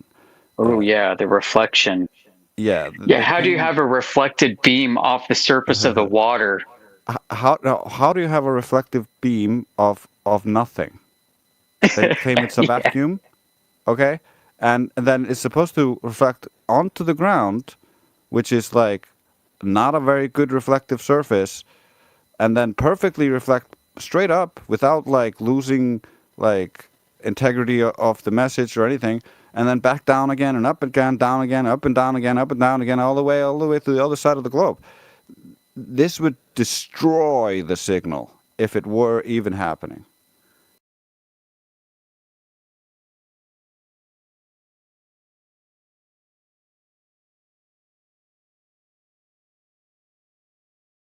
You try to beam that signal, and you got, like you said, Fresnel disruptions. You got like a little tree in the way. It's not blocking the line of sight, direct line of sight. It's just in the way of the cone, like between the two transmitter and receiver, and just being in the cone. Sorry, you're getting disruptions. Yeah, you got absorption and scattering, and you've got a continual attenuation of that signal. You're telling me you're gonna bounce that beam off of grass and have it come off like no problem? Yeah, or bounce it off an ionosphere with negative refraction.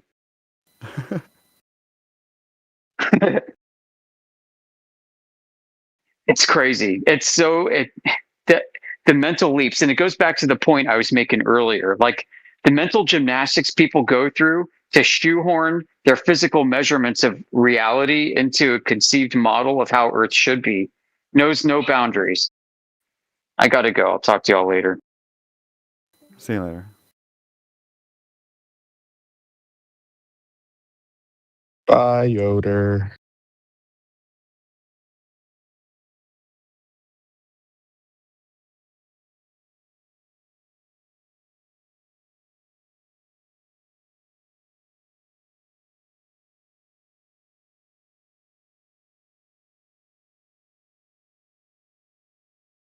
Dumb question. Did any of y'all go to the international conferences before COVID shut them down?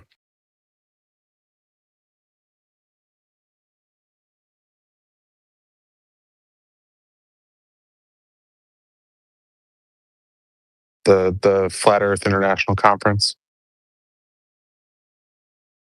You mean like the UN meetings? No. Like there used to be like a Flat Earther conference in like the late 2010s that was held every year before they got shut down due to COVID.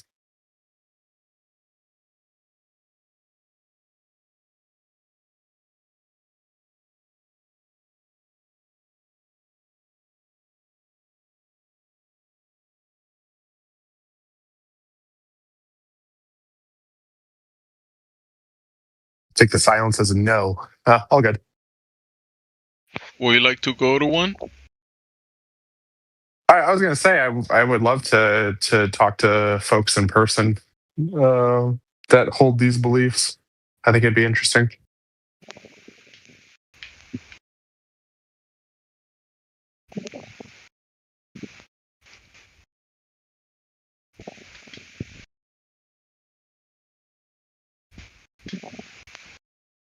Maybe the next time they do a meeting, just go. Yeah, I'll keep an ear out.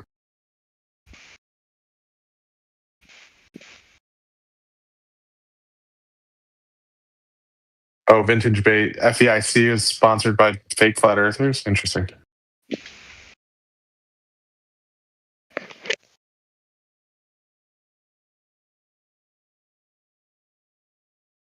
Was that like Mark Sargent and like his flying saucer? Was it that contingent that did those?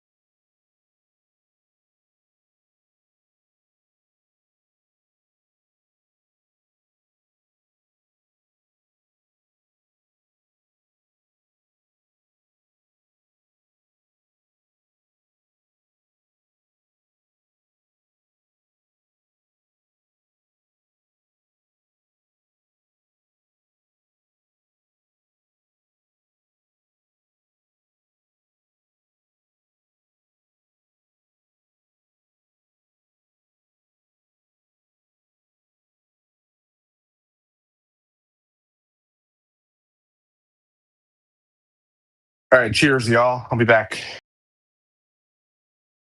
Laters.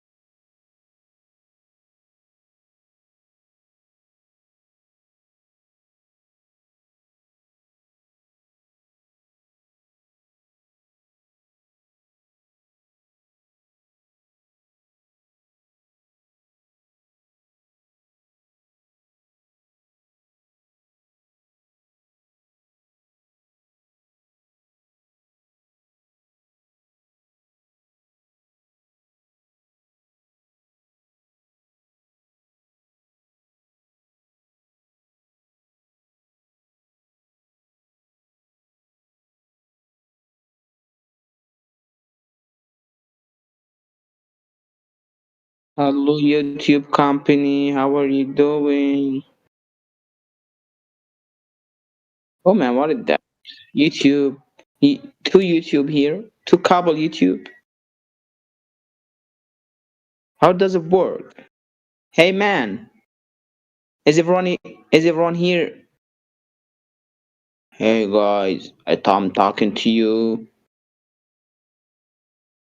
Why are you so quiet? I want someone to speak with him. I want to improve my speaking skill. I want to learn English. I want to learn more English. So guys, is everyone hear me? I just feel bored. I want to talk with Hello, how you doing? everyone. How you doing, Hi, brother? Hello, Larry. How are you doing? Good. It sounds like you're from Eastern Europe. Is that right? Eastern, yes. Well, I'm from Texas. Nice to meet you. Nice to meet you, bro. Where are you from? Texas. Texas? Originally. I live in Colorado now. Yes, that's good, man. So, what are you doing here in this app Discord? I'm going to get a better headset so no one complains about Bluetooth headphones. We're going to talk about better. You have bad connection, man. I'm sorry, I can't hear you. Say it I'm putting again. on the good headphones. I'm putting on the good headphones right now. Yes, that's I know because your voice is very clear and high. Okay, bro.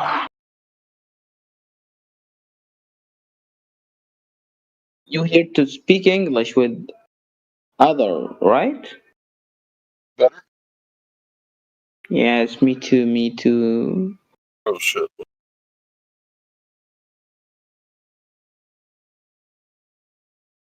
Settled now.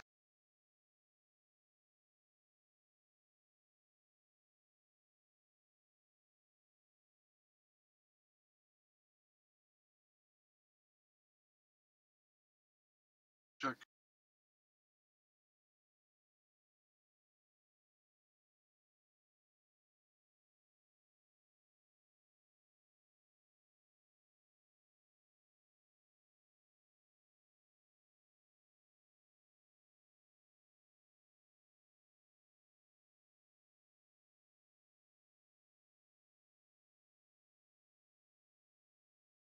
All right, mic check. That's time. Oh, Larry, love you, bro. Good check. Karma says hello. Peace to you, my brothers and sisters from the land of ice and fire. Always a good time to hear your voice. Same. Likewise. Especially when I got a good headset on, right? Not the cheap ones that I go through like crazy.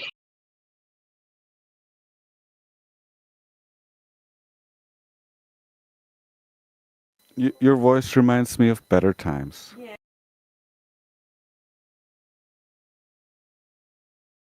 But now is always the better times.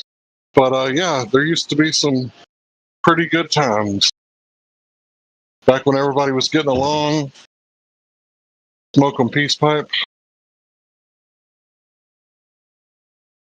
We didn't know any better, but we hadn't slipped as far down the hellhole. I'm living in paradise. It's a mountain paradise.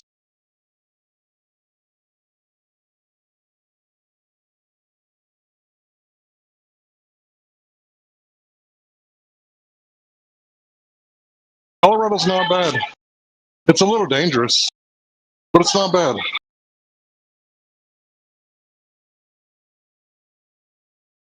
Yeah, you can always make little pockets of paradise, but I'm more like talking about the state of the world.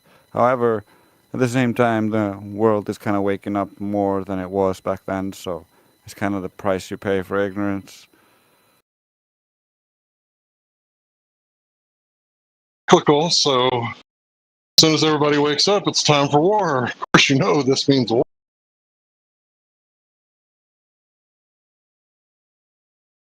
Sadly. Sad but true. So how's your mom and dad?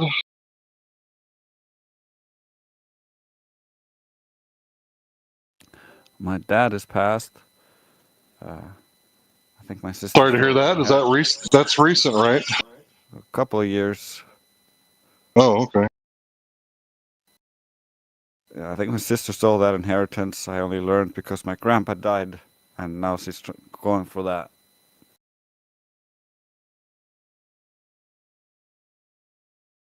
Well, I got my inheritance and then left it in Texas, along with my motorcycle.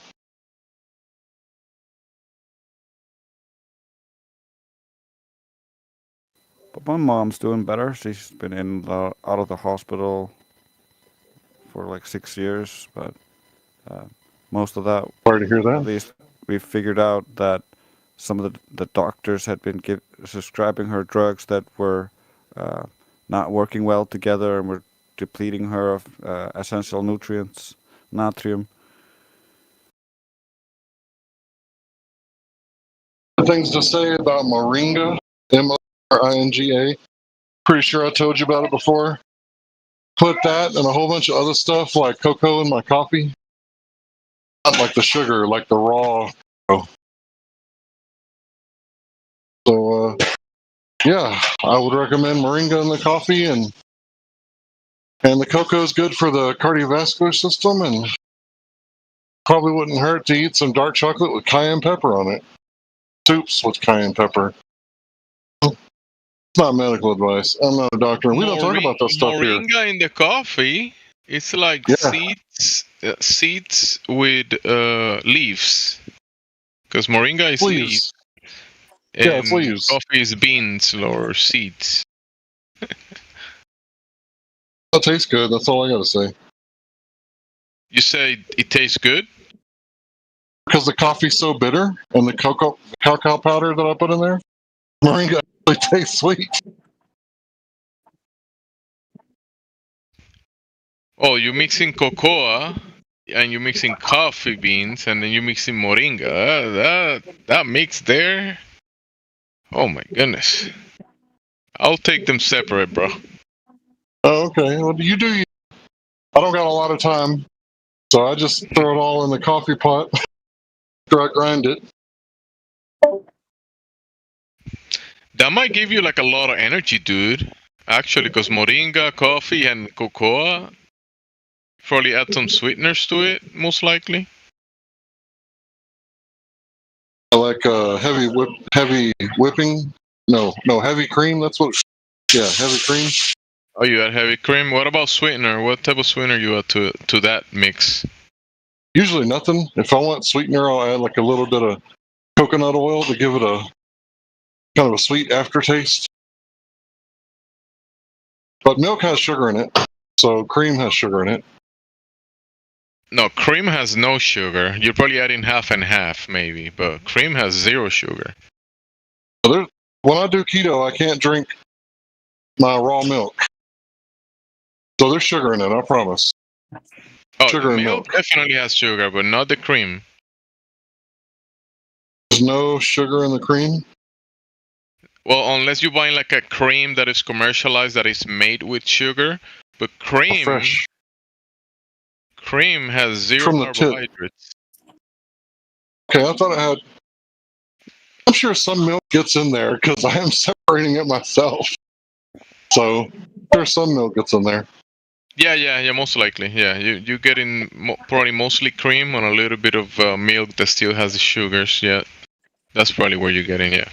So instead of half and half, you're getting 70-30 or something. Okay. Sorry, I went to the bathroom. What are we talking about?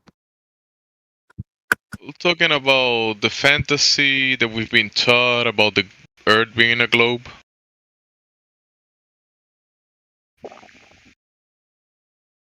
Have you ever noticed that the globe is a bunch of cartoons on the TV? I think you're talking a bunch of shit, man. Actually, shit doesn't come out of your mouth; it comes the other way. Oh, Yeah, shit. I mean, you might be wrong there though, because shit. Yeah, that's very specific. It comes out of a specific hole. Your mouth doesn't produce the shit. how do you think the globe works? Doesn't. That's why there's a crisis in cosmology. The globe model doesn't work. If you do a search on the crisis in cosmology, you'll see that they had to make up like 96% of the matter and energy in the universe is dark matter and dark energy, which means that it can't directly be observed. And there's black holes, so gravity sucks so bad that they need black holes and dark matter to make gravity work at the galactic level. Yeah, so that's true. You also need to look up the poo-poo fallacy. Yeah, but what about the moon? Sorry. And the sun. You need to look up the poo-poo fallacy. And Saturn. And Mars. Relax. Okay, bro. This is not the time to chant your religion. I'm trying to help you a little bit. You need to look up the poo-poo fallacy, because when you say, well, that's just shit, without actually giving an argument, how do you poo-pooing the argument. Do I need to mute you? Can you not have a civil discussion, or what's wrong with you? Well, it sounds like he might be under the influence. Sounds like, maybe, possibly. Or maybe he's just like that. I am under the influence, but I am willing to listen to whatever bullshit you are telling me. Your mom's a really nice lady. How about that? She's a really nice lady and she behaves well in public. Still think it's bullshit? You're a good person and an upstanding citizen and a pillar of your community. That sounds like bullshit. Actually, no. You know, who's my mother is a good person. I said that. I mean, Larry did. My bad. Your mom is a really good person, but since you said we're speaking all bullshit, that might be bullshit, right? Yeah, but do you think that's bullshit? No, you're saying it's bullshit, right? We're saying we believe she's a good person and stuff like that. No, I'm not saying it's bullshit. I'm saying... But you're saying everything we're saying is bullshit, and we're saying she's a good person, so by proxy you're saying it's bullshit. No, I'm just waiting to see that Gemsey... It's not Gemsey, it's Gemsey. Sorry, Gemsey,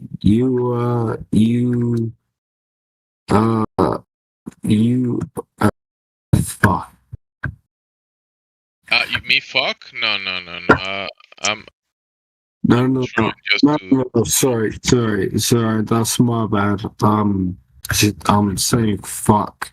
Let's keep it family friendly. This is a public Discord. We have people trying to learn English. That language is not too friendly, bro. Please refrain from cursing. Please refrain from cursing. We're also live on YouTube. If you cannot control yourself, you will be controlled. Are we live on YouTube?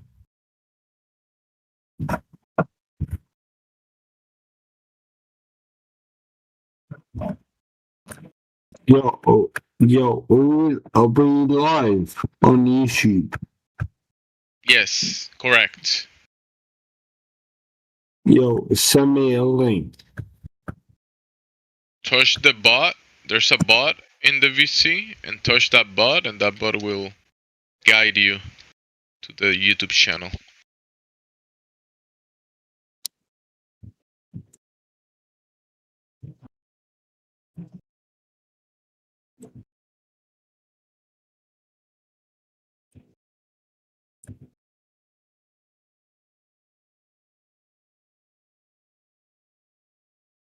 No, I can't find it. Good job. Well done. Well played. GG. Someone just send me the link.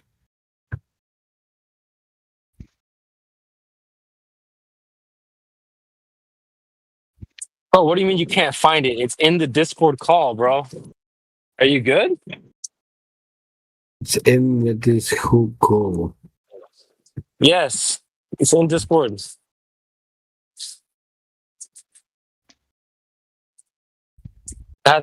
There's two of them. There's two YouTube links right here. I don't understand Discord. Are you? Okay. Are you in the call right now? I'm in the call right now. How many people are in the call right now?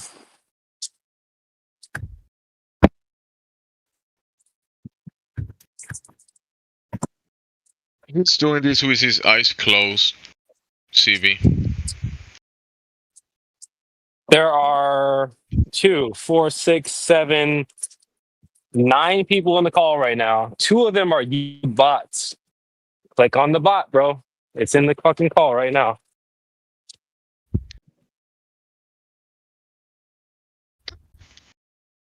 The link is right there. Help us help you. God damn. What are you damning God for? I have not got a link. Okay, I'll help. It's I'll help in you. the Discord call, bro. Do you see where you are in the chat, in the channel you joined?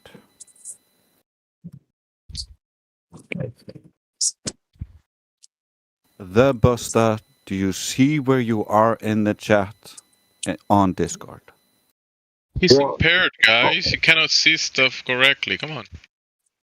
What chat should I be in? The chat.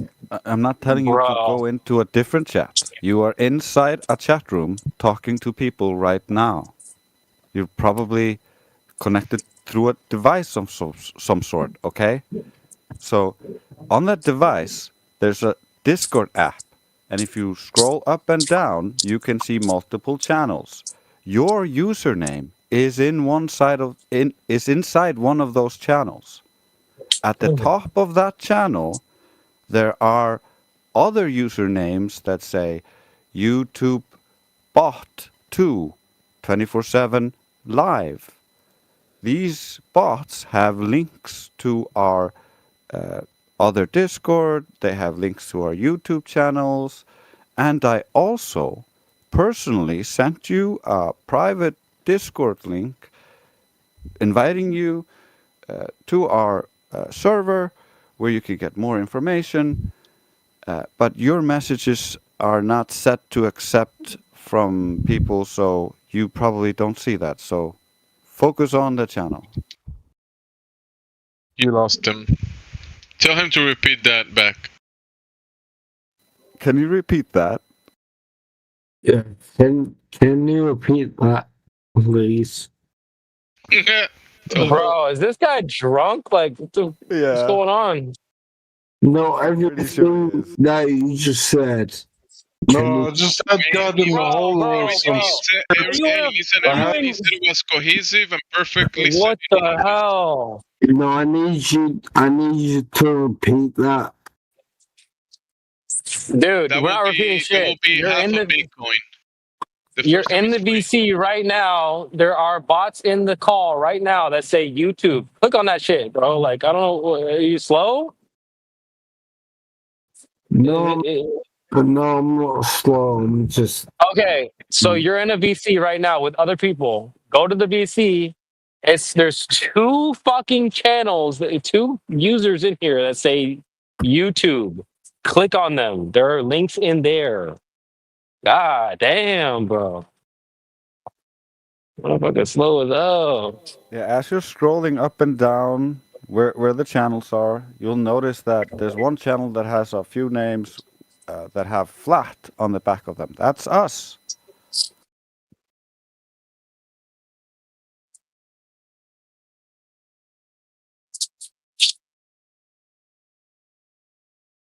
I can't help. I can't do it, man.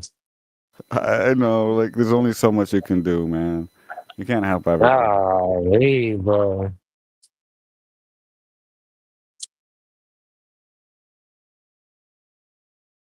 Yeah, and he thought we were talking bullshit. The problem was not that we were talking incomprehensible stuff. The problem Yeah, was why? that the problem was that Yeah, he I'm actually full up. couldn't comprehend anything coming in.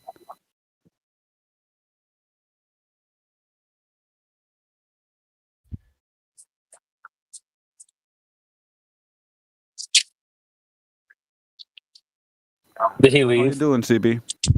Hey, Trace. I'm good. Hey, I hear Bear, what's you up, and brother? AV been killing it. Huh? Yeah, what's up, guys? Yeah, I said I heard you and AV been killing it. Oh, yeah. Are you in our server? No, I'm not. Wait, what? Me neither. Bro. Wait, guys need to join Frontline Unfiltered. The link. Click on my tag. You should be able to get in with my tag. I'm driving. The Rise tag. If you can't get in through that, just let me know. I'll send you a link. Yeah, I don't need a see link. any I'm way driving. through it. All right, I'll send it. Yep. It's really nice, bro.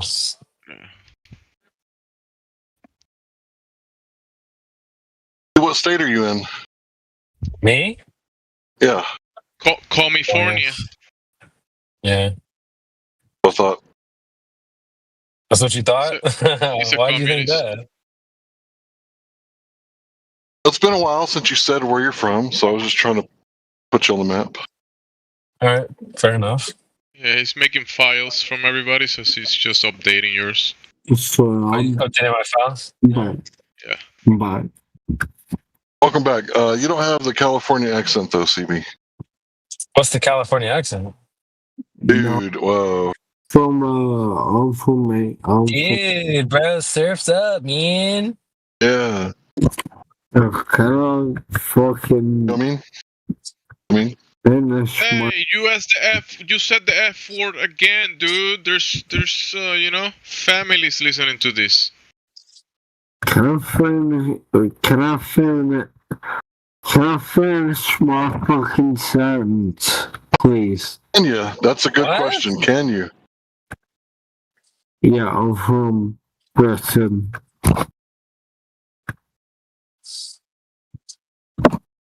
Did he sound from Britain? Yeah, so He's Scottish. He sounds Scottish to me. no, I'm not from Scotland. If you can prove you can stay out of the troubles, you can court my daughter. Hey, yo. That's pretty good. Nice.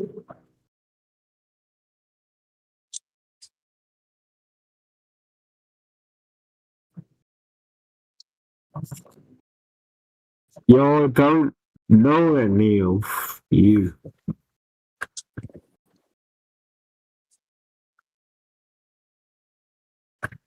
And you think you'd be able to speak the Queen's English pretty well, but I'm struggling to understand you. I'm quite well versed in English, man.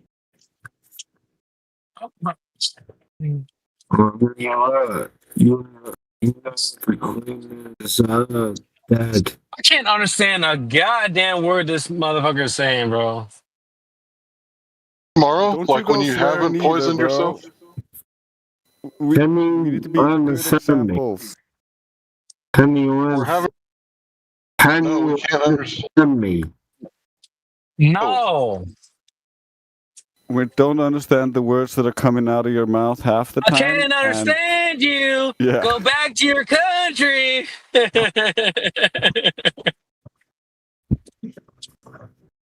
But A for effort.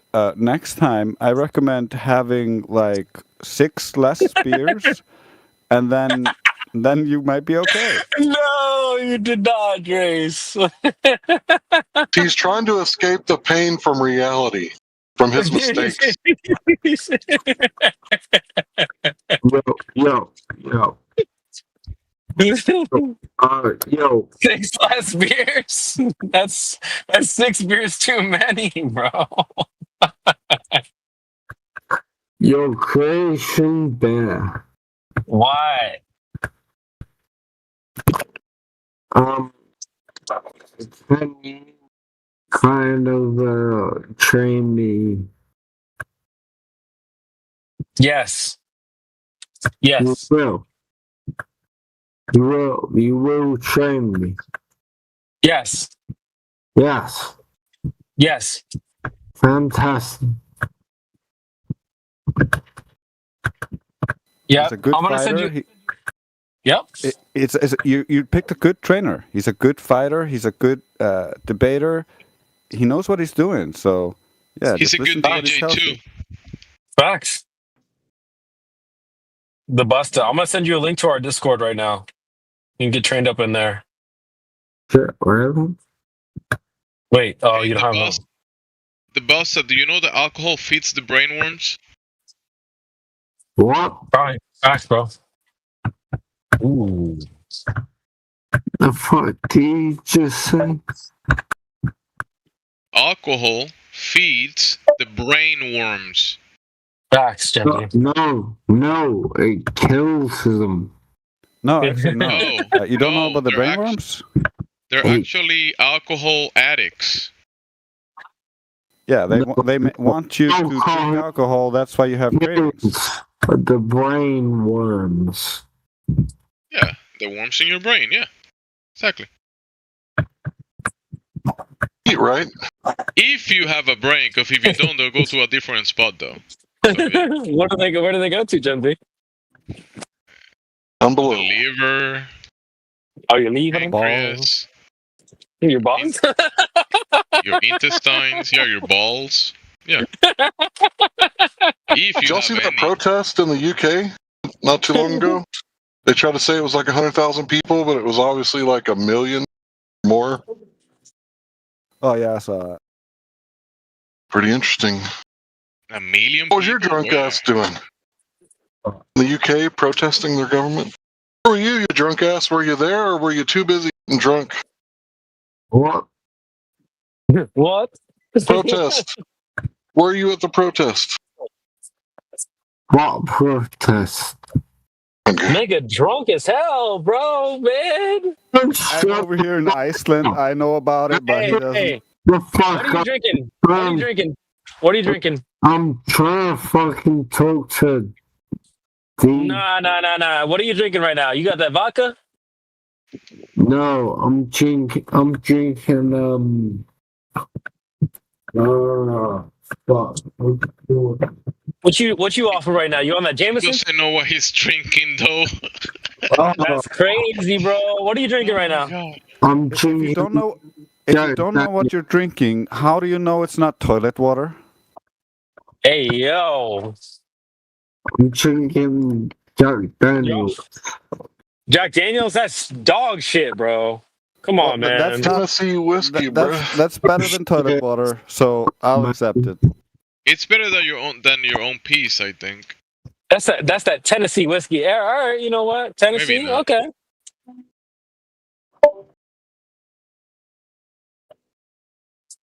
Jack Daniels is trash, bro. You guys made Larry leave. Oh no. He got flashbacks. Jack Daniels is the fucking shit. No, it is is shit. Yeah, we agree. It is shit. It's trash. Yeah, we agree. Yeah, I don't recommend alcohol. So if it's not Kentucky bourbon, it's trash, bro. Get out of here. It is shit. I mean, called you, but it didn't go through. Bullshit. No worries. Lydia? Signature, please. It's good. No, it's trash, bro. Well, you can just go fuck yourself. I got somebody else to do that for me. We good. Thank you. Have a good one.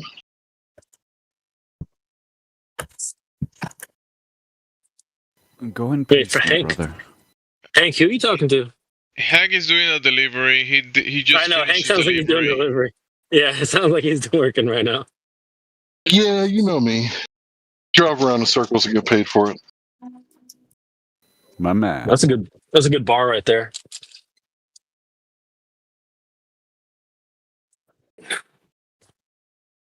So I don't think you should drink so much. And Jack Daniels is basically it's poison. It's trash. It's trash. So if you were to like drink wine or beer, I wouldn't say anything. But I actually genuinely care for you, bro, and I understand that you're probably in a bad place, or you wouldn't be doing that to yourself. I appreciate that. I appreciate that, and I appreciate that you're coming from a place of concern. But I've had a shitty week. That's understandable. Not a good justification. Right? It's understandable that you had a shitty week, but you shouldn't hurt yourself for it. Yeah, I totally get you, bro. Like we all have shitty days. I'm not gonna hurt myself. I'm not gonna hurt myself. Yeah, we're just saying we all understand what it is like to have a shitty day or a shitty week, and we're just telling you hard liquor is not as good for you and can be bad because it's harder to control, easier to go too far than maybe having a beer, relaxing, doing something you enjoy to unwind. Yeah, but you don't know what my job is. Do you arrest people for saying stuff on Facebook? What? Do you arrest people for saying naughty things on Facebook? No. Okay, then you're probably okay then, right? You're probably okay. No, I'm a lion cook. The lion fit? Just get right with your creator. Just ask for forgiveness. Be a better man. And that's all. You don't need to worry about anything else. You just be a better man. And then life will come your way and you'll live a better life. And you don't need to drink Jack Daniels and get really drunk. And best case scenario, you might be like, well, I'm feeling a little frisky today. I'll have a beer. Well, I feel happy and I feel content. If you feel happy and content, that's fine. Just don't abuse your body with alcohol. If you're happy and you're content, you can clap your hands. It's happiness, though. I believe it's been said. If you're happy and you're content, then you really want to vent. Then you're happy and content and clap your hands. But it might be the brainworms that are happy telling you that, and that's what you're saying it. Exactly. Yeah, because right now you're drunk and you sound like you're close to death. So how you know what that sounds like, maybe James? How next you know time what that don't sounds listen like, to bruh? the brainworms. And when you feel bad, try to think positive thoughts. Don't listen to the bad thoughts that are nagging in your brain. Just be a good person, and then you can know that you are a good person. Because you are what you do. Chasing pleasure has never been good for anybody ever. I believe it's been said that the obstacle is the path. Did you hit the clap? Well, except for CV, because he gets a new girlfriend every other week, so. It's none of our business. Yeah. Did you I'm like the opposite. I never get a girlfriend. I tried to get one. I didn't like it. They're not my girlfriend. They're just side Well, chicks. try a boyfriend, Drace. No, I don't like men. The problem is the girls don't Have you have tried? the standard. Have you And I'm tried? getting so old that I don't feel like fucking chasing these women. So they have to chase me, otherwise it doesn't work. Facts. How does the Hey, path, we don't bro? chase, we attract, right, Drace? We don't chase, we attract. Yeah, but when my problem is I don't go out, I don't party, I don't like meet new women, so I'm just with my sister all day, and so when we go out somewhere, it's like the girls automatically think, "Oh no, Think he's y'all with a dating. girlfriend," Yeah. and so Well, she actually, doesn't that even probably get makes hit them on like you either more. because they're all like, "Oh no, she's got a boyfriend." No, that probably makes them like you more. That it's called fuck. There's like a term for it. Yeah, but it would also require me to actually go and try to approach them. You got to go raise them up. Yeah. Yeah, I don't really feel like doing that because like 99% of them are fucking retarded. Yeah, but you probably don't feel like going to the gym either, but you do it anyway. So sometimes you just got to do the True, shit you but don't feel like that's doing. how I ended up with my last girlfriend. But I didn't like, I didn't like her, so like I couldn't. And I Hey, don't want to just be man. jumping between girls, so like I'd rather be like try to be selective and be like nah, and then maybe this one. So it kind of stretches the gaps between them. Hey, man, it's like basketball, right? You got to shoot up a few different shots. Some of them will go in and some of them won't. It's literally basketball. You also got to think about it like this. I live in what equates to a tiny little town in America. So if you sleep around too much, it can actually adversely affect your Your credit score. Yes. Your social and so, score. like, I did that when I was really young, and so all the girls in my age bracket, like, still have an image of me from when I was young. Damn, that's brutal. And Just don't mess with them. Nobody knows me. Fucking, I love it. Nobody knows me here. And I don't feel like being a creep and like hitting on girls that like look too young. Like, and I mean, like, to me, because I'm like 41 now. So, like, if they look young, I'm like, are they legal? I don't know. They all look the same, freaking kids. I'm an old man. Bro, if now. you're 41, hey, if she's over 18, she's 27 to 33 is good. No, bro. Anything over 27 to 31, you're probably okay. Nah, bro, fuck that. I had 33 last time, and the time before that, I think she was actually 23, and that was I couldn't talk to her. Like, she was so. You don't need to retarded, but talk she was to also her. from Africa, so I don't know, man. She didn't understand fucking English. She didn't understand Icelandic. She didn't understand anything I said. Bro, you don't need to talk to her. Translate for that, bro. Come on. You don't need to talk to her, bro. It's fine. But yeah, it gets old though. Like, Come on, Drace, you're fucking Chad, bro. You need to stop. It's not. I would rather go like full on hardcore FE, and then fuck that. Find a girl. Like, I don't care what she looks like, as long as she can fucking understand my arguments. Nah. I'm good. That's a bad standard. I would say don't worry about none of that. She could be a full-on blown normie. We can work with that. That's your standard, bro. Like, I'm not attracted to a dumbass. Like, I cannot stand CB, come on. someone who's too dumb to actually understand when I'm trying to help them, and just get more retarded. I don't want to deal with that. There's like 2 girls in my roster right now that are like full-blown scientists. Like, on my inner Rorschach. Rorschach? It's all right. I got two girls in my roster that are like full blown. They're like science nerds. They're like full all that. But it is what it is, man. They don't got to be flat earthers. If you set your standard as flat earthers, you're gonna be alone forever.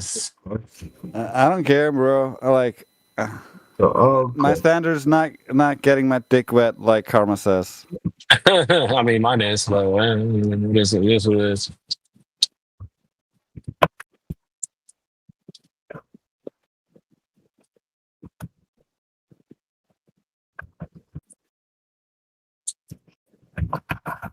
Oh shit! Can you guys hear me? No.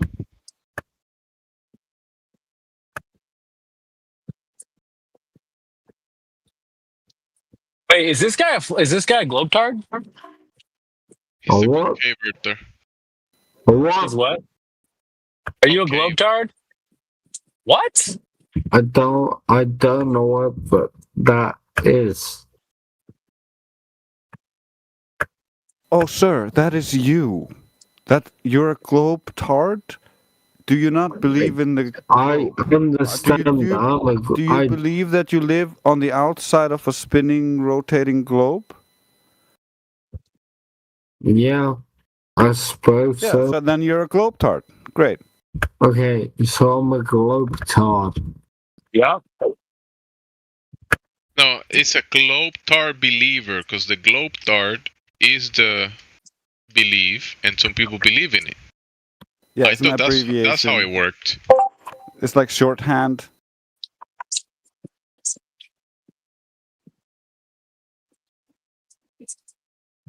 No, so why do you believe that the Earth is a globe? What makes you believe that? He dropped out, I think. That was it him? Damn it. Al's in the chat. Al's in the chat. Guys, drop some L's in the chat.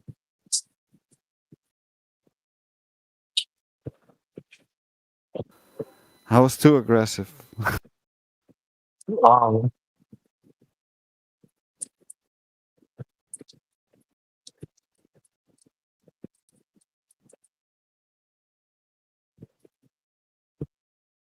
Undeniably so.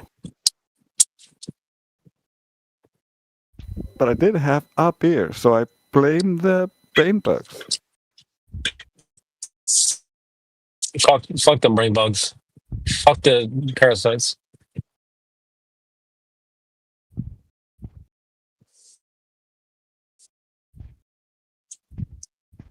That's a funny joke, though. Which has a grain of truth in it. Okay. Grain, as in like beer? Oh, okay. I see what you did there.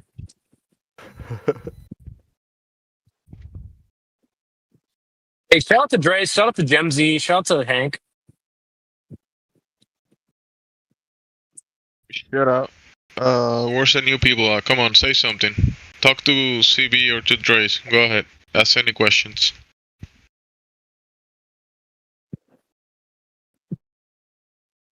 Unless you're drunk. If you're drunk, just. Gemzy doesn't like the parasites talking. Yeah, I want to listen to people, not to the parasites. We had enough of Matthew Learns last night. Oh shit. Yeah, I can't do Matthew anymore, though. It started good because he came in. I was there when he came in, and he started talking, and then some other Glober was talking, and they just started clashing, and so it was like Glober on Glober violence to start with.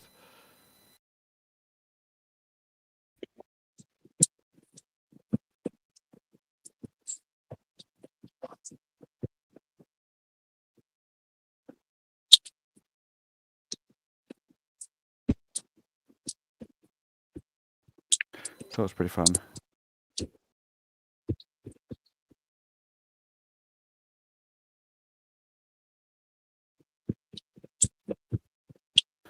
Have you seen my radio station, CB? Yes, it's amazing. Good job. Yeah.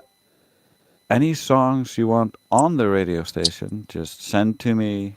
And if you want the lyrics displayed, send me the lyrics. If you want a link displayed to like where people can buy the song, for instance, or anything like that, you just link that with the song, and I'll add it all into the metadata, add it into the bot, and it'll be on the radio. And then my goal is I have another virtual machine ready, and I'm setting it up to live stream to YouTube the radio bot. Do a rumble bot, bro. You also talked about a rumble bot. That was the other thing I was gonna work on, but I haven't finished the other project. Yeah, man. Just make a permanent rumble bot. Just leave it in the live stream. Also, you should look up Lucas Gage. Pretty easily. Yeah, please. But there's a guy that makes AI songs called Lucas Gage, and he makes these AI songs that are anti-Semitic. They're really funny. You check him out, Lucas Gage, Gage.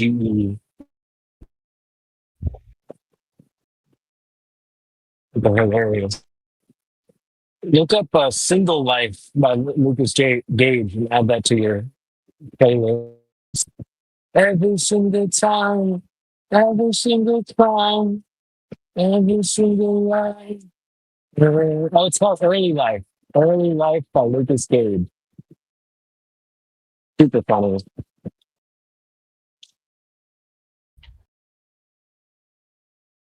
Yeah, well, I'm not putting anti-Semite songs on the radio. It's flat Earth radio, but why? I mean, Oh, each okay. to their All own, I right, guess. fair enough. Yeah.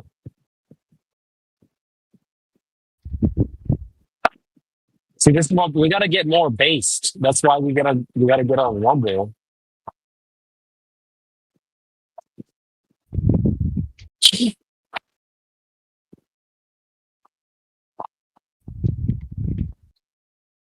Also, you got to come over to Frontline Unfiltered, bro. We got to get you on camera. Yeah, we're gonna start going live again. Yeah, we got people leaving the call. We're gonna start going live on Rumble again. Me, Miggy.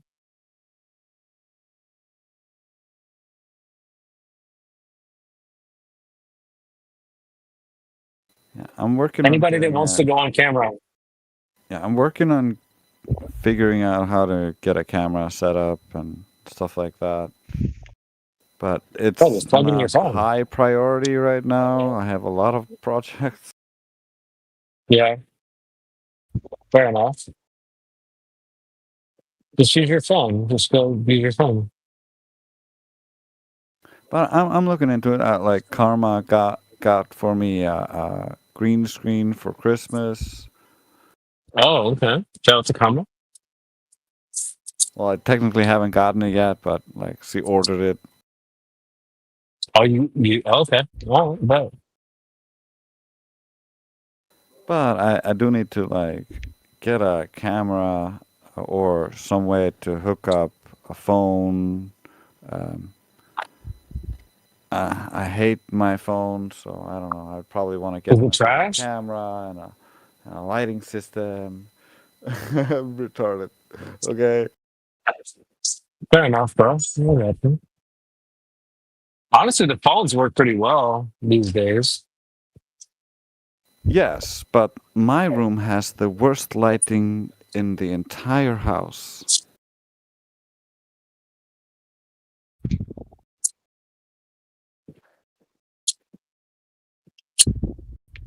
Yeah, that's too bad. That's why I want to buy like a little bit of lighting systems. I want to buy a camera so that I can record motion capture videos for the AI stuff that I'm working on. And so like it serves multiple functions, and then I would hook that up into the computer.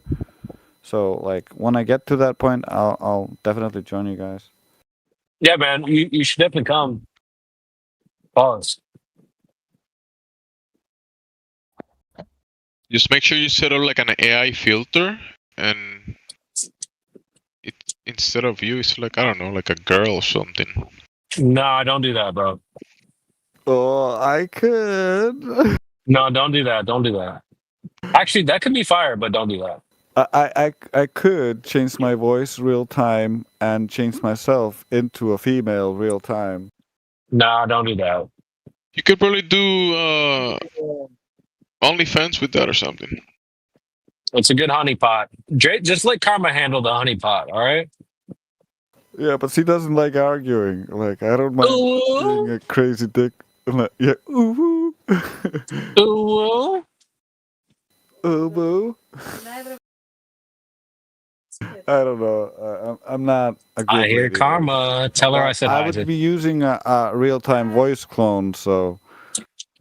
Hi, Karma. I miss you. Pause. Wait, pause.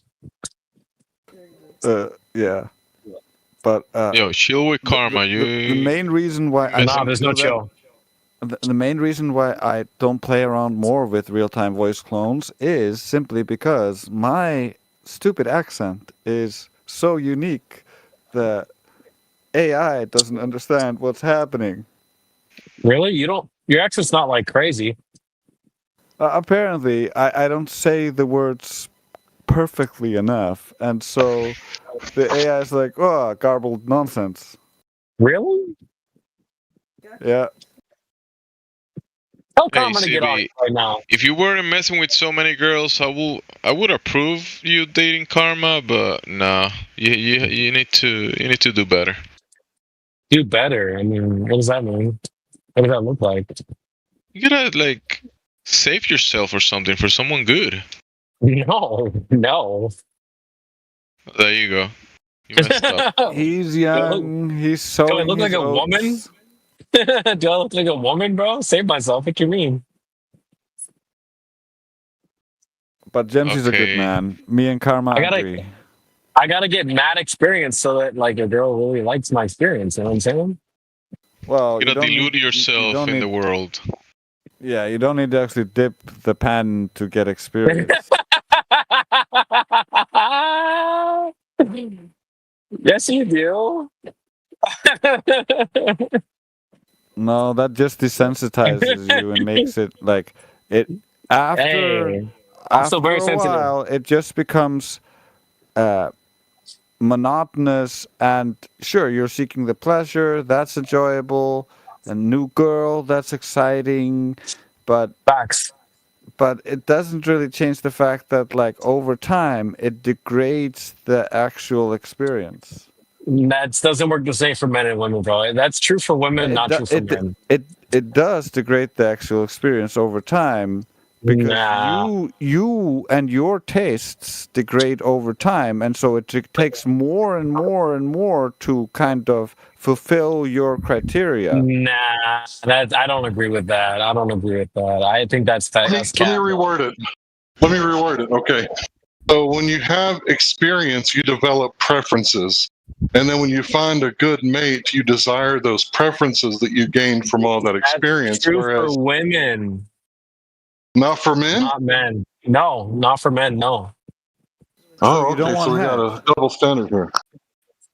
Of course. Yes. Yes. Yeah, so that's Absolutely. your preference because a you've double standard. experienced it. But if you've never experienced it, then you don't really know what No. it's like. I want a girl with no experience. That's fantastic. Yeah, like a girl wants a man with not too much experience. No, she wants a guy with experience, bro. Facts. Not when it comes to being a whore. No, that's not true. You know what's an ick for women? A virgin man. I have a lot of experience with not only being a good girl, but all my best friends throughout the years have always been the good girl types. And we share the sentiments of we don't want a man whore. They're fucking cat, bro. No, they're all liars. Women don't want a virgin man. That is the biggest lie. Bro, just like the OnlyFans girl you heard that in the pigeonholes TV, herself into the simp, she can't. No, it's facts. The same happens to the man who goes overboard in sleeping with all the ladies. The good ladies hear from their slutty friends what you did, and they're like, "Oh no, I'm never taking this guy." And so you close off all of those options, so you end up with bad options or a young naive girl who doesn't know any better Yes. because she didn't We have want a friends who na- told we- her about you. Yes, we want a young, naive girl. Yes.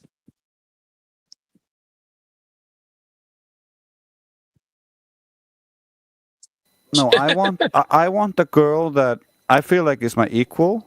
Like karma. Ew, that's nasty. Karma is literally my equal or better in some things, just like I am her equal in most things and better in some things. And so we complement each other perfectly. What's your body and count, that, Grace? That makes my life super easy. Grace, what's your body I count? want that in a woman that I want to marry. I want someone who can complement me and make my life easier and not What's your body count? Not be my body count. Yeah. Hundreds. Yeah, so you want an equal. You want a girl with hundreds of body count. Fuck no. What? I don't Come on care now. about the body count because I have already tainted myself and corrupted myself in that way. So I don't Wait, care you said about her body hundreds? count that much. You said Like, equal. It doesn't have to be equal across the board. I said I am less than her in some things. She is greater than me in some things. And so if she's equal in we body count, that's balance each other out. It's a very simple It's concept. gross. My body count's not that high. Damn, bro. I'm trying to get like you, Jace. Sir. Yeah, it was a mistake. That's what I'm telling you. It's cat, bro. So you have experience, so you know better than most men. If you want an equal, then you want a girl that's as experienced as you? Hell no. I'm not asking for a girl that's as experienced in bed as me. She could be as experienced in cooking as I am in bed. You see how that's good. see That's not how equal, though. see how we can bring different values. She can be better at other things. I might be better in bed than she is. However, that's not But she something wants you to be better in bed. No, she doesn't. She might not Yes, she care about that at does, all. Just like- like you're saying, you want a naive girl who doesn't know any better. She doesn't know. She doesn't care. She doesn't know any better. Yeah, facts. Facts. I want a girl who's not experienced. Yeah, facts. Yeah, I don't care how experienced she is because I I do. can fulfill that for her because I have experience. I don't care. So, But you it see, doesn't if you matter didn't to have me. experience, it doesn't that would matter. be weird What I care for about her. are different things in life. I care about, is she loyal? Is she intelligent enough? Is she good to people? That's what I care about. Yeah, facts. I mean, I agree with that, but you don't want her to be equal in experience. I mean, that's weird. Yeah, no one is saying she has to be equal in experience. Where are you No, we getting don't- that from? She shouldn't be equal in experience. Do you understand what a straw man is, bro?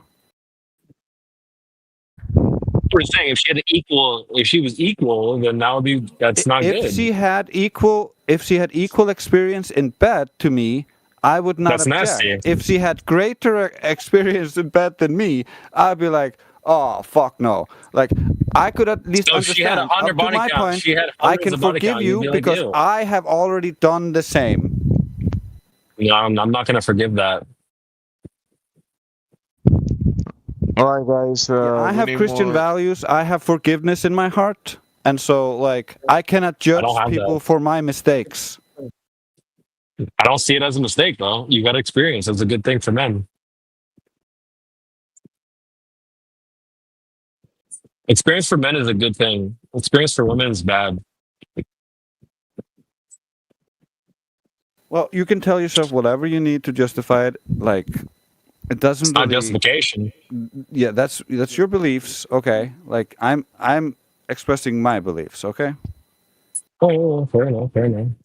based on my experience, and you're basing it on your If experience. I met a girl who had hundreds of bodies, I'd be like, damn. Had girls that have hundreds of bodies. You're making special Yeah, pleading no. with your double standards that women shouldn't be treated the same as men. It works No, they both should ways. not be Sorry, treated. bro. I'll be back. They should not be treated as equal, bro. Hell no. They're not equals. Period. But you can see the same thing. Just like the personality of the woman who sleeps with 100 men changes, she loses her innocence. The same Yes, applies absolutely. to the man. when he sleeps with 100 ladies and he becomes manipulative and deceptive, he loses his innocence, and that is beautiful to good people. Nah, see, I think it's different. Men and women are very different, man. We're so different. We should not be treated as equals.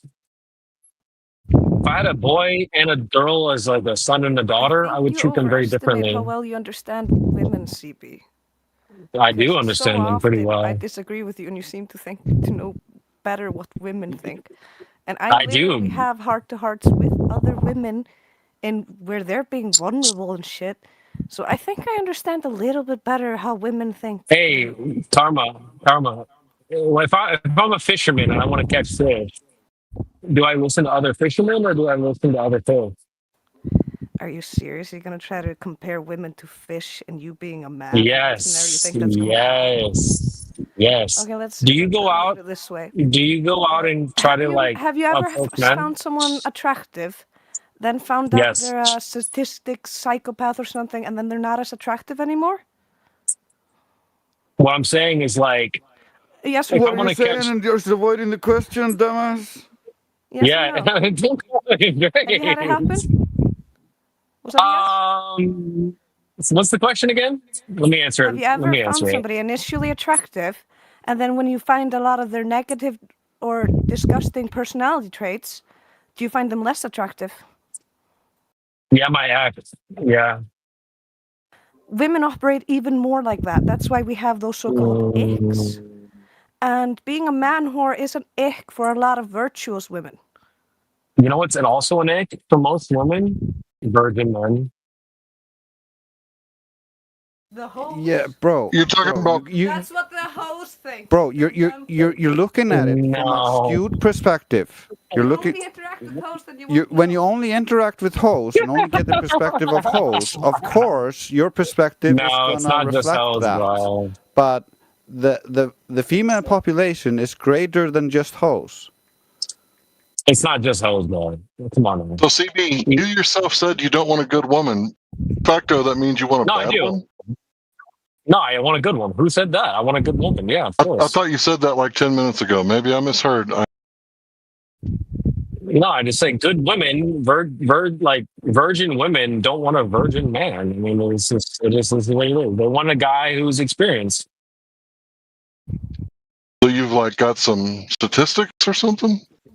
Personal testify. I'm going to tell you, I'm a virgin, and I would love to meet a virgin man and marry a virgin man. That's nothing wrong with being a virgin as a man. If anything, you want to? That's actually kind of admirable. Okay, let's just give it. Here's an example. Here's an analogy for you, right? Let's say you get in an accident. Hey, bro, stop calling my sister a liar just because you cannot accept the reality of the situation, dumbass. I don't like this nonsense. Just because you believe in some red pillars and the nonsense you see on YouTube doesn't actually reflect reality itself. Let me give you an analogy. All right, you get in an accident. You get hit by a car, for example. Okay, you're just laying on the street. You're out home, and you've got some EMT that pulls up. You have an EMT, the fucking ambulance pulls up, and he's like, "Oh no! Oh my god! Oh my god! Oh my god! Oh my god! Oh my god! You just got hit! I don't know what to do! I don't know what to do." Okay, that's one. It's one EMT. Then you have another EMT that knows exactly what he's doing because he's dealt with lots of different types of people who've been hurt before. And it's a faulty analogy, dumbass. I'm here. Why don't you give us a coherent argument instead of a faulty analogy? It's a good analogy. No, you saying it's a good analogy doesn't make it a good analogy. It's a faulty analogy because it has nothing to. It's not even fucking comparable. It's a good analogy. No, it's not at all a good analogy. You saying it is a good analogy is just a bare assertion. Stop being illogical, bro. The best EMT that you would want to deal with if you were in an accident, you would want him to treat you. It doesn't relate to the actual issue. You having the best veterinary doctor is someone who cares about the animals. Well, how the fuck does that relate to the fucking thing? You're so dumb, bro.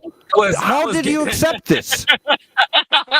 I was given this analogy by a woman, bro. I got this from a woman Yeah, recently. the woman who gave you this analogy is dumb, and why did you accept it? Because it was a good analogy. I was like, you know, you got a good point there. You got a good point.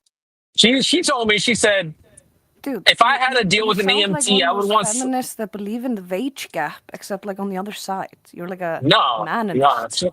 Yeah. She said, worse by the month, man. I would want an EMT that knows what he's doing, and if you tell me everything's okay, everything's gonna be all right. I'm gonna take care of you. You're gonna be fine. This is what happened. I'm gonna take care of you. To the point of being like the ladies who choose the bear in the forest. That's what you No, sound like no, right it's now. honestly a good analogy, bro. I'm so disappointed. That's what actually. you like now. It's a CB, good have you analogy. considered? CB, have you considered that you got infected by the normie parasites and you actually have a bad No. infection of that? No, I'm No, so you haven't healthy. considered it? Maybe that might be the thing. Maybe I'm that's a why. you're psycho when behaving it like comes this. to what I eat and what I drink. I don't drink anything that's disgusting or parasite. I don't eat anything But that's when you touch parasites. people, you get their parasites.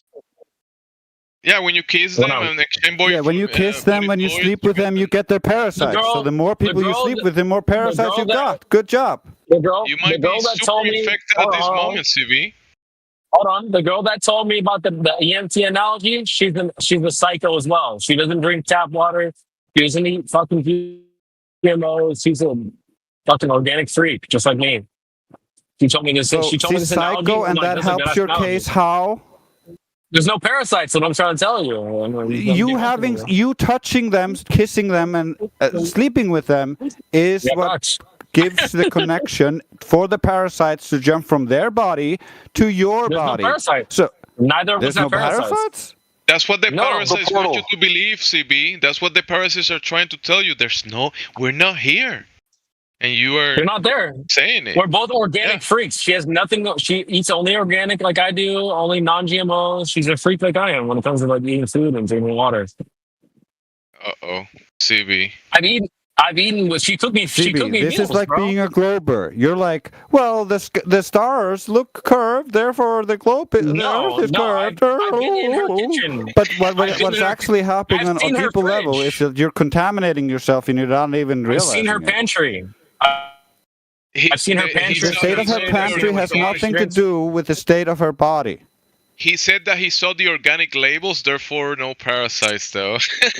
There's no parasites, bro. We're both organic freaks. Yeah. Good job, CB. Good job. It's confirmation bias because the sanctity of marriage totally different than professions, right? Quite simple profession, there might be something wrong with you. I mean, parasites depend on what you put in your body, right? With exponentially their partners and their partners and their partners. Maybe. So I said, I still "Ooh, think boy, the you analogy nasty." was.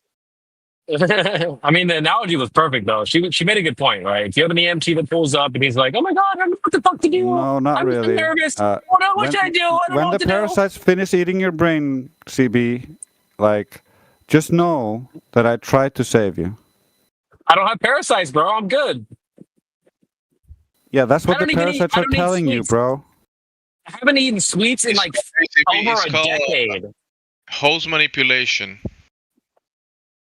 I haven't eaten sweets in a decade, bro. How many of the girls you slept with ate sweets? None of them. Hold on, you telling me hoes don't like chocolate? What kind of you're so conspiracy gullible, theory is this bro. guy pushing? Oh, man. Jewish women like chocolate. I'm about to say it, but hoes like chocolate. If they mean chocolate like me, like, yeah, I'm chocolate. So, you know, that's the only chocolate they like. I'm black, so. Race. Shut the fuck up. No, the girl I'm talking about with the MT analogy, she only eats like organic chocolate. Shit. And that's still sugar. That still feeds the parasites. How is that She said that helping? sugar- You she said the don't sugar- even know how this works, and you're like, oh well, it's organic. I'll just kiss a bunch of girls and get a bunch of parasites that way, and as long as they eat a bunch of sugar, it's gonna be great for the parasites. So The analogy is still good, bro. She made a good analogy, bro. You want an no, EMC she to pull didn't. up on So you. no, she didn't. No, it was You're not- good, bro. It was good. No, it isn't. Fisher bias. No, it was a good analogy, bro. I don't know what to tell you. It was a great I analogy. don't know what to tell you, bro. It wasn't. Okay, it wasn't. Okay. No, it's a good analogy, bro. Like no, it wasn't. No, it wasn't. Okay. I still don't get the analogy. You see how dumb you sound, bro? You see how dumb that sounds? I told you, it's not dumb. It's a good analogy, bro. No, it's really dumb to appeal to repetition over and over again with a bare assertion. You should know better. No, it's so Jemsy. Let me explain. No, you don't. You shouldn't know better. Are you brain dead, bro? Have you not been here for years? Well, I know a good. Look, I'm the analogy king. I'm the analogy. No, you're king. a dumbass. Apparently, you haven't absorbed anything over the last few years. Apparently, that's what No, I'm the you're analogy communicating. king, bro. That's what I'm the best analogy person in the server, bro. No, you just proved you don't even have analogies. You steal them from some idiot girl who has poor analogies. No, I'm the analogy king. I've been giving analogies in Flat Earth for years. I'm the analogy king, bro. It is what it is. I'm sorry to tell you, but it's a perfect analogy. Hey, If you have an might be EMC because pull of up the on you- environment. You gotta give him a handicap. He lives in California, so just It's give not him a a handicap. gap, bro. I'm not even from here. I've only been here for like 15 months, bro. Come on now. That might be affecting your behavior. Anyway, it was a good analogy. You know, you wanted the MC to pull up on you and know what he's doing. He's going to take good care of you. Anyway, it wasn't a good analogy. It was actually a really bad analogy. It and is. Repeating Tell it me how it's over and bad. over again Tell me just how it's makes you bad. sound more dumb. Please stop it. Tell me how it's bad. How is it about analogy? Because it's not applicable. The two situations are not applicable. You're not in a burning house and you don't need a guy to come save you. I mean, some girls do need that. Yeah, some girls. If they're in a burning fucking house. I mean, that's called life. Yeah, see how you are now making logical leaps with no substantiation? Life is hard, bro. I mean, Oh yeah, you're dumb. Oh. Doesn't fucking matter, bro. Doesn't fucking matter. Like your analogy is not applicable. Doesn't work. I think it's perfect, bro. You I mean, thinking it works doesn't Give me a apply better- to everything, and you admitted it. Give me a better analogy. You want me to give you an analogy for your stupid argument? That's better. For your No, stupid argument. He must be doing Like, No. are you give me a acting like better a analogy Groper that's on more purpose, or are you actually degraded enough to go back to that kind of thinking? No, just give me a better analogy that's more applicable. Oh, I should prove your stupid argument, should I? No. Prove your argument. No. You should prove my stupid argument. No. Don't prove my argument. Give your argument with an analogy. I'm not making an argument. You made a stupid analogy that doesn't actually work. You're saying that there's something that's more applicable. You're trying to reverse so go the ahead. burden because you'd have nothing. No, I gave you a good analogy. You just don't accept No, it. so you're give me a now better appealing to repetition, saying it was a good analogy, but we already went over it wasn't. analogy. You haven't given an example of how it's about analogy. Remember when you were making logical leaps and it didn't actually apply to everyone? Chase, you're just saying nuh-uh. You're saying nuh-uh. That's I'm not a saying good nuh-uh. I went through everything by very specifically. You're just saying nuh-uh. It is good. Nuh-uh. It is good. Nuh-uh. It is good. Yeah. Like a fucking broken good. record. Do I need to No, mute it is you? a good analogy. Like, what the fuck's wrong with you? trolling. Like he just doesn't want to be friends with us anymore. Like, you can't honestly be acting like this in this forum without the intention of trying to sabotage the forum. So now I will consider you a person of ill intent.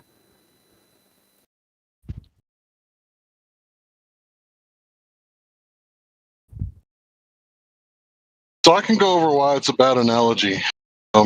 First of all, it's not equivalent, right? If you're dying and bleeding out, pretty much anybody who knows how to do a tourniquet is okay for that. Well, you're sexually compatible with every woman in the world that has a uterus.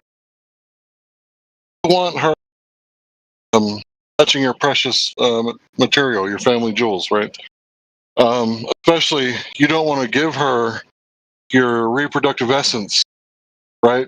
But if you're bleeding out, do you know how to use a tourniquet? You'll work. So that's why it's a bad analogy. Because anybody who can do a tourniquet and save your life, you should accept that. Whereas anybody who has a uterus doesn't necessarily mean that's a good mate.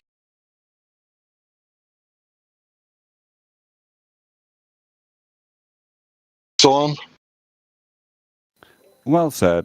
We should go back on topic, because CB's derailment is non-relevant.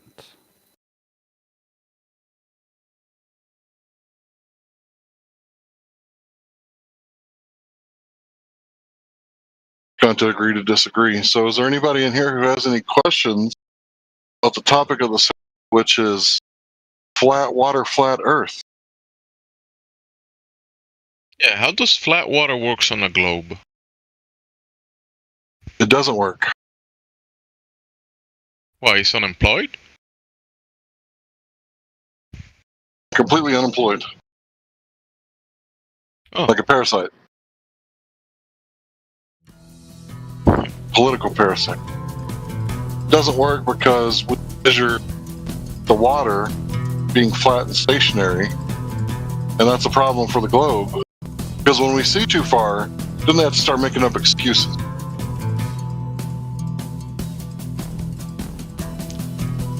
Larry, where is the disconnection when the Globers said the Earth is a sphere? And it's, Connection is... Oh, go ahead. Go ahead. It's surrounded by water, right? But if I grab water and a sphere and put them together, they don't give me the result of the, the globe thingy. So, would it be correct to say it's a magic sphere and holds magic water or something? There's gotta be some type of addition to the wording when you say Earth. It says sphere.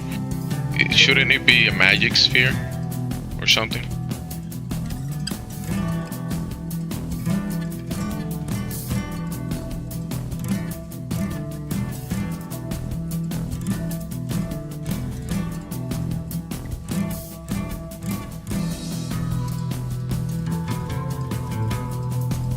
To the top of the mountain in the clouds, with the angels looking down at the ground.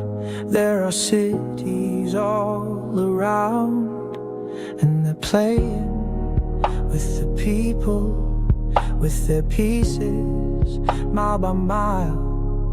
There's a game that's being played that's not ever gonna fade.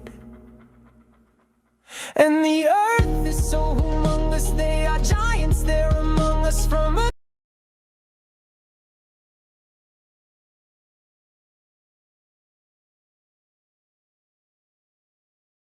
town that's made of stone, that's about the size of Rome. And the map is so humongous, they are giants with a compass and a pen that's drawing on to chart their way to Babylon. A land so grand and full of stone and full of life and full of gold and full of dark and with no soul. A land so grand and full of stone and full of life and full of gold and full of dark and with no soul. And they come and go away at the end of every day with a stone for a foot that's the size of Hollywood. And they come and go away at the end of every day with a stone for a foot that's the size of Hollywood. I was dreaming in my bed with a vision in my head, and I woke and I knew that my vision wasn't true. I was dreaming in my bed with a vision in my head, and I woke